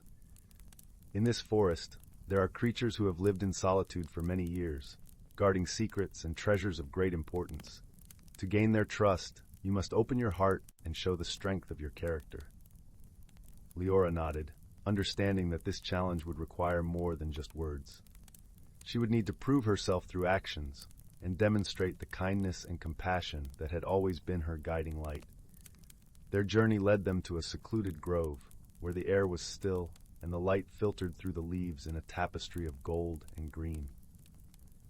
In the center of the grove stood a magnificent stag, its antlers crowned with blossoms that glowed with a gentle luminescence. It watched them with eyes that mirrored the depths of the forest, ancient and wise. "Greetings, Weaver of Dreams," the stag spoke, its voice a deep, resonant melody. "I am Thalion, keeper of the grove and protector of its secrets. You seek the wisdom of the forest, yet to gain it, you must prove your worthiness." Leora stepped forward, her heart open and sincere. "I seek not only the wisdom of the forest, Thalion, but also the friendship and trust of those who dwell within it. I wish to learn from you, to understand the balance and harmony that sustain this magical realm." Thalion regarded her with a thoughtful gaze, its antlers casting intricate shadows across the grove. "There is a treasure hidden within this grove, a jewel of unparalleled beauty and power. It is guarded by creatures who have long mistrusted outsiders. To earn their trust, you must show that you are worthy of their companionship." With a nod from Auron, Leora followed the stag deeper into the grove, her heart filled with determination. She knew that her actions would speak louder than any words she could offer. As they approached a clearing, Leora saw the guardians of the treasure, a family of hedgehogs, their quills glistening like tiny spears of light. They watched her with wary eyes, their small, round bodies huddled protectively around a glimmering jewel that lay nestled in the soft earth. Leora knelt before them, her movements gentle and unthreatening. She spoke softly, her voice a soothing melody that carried her sincerity. "I come not to take your treasure, but to learn from you, to understand the trust and friendship that bind this forest together." She reached into her satchel and drew out a small loaf of freshly baked bread, a gift from her village. Breaking it into pieces, she offered it to the hedgehogs, her gesture a symbol of goodwill and friendship. The hedgehogs hesitated, their eyes shifting between Leora and the bread. Slowly, one of the smaller hedgehogs approached, its nose twitching with curiosity. It sniffed at the bread, then took a tentative bite, its eyes widening with delight. Encouraged by its reaction, the rest of the family joined in, their cautious demeanor softening as they shared the simple meal. Leora smiled, her heart swelling with warmth as she watched the barriers of mistrust begin to crumble. Thalion observed the scene with approval, stepping forward to address Leora. "You have shown kindness and patience, qualities that resonate deeply with the spirit of this forest. The trust you have earned is a treasure beyond measure." As a token of their newfound friendship, the hedgehogs presented Leora with the jewel, its surface shimmering with all the colors of the dawn. Though she had no intention of taking it, she accepted the gift with gratitude, understanding that it was a symbol of the bond they had formed. With the challenge of friendship overcome, Leora and Auron bade farewell to Thalion and the hedgehogs, their journey continuing through the heart of the forest. The path they walked was now one of mutual respect and understanding, each step guided by the magic of the land and the lessons learned along the way. As they traveled, Leora felt the transformation within her, a blossoming of confidence and wisdom that had been nurtured by the trials she had faced. She understood now that the journey was not just about discovering the secrets of the forest, but also about uncovering the depths of her own heart. Their path eventually led them to the very center of the forest, where a great tree stood, its branches reaching toward the sky like the arms of an ancient guardian. Its trunk was wide and gnarled, its bark etched with symbols that pulsed with a gentle, rhythmic light. "This is the heart of the forest," Oron explained, his voice filled with reverence. "It is the source of all life and magic within this realm. Here, you will face the final challenge, a test of your wisdom and courage." Leora approached the tree, feeling the immense power that radiated from its core. She knew that this challenge would require all that she had learned on her journey, the culmination of her growth and transformation. As she stood before the tree, the symbols on its trunk began to glow, weaving a tapestry of light and shadow that enveloped her in a cocoon of magic. Within this realm, Leora found herself standing in a vast, open space surrounded by the echoes of the forest's ancient song. Before her appeared a vision, a shimmering reflection of herself, yet different in subtle ways. This reflection was a manifestation of her deepest fears and doubts, the shadows that lingered in the corners of her mind. "You have come far, weaver of dreams," the reflection spoke, its voice a mirror of her own. "But to unlock the true potential of your heart, you must confront the fears that bind you." Leora felt a tremor of uncertainty, but she knew that this was the final step in her journey of transformation. She had faced her fears before, in the circle of reflection, but now she would confront them with the wisdom and courage she had gained along the way. Drawing upon the strength of her experiences, Leora stepped forward, her heart alight with determination. She spoke to her reflection, her voice steady and clear. "I acknowledge my fears, but I do not let them define me. I am more than my doubts and insecurities. I am a weaver of dreams, a seeker of truth, and a friend to those who dwell within this magical realm." As her words echoed through the space, she felt the power of the heart of the forest weave around her, enveloping her in a warm, comforting light. The reflection before her began to dissolve, its shadows melting away to reveal a radiant figure, her true self, unburdened by fear. With a sense of profound peace, Leora embraced this newfound clarity, her heart filled with gratitude for the journey she had undertaken. She understood now that the magic of the forest was not just a part of the land, but a part of her as well, a bond that would forever connect her to this hidden world. As the vision faded, Leora found herself standing once again before the great tree, its symbols glowing with approval. Oron watched her with a gentle smile, his eyes reflecting the wisdom of the ages. "You have completed your journey, weaver of dreams," Oron said, his voice a soothing melody. "You have faced your challenges with courage and kindness, and in doing so, you have unlocked the true magic within your heart." Leora felt a deep sense of fulfillment, knowing that her journey had changed her in ways she could never have imagined. She had discovered the hidden worlds within herself and forged bonds of friendship that would last a lifetime. With a final, grateful farewell to Oron and the magical realm that had become so dear to her, Leora stepped back through the tapestry, returning to her cottage in the village. The golden thread shimmered softly in the morning light, a reminder of the journey she had taken and the transformation she had undergone. As she settled back into her familiar routine, Leora knew that she would carry the magic of the forest with her always, a beacon of hope and inspiration to guide her through life's challenges. And as she wove her tapestries, each thread would tell a story of wisdom, friendship, and the boundless possibilities that lay within a heart open to wonder. And so in the warmth of her cottage, with the fire crackling gently in the hearth, Leora continued to weave her dreams, knowing that the magic of the hidden world was forever a part of her. The golden thread, a symbol of her journey, glowed softly in the light of the flames, a testament to the power of transformation and the enduring strength of the human spirit. As the stars began to twinkle in the night sky, Leora lay down to rest, her heart full and content. She drifted into a peaceful sleep, cradled by the knowledge that her journey had only just begun, and that the magic of the forest would always be there to guide her, a gentle reminder of the wonders that awaited those who dared to dream.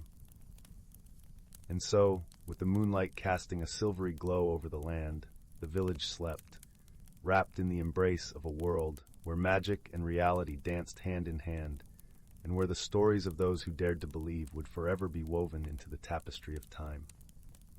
Story 68. In the tranquil village of Eldergrove, where the air was perfumed with the scent of wild lavender and the gentle hum of bees, there lived a kind-hearted girl named Arya. Eldergrove was a tapestry of green meadows and ancient trees, their branches stretching towards the heavens like wise old arms. Here the days unfolded quietly, and the nights were enveloped in a cloak of stars. Arya lived with her grandmother, a gentle soul whose stories were like whispers of the past carried on the wind. Their little cottage was nestled at the edge of the village, where the forest began its embrace. Inside, the walls were lined with shelves that held treasures from years gone by, books with gilded pages, and jars filled with dried herbs that danced in the sun's rays. One soft autumn evening, as the leaves painted the ground in hues of amber and gold, Arya sat at her grandmother's feet. The fireplace crackled warmly, casting dancing shadows that seemed to weave stories of their own. "Grandmother," Arya began, her voice curious and hopeful, "tell me about our family. Where do we come from?" Her grandmother smiled, her eyes twinkling like the stars that winked through the window. "Ah, my dear Arya, our roots run deep, deeper than the oldest oak in Eldergrove. Our ancestors were keepers of the light, guardians of the ancient wisdom." Arya listened intently, her heart swelling with a sense of belonging she had never quite understood before. Her grandmother continued, "Long ago, our family was entrusted with a very special artifact, a necklace known as the Heart of Eldergrove. It is said to hold the essence of our ancestors, their courage, wisdom, and love."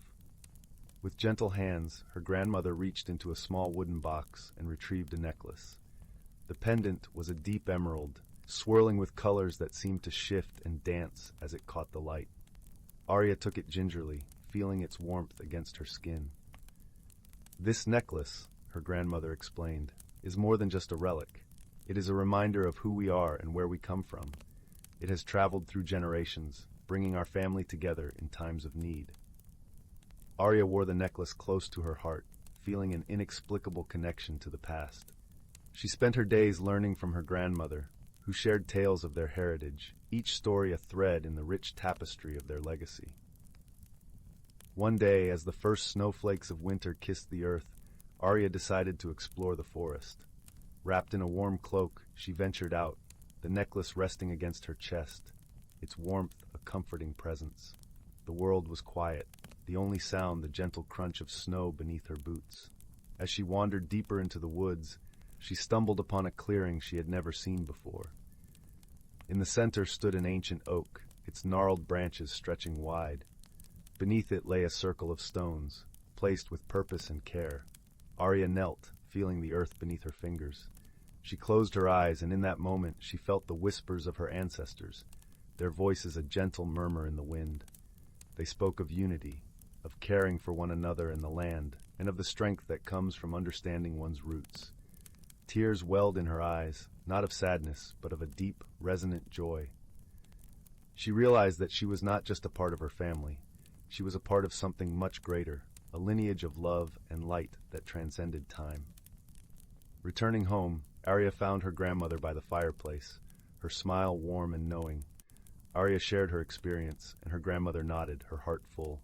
"You have discovered the true legacy of our family, dear Arya. It is not just in the stories or the necklace, but in the love and wisdom we carry within us and pass on." From that day forward, Arya felt a profound sense of belonging. She embraced her heritage, sharing the lessons of her ancestors with the villagers of Eldergrove.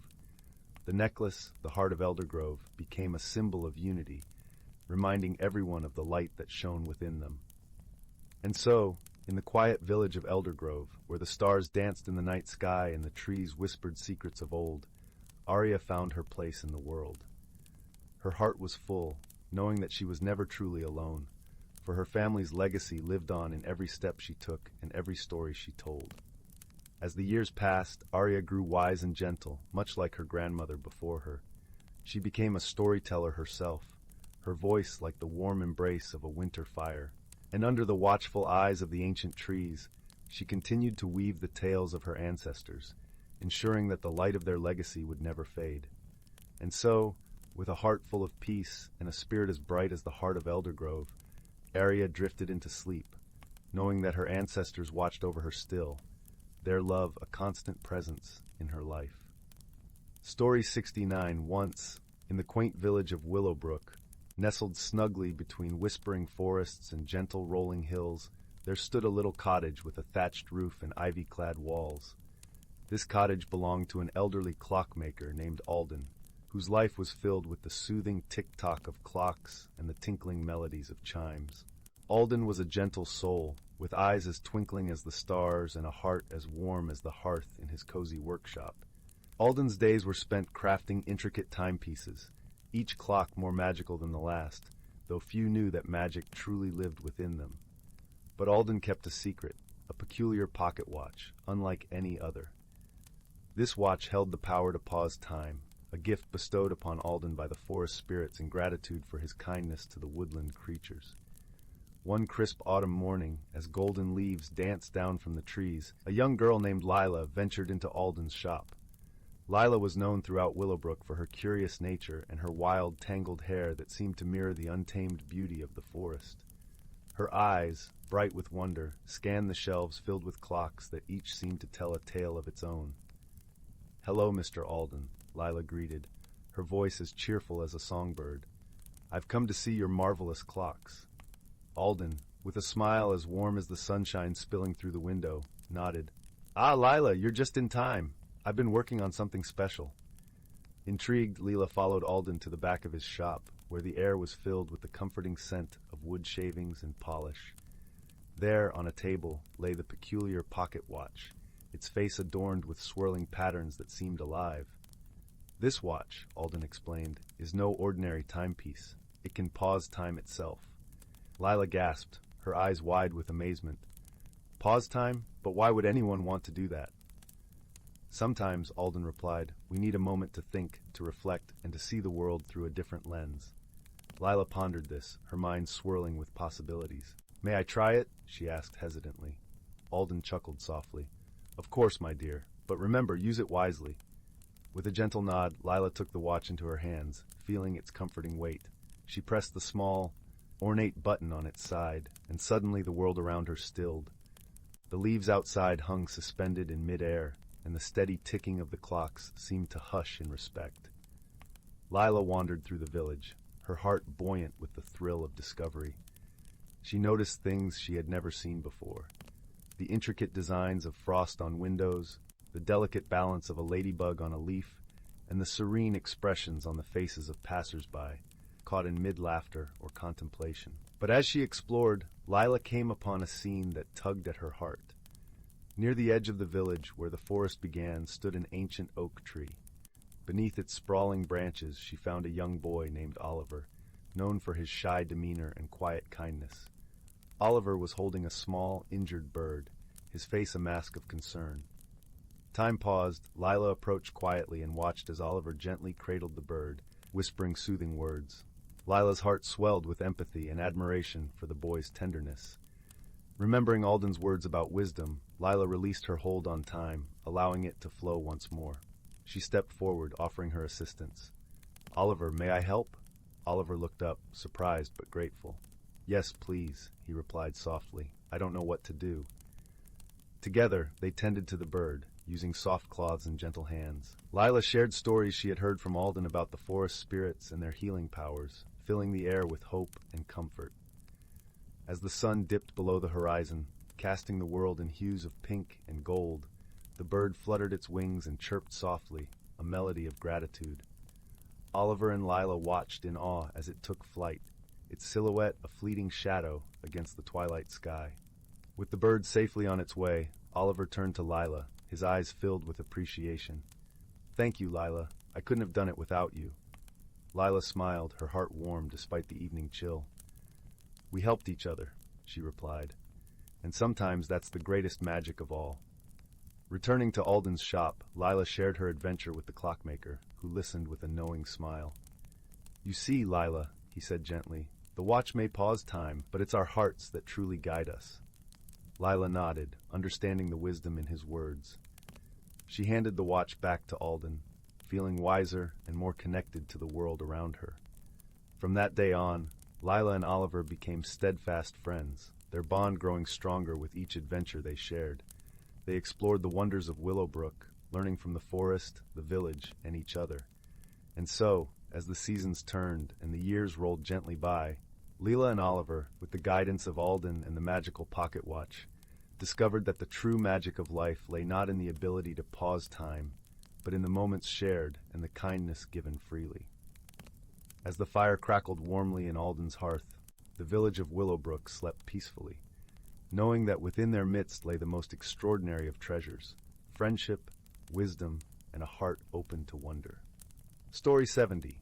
Once upon a time, in the gentle embrace of a forest cloaked in the golden hues of autumn, there existed a quaint little village named Wisteria Grove. The village was nestled by the edge of a shimmering lake, where the water mirrored the sky's soft blues, and the whispering willows bent low to kiss its surface. Every evening, as the sun dipped below the horizon, the villagers would gather by the water's edge to watch the fireflies dance like tiny lanterns in the twilight. In this village lived a young woman named Lyra. Lyra had hair the color of chestnuts and eyes that mirrored the deep, tranquil waters of the lake. Despite the village's serene surroundings, Lyra often felt as though she was caught in a storm. She was a dreamer, always yearning for something more, yet fearful of the changes that would come with it. The thought of altering her well-trodden path filled her with unease, and she often found herself retreating into the comfort of routine. Every day, Lyra would sit by the lake, sketching the world as she saw it. Her drawings were filled with vibrant colors and fantastical creatures that seemed almost alive. Yet, as the seasons began to shift, she noticed her sketches becoming more monochrome, reflecting the uncertainty she felt within. One crisp autumn morning, as the mist still clung to the water's surface, Lyra noticed something unusual. A peculiar glow emanated from a cluster of reeds near the lake's edge. Curiosity piqued, she approached the light and discovered a tiny, iridescent dragonfly caught in a web. Its wings shimmered with the colors of 1,000 rainbows, and its plight tugged at Lyra's heart. Gently she freed the dragonfly, carefully disentangling its delicate wings. As it fluttered free, the creature lingered for a moment, hovering before her eyes. Then, with a soft hum, it circled Lyra thrice before darting away, leaving a trail of sparkling dust that shimmered in the morning light. Later, as Lyra sat by the fireplace in her cozy cottage, she felt a warmth spread through her, unlike anything she had known before. It was as if the dragonfly had left a piece of its magic behind. That night, Lyra dreamed of a vast, enchanted forest, where trees whispered secrets and streams sang lullabies. In the dream, she was guided by a gentle voice that seemed to echo from her own heart. "You are like the lake, Lyra," the voice whispered, "ever-changing, yet ever the same. Embrace the tides of change, for they are the currents that will carry you to where you truly belong." When she awoke, Lyra found herself filled with a newfound sense of purpose. Her heart, once burdened by fear, felt lighter than the autumn breeze. She decided it was time to face her fear of change, to step beyond the familiar and explore the world beyond Wisteria Grove. Her first step was to visit the village elder, a wise woman named Seraphina, who was known for her understanding of both the seen and unseen worlds. The elder's cottage was filled with the comforting scent of herbs and the soft glow of candlelight. Seraphina listened with kind eyes as Lyra shared her fears and her dream. "Ah, my dear," Seraphina said with a knowing smile, "the dragonfly is a messenger of transformation. By helping it, you've invited change into your life. But remember, true transformation begins within." With Seraphina's guidance, Lyra embarked on a journey of self-discovery.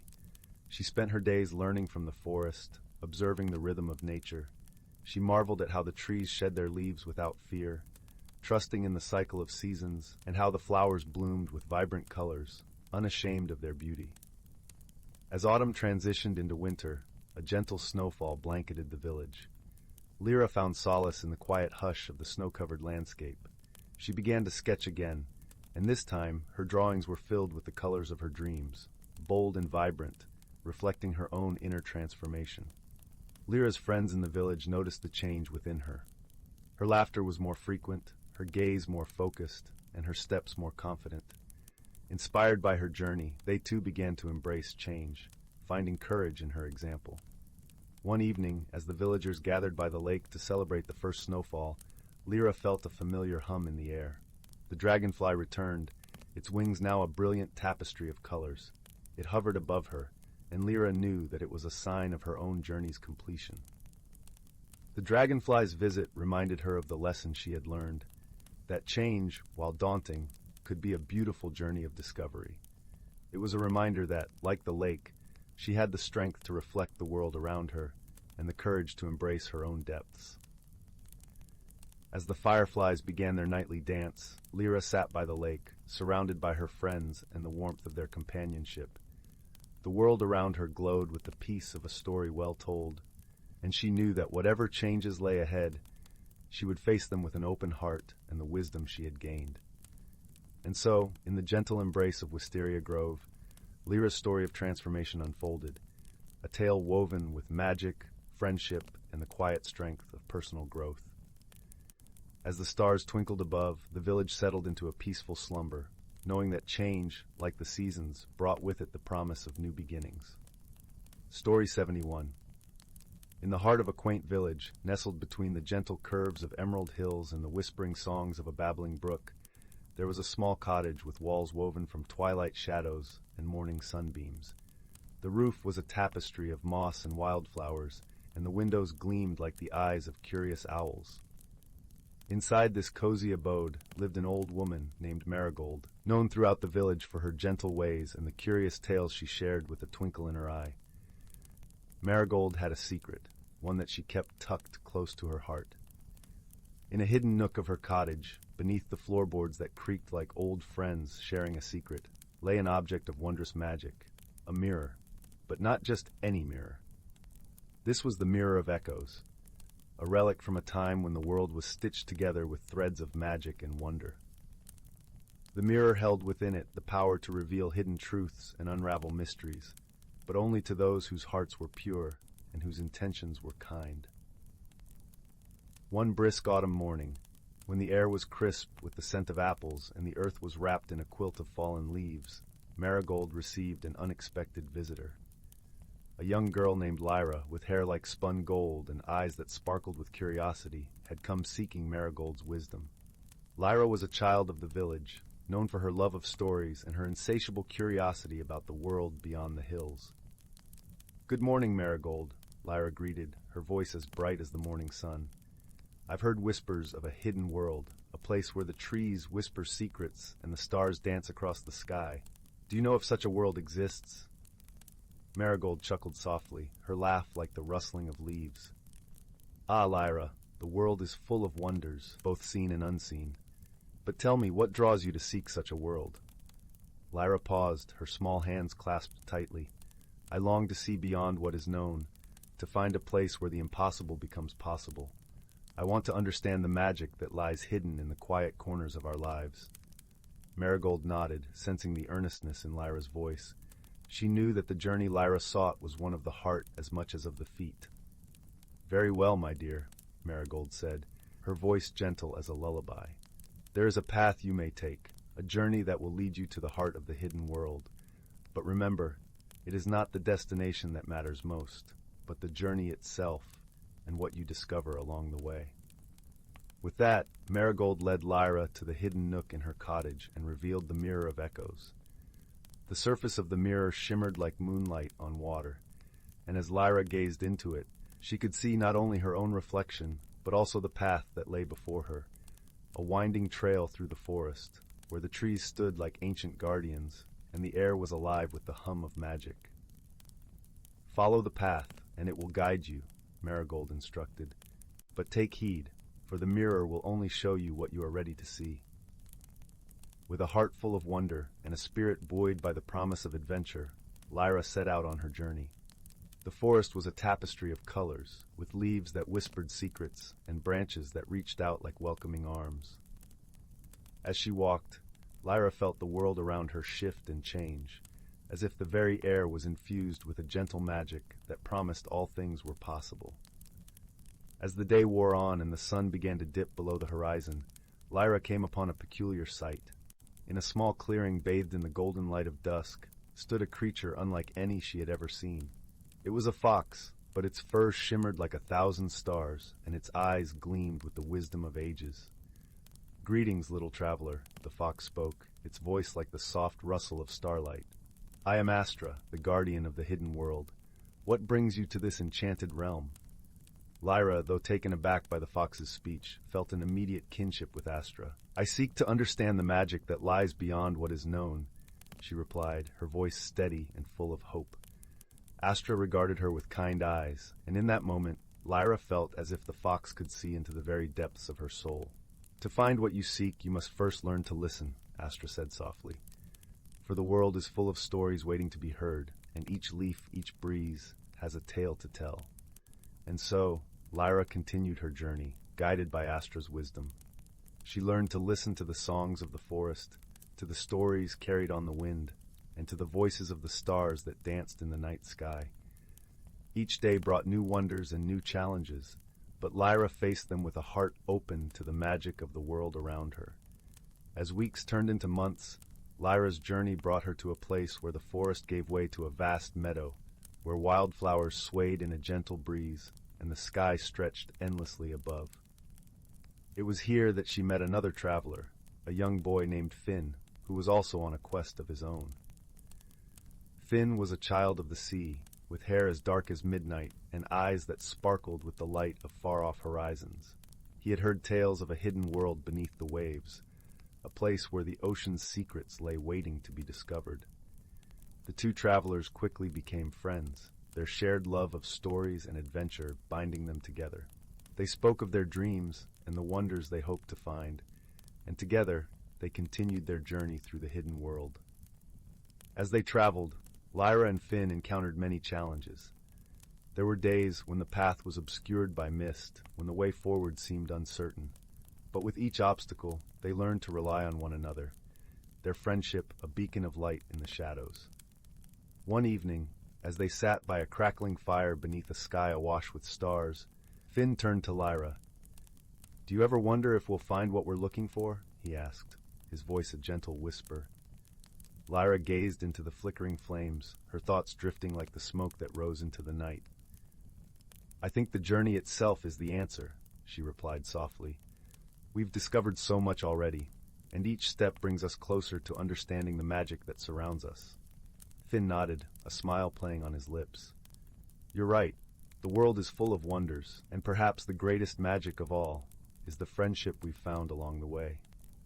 With renewed determination, Lyra and Finn continued their journey, their hearts full of hope and wonder. They learned to see the beauty in the smallest of things, a spider's web glistening with morning dew, the gentle ripple of a stream, the way the sunlight danced through the leaves. Eventually, their path led them to the heart of the hidden world, a place where the earth and sky seemed to merge into a tapestry of light and color. It was a land of dreams, where the impossible became possible, and where the magic of the world was laid bare for all to see. In that moment, Lyra and Finn understood that the journey had changed them in ways they could never have imagined. They had learned to listen to the voices of the world, to see the magic in the everyday, and to cherish the friendship that had grown between them. As they stood together, hand in hand, the mirror of echoes appeared before them once more, its surface shimmering with a soft, welcoming light. Lyra and Finn gazed into the mirror, and in its depths, they saw not only their own reflections, but also the journey they had undertaken, the challenges they had faced, the wonders they had discovered, and the bond they had forged. And in that reflection, they found their answer. The hidden world was not a place to be found, but a way of seeing the world, a way of embracing the magic that lay within and around them. It was a reminder that the greatest journeys are those of the heart, and that true magic is found in the love and friendship we share. With hearts full of gratitude and a newfound understanding of the world, Lyra and Finn returned to their village, forever changed by their journey. They carried with them the magic of the hidden world, a light that would guide them through the days to come.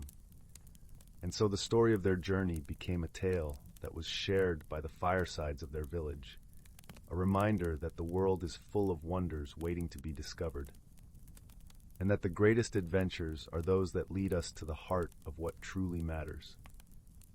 As the years passed, Lyra and Finn grew older, but the magic of their journey remained a constant presence in their lives.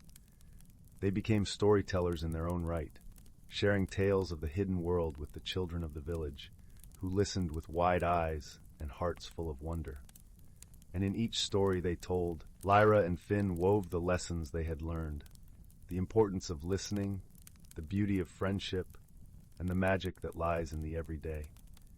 They taught the children to see the world with open hearts and curious minds, to seek out the wonders that lay hidden in the quiet corners of their lives. One evening, as the sun dipped below the horizon and the village was bathed in the soft glow of twilight, Lyra and Finn sat together beneath the old oak tree that stood at the edge of the village. The tree had been a silent witness to their journey, its branches reaching out like welcoming arms, and its leaves whispering the stories of the world. "Do you ever miss the hidden world?" Finn asked, his voice a gentle murmur in the stillness of the evening. Lyra smiled, her eyes reflecting the golden light of the setting sun. "The hidden world is always with us," she replied softly. "It's in the stories we share and the moments we cherish. It's in the way we see the world and the love we hold in our hearts." Finn nodded, a sense of peace settling over him. "I suppose you're right. The magic of the hidden world is in the connections we make, the friendships we forge, and the beauty we find in each day." And so, as the stars began to twinkle in the night sky, Lyra and Finn sat together, their hearts full of gratitude for the journey they had undertaken and the friendship they had found. They knew that the magic of the hidden world would always be a part of them, a guiding light in their lives. In the years that followed, Lyra and Finn continued to share their stories, passing on the magic of their journey to future generations. The village became a place where the spirit of adventure and the wonder of discovery were cherished, where the magic of the hidden world lived on in the hearts of its people. And as the village thrived, so too did the legacy of Lyra and Finn's journey, a testament to the power of friendship, the beauty of the world, and the magic that lies within each of us. For in the end, the greatest journey is the one that leads us to the heart of what truly matters, the love and connections we share, the stories we tell, and the magic that fills our lives with wonder and joy. And as the village gathered each evening by the fireside, the tales of the hidden world continued to be told, a reminder that the world is full of wonders waiting to be discovered, and that the greatest adventures are those that lead us to the heart of what truly matters. Story 72. In the quaint little village of Willowbrook, where cobblestone paths wound their way between quaint cottages and fields of wildflowers swayed in the gentle breeze, there lived a young girl named Lila. Lila was known for her curious nature and her love for collecting peculiar stones and shells she found by the bubbling brook that ran alongside her home. Her hair was the color of chestnuts, and her eyes sparkled with the light of 100 morning sunrises. One sunny morning, as the dew still glistened on the grass, Lila set off to explore her favorite spot by the brook. With her trusty satchel slung over her shoulder, she hummed a cheerful tune, her bare feet delighting in the coolness of the earth. Her heart brimmed with excitement, for the brook always seemed to have new treasures to reveal. As she knelt by the water's edge, dipping her fingers into the crystal-clear stream, her eyes caught sight of something unusual. Nestled among the pebbles was a small, intricately carved wooden box. It was adorned with swirling patterns that seemed to dance in the soft sunlight. Intrigued, Lila carefully lifted it from the water, feeling its surprising warmth despite the chill of the brook. With a gentle click, the box opened, revealing a delicate silver compass inside. Unlike any compass Lila had ever seen, its needle shimmered with a soft, ethereal glow and spun in lazy circles, seemingly uninterested in pointing north. As she held it, she felt a strange yet comforting warmth spread through her fingers, as if the compass was alive with an ancient magic. Lila knew at once that this was no ordinary compass. Her heart fluttered with wonder and a hint of apprehension. What secrets did this enchanted object hold? With a resolve as steady as the flow of the brook, she decided to uncover its mysteries. She soon discovered that the compass didn't guide her in the traditional sense. Instead, it reacted to her emotions and intentions. When her heart was light and joyful, the needle twirled eagerly, but when she felt uncertain or afraid, it slowed, as if waiting for her to find her way. Determined to understand its magic, Zyla set out on a journey that would take her beyond the familiar borders of Willowbrook. Accompanied by the whispers of the wind and the rustle of leaves, she ventured into the heart of the Whispering Woods, a place of old legends and hidden wonders. Along her way, Zyla encountered a series of helpers, each offering their own guidance and wisdom. First, she met Finn, a wise old owl with feathers that shimmered like silver moonlight. Perched on an ancient oak, Finn spoke in a gentle melodic voice. "The compass reflects your heart's true desires, dear child. Trust in yourself and it will lead you where you need to go." As Zyla journeyed deeper into the forest, she came across a family of mischievous squirrels, their eyes twinkling with mischief and kindness. They chattered and danced around her, offering her acorns and laughter. "Follow the compass with an open heart," they squeaked, "but remember that sometimes the path is not as straight as it seems." With each step, the forest revealed its secrets. Zyla listened to the songs of the birds, the stories whispered by the trees, and the wisdom in the silence. Her heart grew lighter, and she learned to trust in the unknown, guided by the subtle magic of the compass. Her journey led her to a hidden glade, bathed in the golden light of the setting sun. In the center stood a grand, ancient tree, its roots twisting deep into the earth. The compass's needle spun with excitement, urging her forward. As she approached the tree, she noticed a small, engraved message on its bark. "The greatest journey is the one within." At that moment, Zyla understood the true magic of the compass. It was not about finding a physical destination, but rather discovering the strength and wisdom within herself. With a heart full of gratitude, Zyla sat beneath the tree, feeling a sense of peace envelop her, like a warm, comforting blanket. She realized that the journey had changed her, teaching her to embrace uncertainty and to find beauty in every moment. As the stars began to twinkle in the twilight sky, Zyla closed her eyes, the compass nestled safely in her lap. She knew that the world was full of wonders, waiting to be discovered, and that she carried a little bit of that magic within her. And so, with the gentle rustle of leaves as her lullaby, Zyla drifted off to sleep, dreaming of new adventures, of the friends she had made, and of the endless possibilities that lay ahead. The compass lay still, its glow dimming to a soft, contented glimmer, as if it too was at peace. In the heart of Willowbrook, under the watchful gaze of the stars, the world was quiet and still, wrapped in the gentle embrace of dreams and wonder, and in that moment, all was well. Story 73. In a quaint village nestled at the edge of an ancient forest, there stood a small cottage with ivy-covered walls and a thatched roof that seemed to blend seamlessly with the surrounding greenery. The air was always sweet with the scent of wildflowers, and the soft rustle of leaves whispered secrets of days long past. This was the home of young Finn, a kind-hearted boy with eyes as bright as the summer sky and a curiosity as boundless as the ocean. Finn lived with his grandmother, a wise and gentle soul who spun tales of wonder by the fireside each night. Her stories told of enchanted forests, talking animals, and hidden magic that lay just beyond the reach of the ordinary. Finn loved these stories, for they filled his dreams with colors and adventures. One crisp autumn morning, as the first golden leaves began to fall, Finn decided to explore the forest that bordered their village. The path was strewn with leaves that crunched delightfully underfoot, and the air was crisp and invigorating. As he wandered deeper into the woods, he stumbled upon an old, gnarled tree, its trunk twisted and ancient. Beneath the roots of this mighty tree lay a peculiar object, a small, intricately carved wooden box. It was adorned with swirling patterns that seemed to dance in the dappled sunlight. Finn's fingers tingled with excitement as he carefully lifted the box from its earthy resting place. He felt a strange warmth emanating from it, as if it held a secret waiting to be discovered. With the box cradled gently in his hands, Finn made his way back to the cottage, his heart alight with wonder. That evening, As the fire crackled and cast a warm glow across the room, he showed the box to his grandmother. Her eyes widened with recognition, and a gentle smile played upon her lips. "This is no ordinary box, my dear Finn," she said, her voice soft and melodic. "It is a whispering box, crafted by the wood's ancient guardians. It holds the power to reveal truths and grant wisdom to those who listen with their hearts."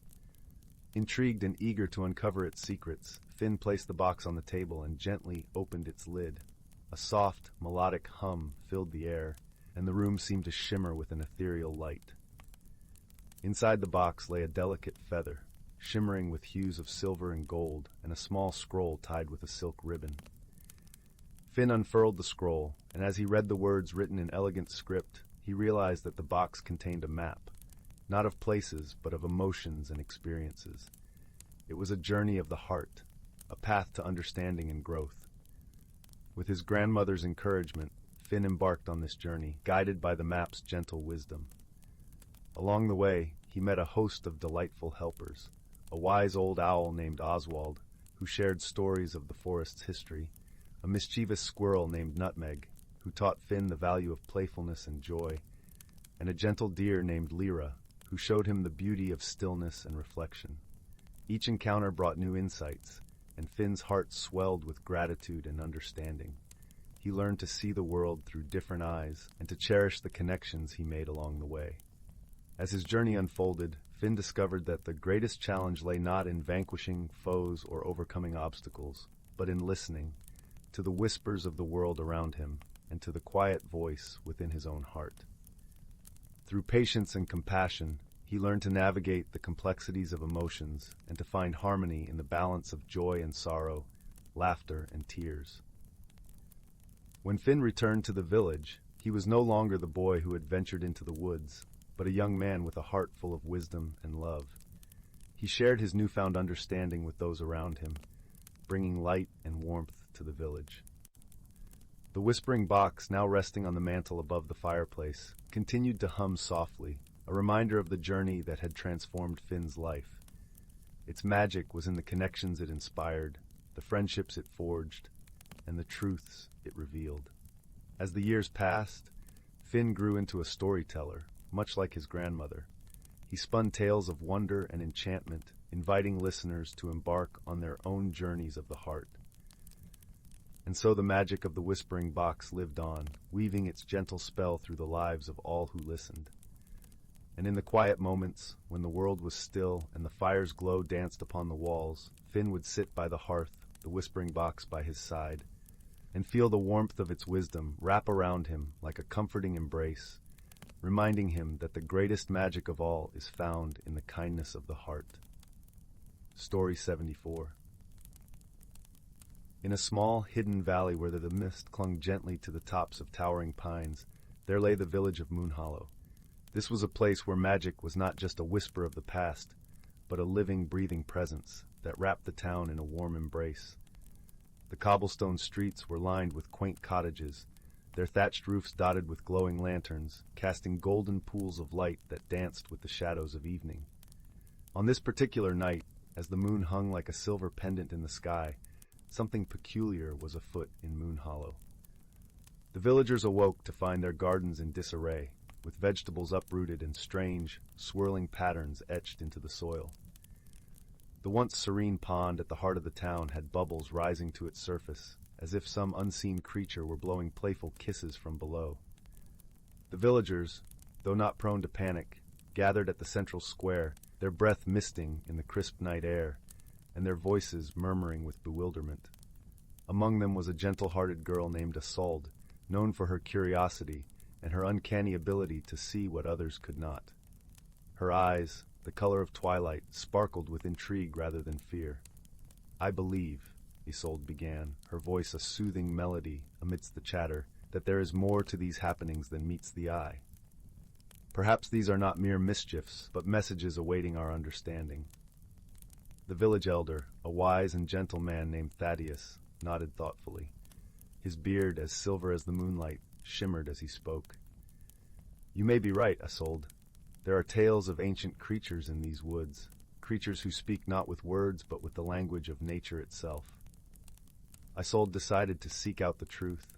She wrapped herself in a woolen cloak, its deep green echoing the forest's embrace, and ventured towards the woodland path, her footsteps light and purposeful. The air was perfumed with the scent of pine needles and damp earth, and the soft hoot of an owl accompanied her journey.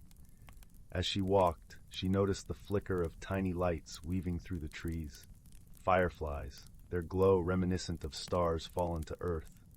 They seemed to dance in patterns that mirrored the mysterious designs in the soil. Following their gentle beckoning, Isolde soon found herself at the edge of the enchanted pond. Kneeling by the water's edge, she peered into the depths. The pond was a mirror of the sky, capturing the moon's reflection with perfect clarity. Suddenly, a ripple disturbed the surface, and a small, shimmering creature emerged. It was a water sprite, its form delicate and translucent, with hair like flowing streams and eyes as deep as the ocean. "Greetings, Isolde," the sprite spoke in a voice like tinkling bells. "I am Nareda, guardian of these waters. Your heart is pure, and your mind is open. We need your help to restore the balance." Isolde listened intently as Nareda explained that the recent disturbances were a cry for attention from the earth itself. The patterns were a map, and the uprooted plants a sign that something beneath the surface needed to be revealed. The pond, it seemed, was the key to understanding this mystery. Guided by the sprite's wisdom, Isolde set about gathering the villagers. Together they removed the stones lining the pond's edge, uncovering an ancient mosaic hidden beneath. The mosaic depicted the story of a long-forgotten alliance between humans and the magical creatures of the valley, a pact that had kept the land fertile and harmonious. Over time, the villagers had forgotten this bond, and the earth, in turn, had begun to lose its vitality. Realizing this, Isolde proposed a gathering, a celebration to honor the ancient pact and renew their vows of friendship with the mystical beings who dwelled in their midst. On the night of the full moon, the villagers gathered once more at the pond.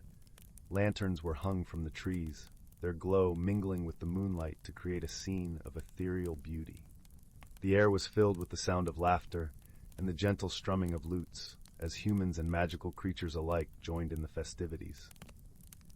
Nareda and her fellow sprites graced the gathering with their presence, their laughter like the tinkling of 1,000 wind chimes. Even the dryads, who rarely ventured from their tree-bound homes, danced gracefully among the villagers, their movements like the swaying of branches in a gentle breeze.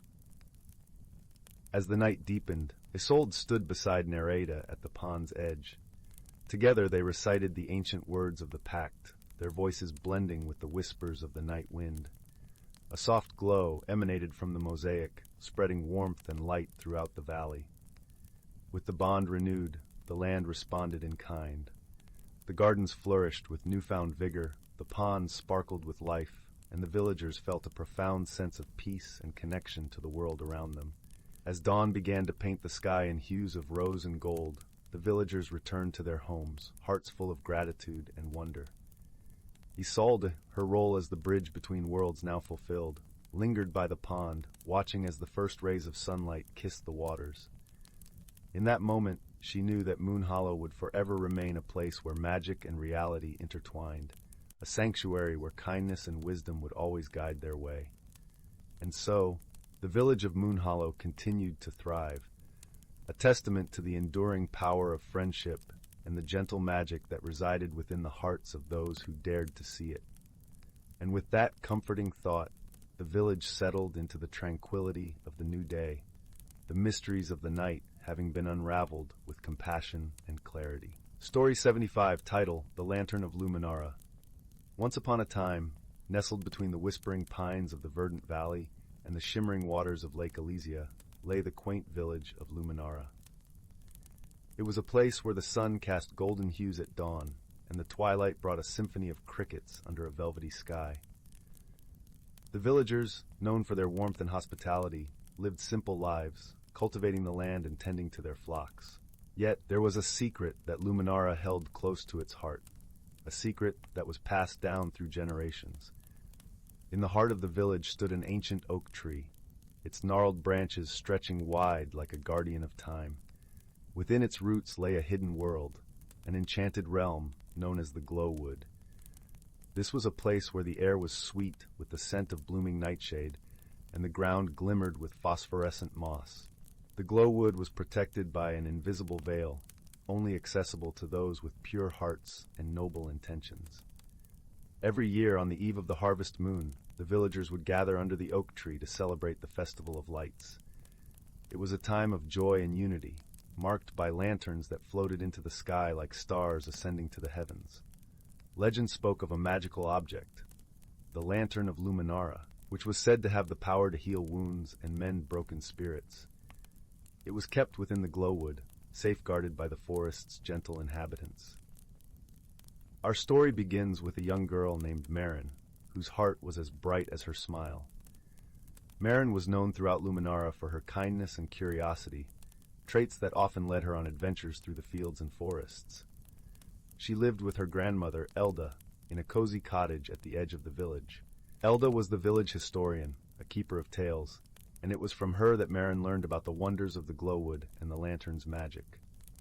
One crisp autumn morning, as the leaves rustled in the cool breeze, Marin found herself wandering near the ancient oak.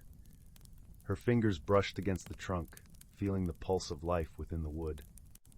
It was then that she noticed something unusual, a faint, silvery glow seeping through the roots, beckoning her to come closer.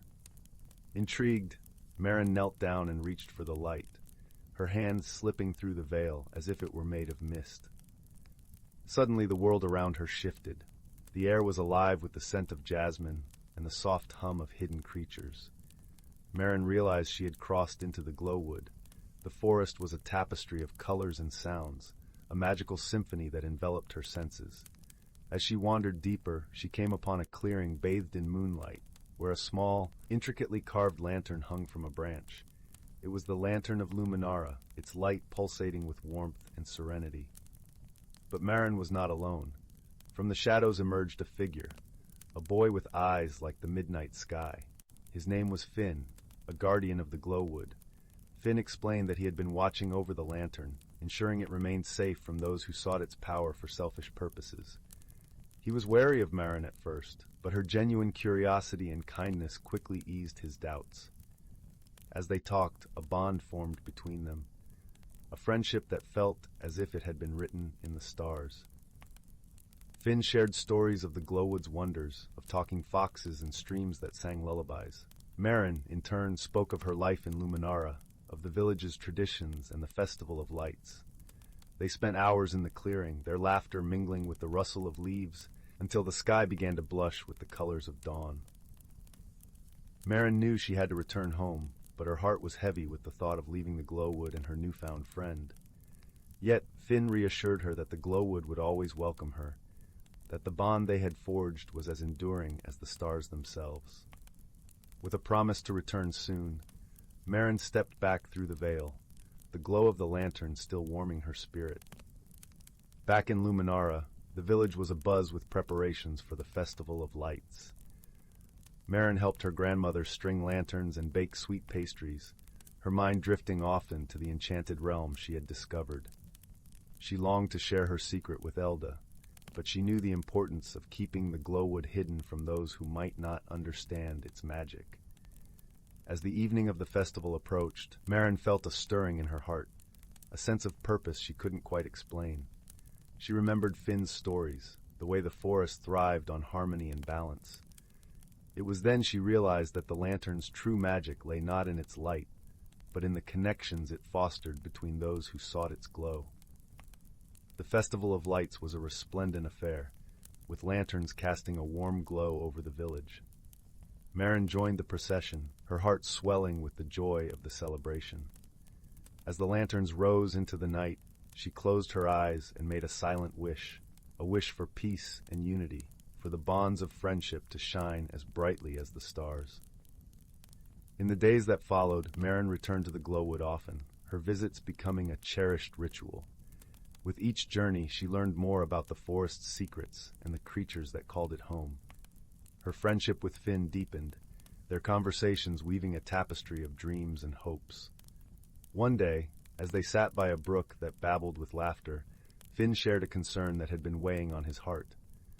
There were whispers of a storm brewing, a darkness that threatened to upset the balance of the glowwood. Marin listened intently, her mind racing with thoughts of how she could help protect the enchanted realm. Together, they devised a plan to strengthen the forest's defenses. They gathered the glowwood's inhabitants, rallying them to unite against the impending threat. Marin brought ideas from her world, drawing on the wisdom of her grandmother and the resilience of the villagers. Finn, with his knowledge of the forest's magic, wove spells of protection and harmony. As they worked side by side, Marin and Finn realized that their friendship was the key to overcoming the challenge. The glowwood thrived on unity, and it was this very bond that would safeguard its future. Their efforts were rewarded as the forest rallied, its light shining brighter than ever before. When the storm finally arrived, it was fierce and unrelenting, yet the glowwood stood strong. Marin and Finn watched as the forest's magic surged, their hearts filled with awe and gratitude. The lantern of Luminara cast its healing glow, mending the land and soothing the spirits of those who had fought to protect it. With the storm past and the glowwood safe once more, Marin knew it was time to return to Luminara. She bid farewell to Finn, their friendship a beacon that would guide them through life's challenges. As she stepped back into her world, she carried with her the knowledge that true magic lay in the connections we forge, in the love and unity that light our paths. Back in her village, Marin shared her story with Elda, who listened with wise, knowing eyes. The village historian smiled, understanding that her granddaughter had learned the most important lesson of all, that kindness and friendship were the greatest treasures one could possess.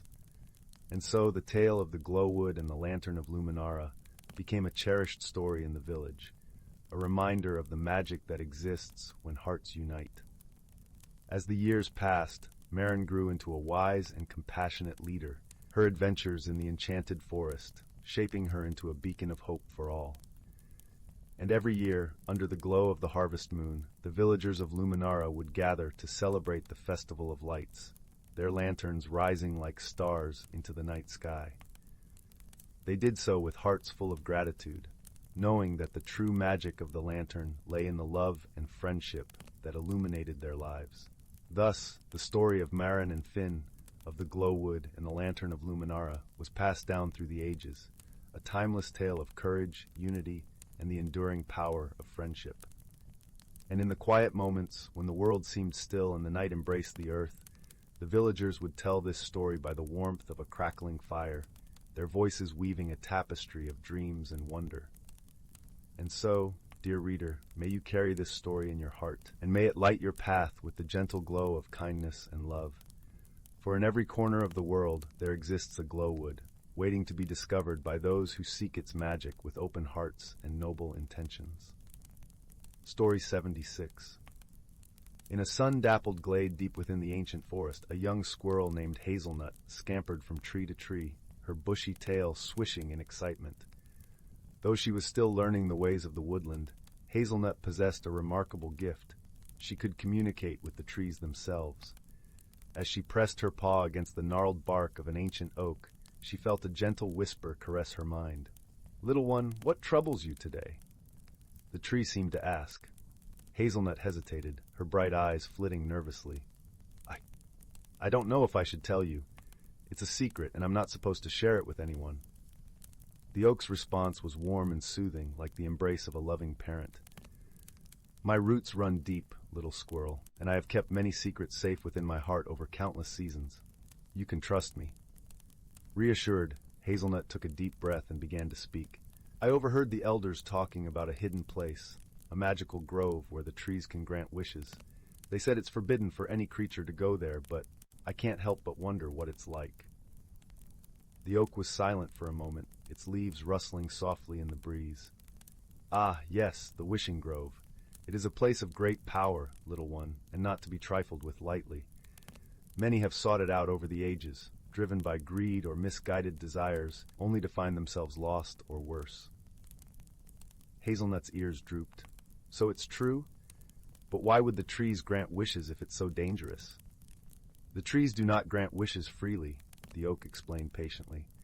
"They sense the true intentions behind each request, and those with selfish or ill-intentioned desires often find their wishes twisted in unexpected ways. Only those with pure hearts and noble goals are rewarded. Hazelnut mulled over the tree's words, her curiosity piqued. What if my wish was to help others, to make the forest a better place for all who live here? The oak seemed to consider this for a long moment. Such a wish, born of genuine compassion, might indeed find favor in the wishing grove. But the path is treacherous, little one, and the consequences of failure could be dire. Undeterred, Hazelnut puffed out her chest determinedly. I'm not afraid. If there's a chance to make things better for everyone, I have to try. The ancient oak let out a deep, rumbling sigh. Very well, then. I will guide you as best I can, but you must heed my warnings and tread carefully. And so began Hazelnut's extraordinary journey into the heart of the forest, guided by the wisdom of the trees themselves. The path was long and winding, fraught with obstacles and hidden dangers. Tangled thickets threatened to ensnare her at every turn, while swift-flowing streams barred her way, their waters too deep and swift to cross. But Hazelnut was resourceful and brave, using her wits and agility to navigate the challenges before her. When a thicket seemed impassable, she would seek out a friendly vine to part the way. When a stream blocked her path, she would carefully leap from rock to slippery rock, her balance honed by years of scampering through the treetops. All the while, the trees offered gentle encouragement and sage advice, their ancient voices whispering in her mind. Stay true to your intentions, little one, and the way will become clear. As the days passed, Hazelnut found herself changing in ways she couldn't quite explain. The forest, once a familiar and comforting place, now seemed imbued with a deeper magic, its every whisper and rustle carrying profound meaning. She felt more attuned to the rhythms of nature, more connected to the living world around her. And then, one misty morning, she emerged from the tangled undergrowth and beheld a sight that took her breath away, a sunlit clearing unlike any she had ever seen. The trees in this sacred grove seemed to glow with an inner radiance, their bark shimmering like polished gemstones. Their leaves danced in a gentle breeze, filling the air with a soft, melodic chiming. And at the center of the grove stood a towering oak, its branches stretching high into the azure sky above. Hazelnut approached the ancient tree with a mixture of awe and trepidation, her heart pounding in her chest. Is this the wishing grove? The tree's response was a warm, resonant hum that seemed to emanate from the very earth itself. Welcome, little one. You have journeyed far and faced many trials to reach this place. Speak your wish, and let us see if it is worthy. Hazelnut took a deep, steadying breath, her mind clear and focused. Great tree, my wish is not for myself, but for the good of all who dwell in this forest. I wish for peace, harmony, and understanding between every creature, from the mightiest bear to the smallest insect. I wish for an end to fear, hunger, and needless strife, and for all to live in balance with the natural world. The ancient oak was silent for a long moment, as if weighing the sincerity of her words. Then, its branches began to sway and shimmer, and a warm, golden light suffused the entire grove. Your wish is pure, little one, the tree intoned, its voice like the rumbling of distant thunder. You have proven yourself worthy, and your desire shall be granted. Hazelnut felt a strange, tingling sensation spread through her body, as if she were being infused with the very essence of the forest itself. Images and emotions flooded her mind. The gentle caress of a summer rain, the rich scent of loamy soil, the joy of new life bursting forth in spring. And then, just as suddenly as it had begun, the sensation faded, leaving Hazelnut breathless and disoriented. But as she glanced around the grove, she realized that something profound had changed. The trees seemed to vibrate with a newfound energy, their leaves whispering in a language she could now clearly understand. The very air thrummed with the heartbeat of the living world, and she felt a profound sense of interconnectedness with every blade of grass, every flutter of wings. What has happened to me?" she whispered in wonder. "You have been gifted with a deep attunement to the rhythms of nature," the ancient oak replied. "You will be able to communicate with all living things, great and small, and foster understanding between them.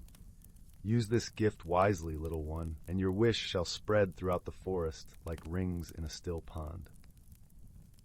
And so it was that Hazelnut became the ambassador of the woodland realm, a bridge between species that had long been divided by fear and mistrust. Her journey had transformed her in ways she could scarcely comprehend, but she embraced her new role with humility and grace. Wherever she went, conflicts would dissolve and newfound friendships would blossom. The territorial disputes between rival packs of wolves were resolved through her gentle mediation, allowing them to hunt in harmony. The constant bickering between squirrels and jays over hoarded acorns gave way to an equitable system of sharing. Even the most unlikely of alliances formed in the wake of Hazelnut's influence, a burly bear and a timid rabbit becoming fast friends, or a family of skunks and a colony of honeybees finding a way to coexist peacefully. As the seasons turned, the forest transformed into a verdant utopia, its inhabitants living in a state of unparalleled peace and cooperation. Predators no longer hunted out of mere instinct, but rather formed symbiotic bonds with their former prey, ensuring that the cycles of life remained in balance. And at the heart of it all was Hazelnut, her heart swelling with joy at the wondrous tapestry she had helped to weave. No longer was she just a young squirrel with a curious mind. She was the living embodiment of the forest's harmony, a beacon of hope and understanding in a world that had long been divided. As the years passed, her legend grew, and creatures from far and wide would seek her counsel, drawn by tales of the magical realm she had helped to create. And though her physical form eventually faded, her spirit became one with the living world she loved so dearly. Her voice carried on the winds and echoed in the gentle rustling of leaves. For in that timeless realm of bark and bramble, brook and bough, Hazelnut's legacy would endure forever, a shining example of how one small creature's pure intentions could transform an entire world. Story 77. In the quaint village of Willowbrook, nestled amidst rolling hills and ancient forests, there was a legend whispered among the townsfolk about a magical object known as the heart of the forest. This object, said to be hidden deep in the heart of the whispering woods, was believed to grant extraordinary abilities to those pure of heart. It was a tale that both intrigued and inspired the villagers, though none had ever ventured far enough to discover the truth. The story begins with a young girl named Amara, whose curiosity about the heart of the forest was as boundless as the sky. Amara lived in a cozy cottage on the edge of the village with her grandmother, who often spun tales of the magical object during the long winter nights by the fireside. Amara's grandmother, with her silver hair and twinkling eyes, had herself been a great adventurer in her youth, and her stories were filled with wonder and wisdom. Amara listened with rapt attention, her imagination painting vivid pictures of the mysterious heart. The air was crisp and cool on the morning Amara decided to set out on her journey.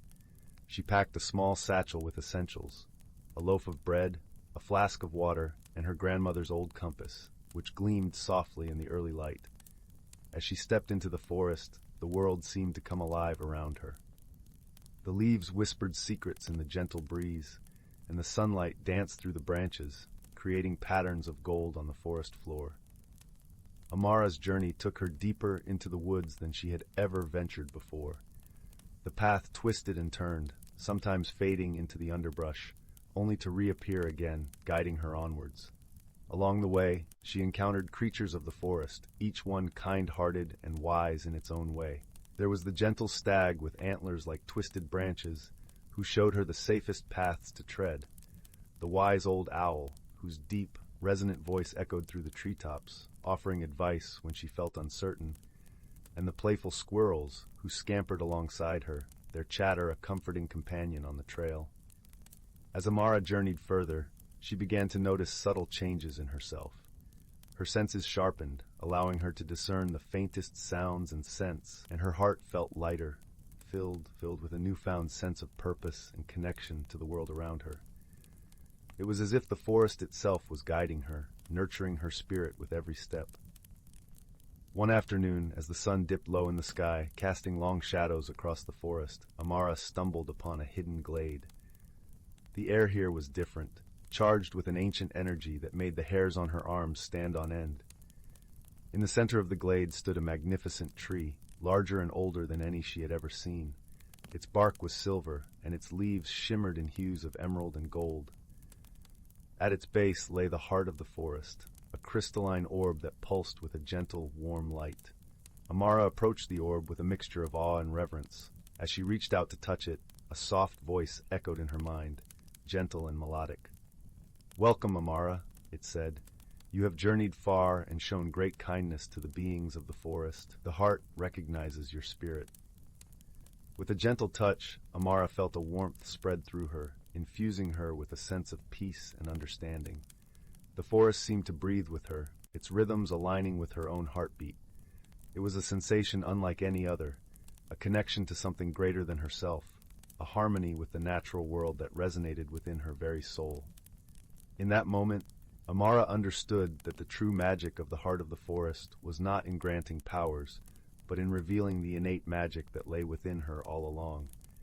It was a revelation that filled her with a profound sense of gratitude and joy. As the sun dipped below the horizon, painting the sky in hues of orange and pink, Amara knew it was time to return home. The journey back seemed shorter, her steps lighter, as if the forest itself was guiding her home. Along the way, she shared her newfound understanding with the creatures she met, each one listening intently, their eyes reflecting the gentle light of the moon. When Amara finally emerged from the whispering woods, her grandmother was waiting for her, seated on the porch with a warm, knowing smile. Amara ran to her, embracing her tightly, the warmth of the journey still glowing in her heart. "Did you find what you were looking for?" her grandmother asked, her voice a gentle tease. Amara nodded, her eyes bright with the light of discovery. "Yes," she replied, "but it wasn't what I expected. The heart showed me the magic within myself and the beauty of the world around us." Her grandmother chuckled softly, her eyes twinkling with pride. "That is the greatest treasure of all, my dear, to see the world with open eyes and a kind heart." As the stars began to twinkle in the night sky, Amara and her grandmother sat together by the fireplace, the crackling of the logs a comforting rhythm in the quiet room. Amara shared the tales of her journey, the creatures she had met, and the lessons she had learned, her voice weaving a tapestry of warmth and wonder. That night, as Amara drifted off to sleep, she felt a deep sense of peace and contentment. The forest had shared its secrets with her, and in doing so had revealed the magic that lay within her all along. And so, in the village of Willowbrook, the legend of the heart of the forest continued to inspire, its true magic whispered among the villagers, a reminder that sometimes the greatest journeys are those that lead us back to ourselves. Story 78. In a secluded forest, nestled between ancient oak trees and babbling brooks, a hidden world awaited those with open eyes and pure hearts. It was a realm of enchantment, where the boundaries between reality and imagination blurred, and the whispers of nature carried whispers of magic. Deep within this verdant sanctuary lived a young girl named Willow. Her eyes sparkled like emeralds, and her hair flowed like a river of chestnut. But what made Willow truly special was her extraordinary gift, the ability to communicate with the creatures of the forest, from the tiniest insects to the mightiest beasts. One crisp autumn morning, as Willow wandered through the forest, humming a tune taught to her by the birds, she stumbled upon a peculiar sight. Amidst the fallen leaves and twisted roots lay a strange object, glimmering in the dappled sunlight. It was a pendant, intricately carved with symbols she had never seen before. Willow's curiosity was piqued, and she reached down to pick up the pendant. As her fingers brushed against the cool metal, a shiver ran down her spine, and the world around her seemed to shift. Suddenly, the trees grew taller, the colors more vibrant, and the very air thrummed with an energy she couldn't quite describe. "What magic is this?" Willow whispered, her voice trembling with equal parts wonder and trepidation. A gentle voice, carried on the breeze, answered her. "That pendant holds the key to unlocking the hidden realms, young one. But beware, for with great power comes great responsibility." Willow whirled around, searching for the source of the voice, but all she saw were the familiar faces of her woodland friends, the squirrels, the birds, and the gentle deer. And yet she knew in her heart that the voice had spoken the truth. From that day forward, Willow's life took an extraordinary turn. With the pendant as her guide, she discovered secret paths and hidden glades, each one more wondrous than the last. She met creatures she had only heard tales of, unicorns with coats that shimmered like moonlight, pixies that danced on sunbeams, and dragons whose scales glittered like precious gems. Yet even as she reveled in these newfound wonders, Willow never lost sight of the responsibility that came with her gift. She became a protector of the forest, using her unique bond with nature to defend its sacred spaces from those who would seek to exploit or destroy them. One day, as Willow wandered deeper into the heart of the forest than she had ever ventured before, she stumbled upon a curious sight. A group of young creatures, some with wings, others with scales, and still others with fur, huddled together, their faces etched with fear. "What troubles you, my friends?" Willow asked, her voice gentle and soothing. A small pixie, her wings flickering with anxiety, spoke up. "We have lost our way, and the darkness is closing in.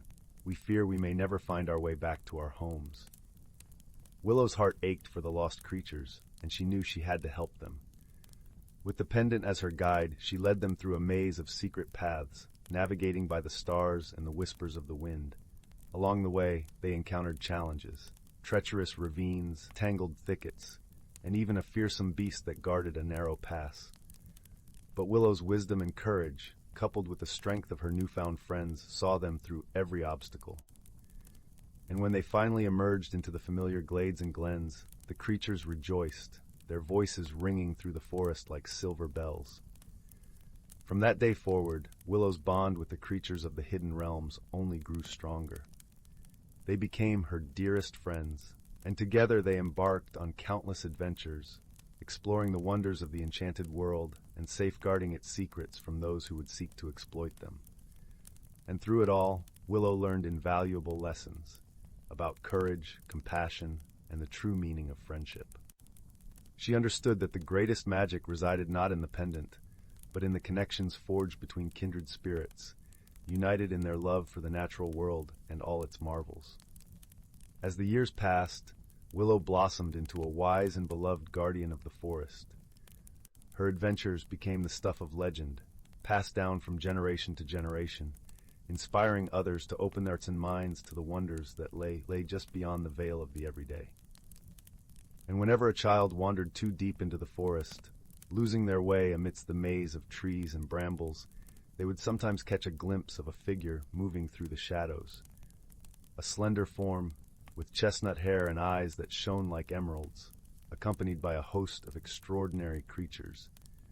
And if they listened closely, they might hear the faint whisper of a voice, carried on the breeze, beckoning them to follow the path of magic and wonder. For in that hidden world, where the boundaries between reality and imagination blurred, anything was possible for those brave enough to seek it out, and wise enough to cherish the gifts it offered. Story 79.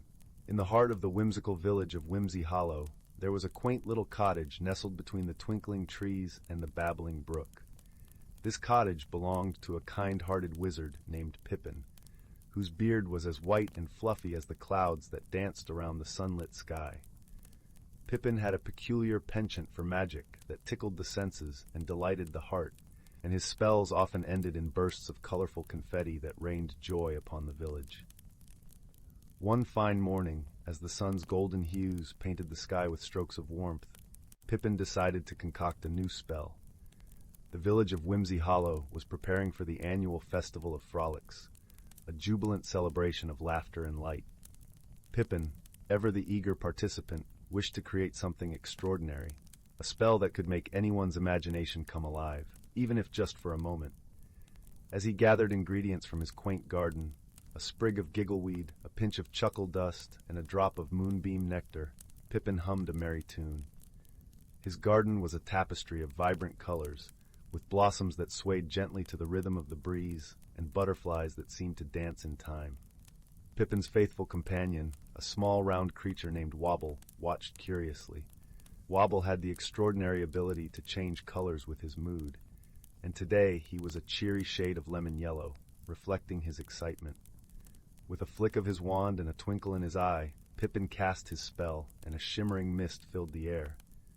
But just as the spell was about to settle, a sudden gust of wind swept through the hollow, scattering the mist far and wide.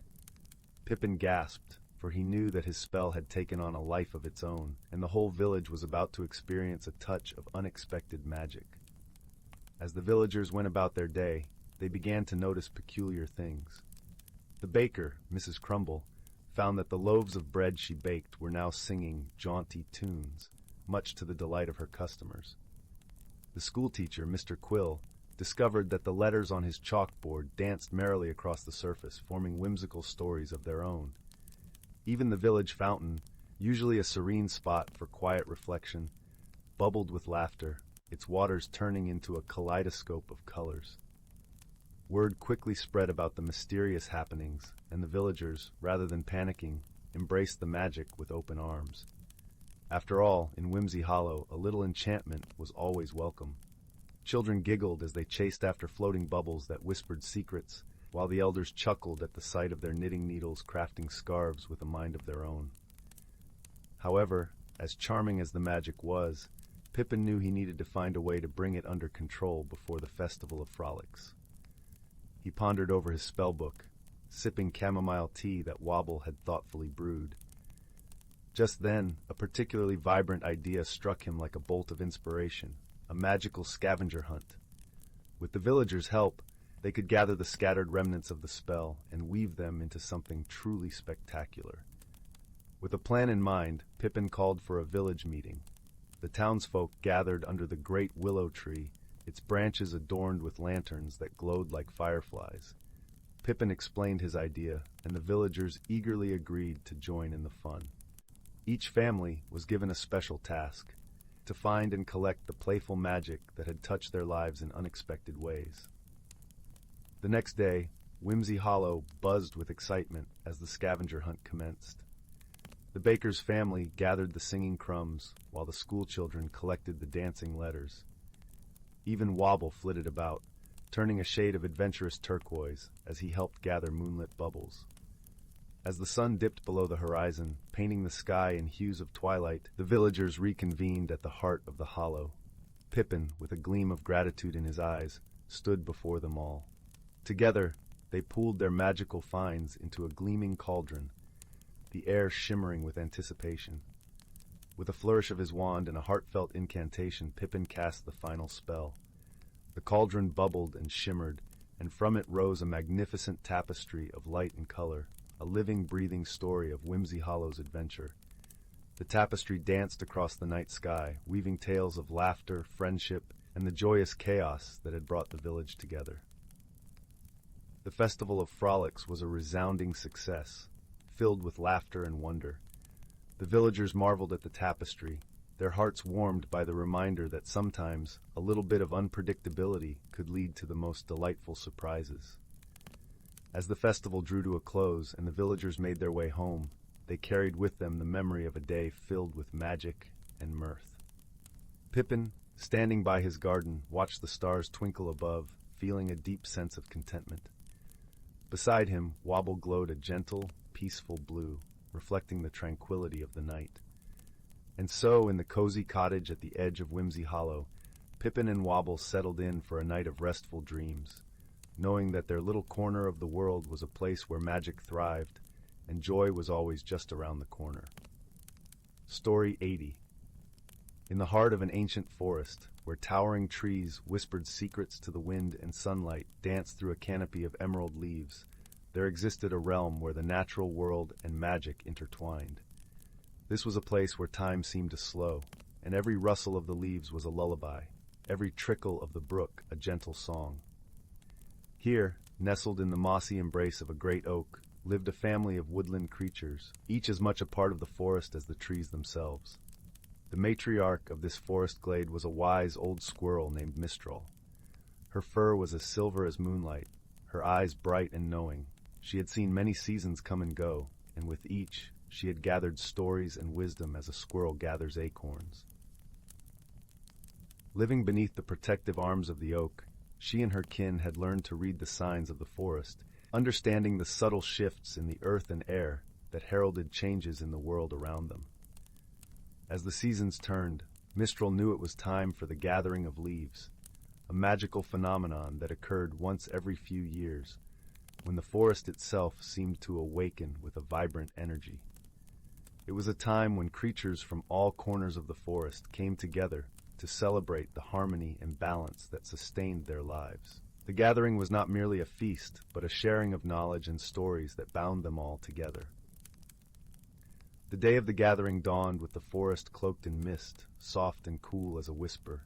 The scents of earth and dew mingled, creating a tapestry of aromas that promised the coming of autumn. The leaves, painted in brilliant hues of crimson and gold, rustled gently, as if eager to join the celebration. As the sun climbed higher, beams of light pierced the mist, illuminating the path to the great clearing where the gathering would be held. Alongside Mistral walked her grandson, Fern, a young squirrel with fur the color of autumn leaves and eyes full of wonder. Fern had heard tales of the gathering, but had never seen it himself. His heart raced with anticipation as they followed the twisting trails, the forest alive with the sounds of creatures preparing for the event. The clearing was a magical sight to behold. A carpet of fallen leaves lay underfoot, each step a soft crunch that echoed the joy of the season. Animals of all kinds were gathering, foxes with sleek red coats, gentle deer with eyes like pools of melted chocolate, and birds that flitted about, their feathers glinting like jewels in the sunlight. Even the shy hedgehogs had come, peeking out from beneath their spiny cloaks to take part in the festivities. At the center of the clearing stood a grand old tree, its branches reaching skyward as if to embrace the heavens. It was the elder tree, a revered figure in the forest, whose roots ran deep, touching the memories of countless generations. It was here that Mistral stood, her voice carrying the weight of years as she began to speak. "Welcome, friends of the forest," she called, her voice as soothing as the gentle breeze.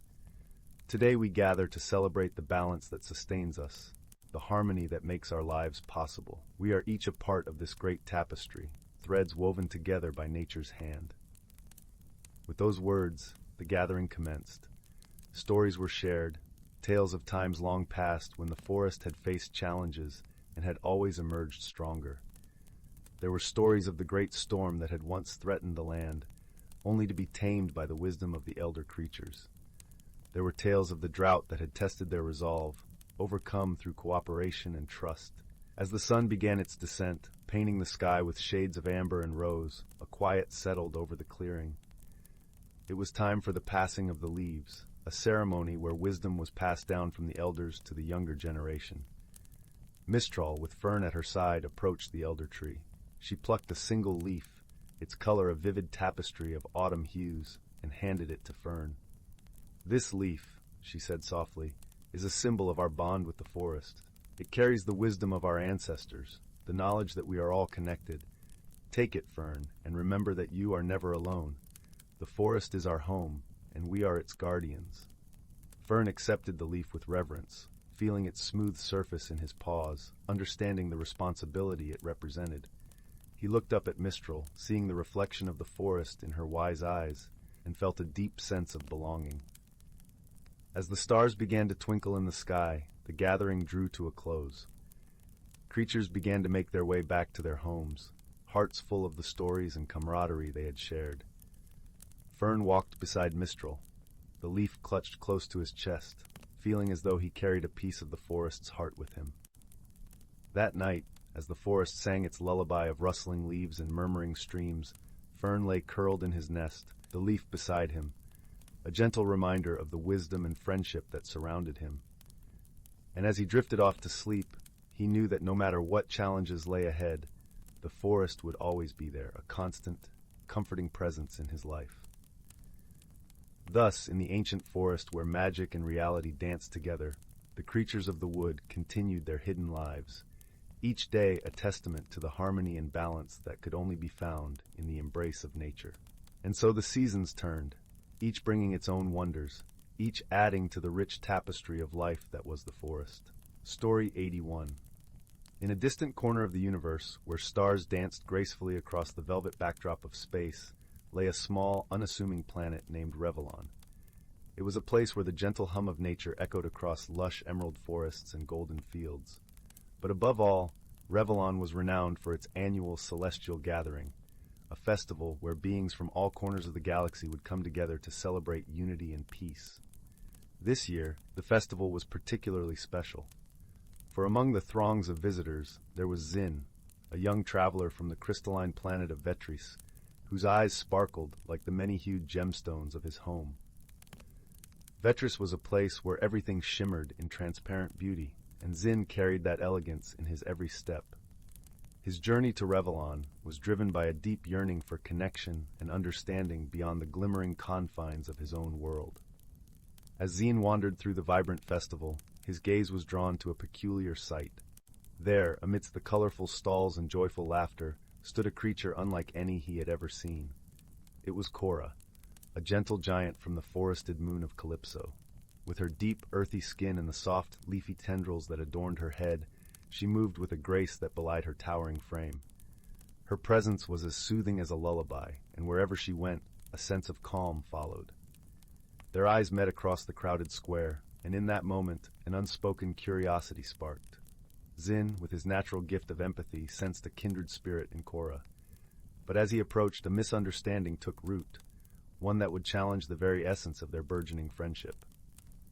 "Greetings," Zin said, his voice as smooth as the gentle breeze that rustled through the trees. "I am Zin of Vetris.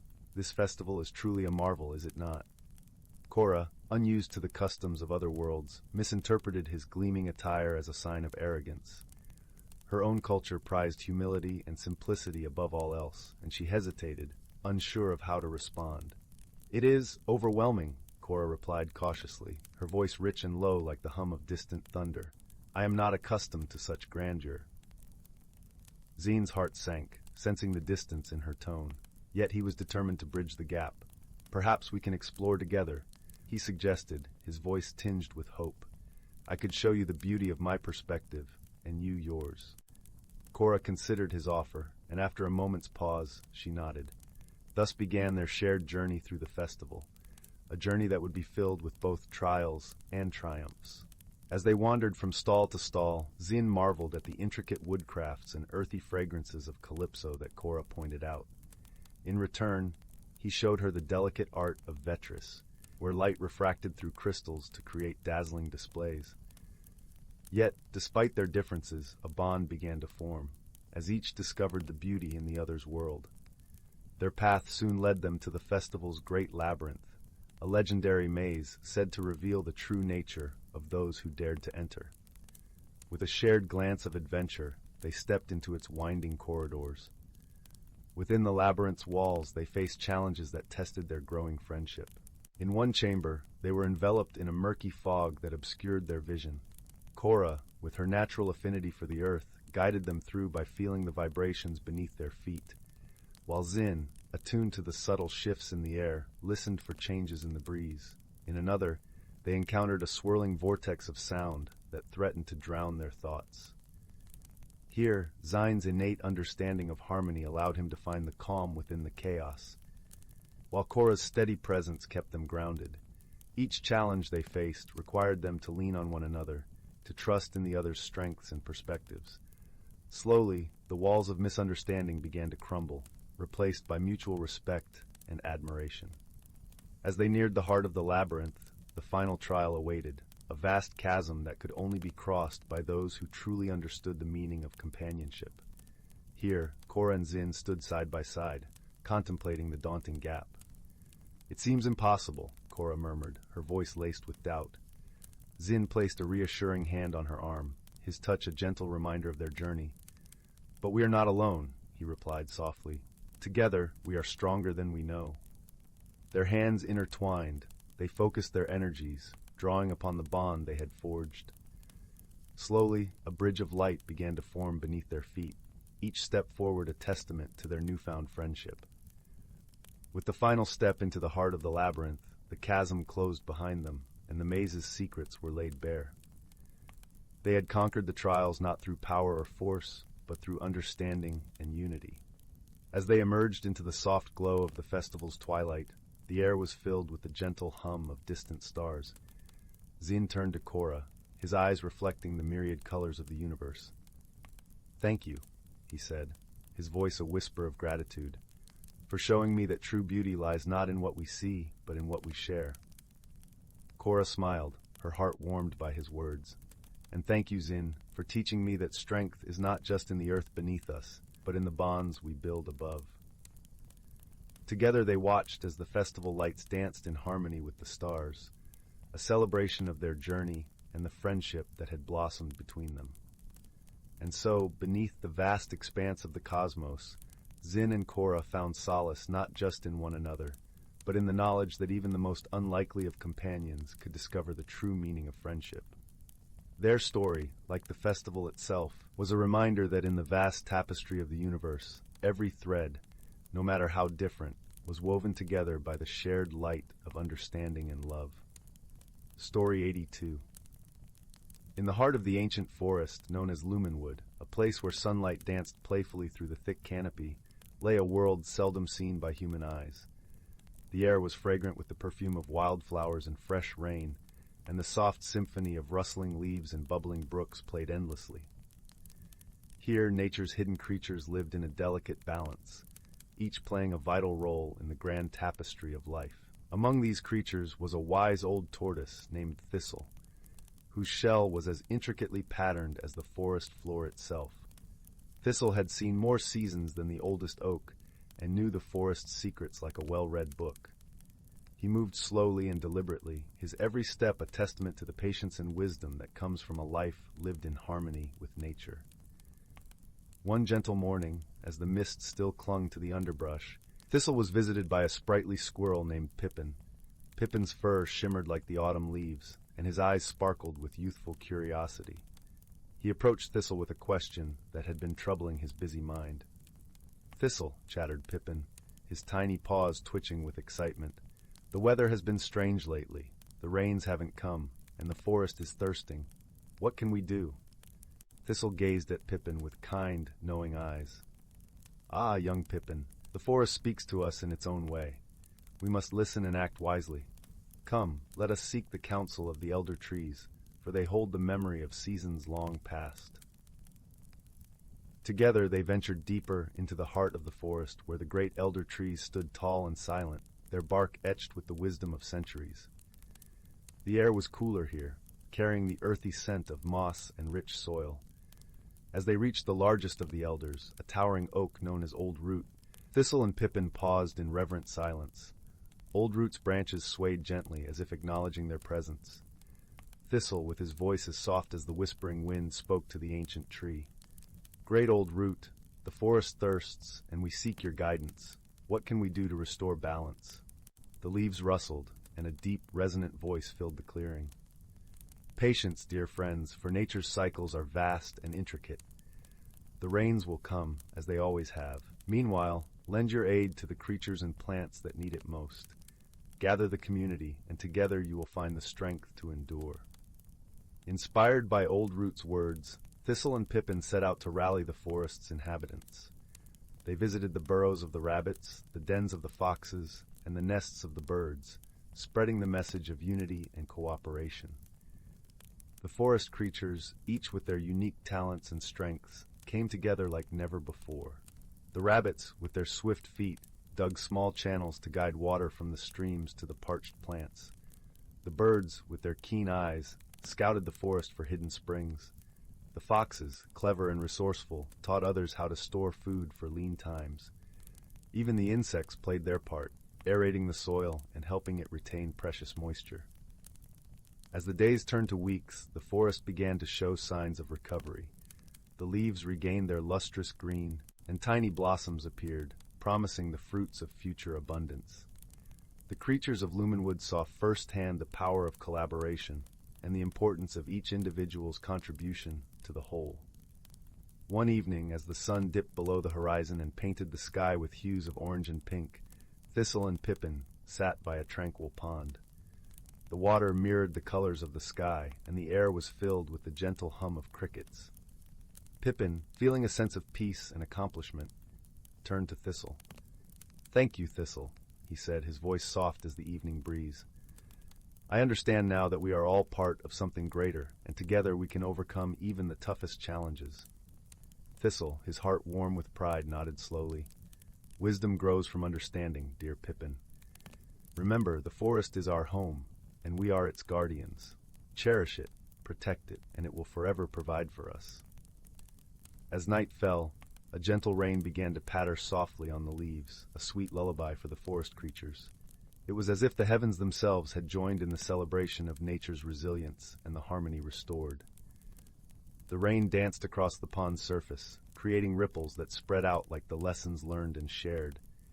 And so, in the heart of Lumenwood, where magic and reality intertwined, the creatures thrived in their newfound unity. They carried the wisdom of the elder trees, passing it down through the generations, ensuring that future inhabitants would always remember the power of harmony and the beauty of life's interconnectedness. With the forest once again vibrant and whole, Thistle and Pippin fell into a peaceful slumber, knowing that they had played their part in a story as old as time itself, a story of nature's enduring balance and the gentle strength found in friendship. Story 83. Once upon a time, in a quaint little village nestled between rolling hills and whispering woods, there lived a young girl named Lily. The village, with its cobblestone paths and ivy-covered cottages, was a place where stories danced in the air like dandelion seeds. But among these tales, Lily had not yet found her own. Lily was a curious soul, with eyes the color of honey and a heart as warm as the summer sun. She spent her days exploring the village, greeting every creature she met, and weaving dreams as she wandered through the meadows. One drizzly afternoon, as she sought shelter from a sudden shower, Lily stumbled upon an old, forgotten shop, tucked away at the end of a narrow lane. The shop was a treasure trove of peculiarities, filled with trinkets and oddities that whispered of adventures long past. Dust motes danced in the golden light filtering through the windows, and the air was perfumed with the scent of aged parchment and cinnamon. As Lily explored, her gaze was drawn to a small, unassuming box nestled on a high shelf. It was made of polished oak, with intricate carvings that seemed to shimmer with a life of their own. Drawn by an inexplicable pull, Lily reached up and carefully took the box down. It fit snugly in her hands, warm and smooth to the touch. As she opened the lid, she gasped in awe. Inside lay a delicate silver pendant, shaped like a tiny compass. Its needle spun slowly, as if caught in a gentle breeze, settling finally to point towards the heart of the forest. Lily felt a thrill of excitement. She knew the forest well, its secrets and pathways as familiar to her as the lines on her palm. But this compass seemed to promise something new, something wondrous. With a flutter of anticipation, she resolved to follow where it led. Setting off at dawn the next day, Lily stepped into the forest, the compass nestled against her heart.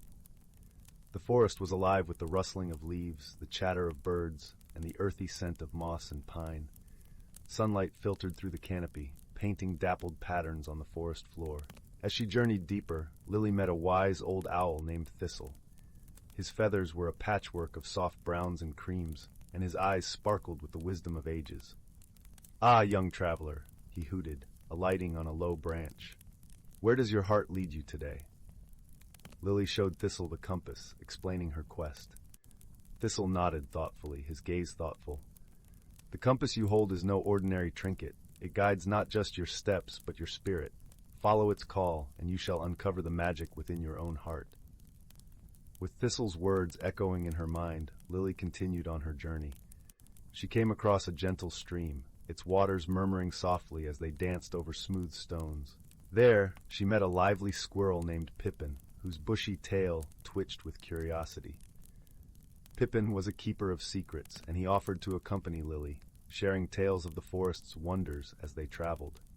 Together, they traversed glades of wildflowers that swayed like waves in a sea of green, and climbed to the top of a hill where the world spread out like a tapestry beneath them. The compass guided them through tangled thickets and over ancient roots, always pointing towards the heart of the forest. As dusk began to fall, the forest seemed to hold its breath, a hush settling over the trees. Lily and Pippin found themselves at the edge of a clearing, bathed in the silvery light of the moon. At its center stood a magnificent oak tree, its branches reaching towards the stars.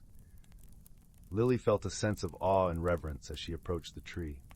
The compass glowed softly in her hand, its needle pointing directly at the heart of the oak. She realized with a start that this was the heart of the forest, the very place the compass had been guiding her to. At the base of the tree, Lily found a small hidden door set into the trunk. It opened with a gentle creak, revealing a spiral staircase leading downward. With Pippin scampering ahead, Lily descended into the earth, each step resonating with a soft, musical chime. At the bottom of the staircase, they emerged into a cavern filled with a gentle, luminescent glow. The walls were lined with crystals that bathed the space in hues of blue and green, creating an atmosphere of serene beauty. In the center of the cavern stood a pool of water, its surface as smooth and clear as glass. As Lily gazed into the pool, she felt a profound sense of peace. The water reflected not only her image, but also the dreams and hopes she held within her heart. It was then that she understood the true magic of the compass. It had led her on a journey of self-discovery, guiding her to the wellspring of her own potential. With newfound clarity, Lily realized that the compass was a reminder that the greatest adventures were those that led inward to the treasures of the heart and the boundless possibilities of the spirit. She thanked the compass and gently placed it back into the box, knowing that its magic would always be with her. As she and Pippin made their way back to the village, the forest seemed to sing a gentle lullaby, embracing them with its timeless wisdom. Thistle swooped down to join them, his eyes twinkling with approval. "You have discovered the magic within, dear Lily," he said softly. "May it guide you always." And so Lily returned home, her heart aglow with the wonders of her journey. She knew that every day held the promise of new discoveries, and that the magic of the ordinary was always waiting to be unveiled. With the warmth of the fire flickering in the hearth and the soft rustle of the wind outside, Lily drifted to sleep, dreaming of adventures yet to come. And in that cozy village, under the watchful gaze of the stars, another story was born, a tale of wonder, friendship, and the magic of a heart open to the world. Story 84. In a distant corner of the universe, where stardust danced like fireflies in the velvet night, two unlikely companions found themselves bound by fate, each from worlds as different as sun and moon, yet destined to illuminate each other's paths in ways they could never have imagined. The first was a young stargazer named Zyla from the lush, emerald planet of Viridia. Her eyes sparkled like the dew-kissed leaves of the great forest she called home, and her spirit was as gentle as the breeze that rustled through its ancient trees. Viridians were known for their connection to the natural world, and Zyla, with her deep empathy and love for the universe, was no exception.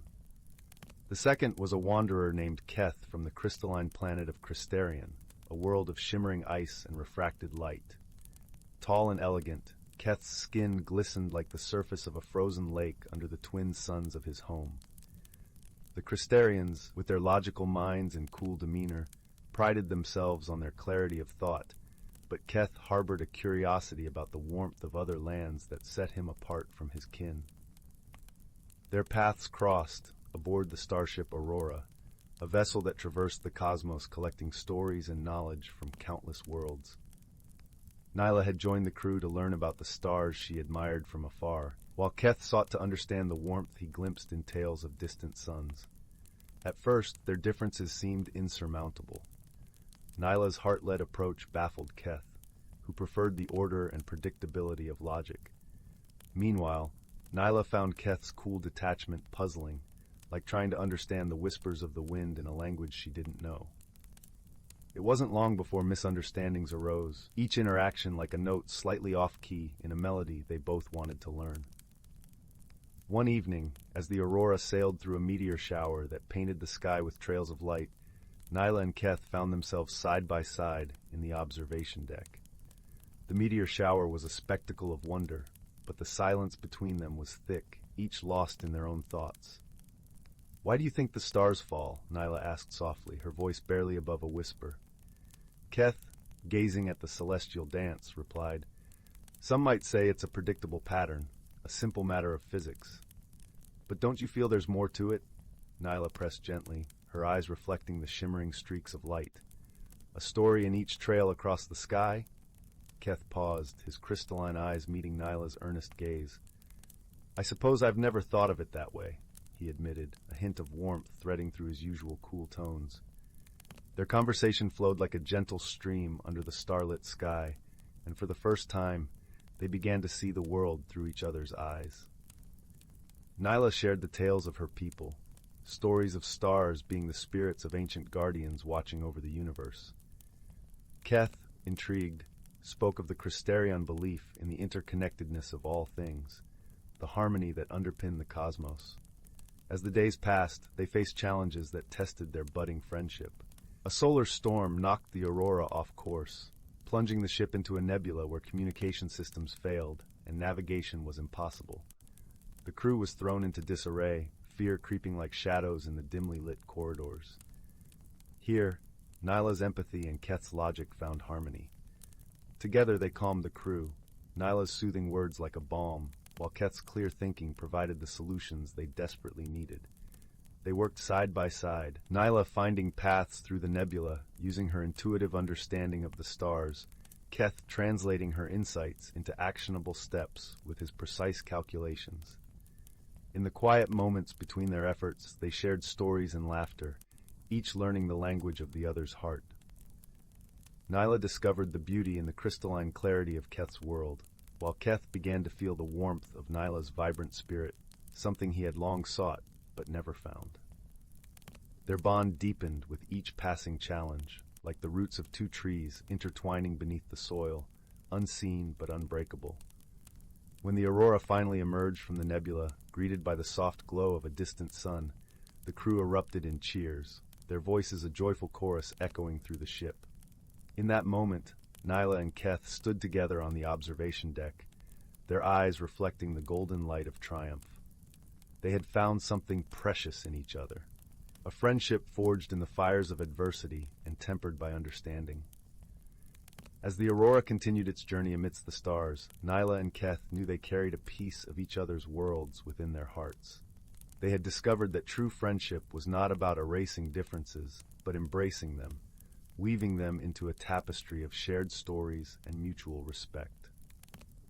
In the vast expanse of the universe, where countless stars whispered secrets of ages past, Nyla and Keth's friendship shone like a beacon of hope, a reminder that even the most unlikely of companions could find common ground and light the way for others.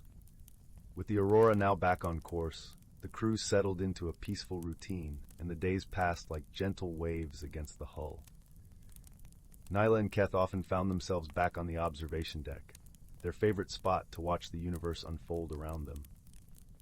One quiet evening, as the ship sailed through the tranquil sea of stars, Nyla turned to Keth, a thoughtful expression on her face. "You know, I've realized something," she began, her voice soft as the night.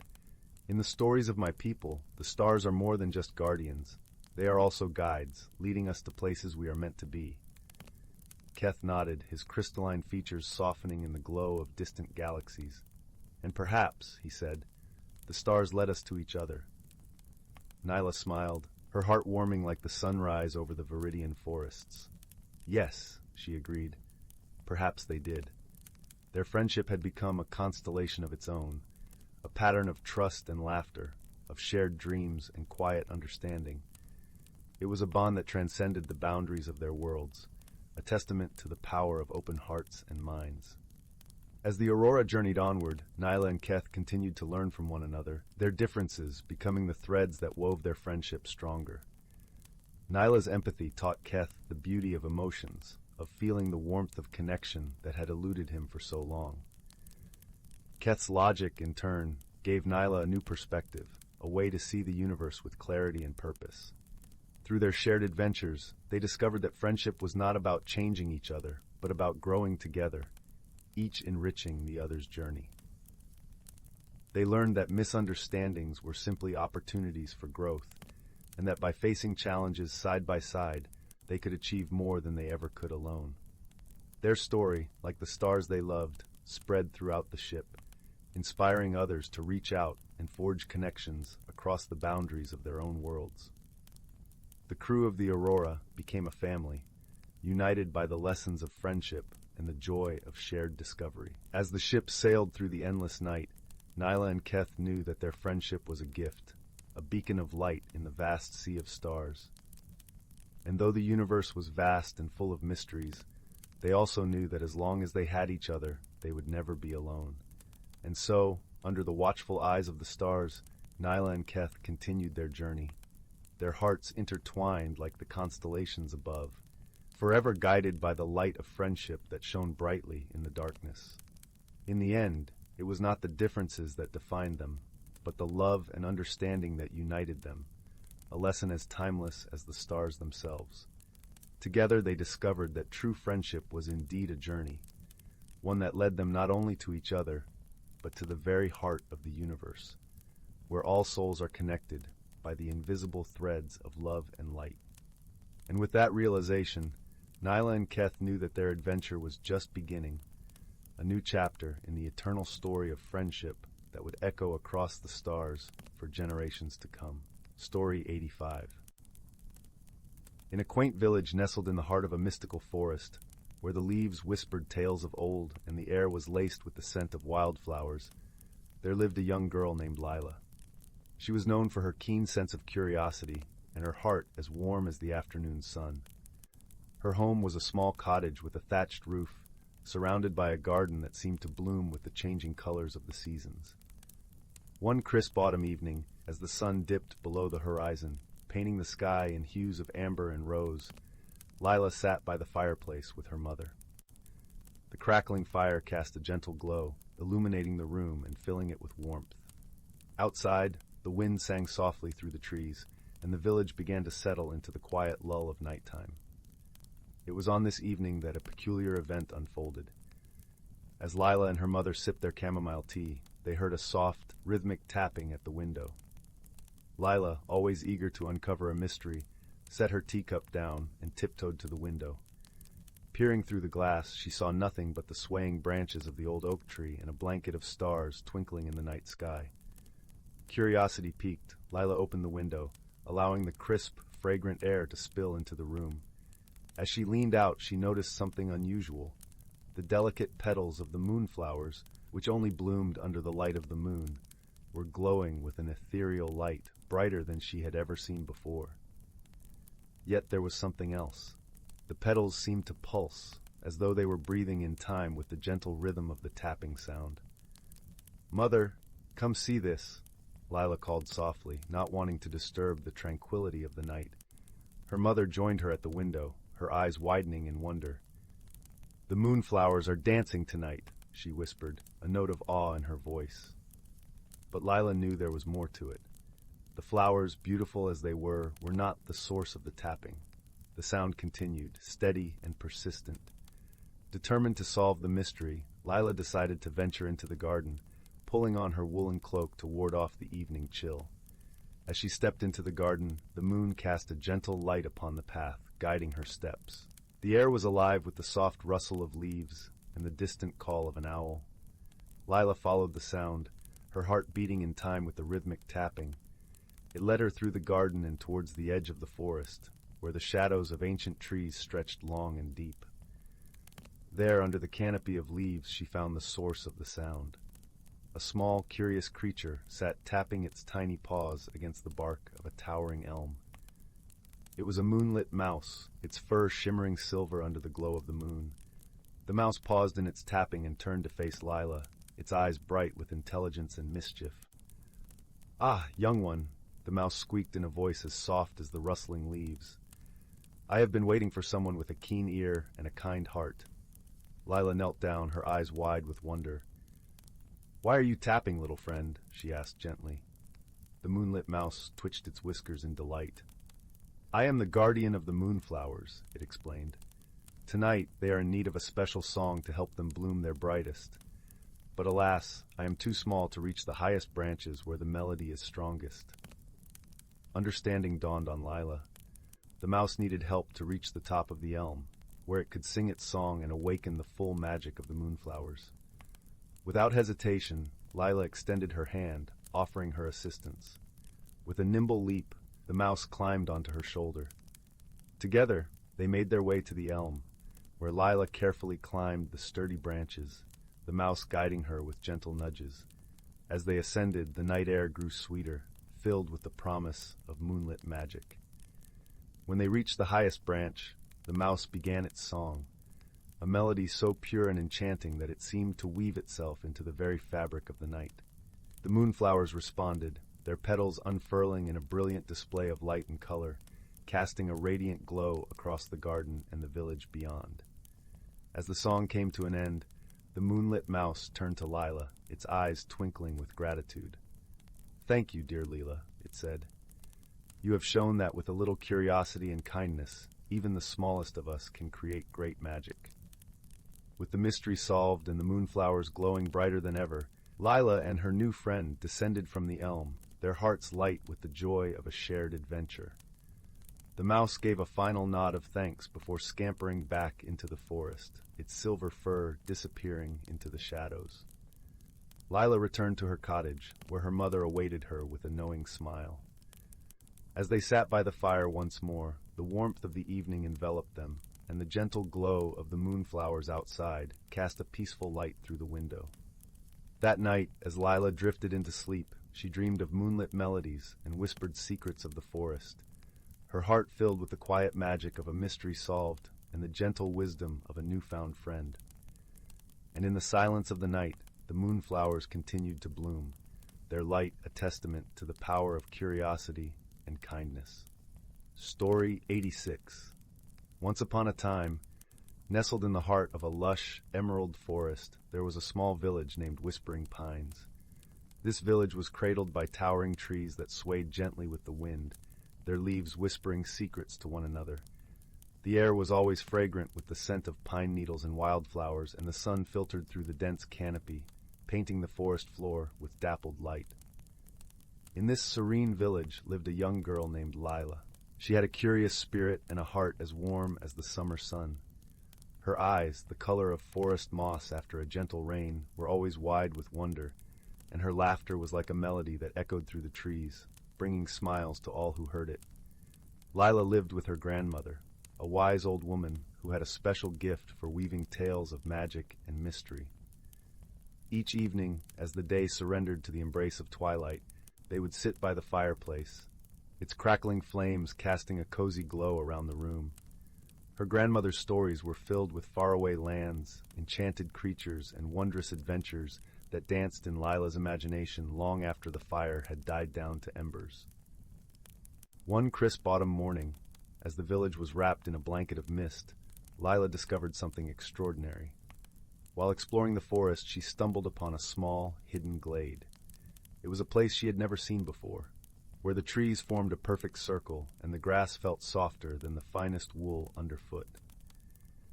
In the very center of this glade lay an ancient stone, half buried in the earth, its surface etched with mysterious symbols that glistened faintly in the morning light.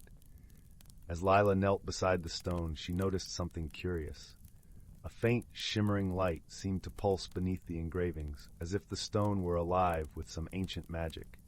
Her heart fluttered with excitement and a touch of trepidation. What could this be? She wondered, reaching out to trace the patterns with her fingertips. The moment her fingers made contact, a gentle warmth spread through her hand, traveling up her arm and enveloping her in a comforting embrace. A soft voice whispered in her mind, a gentle murmur that spoke of hidden realms and untold stories. Lila knew in her heart that she had discovered something truly special, a magical object that held the key to a world beyond her own. Determined to uncover the secrets of the stone, Lila decided to embark on a journey to learn more about its origins. She shared her discovery with her grandmother, who nodded sagely, her eyes twinkling with a mixture of pride and nostalgia. "Ah, my dear," her grandmother said, "you have found the Stone of Whispers. It is said to be a gateway to the hidden world of the Enchanted Glen, a place where magic flows as freely as the rivers, and all who dwell there live in harmony. But remember, the journey to the glen is not without its challenges. You must be brave and wise, for only then will the secrets of the stone reveal themselves to you." And so, with her grandmother's blessing, Lila set out on her journey. She packed a small satchel with essentials, bread, cheese, a flask of water, and her grandmother's well-worn map of the forest. As she left the village, the villagers bid her farewell, their voices carrying wishes of safe travels and swift returns. The forest was alive with the sounds of chirping birds and rustling leaves as Lila ventured deeper into its embrace. She followed the map, which led her along winding paths adorned with vibrant ferns and delicate wildflowers. The air was cool and crisp, carrying the earthy scent of moss and damp soil. As she journeyed, Zyla encountered many wonders. She saw a family of deer grazing in a sun-dappled clearing, their eyes soft and gentle. She watched as a family of foxes played beneath the shade of a towering oak, their fur a brilliant russet against the green. Each encounter filled her heart with a sense of peace and joy, reminding her of the beauty and magic that lay in the everyday world. After several days of travel, Zyla arrived at the edge of the forest. Here, the trees grew sparse, giving way to a vast meadow bathed in golden sunlight.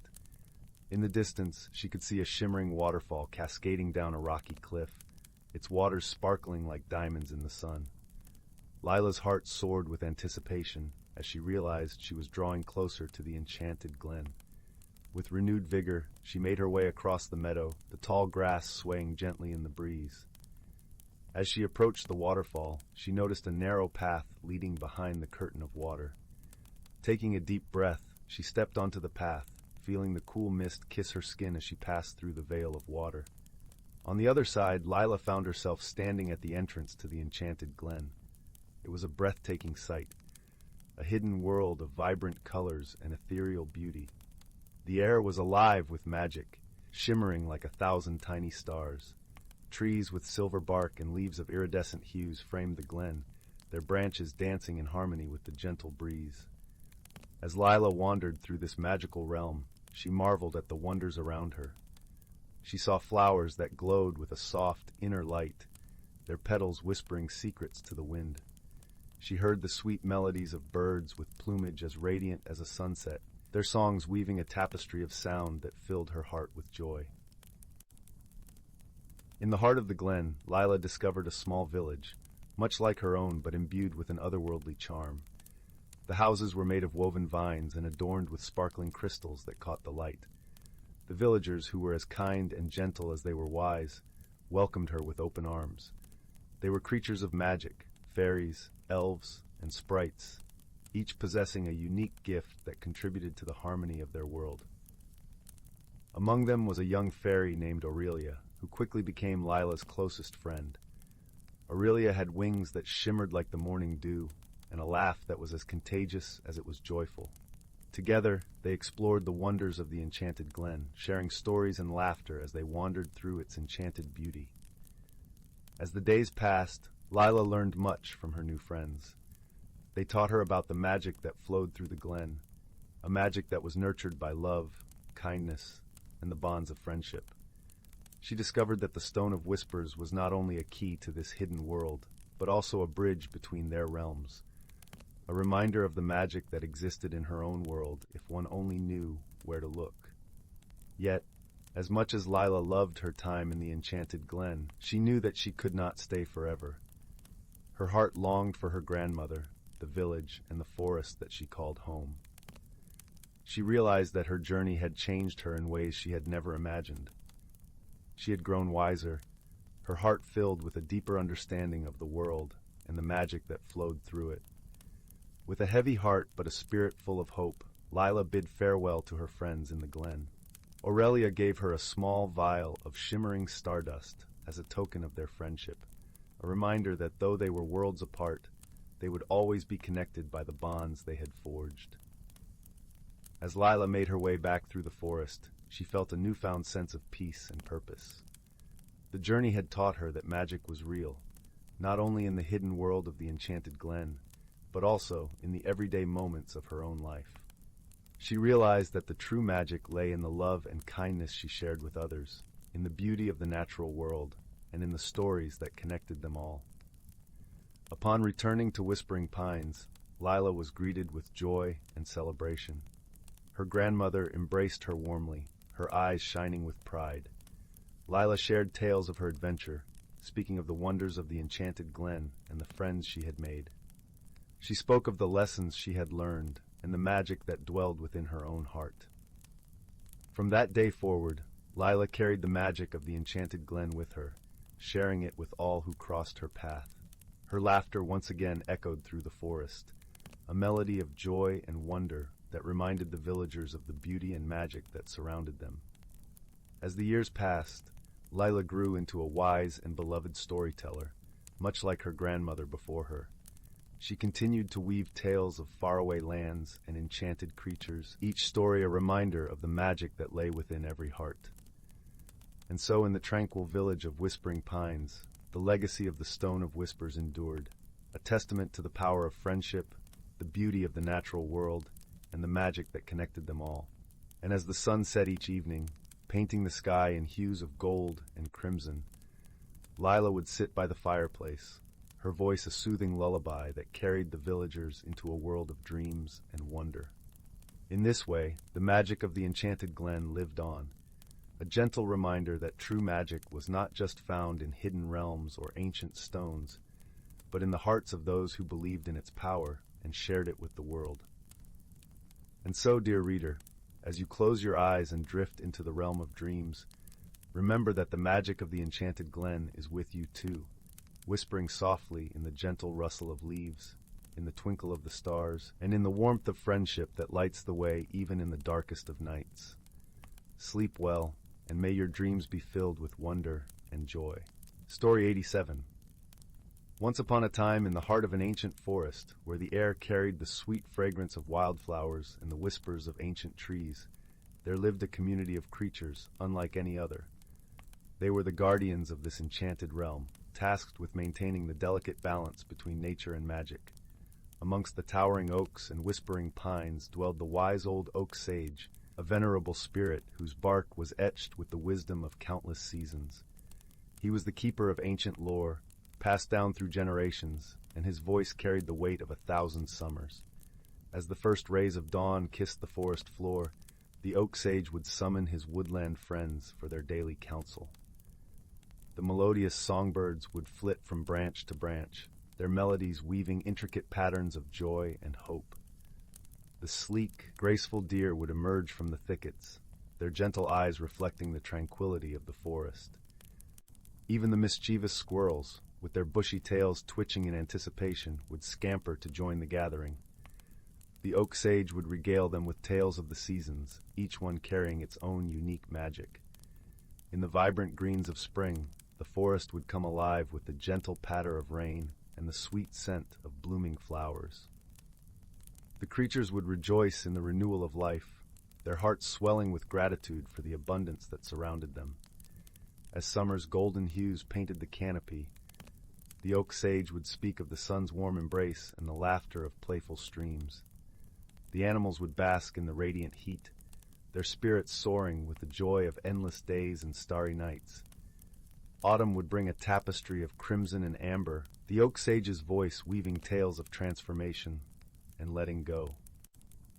The creatures would marvel at the falling leaves, each one a whispered promise of rebirth, and they would gather provisions for the coming winter. In the stillness of winter, when the world was blanketed in pristine white, the oak sage's stories would echo with the quiet strength of endurance and resilience. The creatures would huddle together, sharing warmth and comfort, knowing that even in the depths of darkness, the promise of spring was never far away. Through these tales, the oak sage taught the creatures the importance of living in harmony with the cycles of nature. They learned to respect the delicate balance that governed their world and to cherish the magic that flowed through every leaf, every raindrop, and every breath of wind. As the seasons came and went, the creatures grew wiser, their hearts forever intertwined with the rhythm of the forest. They understood that their lives were but a fleeting moment in the grand tapestry of existence. Yet they were integral threads in the intricate web that sustained the beauty and wonder of their enchanted home. And so, generation after generation, the creatures of the ancient forest would gather at the feet of the oak sage, their eyes shining with wonder and their spirits filled with reverence for the magic that surrounded them. For in this realm, where the boundaries between reality and enchantment blurred, they knew that every moment was a celebration of life, love, and the eternal dance of nature. Story 88. In the heart of a lush and whispering forest, there lived a gentle young woman named Leora. Her cottage nestled gently against the edge of a shimmering, silvery lake, surrounded by flowers that seemed to hum softly in the breeze. Leora loved her little haven, where the trees stood tall like guardians, and the air was always sweet with the scent of pine and wild jasmine. Yet despite her tranquil surroundings, Leora felt a quiet unease stirring within her, like ripples on the lake when a pebble is tossed. Leora had always cherished the predictability of her life. The way the seasons painted the forest in a cycle of colors, the consistent rhythm of her days spent tending to her garden, and the comforting solitude of her evenings beneath the starlit sky. But change was afoot, and Leora found herself grappling with an unfamiliar restlessness, a yearning for something she could neither name nor understand. One crisp autumn morning, as the mist lifted off the lake like a silver veil, Leora decided to seek counsel from the wisest being in the forest, the ancient tortoise known as Elder Marlowe. With a basket of freshly baked bread and jars of sweet honey, she set off along the winding path that led to Elder Marlowe's secluded glade. The path was lined with towering oak trees, their leaves whispering secrets in the soft breeze. Leora marveled at the symphony of colors overhead, the fiery reds and golden yellows that marked autumn's gentle passage.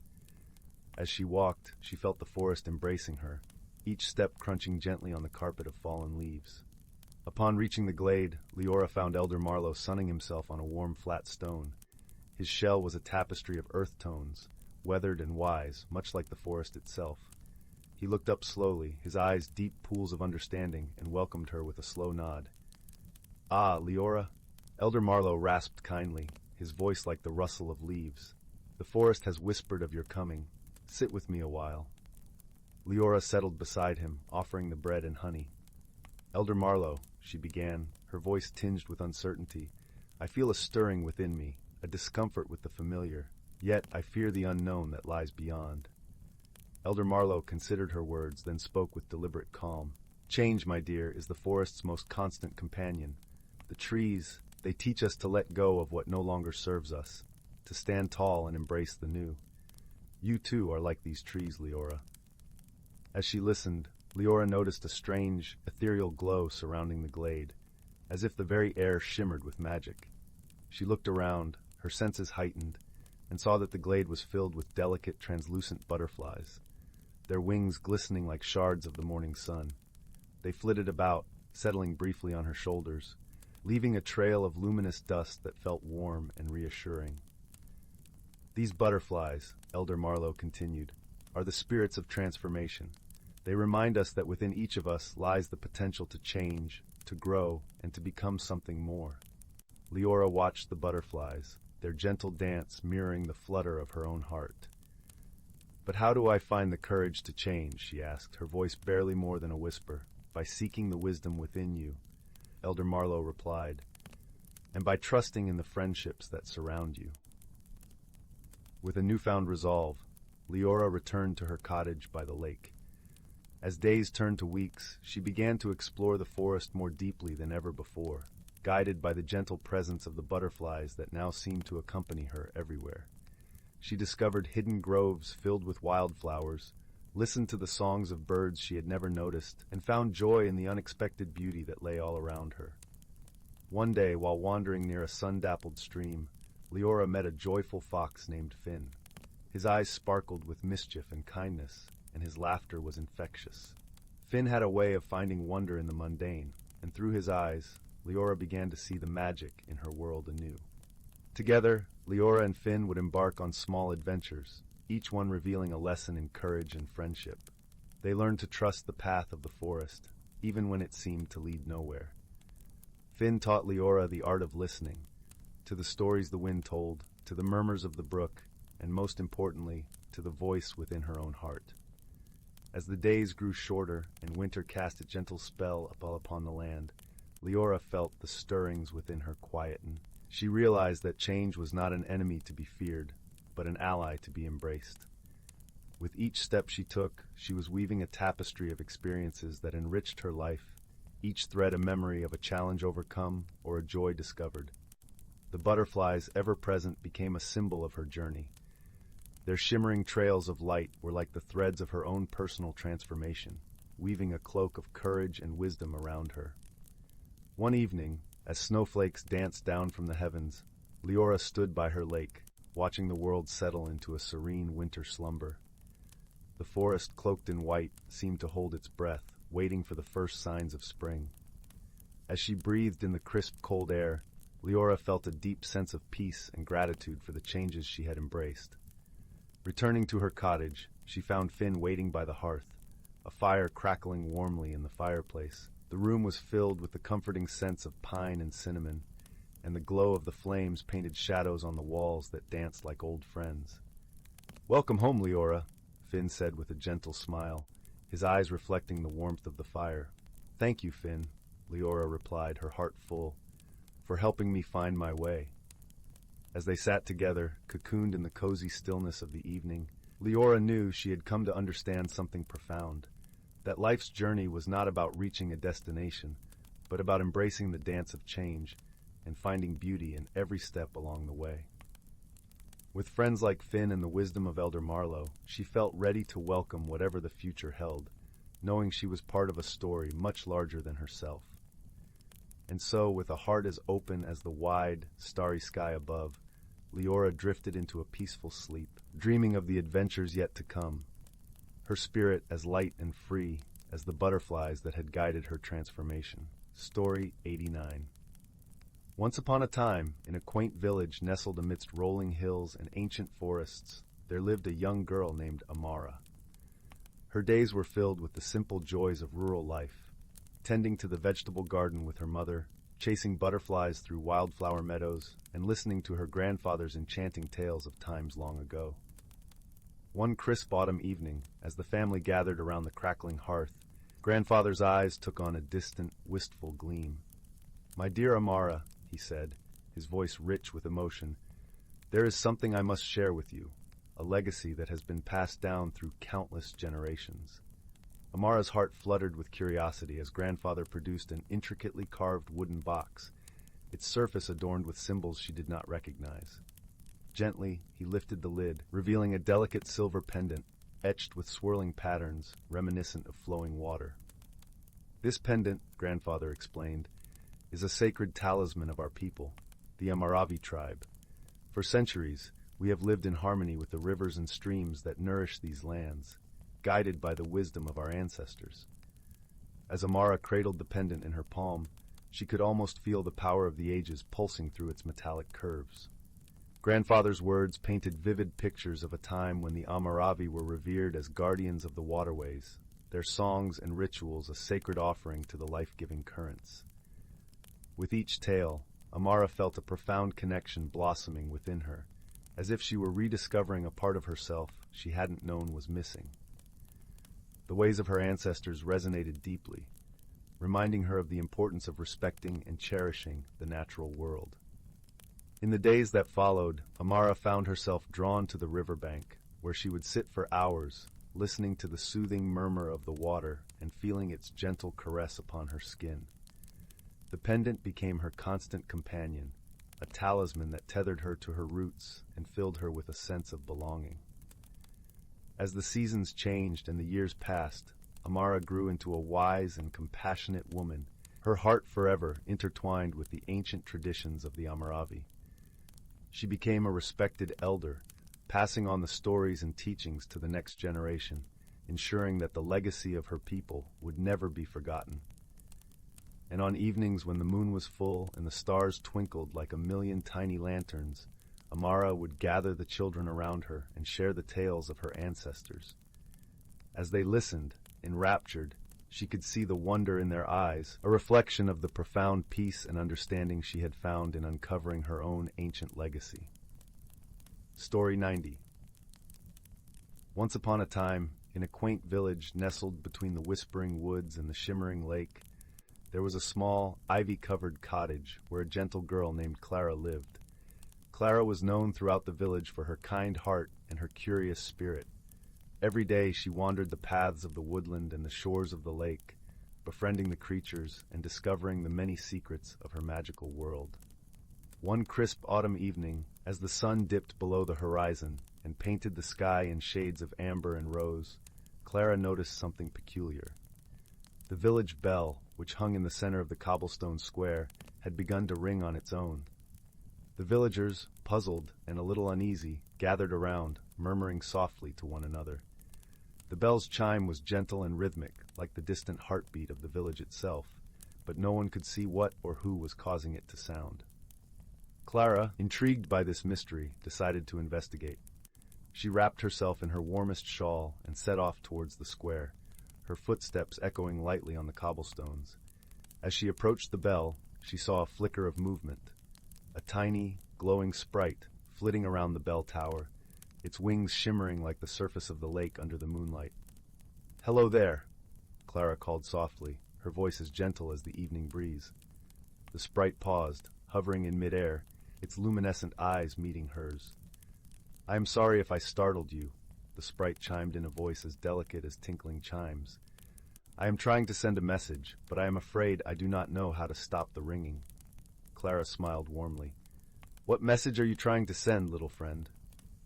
The sprite fluttered closer, its glow casting a warm light over Clara's curious face. "I am from the Enchanted Grove," it explained. "Something has been disrupting the peace there, and we need help to find the cause." With a determined nod, Clara agreed to help the sprite. She knew the Enchanted Grove was a special place, where creatures of all kinds lived in harmony. If something was amiss, it was her duty to assist. She set out with the sprite perched on her shoulder, its light guiding their way through the forest paths. As they entered the grove, Clara noticed an unusual stillness. The trees, usually vibrant with whispers and rustling leaves, stood silent and somber. The sprite pointed towards the heart of the grove, where a large, ancient oak tree stood. Its branches were drooping, and its leaves were turning a peculiar shade of silver. The wise old owl, who resided in the oak, blinked its round eyes slowly as Clara approached. "Ah, young Clara," it hooted softly. "I see you have come to solve our mystery." Clara nodded respectfully. "What has happened here, wise owl?" The owl tilted its head thoughtfully. "There has been a disturbance in the magic that binds our grove. It seems something is drawing the magic away, leaving us weakened and silent." Clara pondered for a moment, her mind tracing the possibilities like a river winding through the forest. She noticed the silver leaves shimmering in the moonlight, and an idea sparked in her eyes. "I think I have an idea," Clara said. "Perhaps something in the village is inadvertently drawing the grove's magic." The owl nodded sagely. "You are indeed wise for your years, Clara. Seek the source of the disturbance, and you may find the solution." With the sprite lighting the way, Clara returned to the village. She observed closely, her keen eyes noticing what others might overlook. She saw the gentle sway of the willow trees near the lake, their branches dipping into the water. She noticed the stones in the square, arranged in patterns that seemed to shimmer faintly under the moonlight. Then, as she passed the baker's shop, she noticed something peculiar, a small, crystal pendant hanging in the window, refracting the moon's light into 1,000 dancing rainbows. Clara remembered hearing the baker mention it was a gift from a traveling merchant, said to bring good fortune. Clara gently pushed open the door to the shop, the bell tinkling softly as she entered. The baker, a kind woman with flour-dusted hands, greeted her warmly. "Good evening, Clara. What brings you here at this hour?" Clara pointed to the pendant. "I believe this might be drawing the grove's magic." The baker looked surprised, but nodded. "It did seem unusual. I felt a change in the air when I placed it here." Thinking quickly, Clara suggested, "Perhaps, if we return it to the Enchanted Grove, it will restore the balance." The baker agreed, and together with the sprite, they made their way back to the grove. As they approached the ancient oak, Clara carefully placed the pendant at its base. Instantly, a soft glow enveloped the grove, and the leaves of the oak began to regain their rich, verdant hue. The owl hooted appreciatively. "You have restored our magic, Clara. Thank you." The grove returned to its usual vibrant self, the creatures chattering and singing in the moonlight. The sprite, now content, danced joyfully in the air.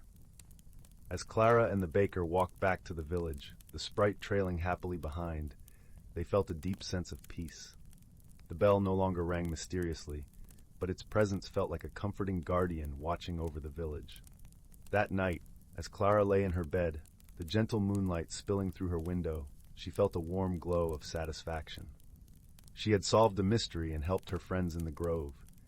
With a contented sigh, she drifted into a peaceful sleep, knowing that the world was a little more balanced and harmonious because of her efforts. And so, the village and the enchanted grove continued to thrive side by side, each holding their secrets and stories, waiting for the curious and kind-hearted to discover them. Story 91. In a tranquil village nestled within a serene valley, where soft wisps of mist danced over lush green fields and gentle breezes whispered through the leaves of ancient oaks, lived a young woman named Leora.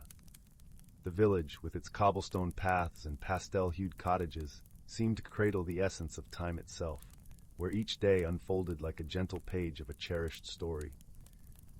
Leora had always felt a deep connection to her home, yet there was an unspoken yearning within her, a curiosity about the stories whispered by the winds and the secrets held by the earth beneath her feet. Her grandmother, a wise and gentle soul, often spoke of their ancestors, weaving tales from threads of moonlight and shadow. These stories painted images of distant lands and forgotten traditions that sparked a flicker of wonder in Leora's heart. One crisp autumn afternoon, as golden leaves floated down like confetti from the trees, Leora found herself wandering the edges of the village, where the forest thickened and the air held a mysterious chill. Beneath the arch of an ancient willow, she discovered a path she had never seen before. It was as if the forest itself had gently parted to reveal the way, beckoning her with a silent promise of discovery. Drawn by an invisible thread of curiosity, Leora followed the path until she reached a clearing bathed in the soft glow of the setting sun. At the center stood an old stone circle, its surface etched with symbols that seemed to pulse with a life of their own. In the heart of the circle lay a beautifully carved wooden chest, its surface weathered by time but still radiating an aura of gentle strength. With a sense of reverence, Leora knelt beside the chest. As she touched the intricate carvings, she felt a warmth spread through her fingers, as if the wood itself recognized her. Carefully she lifted the lid, revealing a collection of items carefully wrapped in cloth. There were scrolls of parchment, their edges frayed and yellowed, and a delicate pendant shaped like a crescent moon, glinting softly in the fading light. Each artifact seemed to hum with stories of its own, and as Leora unwrapped them, she realized they were fragments of her family's legacy, treasures passed down through generations. The scrolls contained writings of her ancestors, chronicling their journeys and dreams, their wisdom and hopes. The pendant, she learned, was a symbol of her lineage, representing the guiding light that had led her family through both dark and bright times. As she absorbed the stories held within these relics, Leora felt a profound sense of connection to her roots, as if the voices of her ancestors were singing softly to her from the depths of time. She realized that their legacy was not just in the artifacts, but in the values and lessons they imparted: courage, kindness, resilience, and the importance of harmony with nature and each other. With dusk settling around her, Leora carefully rewrapped each item and returned them to the chest, feeling a newfound sense of peace and belonging. She understood now that her journey was not just about discovering her past, but about carrying forward the spirit of her ancestors into her own life, weaving their wisdom into the fabric of her present. As she made her way back to the village under a sky sprinkled with stars, Leora felt the gentle embrace of a legacy that was both ancient and new, a whisper of belonging that would guide her path. The village, with its twinkling lights and cozy warmth, awaited her return, ready to welcome her with open arms and the promise of new stories yet to be written. And so, in the heart of that tranquil valley, Leora found not only her heritage but also herself, wrapped in the gentle, timeless embrace of love and understanding. As she drifted into the comfort of sleep that night, she knew that she was part of something greater, a living story that would continue to unfold with each new dawn. Story 92. In a village nestled within the embrace of ancient, whispering woods, there lived a gentle soul named Linnea. Linnea was known for her love of the forest, spending her days wandering beneath the canopy of rustling leaves that filtered sunlight into a soft emerald glow. The villagers often saw her with her basket, gathering herbs and wildflowers, her presence as quiet and soothing as the wind through the trees. Despite her affinity with nature, Linnea found herself struggling with change. The seasons shifted with their usual grace, yet she felt a lingering unease, a reluctance to move forward as the world around her transformed. Autumn, with its fiery palette of gold and crimson, had arrived, signaling a time of harvest and preparation for the coming winter. Yet Linnea's heart was heavy with uncertainty, her mind a tangle of reluctance and longing for the comfort of the familiar. It was during one of her solitary walks that Linnea discovered something extraordinary. Deep within the forest, where the trees stood tall and ancient, she stumbled upon a grove bathed in an unusual shimmering light. At its center was a small pond, its surface smooth and mirror-like, reflecting the sky and trees in perfect clarity. Drawn by its beauty, Linnea knelt beside the water and peered into its depths. To her astonishment, the water did not simply reflect her image, it transformed it. In the water's depths she saw herself not as she was, but as she could be, stronger, more confident, her eyes alight with the wisdom of the forest. It was a vision both beautiful and unsettling, a glimpse of a self she had yet to embrace. As Linnea sat by the pond, pondering this magical reflection, she was joined by a pair of woodland creatures, a wise old owl named Oliver and a playful squirrel named Thistle. Oliver, with his feathers dusted in silver, perched on a low branch above her, his eyes gleaming with gentle understanding. Thistle, with a tail as bushy as a winter coat, scampered to Linnea's side, chittering with curiosity. "You've found the pond of possibilities," Oliver hooted softly, his voice deep and resonant like the rustle of autumn leaves. "It shows you not just who you are, but who you may become." Thistle, always brimming with enthusiasm, added, "It's a magic pond. It helps you see what's inside, even if it's hidden underneath everything else." Linnea listened, her heart both heavy and hopeful. But what if I'm afraid of what I might find? What if I'm not ready for change? Oliver's eyes twinkled with wisdom. Change is like the forest itself, ever shifting yet constant in its heart. To grow, you must allow yourself to move forward, to embrace the unknown, just as the trees greet each new season. Encouraged by their words, Linnea began to visit the pond each day. With each reflection she saw, her understanding deepened. She learned to see herself not just as who she was, but as a part of the forest's endless cycle of growth and renewal. Under the watchful gaze of Oliver and the playful antics of Thistle, she began to accept that change was not something to fear, but a natural part of life, much like the turning of the leaves. As autumn deepened, Linnea noticed subtle changes within herself. She became more attuned to the forest, her senses sharper, her heart lighter. She learned to dance with the wind, to sing with the streams, and to find joy in the simple beauty of the world around her. She found strength in her connection to nature, understanding that, like the forest, she too was capable of transformation. One crisp evening, as the sun set in a blaze of orange and pink, Linnea returned to the village with her basket full of herbs and wildflowers. The villagers gathered around, drawn by the serene glow that now seemed to emanate from her. Her friends, noticing her newfound confidence and joy, asked her how she had changed so. "It was the forest," Linnea explained, her voice filled with warmth. "It taught me that life is a journey, and that change is not something to be feared but embraced. Like the trees and the seasons, we are always growing, always evolving."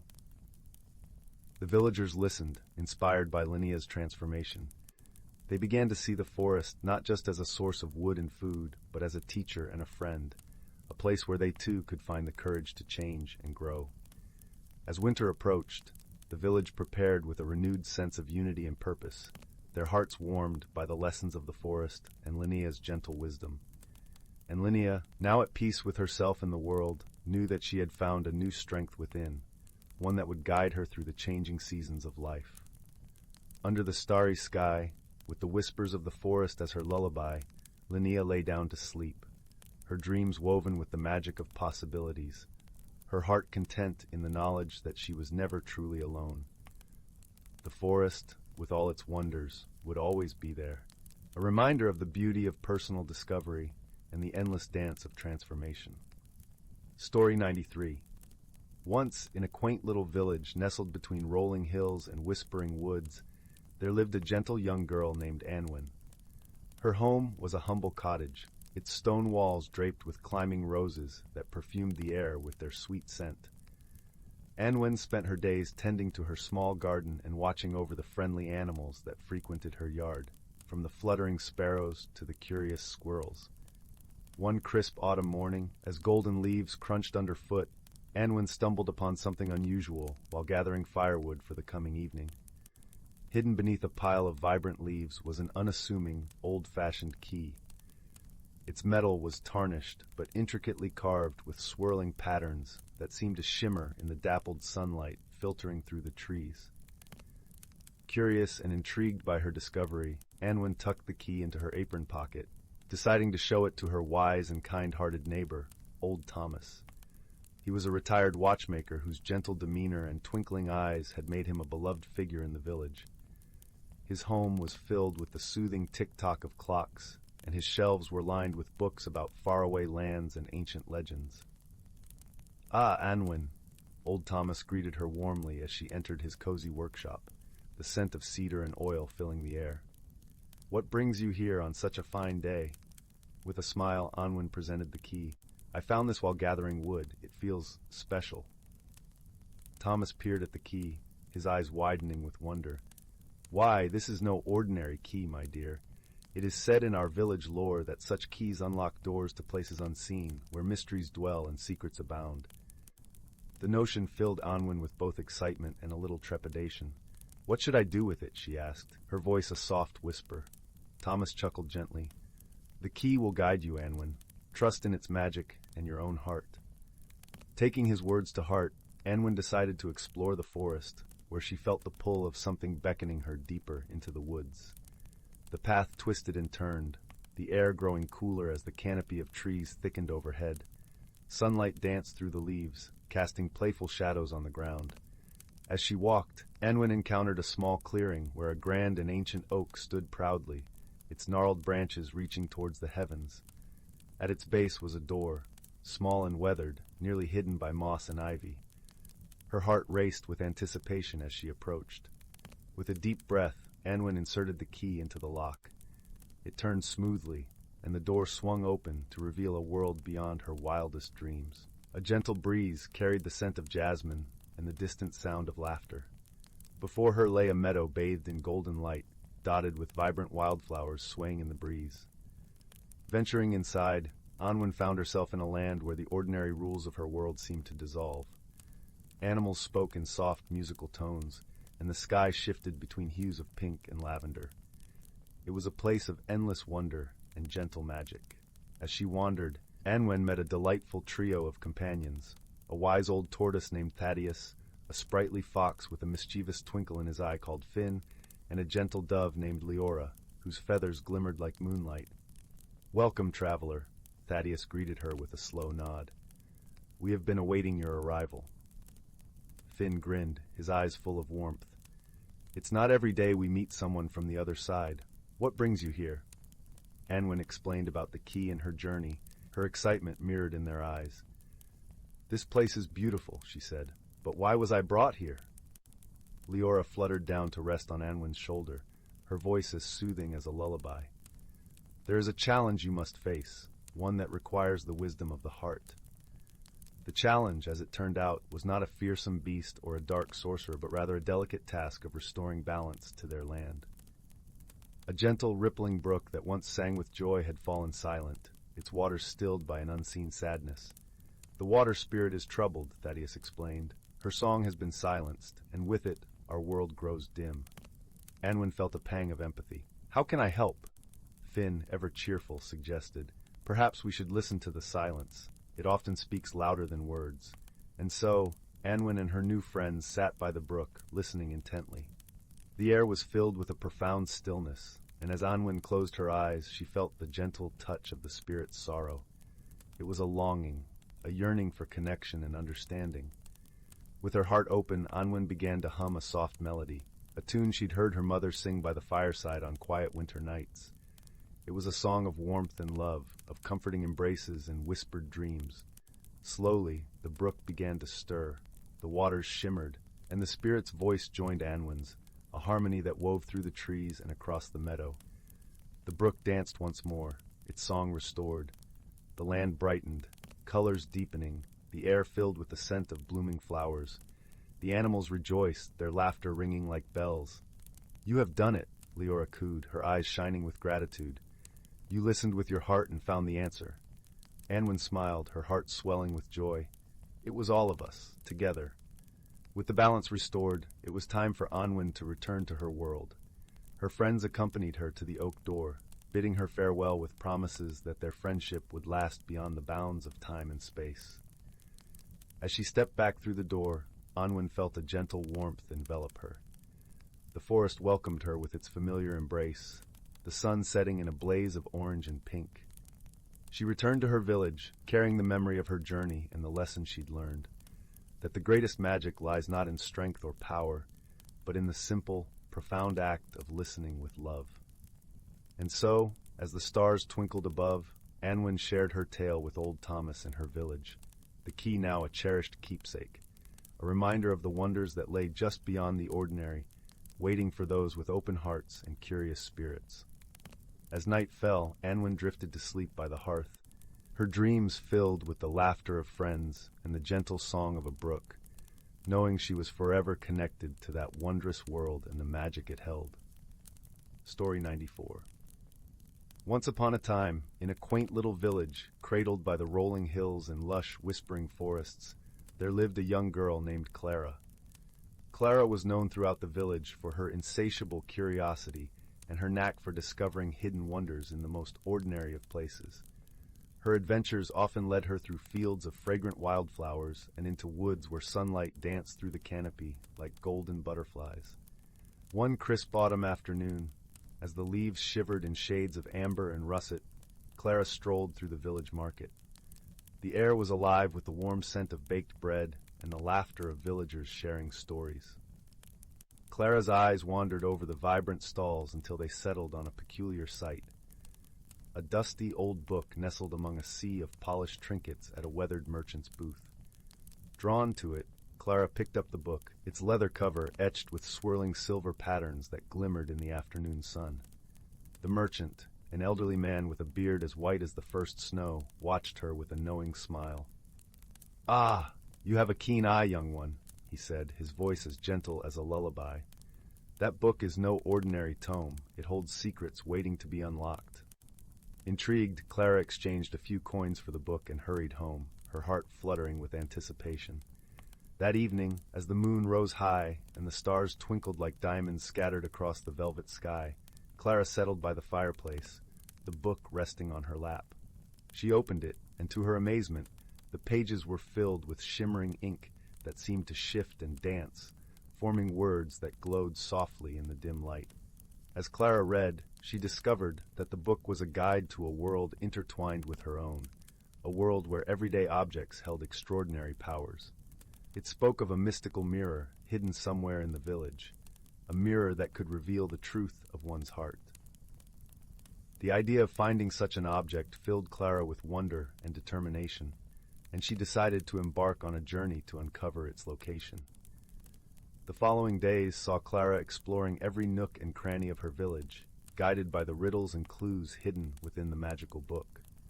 Along her journey, she encountered a host of charming helper characters, a wise old cat named Whiskers, whose purrs held secrets of their own, a jovial squirrel named Nutmeg, whose laughter was as infectious as springtime, and a gentle breeze that seemed to carry Clara's hopes and whispers to the trees. Each of her new friends had their own unique personalities and offered Clara invaluable insights. Whiskers, with his deep amber eyes, taught her the importance of patience and observation. Nutmeg, with his playful antics, reminded her to find joy even amid challenges, and the breeze, ever present, instilled in her the quiet strength of perseverance. Finally, after days of searching, Clara found herself in an overgrown garden at the edge of the village, a secluded place where nature reigned supreme. There, hidden beneath a tangle of ivy and wild roses, lay the mirror she had been seeking. Its frame was ornate, entwined with delicate carvings of vines and blossoms, and its surface gleamed like the still waters of a hidden pond. Clara gazed into the mirror, her reflection shimmering in a cascade of colors. As she peered deeper, the mirror began to reveal not just her outward appearance, but the depths of her heart. The kindness she shared with others, the courage that fueled her adventures, and the wisdom she had gathered along her journey. The sight was both humbling and enlightening, and Clara felt a warm glow of understanding settle over her like a comforting blanket. The mirror, she realized, was not just a magical object, but a reminder of the power within her, the strength of character, and the bonds of friendship she had nurtured. With this newfound insight, Clara returned to her village, her heart brimming with gratitude and peace. As the days grew shorter and winter's chill began to creep into the air, Clara continued to explore the wonders of her world, guided by the lessons she had learned. Her adventures, now infused with a deeper appreciation for the magic in everyday life, brought joy to all who knew her. And so, under the watchful gaze of the twinkling stars, Clara's story became one of discovery and wonder, a gentle reminder that true magic lies not in the objects we seek, but in the hearts we touch and the friendships we cherish. With a contented sigh, Clara closed the magical book, its pages now as familiar to her as the love that surrounded her, and drifted into a peaceful slumber, dreaming of new adventures yet to come. Story 95. Once upon a time, in the heart of a lush emerald forest where the sunlight danced through the leaves like 1,000 tiny fairies, there lay the village of Willowglow. This was no ordinary village. It was a place where magic hummed in the air, and quirky creatures lived in harmony amidst the towering trees and bubbling brooks. In this enchanted village there resided a peculiar but lovable gnome named Tinkerdoodle. Tinkerdoodle was known for his oversized, floppy hat adorned with jingling bells and his penchant for inventing the most unusual contraptions. His workshop was a marvel in itself, filled with spinning gears and whirring gadgets. Despite his eccentricities, Tinkerdoodle had a heart as warm as the hearth in a cozy cottage. One sunny morning, as the dew sparkled on the grass like tiny diamonds, Tinkerdoodle was visited by his dear friend, Pippet the pixie. Pippet was a sprightly creature with wings that shimmered in every color of the rainbow, and a laugh that could rival the sound of tinkling chimes. She arrived with a flurry of excited flutters, her cheeks flushed with urgency. "Oh, Tinkerdoodle," Pippet exclaimed, her eyes wide with concern. "We have a magical conundrum. The great willow, the source of all our village's enchantment, has lost its glow." Tinkerdoodle's eyes widened behind his round spectacles. "Oh dear, that simply won't do. We must find out what's gone amiss." The great willow was a magnificent tree whose luminescent bark lit up the forest each night, casting a gentle glow that comforted all the creatures in Willowglow. Its glow was a symbol of the harmony and magic shared by the villagers, and without it, the nights were growing darker and colder. Determined to restore the great willow's light, Tinkerdoodle and Pippet set off on a journey through the forest. They were joined by a merry band of friends: Bramble, the wise old turtle who moved at a steady pace but always arrived just in time, and Whiskers, the mischievous rabbit with a nose for adventure and a knack for finding hidden pathways. As they traveled deeper into the woods, the air was filled with the scent of pine needles and the sweet aroma of blooming wildflowers.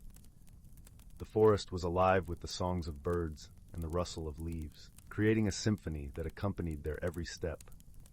Their first stop was the home of Eldor the owl, the ancient guardian of the forest's secrets. Perched on an ancient oak, Eldor greeted them with a dignified bow of his head. "Greetings, travelers. What brings you to this corner of the forest?"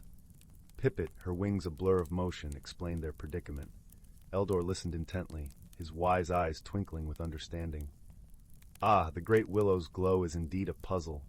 Perhaps it has been clouded by a shadow of doubt. You must seek the mirror of clarity, hidden in the crystal caves. It will reveal the truth." Thanking Eldor for his guidance, the friends continued their journey. They reached the crystal caves by dusk, where the entrance glimmered invitingly under the moon's soft glow. Inside, the walls were adorned with crystals that sparkled like stars, casting a gentle luminescence that guided their path.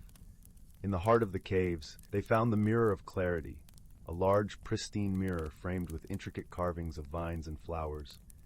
As they approached, a soft voice resonated from within the mirror. "To find the light that has been lost, look within and clear the frost." One by one, each friend looked into the mirror. Bramble saw his steadfast nature, undisturbed by the rush of the world.